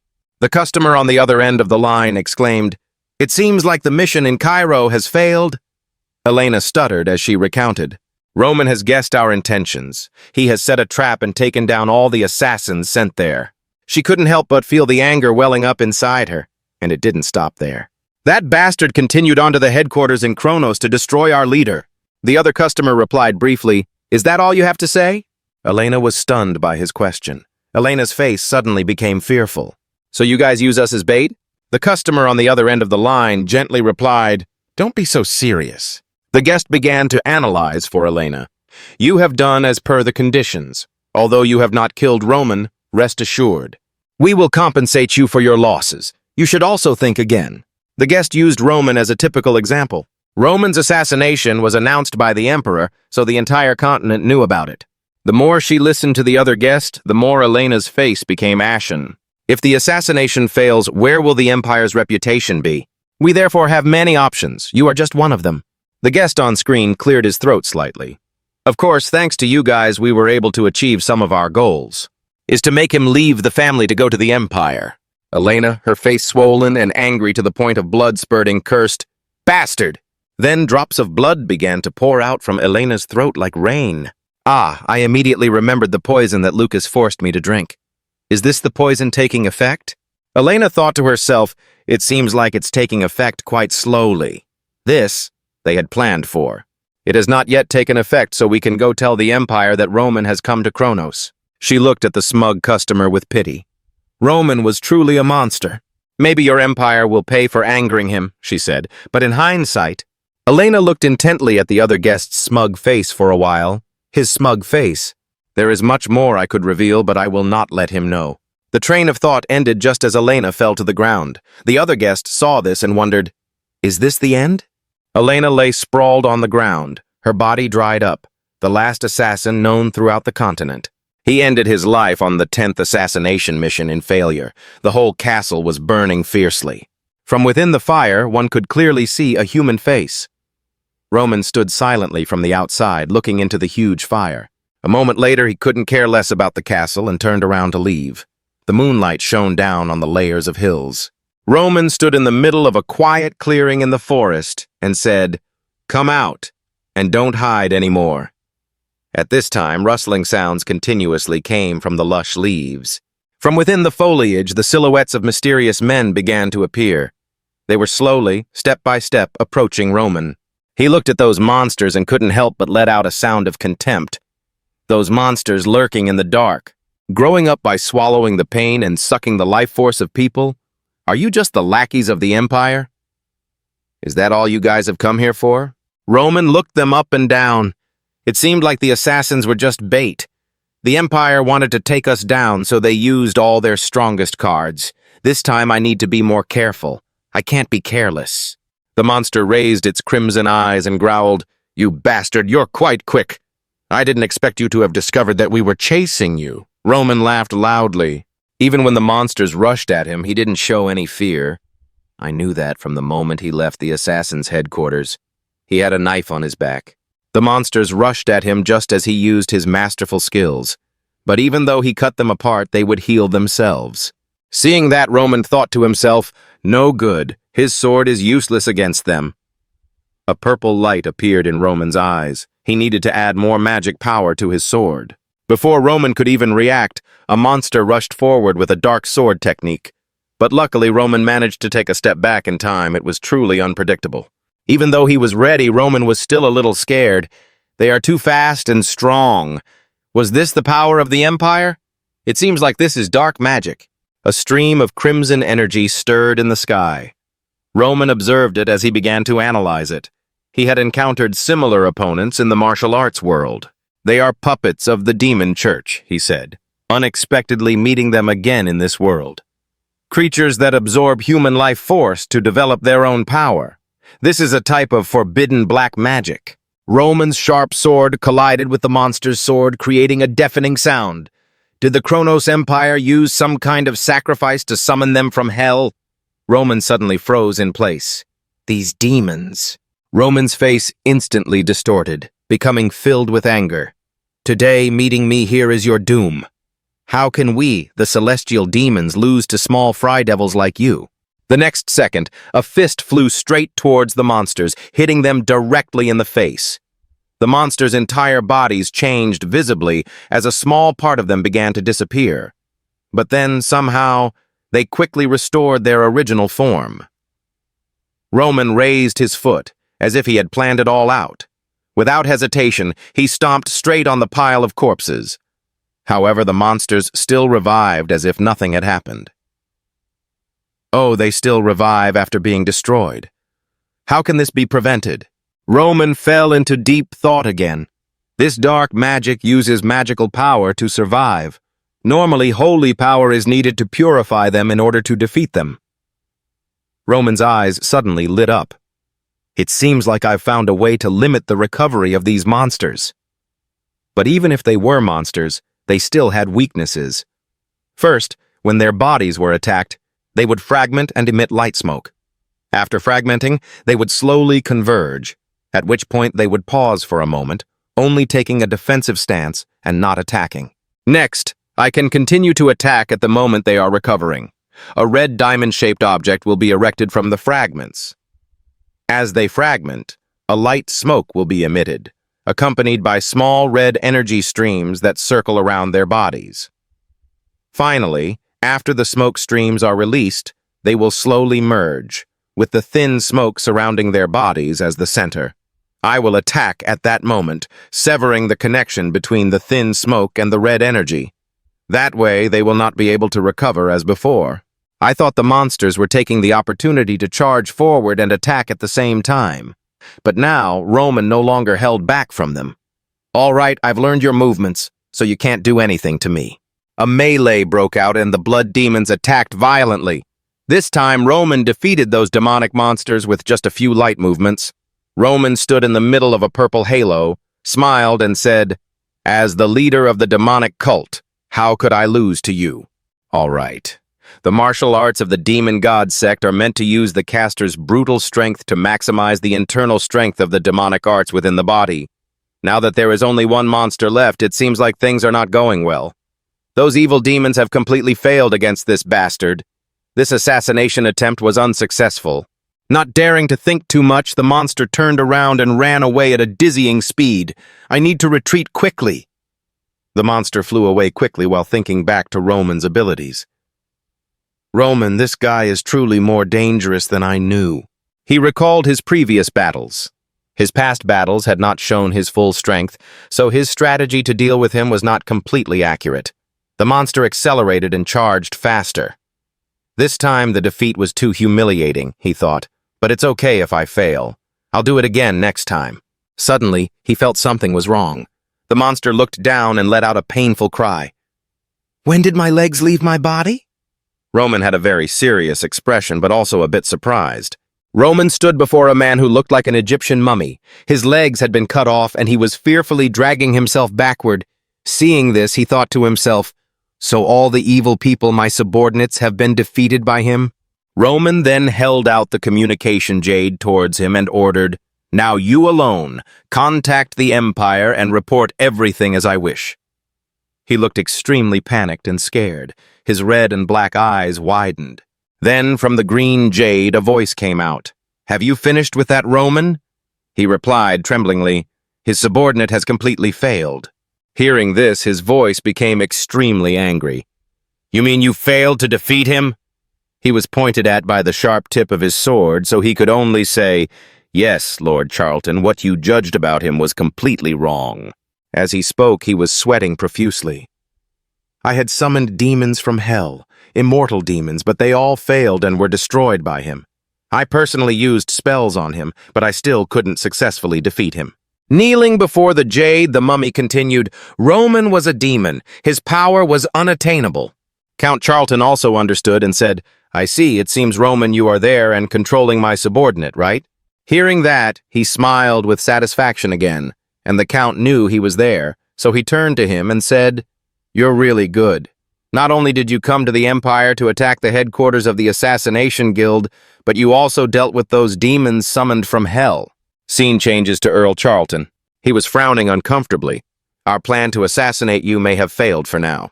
Having said that, he couldn't bear it and slammed his hand on the table to vent his anger. But of course, our Kronos Empire wouldn't give up on its plan just because of this. At this time, he also made the matter clear. He would never give up and told Roman, "You are a thorn in the side of our empire. If we fail the first time, there will be a second time, and so on. Until we take your life, our empire will never give up." He looked down on him openly. "Today you can fight against us, but tomorrow, that is not certain. A small individual like you will have to fail at some point." Hearing those words, Roman sneered. "You speak well, but you forgot who I am. Today, here, I will teach you a lesson."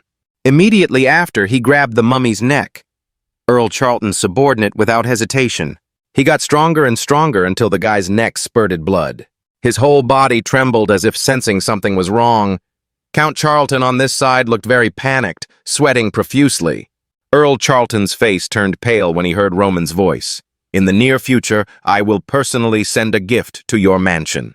"Earl Charlton, you sent someone to assassinate me, so you yourself must withstand threats from others." Roman continued laughing. "Of course, assassinating others is not something you guys can do. I can do it too, and I do it better than you. So after this time, I have officially declared war on you." Charlton's face was filled with indignation, his teeth clenched. Roman continued to threaten. "So that later, when you die because of the things you did, you will no longer be surprised. Since you do not know who did it, my gift will be sent to you soon." Having finished speaking, Count Charlton was extremely panicked and shouted loudly to order his subordinates, "Everyone, quickly increase the guard of the mansion so that not even a single fly can escape." But a moment later, a voice reported from within the castle, "Sir, we have searched the mansion and found no suspicious person. But we found a jar in the basement storage room," he said. Count Charlton followed the man down to the basement to see the bottle. While looking at it, he thought, "So, according to Roman, did Roman leave this bottle containing poison as a gift to harm me?" Thinking of this, Count Charlton's face turned red with anger. He ordered his subordinates, "Prepare horses and take me to the Behemoth Tower immediately." To explain a bit, the Behemoth Tower is an organization of magicians, who can also be called alchemists. They research poisons and various assassination methods. Of course, by researching poisons, they can also find effective antidotes that no other organization knows about. Then a bald old man was using magic to look at the bottle. As he looked, he appeared very frightened. The poison was colorless and odorless. "This is something I have never seen before on this continent. This person is the great mage of the Behemoth Matthew Magic Tower." Count Charlton was also present in a hurry, and seeing Matthew's long-winded speech, he shouted loudly, "What are you still standing there for? Quickly check what kind of poison is in that bottle. Can it be cured?" This caused the great mage of the Magic Tower to panic and stammer, "Okay, don't worry, Count." Then he took the bottle with Earl Charlton to a certain baldhead who was being held there. As soon as he saw the bottle in his hand, this person immediately shouted, "No, don't make me drink that." But regardless of his screaming, Behemoth still resolutely poured the liquid from the bottle straight into the young man's mouth. Then he activated the antidote magic. A blue-white aura surrounded his head. Suddenly, Mr. Behemoth's eyes widened and his mouth opened wide, surprised. He thought to himself, "No way such a powerful magic power can neutralize this poison." Immediately, he questioned Charlton. "Earl, where did you get this deadly poison?" Hearing this, Earl Charlton was equally alarmed. As he spoke, Behemoth's entire body trembled in fear. "As far as I can see, this is currently a poison. The antidote cannot be created yet," he said, "and magical treatment is also powerless." At once, Count Charlton did not expect it to be so terrible. He thought of Roman and was secretly terrified. "That bastard Roman, how did he get this horrible poison? Even the top alchemists and pharmacists in the Behemoth Tower cannot figure out what this poison is," he said, "and they have no antidote for it." A moment later, Charlton arrived at His Majesty's palace and said sincerely, "Your Majesty, that's all we did to assassinate Roman. It all failed." Emperor Kronos' face turned gloomy after hearing this, and he replied, "So what kind of person do you think Roman is?" Earl Charlton immediately told all he knew about him. "So, in my opinion, he is a person with strength and intelligence beyond others. We failed to assassinate him. I guess he won't leave the Empire alone in the future." Then Emperor Kronos gave a new order. "Okay, next call our top assassins in the abyss back." As soon as he finished speaking, the Count looked extremely surprised. His eyes were wide open in astonishment at what the Emperor had just said. Ignoring the Count's panic, he continued, "This time we will use the best assassins, the anonymous aliases. We'll show that bastard Roman what we're made of. Make him afraid to confront the Empire. Then he imagined a puppet in his own image with its head cut off. This time he will die. That death will serve as an example to all others, he said. Those who hailed him as a hero and wanted to emulate what he did. His death will make those people no longer dare to dream or ignite. Plot against our mighty empire, Kronos. Immediately, Earl Charlton did not dare to disobey but respectfully obeyed. I obey. Scene change, someone's feet suddenly appeared and landed. None other than Roman, the male lead of the story. He walked forward, thinking to himself, I need to focus. Don't think you can cure my poison easily. Whether it's pharmacists or alchemists, she said, it's useless. In the martial arts world, that poison is the #1 poison in the 10 poisons of the 4 paths and 100 poisons classic. He took off his armor, but his mind was still racing. We sent them that poison to make the Empire a little fearful. Even though he had returned home to rest, Roman was still worried and continued to think. They will have to be more careful in every situation from now on, because we can do what the Empire does, he said, and even do it better. So they will slow down their assassination attempt on us. We will have more time to calculate our moves. His expression became determined. Of course, this is only a temporary solution to prolong the time and will not be effective in the long run. A large-scale war between the two sides will happen soon. This is inevitable, so we need to prepare carefully and thoroughly for everything. While he was lost in thought, someone suddenly sent him a letter. Young Master, a letter from Valhalla. He picked up the letter, which said, To the fallen soldiers on the bloody battlefield. In memory of them, we invite you to attend the memorial service as a personal warrior representing the Duchy of Dimitri. The letter was invited to reach him if the time was 100 days before the sacrifice. If you don't come, she said, it will be considered that you have refused our invitation. While reading, Chris suddenly walked in and reported to him, My lord, the representative of Valhalla attending this ceremony is a swordsman with quite strong power named Barbossa. It is said that this person has won many battles and is a swordsman with status throughout the 6 palaces. The image of 2 hanging corpses appeared. Chris continued to explain, Through this, we can see their intentions. Is to invite the young master there with the intention of avenging the death of Count Denvers when he had previously defeated him. The person holding a sword with a red aura around him was the swordsman ranked 6th in the ranking of Valhalla's top swordsman.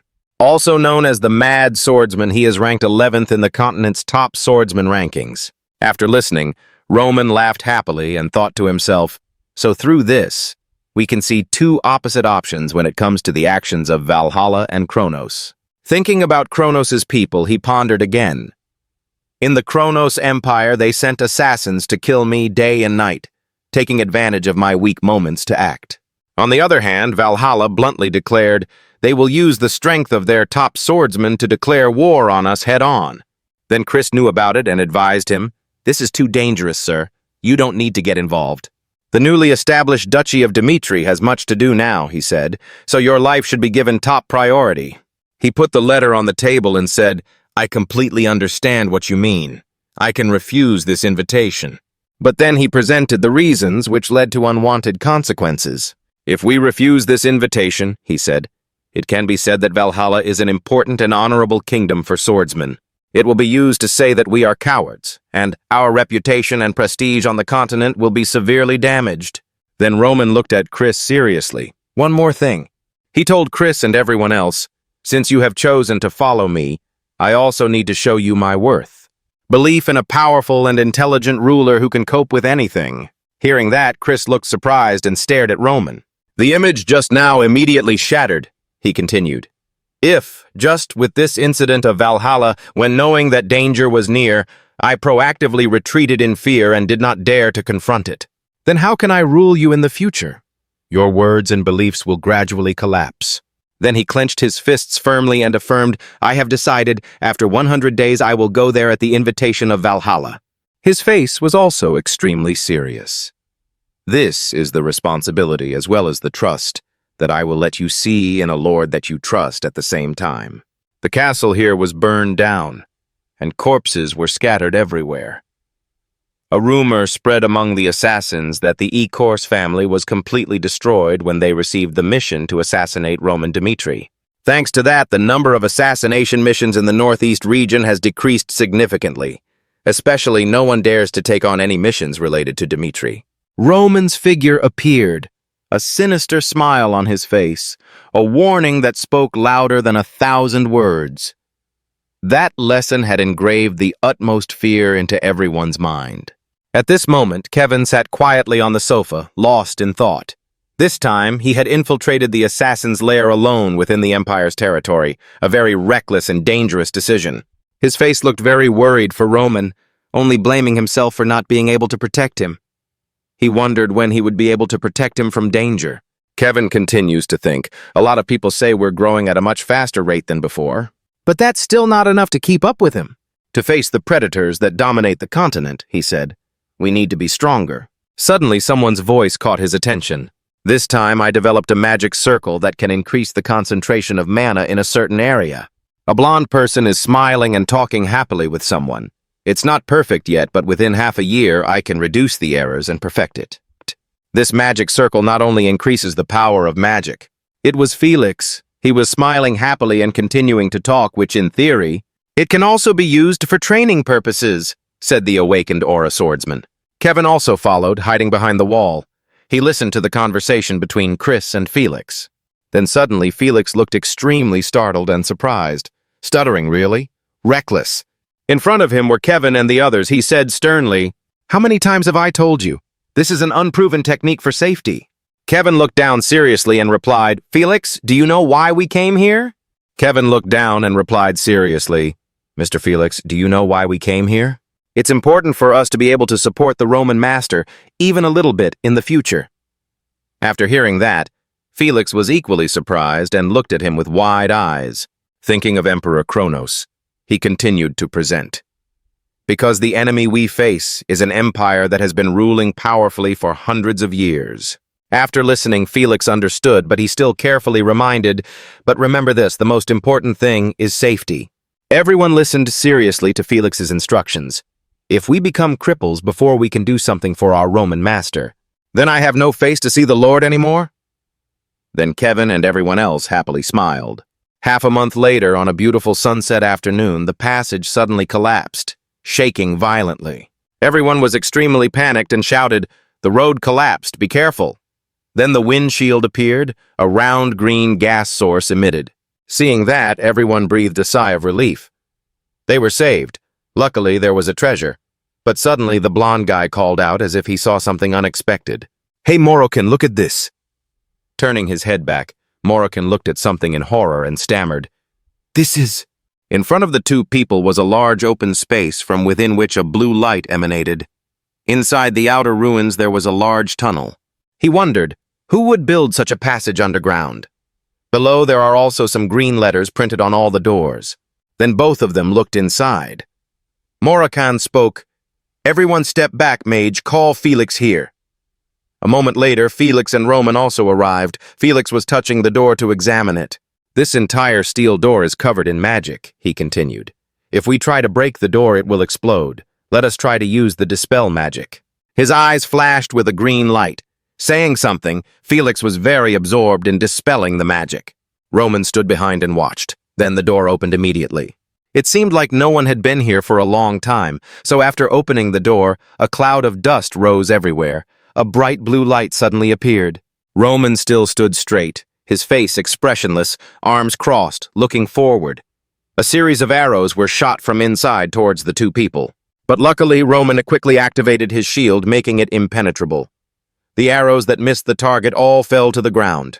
Seeing that, Felix widened his eyes in surprise and panic. "Looks like this is a trap dungeon." But in contrast to Felix, Roman was not afraid at all and even wanted to go inside. "I'll go inside and check." His words made Felix extremely panicked. Then Felix worriedly said loudly, "It's too dangerous. We don't know if there are any traps inside here. Give me time, I will find out about them." Roman's expression remained unchanged as he coldly replied, "No, if anyone lived here, they would have found us already." With that, he walked forward, despite Felix's constant worry. "The longer you hesitate, the more dangerous it is. You stay here and wait." His footsteps grew deeper and deeper inside. As he walked and observed his surroundings, he thought, "A mechanical trap, similar to the Jug family's formation mechanism." Thinking, he suddenly stopped. Suddenly, sharp spikes emerged from the wall. Not just on one side, but spikes appeared on both walls, blocking his escape route. But he didn't seem panicked at all, rather very calm. Then hundreds of sharp iron spears were aimed straight at him. Boom, a big explosion happened, rocks and debris everywhere. The smoke and dust cleared. Roman looked forward with an icy expression. The spears are now blocked by a circular purple barrier. The arrows hit it, and it was already broken into pieces. He stood still below, holding his sword tightly. Suddenly he looked forward. From deep inside came a few curses. "You there, stop. This is our land. If you take another step, I won't guarantee your life." Not to be outdone, he simply stepped forward and introduced himself. "I am Roman Dmitri, the eldest son of the Dmitri family. The endless mountains are Dmitri's territory. You are the ones who must reveal yourselves and declare your identity." A man with a brown beard replied, "Nonsense. Obviously this place is." Not letting him finish his sentence, he immediately went straight to the main point. "I am not here to negotiate with you. The Endless Mountains are Cairo's territory, and Dmitri has inherited the right to rule over them. If you keep that attitude, I will consider you an enemy." Hearing that, a man walked towards him, cursing as he walked. "You bastards of humanity." A dwarf with a long beard appeared. He warned him, "Don't impose human laws on us." After seeing that, his eyes widened in surprise. A dwarf. This guy's hands were shaking, but he still tried to explain. "We have settled underground since ancient times." He heard that and thought to himself, not just one, but a whole group of dwarves stood before him, he thought, wondering. A race of dwarves lives in this endless mountain range? How to deal with them? Then the elder brother exuded a serious aura and said, "As you say, this place can be your land. But what we need is a guarantee that you will not pose any threat." Hearing that, the dwarf opened his mouth in surprise. "How are we going to do that?" Without saying much, he held his glowing pink sword tightly and pointed forward without saying anything. After seeing the sword, the dwarf was not afraid but asked to see it. "Hey, can you show me that sword?" There had never been a case like this in the world that made Roman confused. Seeing that he was hesitating to answer, the dwarf smiled happily and begged, 5 minutes? No, 3 minutes. Just show me that sword. I will consider compromising with you." As soon as Roman Dmitri agreed, the dwarves immediately gathered around to admire the sword and were filled with admiration. Is there such a sword in this world? The hardness of the sword, the shape of the sword, everything is perfect. They were so focused that they didn't even notice Roman's presence in the place. Did dwarves from somewhere else create it? It has the breath of nature in it. Then the leader of the dwarves turned to him and asked, "Who created this sword?" Roman did not want to hide it from them, and firmly replied, "I created it." Hearing his answer, he was surprised and exclaimed, "What is it really?" Half believing, he decided to check it out himself. The dwarf leader closed his eyes and used his memory image to read the sword's experience. Memories flashed with countless hammer strikes against the red fire. His burning passion brought tears to his eyes. After a long silence, he began to speak to him. "Sir, perhaps you can." Without hesitation, he knelt down and pleaded, "Please help us." He kowtowed and begged, "Roman Dmitri, please take back our land." Roman remained calm but paid attention to this request. "What do you mean by taking back the land?" The leader of the dwarves looked up and explained to him, "Do you know why we dwarves settled here?" Through his story, the image of the majestic homeland of the dwarves appeared extremely realistic. Actually, the Endless Mountain Range is a man-made name. This mountain range has an endpoint. The leader of the dwarves continued, "That place was called Arcadia, a harmonious world where different races lived together." Recalling those happy times, he pensively confided, "We came from there. Snow covered the Earth's surface on all sides in a very ancient time when the human world had not yet developed. An unexplained cold snap occurred up there in the mountains, freezing the land. He continued to tell about this difficult period. Even the world tree, the foundation of this world, was withered. It was truly the beginning of a disaster. Countless races living in Arcadia succumbed to cold and famine. Our dwarven ancestors had to leave their homeland to survive. Although he was interested, Roman Dmitri's patience had its limits, so he coldly interrupted, "This is too long of a story." The leader of the dwarves sweated and stammered, "Oh yes." He got down to business, and thus we settled down in this endless mountain range. He continued to tell him honestly, "A few decades ago, we discovered a mass of fire magic deep underground. Needless to say, he was shocked at that moment. His brain was constantly calculating the pros and cons of this fire demon. It was a dangerous power that could burn down the entire world. But if used in the opposite direction, it is the only hope that can melt the receiver world. Fate also conspired to create a meeting with Roman Dmitri, making him even more determined. I saw you freely controlling the fire in the sword's memory. Perhaps our meeting was fate. In a voice of utmost respect, the leader of the dwarves spoke his request. We earnestly beg you, please bring us the block of demon fire. For the sake of the fate of the entire clan, he firmly promised Roman Dmitri that if he responded to our request, this lava, the leader of the dwarves, swears to fulfill any request of yours. After hearing his proposal, a doubt arose in his heart, living as Roman Dmitri. Too many related events made him wonder if meeting his past life relationships was just a coincidence. There were even some surprisingly similar elements that made him rack his brain, considering Dmitri was a clan of master blacksmiths and the endless mountain range that stretched behind the territory. Because he was reincarnated, he became even more cautious when making a decision, very similar to the 10 great mountains of the demon religion. Although I am on a different path from my previous life, my past experiences have helped me a lot in my current life. After hesitating for a long time, he finally decided in his heart, let's see what led us here. Thinking so, he agreed to the request of the human race. I accept your offer. Their leader immediately became more excited and happy. He quickly led him to the lava sea, where the fire demon reigned. While pointing in the direction, he earnestly explained to him, from here on out is an area that even we cannot enter. The fire demon is a dangerous creature. Please be careful. Faced with the sea of lava rolling before him, Roman Dmitri reassured him, there is no need to worry. Just like that, he set foot on the lava surface. Step by step, he walked steadily through it with overwhelming determination. Whatever has led us here, we will live for what we believe in and follow. He quickly approached the blazing mass of fire in the center of the lava sea. Looking around, it continuously emitted countless sparks. He thought to himself, it was like a miniature sun. His cloak was soon burned to a crisp by the heat of this place. Even his face has some burns. It's dangerous.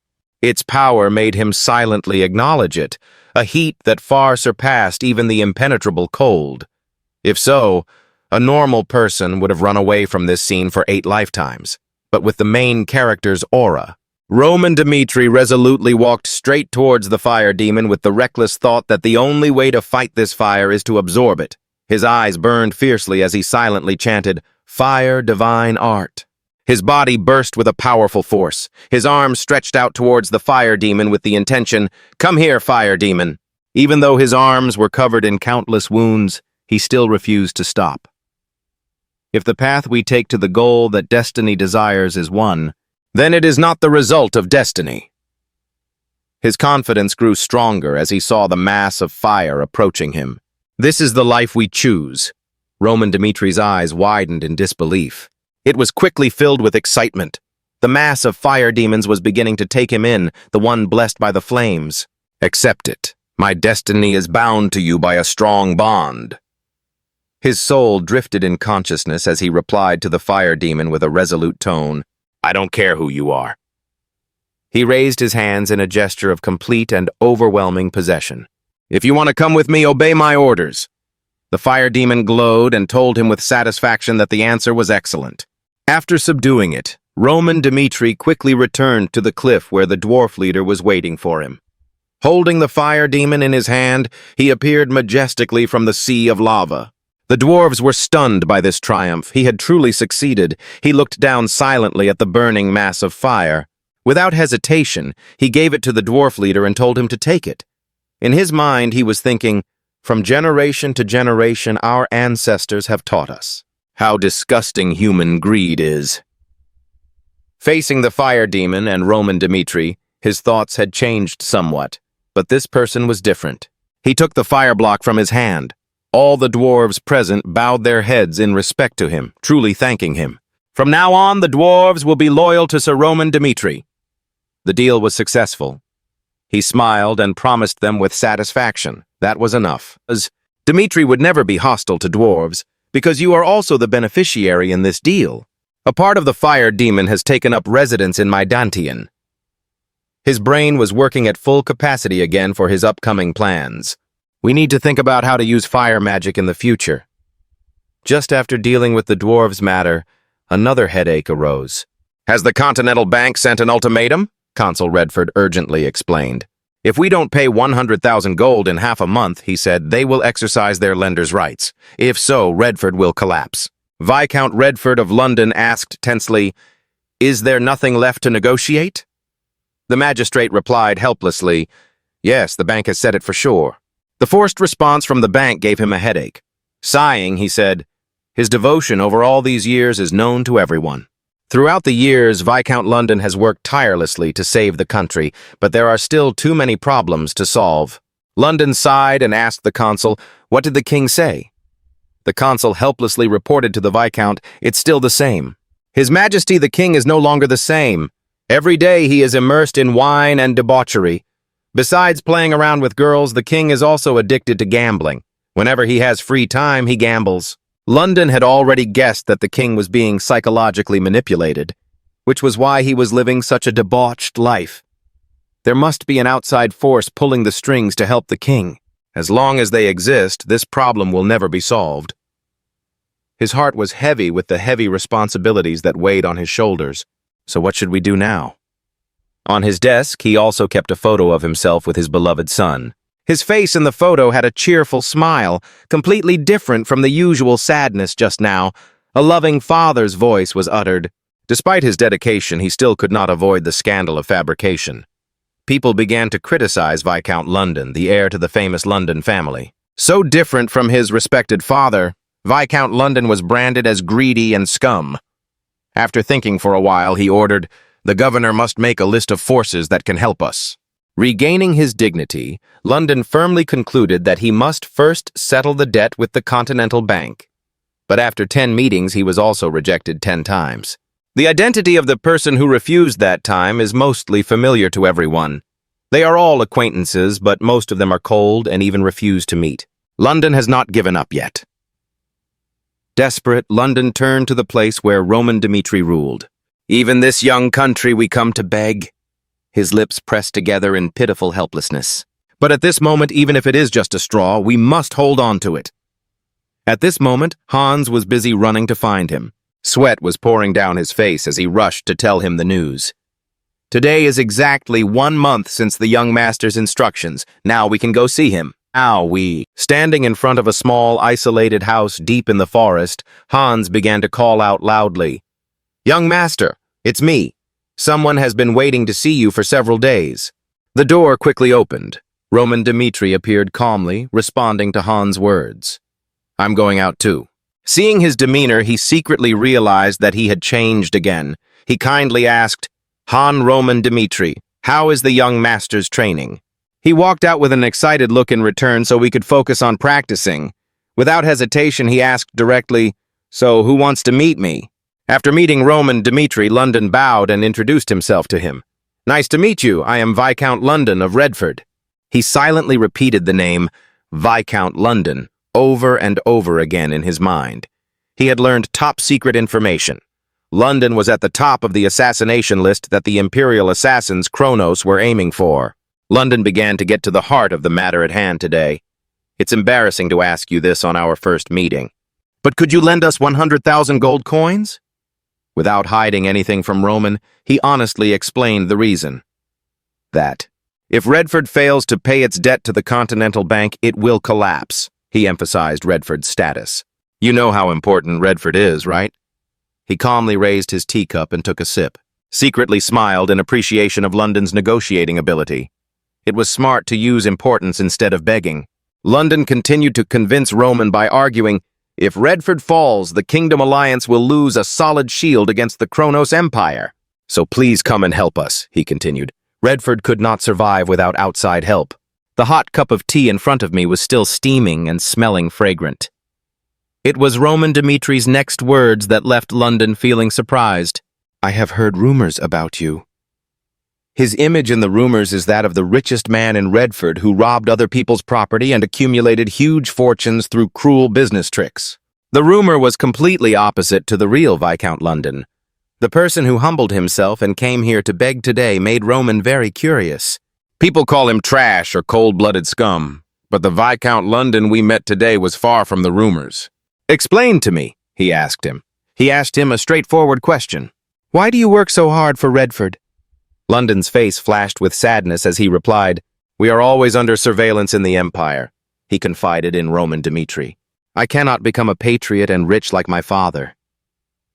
So we chose to do the opposite of our reputation. The truth about those evil scandals was then revealed by him himself. Those we plunder and drive into bankruptcy are all conspirators of the Empire. His patriotism, but powerlessness, made every word he said extremely bitter. We cannot continue to stand by and watch the country collapse and the people suffer. London also boldly expressed his speculation. We are sure that the Kronos Empire is the one behind everything. He continued, to ensure this agreement, I would like to use the territory and family heirlooms as collateral if Redford can restore it to its former glory. He bowed his head firmly in assurance to Roman Dmitri. The London family and the Redford family will forever remember your kindness. His face was beaded with sweat from tension. Seeing his sincerity, Roman did not hesitate to smile and reply, Okay. Viscount London could not believe his ears and had to ask again. Really? He calmly told him. So do your best. He put down the teacup in his hand and continued seriously, just like Cairo did. Find a way to keep Redford alive. He smiled at him firmly, affirming that the opportunity would come. At that moment, a memory flashed through London's mind, causing him to be unable to hide his surprise. When his father gently called his son, he was encouraged by his father with love, saying, If you don't give up, the opportunity will definitely come. His voice still echoed in London's mind. Don't miss it. And he finally waited for this day. With gratitude, he promised Roman Dmitri, I will definitely repay the kindness of the Dmitri Duchy. The matter of Viscount London was settled. The townspeople quickly became abuzz with talk of another event that was about to happen. Hear what? The festival to honor the souls of the Valhalla warriors is coming soon. Barbossa, one of the 12 holy swords of the continent, has named Roman Dmitri as his opponent. This both excited and troubled them. Will this be the first time the Six Palaces witness a top-notch powerhouse that is not part of the Empire? Just like that, they were free to gossip. It is said that Roman Dmitri turned down the invitation. Scared now? That's right. People like Butler, Nicholas, and Gustavo, though also belonging to the ranks of the continent's fanatics, are just mediocre. Even if they charged at the same time, they would still be no match for Barbossa. Sure enough, Roman was just a frog in a well in the end. Actually, at this moment, he was calmly reading the letter, not paying attention to the rumors about himself. The corners of his mouth curled into a smile, showing great satisfaction at the actions of those cunning people. Valhalla is making very obvious moves, so we must respond accordingly. Having finished his calculations, he turned and called out to Kevin. He quickly appeared and asked Roman Dmitri, Did you exclude me from the trip to Valhalla for this reason? Standing on the balcony looking at the night sky, he explained to Kevin, This trip is not just dangerous for us. His intentions were much deeper than Kevin's impulsive thoughts. Dmitri would be in danger without me. I need my most trustworthy person to stay with Dmitri. After presenting, he wholeheartedly entrusted it to him, and that person was Kevin. After hearing Roman's words, Kevin was surprised. You trust me and not Chris, he replied excitedly to Roman. Thank you for your trust. I will do my best to protect Dmitri. Actually, there is nothing profound. This is just his trick to lure children. Seeing the situation was stable, he was speechless and thought to himself, how easy to seduce. In his mind, he began to think about his next move. From now on, we will have to fight an impossible battle.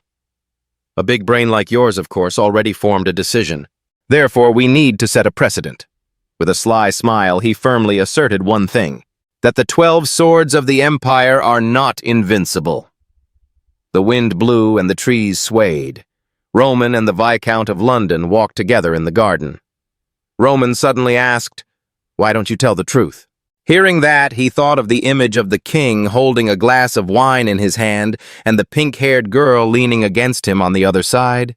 He said, Redford's problem is not the king's alone, even if they depose him.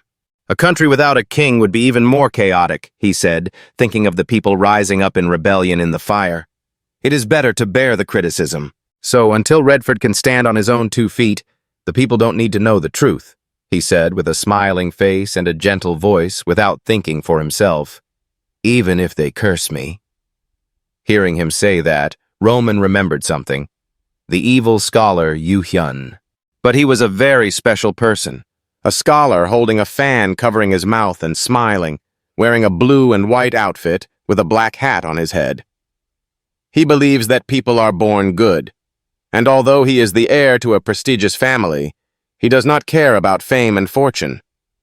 The image of a scholar playing with children appears. Perhaps because he and Roman lived such different lives in their previous lives, the image of two boys standing with their backs to each other. They were attracted to each other and often spent time playing chess together. The two sat on the stone platform talking. "I heard you went to the mountain village and helped the people. You did good deeds out of kindness. But the people will forever wait for you for that action," the white-haired boy said in a reproachful tone. "And if you don't appear again, they will be angry and resentful of you, because it is human nature to want to receive double what they give, whether poor or rich, it makes no difference." The scholar smiled and replied, "Well, people may curse me like you said, but I only do what my heart tells me to do." He said it softly because it was what he wanted to do no matter what. If there are people like you in this world, then there must also be people like me to balance things out, right? The white-haired boy thought and smiled. It's true that even though he's a different person than me, I don't hate Yu Yun. Then, a year later, Yu Yun was found dead, naked, in that village. With Yu Yun's figure lying on the cold ground with only a torn mattress covering his back, Roman didn't feel heartbroken and just said stupidly, Roman was not heartbroken, but he took action. On the day Yu Yun died, he burned down the whole village to avenge his friend. He took the lives of countless people before finding Yu Yun's killer. I was wrong. I just saw that the clothes were too beautiful. I had no intention of killing anyone. Roman grabbed his head and smashed it against the rock with a fierce look on his face. Whether poor or rich, people are just people. They will never get enough. Looking at him reminds me of Yu Yun. Early the next morning, the carriage stopped in front of the mansion gate. Roman saw off Viscount London and thanked him for his help. The Viscount smiled and said, I will return to Redford and pay off this debt. Then the two shook hands and said goodbye. The carriage started to move, and when it reached the center of Redford, it was dark. The Viscount sat in the carriage, looking at the box beside him and remembering Roman's instructions. Viscount London, be careful on the road because there will be trouble due to the cooperation of both sides, Roman said with a serious face. Giving birth is not the only way to protect the people. The Viscount closed his eyes and smiled, thinking of Roman Dmitri. How nice it would be if he were Redford's man. Yes, the debt to Golden Bank is just the beginning. Take this opportunity to change Redford. At this moment there was a shout, Attack! There was gold inside. Robbers rushed out from somewhere and a crowd of people surrounded the two carriages. A soldier shouted, Protect the carriage! Where did these people come from? There was no other way but to force the soldier to release Aura. The sword appeared with a sea-colored light source, slashing the people around. Just then, a child pointed a sword at the soldier. Surprised him, child? Then he was pushed down. Those people used knives, one stabbing into the soldier's stomach. Another soldier was stabbed in the neck with a needle by a man in a gray cloak with a hood that hid his face, holding a blowpipe behind the rioters. This thing made him lose his strength. Gradually, he collapsed. Then someone picked up a stick and was about to hit the soldier on the back of the neck when there was a shout. Stop! The Viscount shouted, The assets on the carriage are to pay off the country's debt. If you are Redford's men, then do not attack us. As soon as he finished speaking, the man holding the wooden stick appeared above his head. It was Jacqueline. What nonsense are you talking about, you despicable traitor? She said, and struck the Viscount London on the head. The robbers checked the neck of the car and shouted, Oh my God, it's gold, it's gold! The Viscount lay on the ground, his head heavy with blood, dizzy, mumbling, Please, please. As his eyes gradually dimmed, he looked at the people caressing the gold and silver with a gloating smile. Then his eyes slowly closed, sinking into endless darkness. On the other side, Roman was riding his horse to greet everyone as he prepared to go to battle. Cheers echoed through the streets. Roman taught those Valhalla bastards a lesson for the glory of the Dmitri Duchy. He and his brave soldiers rode out of the city gates, carrying the people's trust on their shoulders, along with Kevin's steadfast presence. "I swear, I will protect young Master Dmitri until my last breath." While Hans stood by the bridge, silently wishing the young master to take care of himself, on the other side, Lucas was riding his horse with all his might, determined to quickly go to the young master to tell him this news. At a certain inn, two men sat across from each other, whispering. One of them, with a serious expression, said, "Jacqueline, I just heard a disturbing rumor. The London family is plotting to seize all the national assets, and tomorrow morning they will take that money and flee to the kingdom of Dmitri." Hearing this, the man became so angry that he slammed the glass on the table, causing water to spill everywhere. He roared, "You bastards! You water sellers!" As soon as he finished speaking, he stood up abruptly, put his feet on the table, and his eyes were glaring with indignation. He shouted, his voice filled with determination, "I will not stand idly by and watch these traitors act like traitors anymore. Everyone, let's stop Viscount London before it's too late." All around, people stood up, clenched their fists, and raised them high as if ready to fight. They shouted in unison, "Jacqueline! Jacqueline!" with determination in their eyes, ready to pursue justice to the end. On the other side, the two men looked at each other in surprise, muttering, "How much is this? It must be at least a few 100,000 gold." They were stunned, unable to believe their eyes when they saw such a large amount of gold. Jacqueline stood to one side, looking at the gold, thinking that this amount of money was enough for the people of Redford to live comfortably for at least a year. Viscount London was a traitor. He stood there looking at the barrels of gold with indignation. Then he called everyone to gather. "Here, now we will divide the gold stolen from the London traitors." Everyone saw that and ran in. Jacqueline was sure that he was a good man, doing good deeds, taking from the rich to give to the poor, with a proud smile on his face. On the other side, the Redford consul and the Golden Bank consul are meeting. The consul said, "I believe that Golden Bank will sympathize with the situation, but up to now you have not only failed to repay the principal, but can't even pay the interest. I'm really sorry, Viscount London is not the type to break a promise. Something must have happened on the way." His face looked very confused. However, the consul on the other side did not listen, but shouted loudly, "Stop making excuses! You are the representatives of Redford, yet you keep delaying the payment. Today is the appointment, but you did not bother to show up." After saying that, he stood up from his chair and said with a sly face, "It seemed that Viscount London had abandoned Redford to save himself." At this moment, the unexpected thing was that Sir Roman Dmitri, the successor of the Dmitri Duchy, had arrived. Seeing this, the regent in London immediately spoke up. "Ah." With a smiling face, Roman said, "I'm late. Can we start the main conversation now?" The governor of the Golden Bank asked, "What are you doing here?" Hearing that, he held a cup of tea in his hand and drank it, saying, "The Viscount of London has an emergency, so I came. As his representative, just tell me everything." "As the representative, you must have a clear understanding of the situation, right?" "Golden Bank has put Redford on the bad debt list," he said with his arms crossed and a serious face. "To collect the debt, we will use any means. Our time is money. Stop beating around the bush. Get straight to the point," Roman interrupted. At this time, he took a small gold watch the size of a hand out of his pocket and said, "We will charge extra interest for 5 minutes of delay. In other words, if you pay 110,000 gold right away, we will pretend nothing happened," he said, and raised his watch to look at it. "Is there no other way but to pay 110,000 gold?" He replied, "We have no obligation to sympathize with the debtor's situation.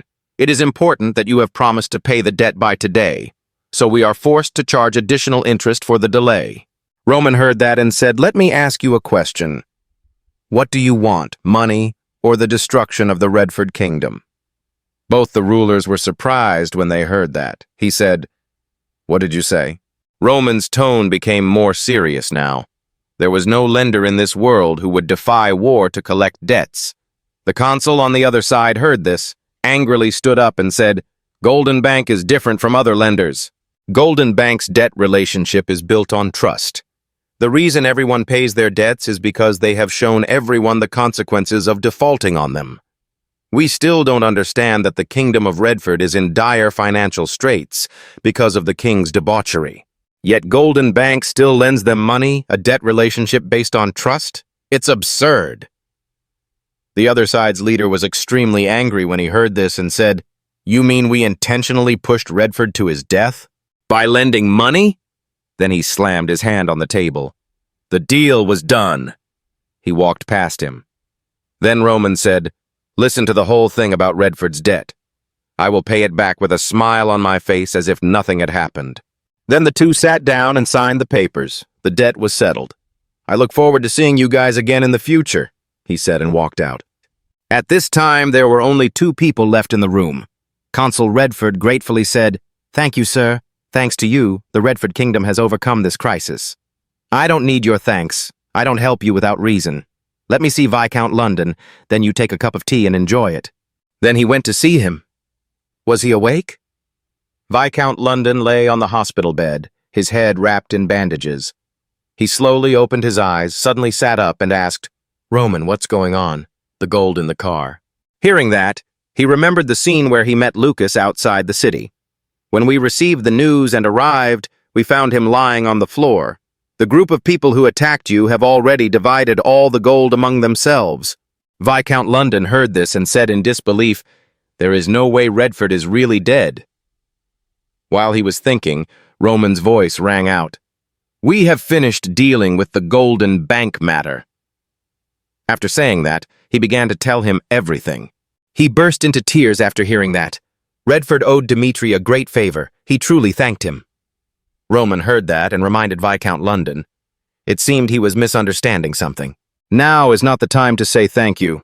It was Redford's incompetence that led to this situation. It was this sentence that awakened him. Perhaps it was I, with my immature thinking, who created everything. Having said that, he turned away and said as he walked out, "So from now on, I will not do things your way anymore, but will do them my way." As he walked to the Roman gate, he said, "I have warned you. False tolerance will only cause the fear in the hearts of the people to disappear."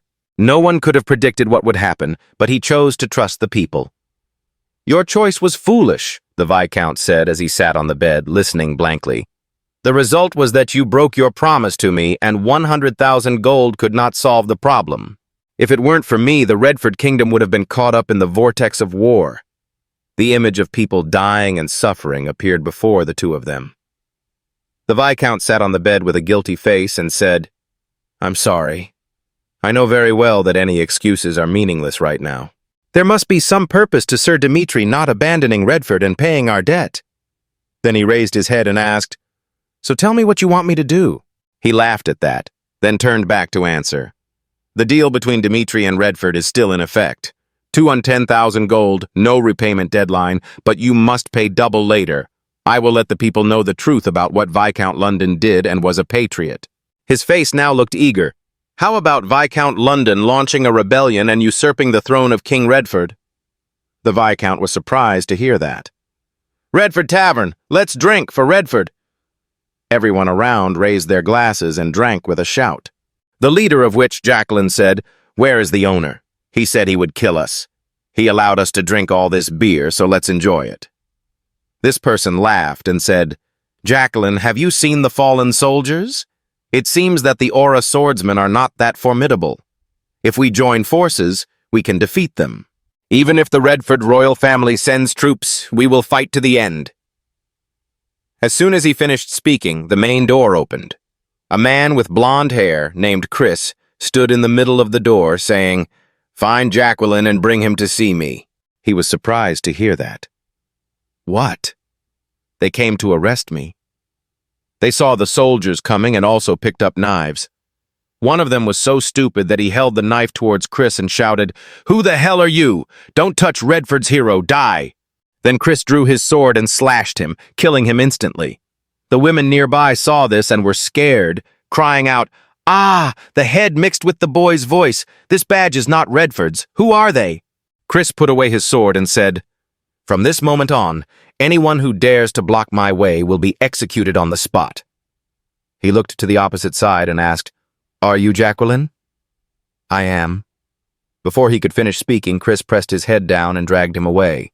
The men around saw that and shouted, "They took Jacqueline away! Those bastards dare to touch Redford's hero!"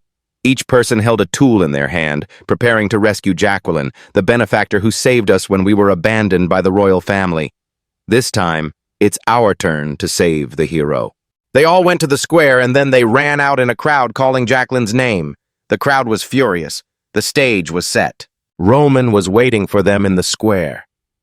"I am Roman Dmitri from the Dmitri Duchy, and I will punish this sinner." He stood on top with Jacqueline kneeling, her hands bound, and told the people below that Jacqueline's crime was inciting the people to cause the robbery of the London Viscount's gold. As soon as he said that, the people roared in anger. "Viscount London is a traitor. We all know he is plotting something with the Dmitri family. Redford's assets. He intends to take that gold to Dmitri and run away. Redford's internal affairs are none of your business. Release Jacqueline now."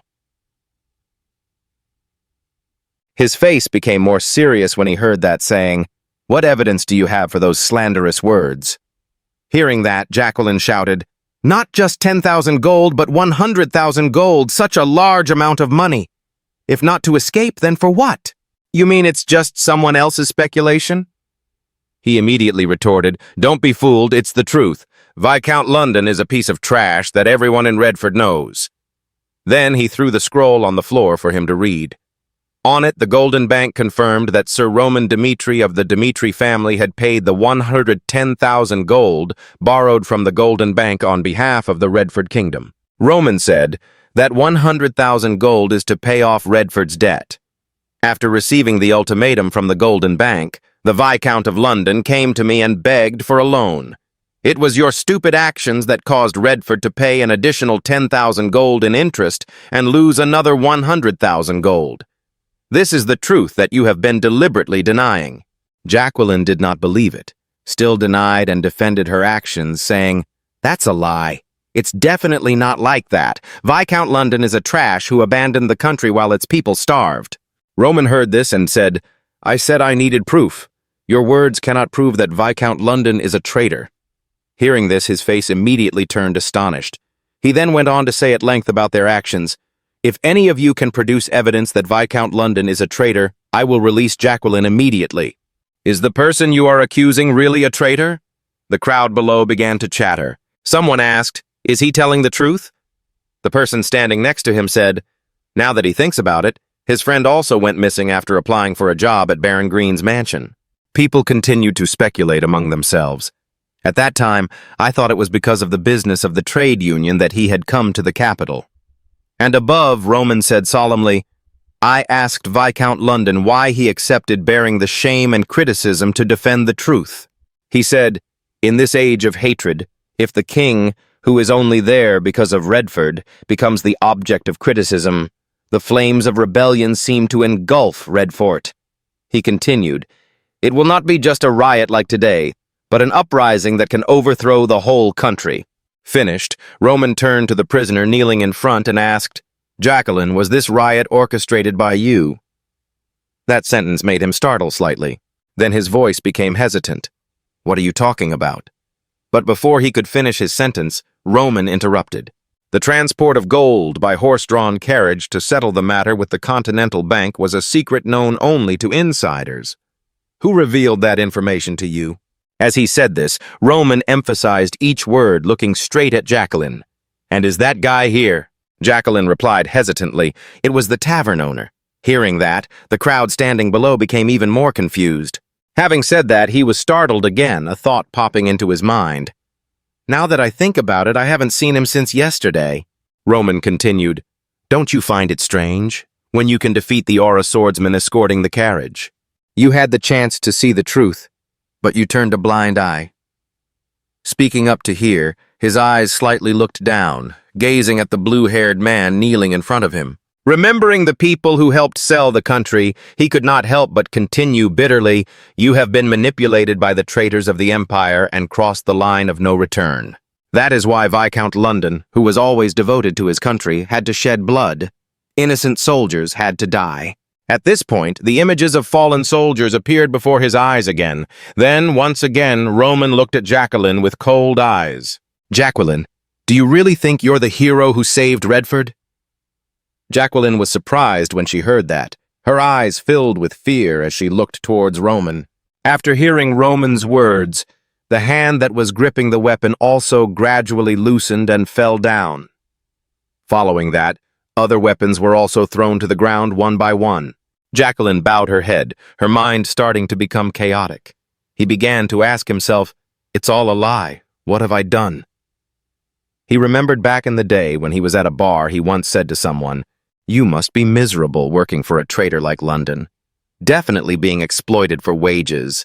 At first that person was a bit hesitant. But then he said, "Viscount London is not as bad a person as everyone thinks." Jacqueline was a little confused when she heard that. She frowned and hummed. The other person forced a smile and explained, "I can't tell the truth, but please don't hate him too much." Hearing that, Jacqueline sighed in frustration and thought to herself, "Isn't London the bad guy? He's been brainwashed." Back to reality, Jacqueline let out a breath, her face full of chaos. Thoughts kept intertwining in his mind, secretly regretting, "I have made an unforgivable mistake." Until now, the thought of saving him had appeared. Just then, a weak voice rang out. "Sorry." It made Roman pay attention and look in the direction of the sound. Jacqueline bowed her head and said regretfully, "I'm sorry, I'm really sorry." His voice trembled. "Yes, what should we do now?" The crowd nearby was surrounding him, reaching out as if to grab Roman's shirt and pleading, "Please give me a way to live." I don't know, in his sincere plea were his hands shaking, like his chaotic emotions at the moment. Even though I know the truth, I still can't accept it. Jacqueline knelt at Roman's feet and screamed in panic, but Roman just looked at her sternly. "Jacqueline!" He cried out his name. Roman was still standing still, looking down at him and speaking. "Jacqueline, you did not pocket the stolen gold, but divided it among the people. That proves your ideals. But it's done, no matter how much you cry and beg. Then those who died because of your misunderstanding cannot be revived." Hearing that, Jacqueline's face stiffened, showing horror. As he drew his sword, Roman continued, "So this never happens again. I will judge you." His sword was already at Jacqueline's neck. At this moment, Roman stood still, holding his sword as he said, "People of Redford, listen. Remember this day. Jacqueline is not Redford's hero, but he will be remembered as the benefactor who took your sins." Hearing that, the crowd standing below was also stunned, standing still for a moment as if they couldn't believe their eyes. Roman raised his sword again and declared resolutely, "And later, if you repeat the same mistake, remember no one will take the blame for you." The light from the sun shone directly on the sword, as if it were demanding justice for the fallen soldiers. At this moment, a smile appeared on Jacqueline's lips. He looked straight at Roman with eyes full of gratitude. Roman's sword slashed straight at Jacqueline. The red blood also splattered. At that moment, Viscount London and his retinue were riding down the road. The people's anger had reached its peak. If the problem is not solved at its root, chaos will continue. Thinking of this, Viscount London's face could not hide his worry. Ultimately, to save Redford's future, someone must overthrow the monarch. Those thoughts kept creeping into his mind. The image of people competing to tear apart the royal power also appeared in my mind. He pursed his lips. I never thought that person would be me. Thinking about it, he immediately spoke up. "The knight captain," the other person immediately replied. "Please give the order." The Viscount turned back and solemnly ordered, "If the royal knights attack us, don't hesitate. Cut off the captain's head to intimidate them. This is the war for Redford, a bloody war for kingship that emerged from his decree." He turned his head away and continued, "Remember, if you don't win the throne, then Redford will be destroyed." The captain replied, "I understand." A moment later, they arrived in front of Redford's palace. Viscount London leisurely sat on his horse, stopping before the palace steps. Before I could do anything, the main door slowly opened. This took Viscount London by surprise. His eyes widened in astonishment. From inside, the Royal Knight Redford and his army stepped out. They looked solemn, their legs closed together like a unified block. So we're dealing with royal knights? Thinking of this, Viscount London couldn't help but shiver, cold sweat breaking out. At this moment, the leader of the army spoke up. The royal knights are the swords that protect the dynasty. A cold, emotionless face stared at him. He looked straight at Viscount London and said, "I know that opposing the king is a capital crime, but we have to do it to save the country." He closed his eyes and continued, "We will ignore everything, cover our eyes and ears. Just do what needs to be done for Redford, for this country." The echoes of the Royal Knights' army, they were arranged neatly, forming an open path. Viscount London stood frozen for a moment, unable to believe what was happening before his eyes. He suddenly realized, I am not the only one who longs for a change for Redford. Immediately, his feet stepped forward quickly. He pushed open the door and at the same time, loudly said, "Viscount London requests an audience." But when he saw the scene inside clearly, his expression immediately changed. His eyes widened and he exclaimed in panic, "Your Majesty!" On the throne, the king now lay motionless on the ground, seemingly without any sign of life. Next to the body, there was a letter.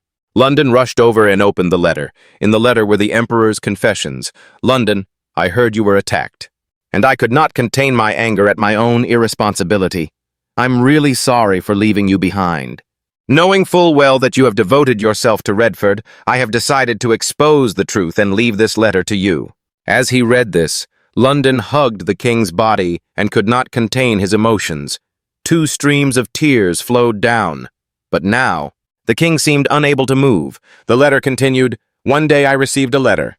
If we don't live a debauched life, they threaten to kill our children." The suicide notes were read by London. His Majesty's bloody body was also held in London's arms. At first, we ignored them, thinking they were just meaningless jokes. But then it came true. Reading these lines, Viscount London's face darkened. "Who dares to threaten the life of the Redford royal family?" His face showed horror, and he screamed in his heart, "Who are you?" The words in the letter have now come true. London couldn't help but clutch the letter tightly. They not only murdered my eldest son, but also took the life of my little daughter. The image of a teddy bear, once a child's joy, is now soaked in blood. Now my second son is suffering from the excruciating pain of the poison. The terrible pain that appeared before London's eyes was what His Majesty's second son had to endure. In exchange for a temporary life, he had to drink the antidote they gave him. But even so, death is inevitable. The letter seemed to evoke images of His Majesty's despair. After those depraved scenes, tears kept flowing in my heart. I am not a king, but just a father who always wants to protect his children. I am an incompetent king. If we continue to be greedy for power, many more innocent lives will be sacrificed. Reading this, London fell silent, his eyebrows furrowed. In just a moment, he realized so many unexpected things. Now Redford's reign has declined. The letters were like knives stabbing into the heart of a poor king. I will abdicate and accept death so that no more blood will be shed. I entrust this country to you, Viscount London. Read the last line. London burst into tears, clutching the letter in his hand, choking. Your Majesty? Sire. A moment later, Viscount London entered another room. As he entered, he bowed and said, Not long ago, His Majesty the King passed away. The person sitting inside seemed to have withered away. He thought for a moment, then replied, Really? The man sitting there was Redford's eventual successor, Prince Charlo Redford. Seeing that his expression did not change, the Viscount immediately asked, Did you know in advance? Charlo Redford replied, We are certain that there is some conspiracy behind these events in Redford. Hearing this, London exclaimed angrily, Why did you know but not say? Charlo just replied coldly, What's the use of saying it?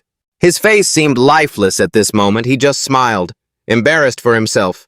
But even when poisoned, we still just want to live. Viscount London heard this and felt a little embarrassed. He hesitantly asked, Do you want me to succeed Redford immediately? Prince Charlo pressed his lips together, trying to contain his bitter emotions. The window frame brings in the only light in the room. He sat there as if looking forward to a brighter future, then spoke. For Redford to survive, it is not enough for our children to abdicate. For power to transfer completely, we need to eliminate the royal bloodline, the source of conflict. Charlo continued to speak out his thoughts on the state of the country. I know you have done a lot for Redford, so I will be your excuse, Viscount London said. London understood, but he was still hesitant. He asked again, "Prince, is there really no other way?" Charlo replied, "My father has made his decision, so I can also go in peace." Images of bloody royalty flashed through Charlo's mind. Viscount London clenched his fists in anger, his body trembling unconsciously. If it weren't for these troubled times, he would certainly be a good king. Charlo turned back, smiling brightly, and replied, "Thank you, sir." The poison flared up violently, disfiguring his face. The veins on Charlo's face gradually became visible, turning black. Seeing this scene, Viscount London could not help but be shocked. Charlo Redford continued, "I have one last request for you, Viscount London. Please don't let our deaths be in vain." "Get up, Redford," he said, blood flowing from his mouth again. His eyes slowly closed. Charlo left with a satisfied smile, as if he had relieved all the worries in his heart. After saying his last words, Charlo Redford bowed his head, ending his life here. 10 days later, at the temple, the cremation ceremony of King Redford and his son was held. Looking at the two bodies gradually burning to ashes before his eyes, Viscount London thought to himself, His Majesty the King, Prince Charlo Redford, would never collapse like this. Thinking, London put his hand on his chest, showing his determination and commitment to take responsibility. "I will replace Charlo and revive Redford," he vowed. Looking up at the sky, he promised himself that he would do everything to help his country. We will always doubt what is happening before our eyes. Listen to the voice of the people and build a strong country, not to succumb to the plot of the Kronos Empire. And I will definitely avenge you too. At this moment, London's tears fell silently. His eyes were filled not only with unyielding determination, but also with an undying hatred. After a while, he turned to his subordinates and said, "The coronation ceremony will be held in a few days." The two soldiers behind heard that and immediately replied, "Yes, Your Majesty." A few days later, the official coronation ceremony took place. Viscount London stands on the balcony of the palace. Crowned as king, the crowd cheered endlessly. "Redford, Redford," he looked down at the cheering crowd at his feet. "Now," London thought to himself, "these are the people I will rule from now on." Over London now hangs royalty and power. Because of that, he clearly felt the pressure that royalty brought. Remembering Roman's words, whether they were from those who called him a traitor or from those who were cheering him on, they are just people of Redford. He extended his hand towards the stunned Viscount London and continued, "What will happen to them in the future all depends on your reign." Back to reality, London became even more serious, thinking to himself, Redford would never repeat the mistakes of the past. Thinking so, he raised his hand high, responding to the cheers of the crowd. Looking at the passionate king beside him, Roman thought to himself, "Oh, if the kingdom of Redford is truly restored, Dmitri will have another strong ally." Thinking this, Roman also smiled unconsciously. He then turned back inside and ordered his subordinates to prepare to leave for the Valhalla Empire. "Chris," he replied, "yes, in no time." They arrived at the border city of Paulo Valhalla. The bright sunlight shone down on the beautiful border city. There was a guard there. He said seriously, "Permission to inspect you." The spear-wielding man said solemnly. Seeing this, Roman frowned slightly, thinking to himself, "This is too much, even though I received an invitation." Immediately, the soldier raised his hand to check Roman's body. Chris was about to step forward when Roman spoke up. "Don't make trouble here. Paulo is not a place that welcomes outsiders." Hearing that, Chris had to stop. Once inside, the atmosphere here is also quite bustling, people bustling back and forth. The Valhalla Empire is a rather closed nation formed from the dense southern forests. Because this country was built in a closed environment, Valhalla always kept away from people from other lands. Chris looked around for a moment and then said, "Just as rumored." Roman, on the other hand, looked around carefully. It is said that the toughest opponents on the continent are the people of Valhalla. They are always hostile to anyone not born in Valhalla. So they never welcome outsiders. With what Roman thinks about the people here, it can be clearly seen that the people of this border city have a different physique, standing out more than those from other places. Chris behind was still angry and resentfully said, "After all, you are an invited guest. They should at least send someone to pick them up. That's rude." Roman smiled, his expression slightly excited. "It seems Valhalla wants to let us know that they do not recognize our existence. despite sending invitations. A while later, they arrived at an inn in Paulo. The inn was quite crowded. Everyone was eating and chatting enthusiastically. The laughter continued to ring out, and by this time, he and Chris had also found their seats. Suddenly, someone put the glass down on the table. "Damn, all the taste of alcohol is gone," he shouted. He walked up to Roman, his face full of anger. "I don't know where these bastards came from, but if you're an outsider, then shut up and go upstairs and sleep." He leaned closer, looked closely at his face, then continued contemptuously. "Looking at that white, smooth skin, it must have never been touched." He curled his lips, then whispered in his ear with contempt, "You're no different from a woman." With that, he stood up, waiting for Roman's reaction. But Roman just sat there motionless, a slight smile on his lips. Seeing that, he got angry, banged the table hard, and shouted, "This bastard dares to look down on others! Get out of here now!" People sitting at the next table saw this and started to squeeze in. "Be careful or you might pee your pants." And mixed with the contempt were mocking laughter. Encouraged, the other guy became even more outrageous.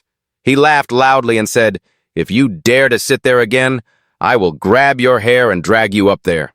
But Roman was not angry. He just smiled and called, "Chris," he said, putting down his glass and laughing. "Time to let these Valhalla people know we're here." Hearing that, the other guy roared again, "What the hell are you talking about?" But before he could finish his sentence, a hand swung out and hit him straight in the face. It was Chris.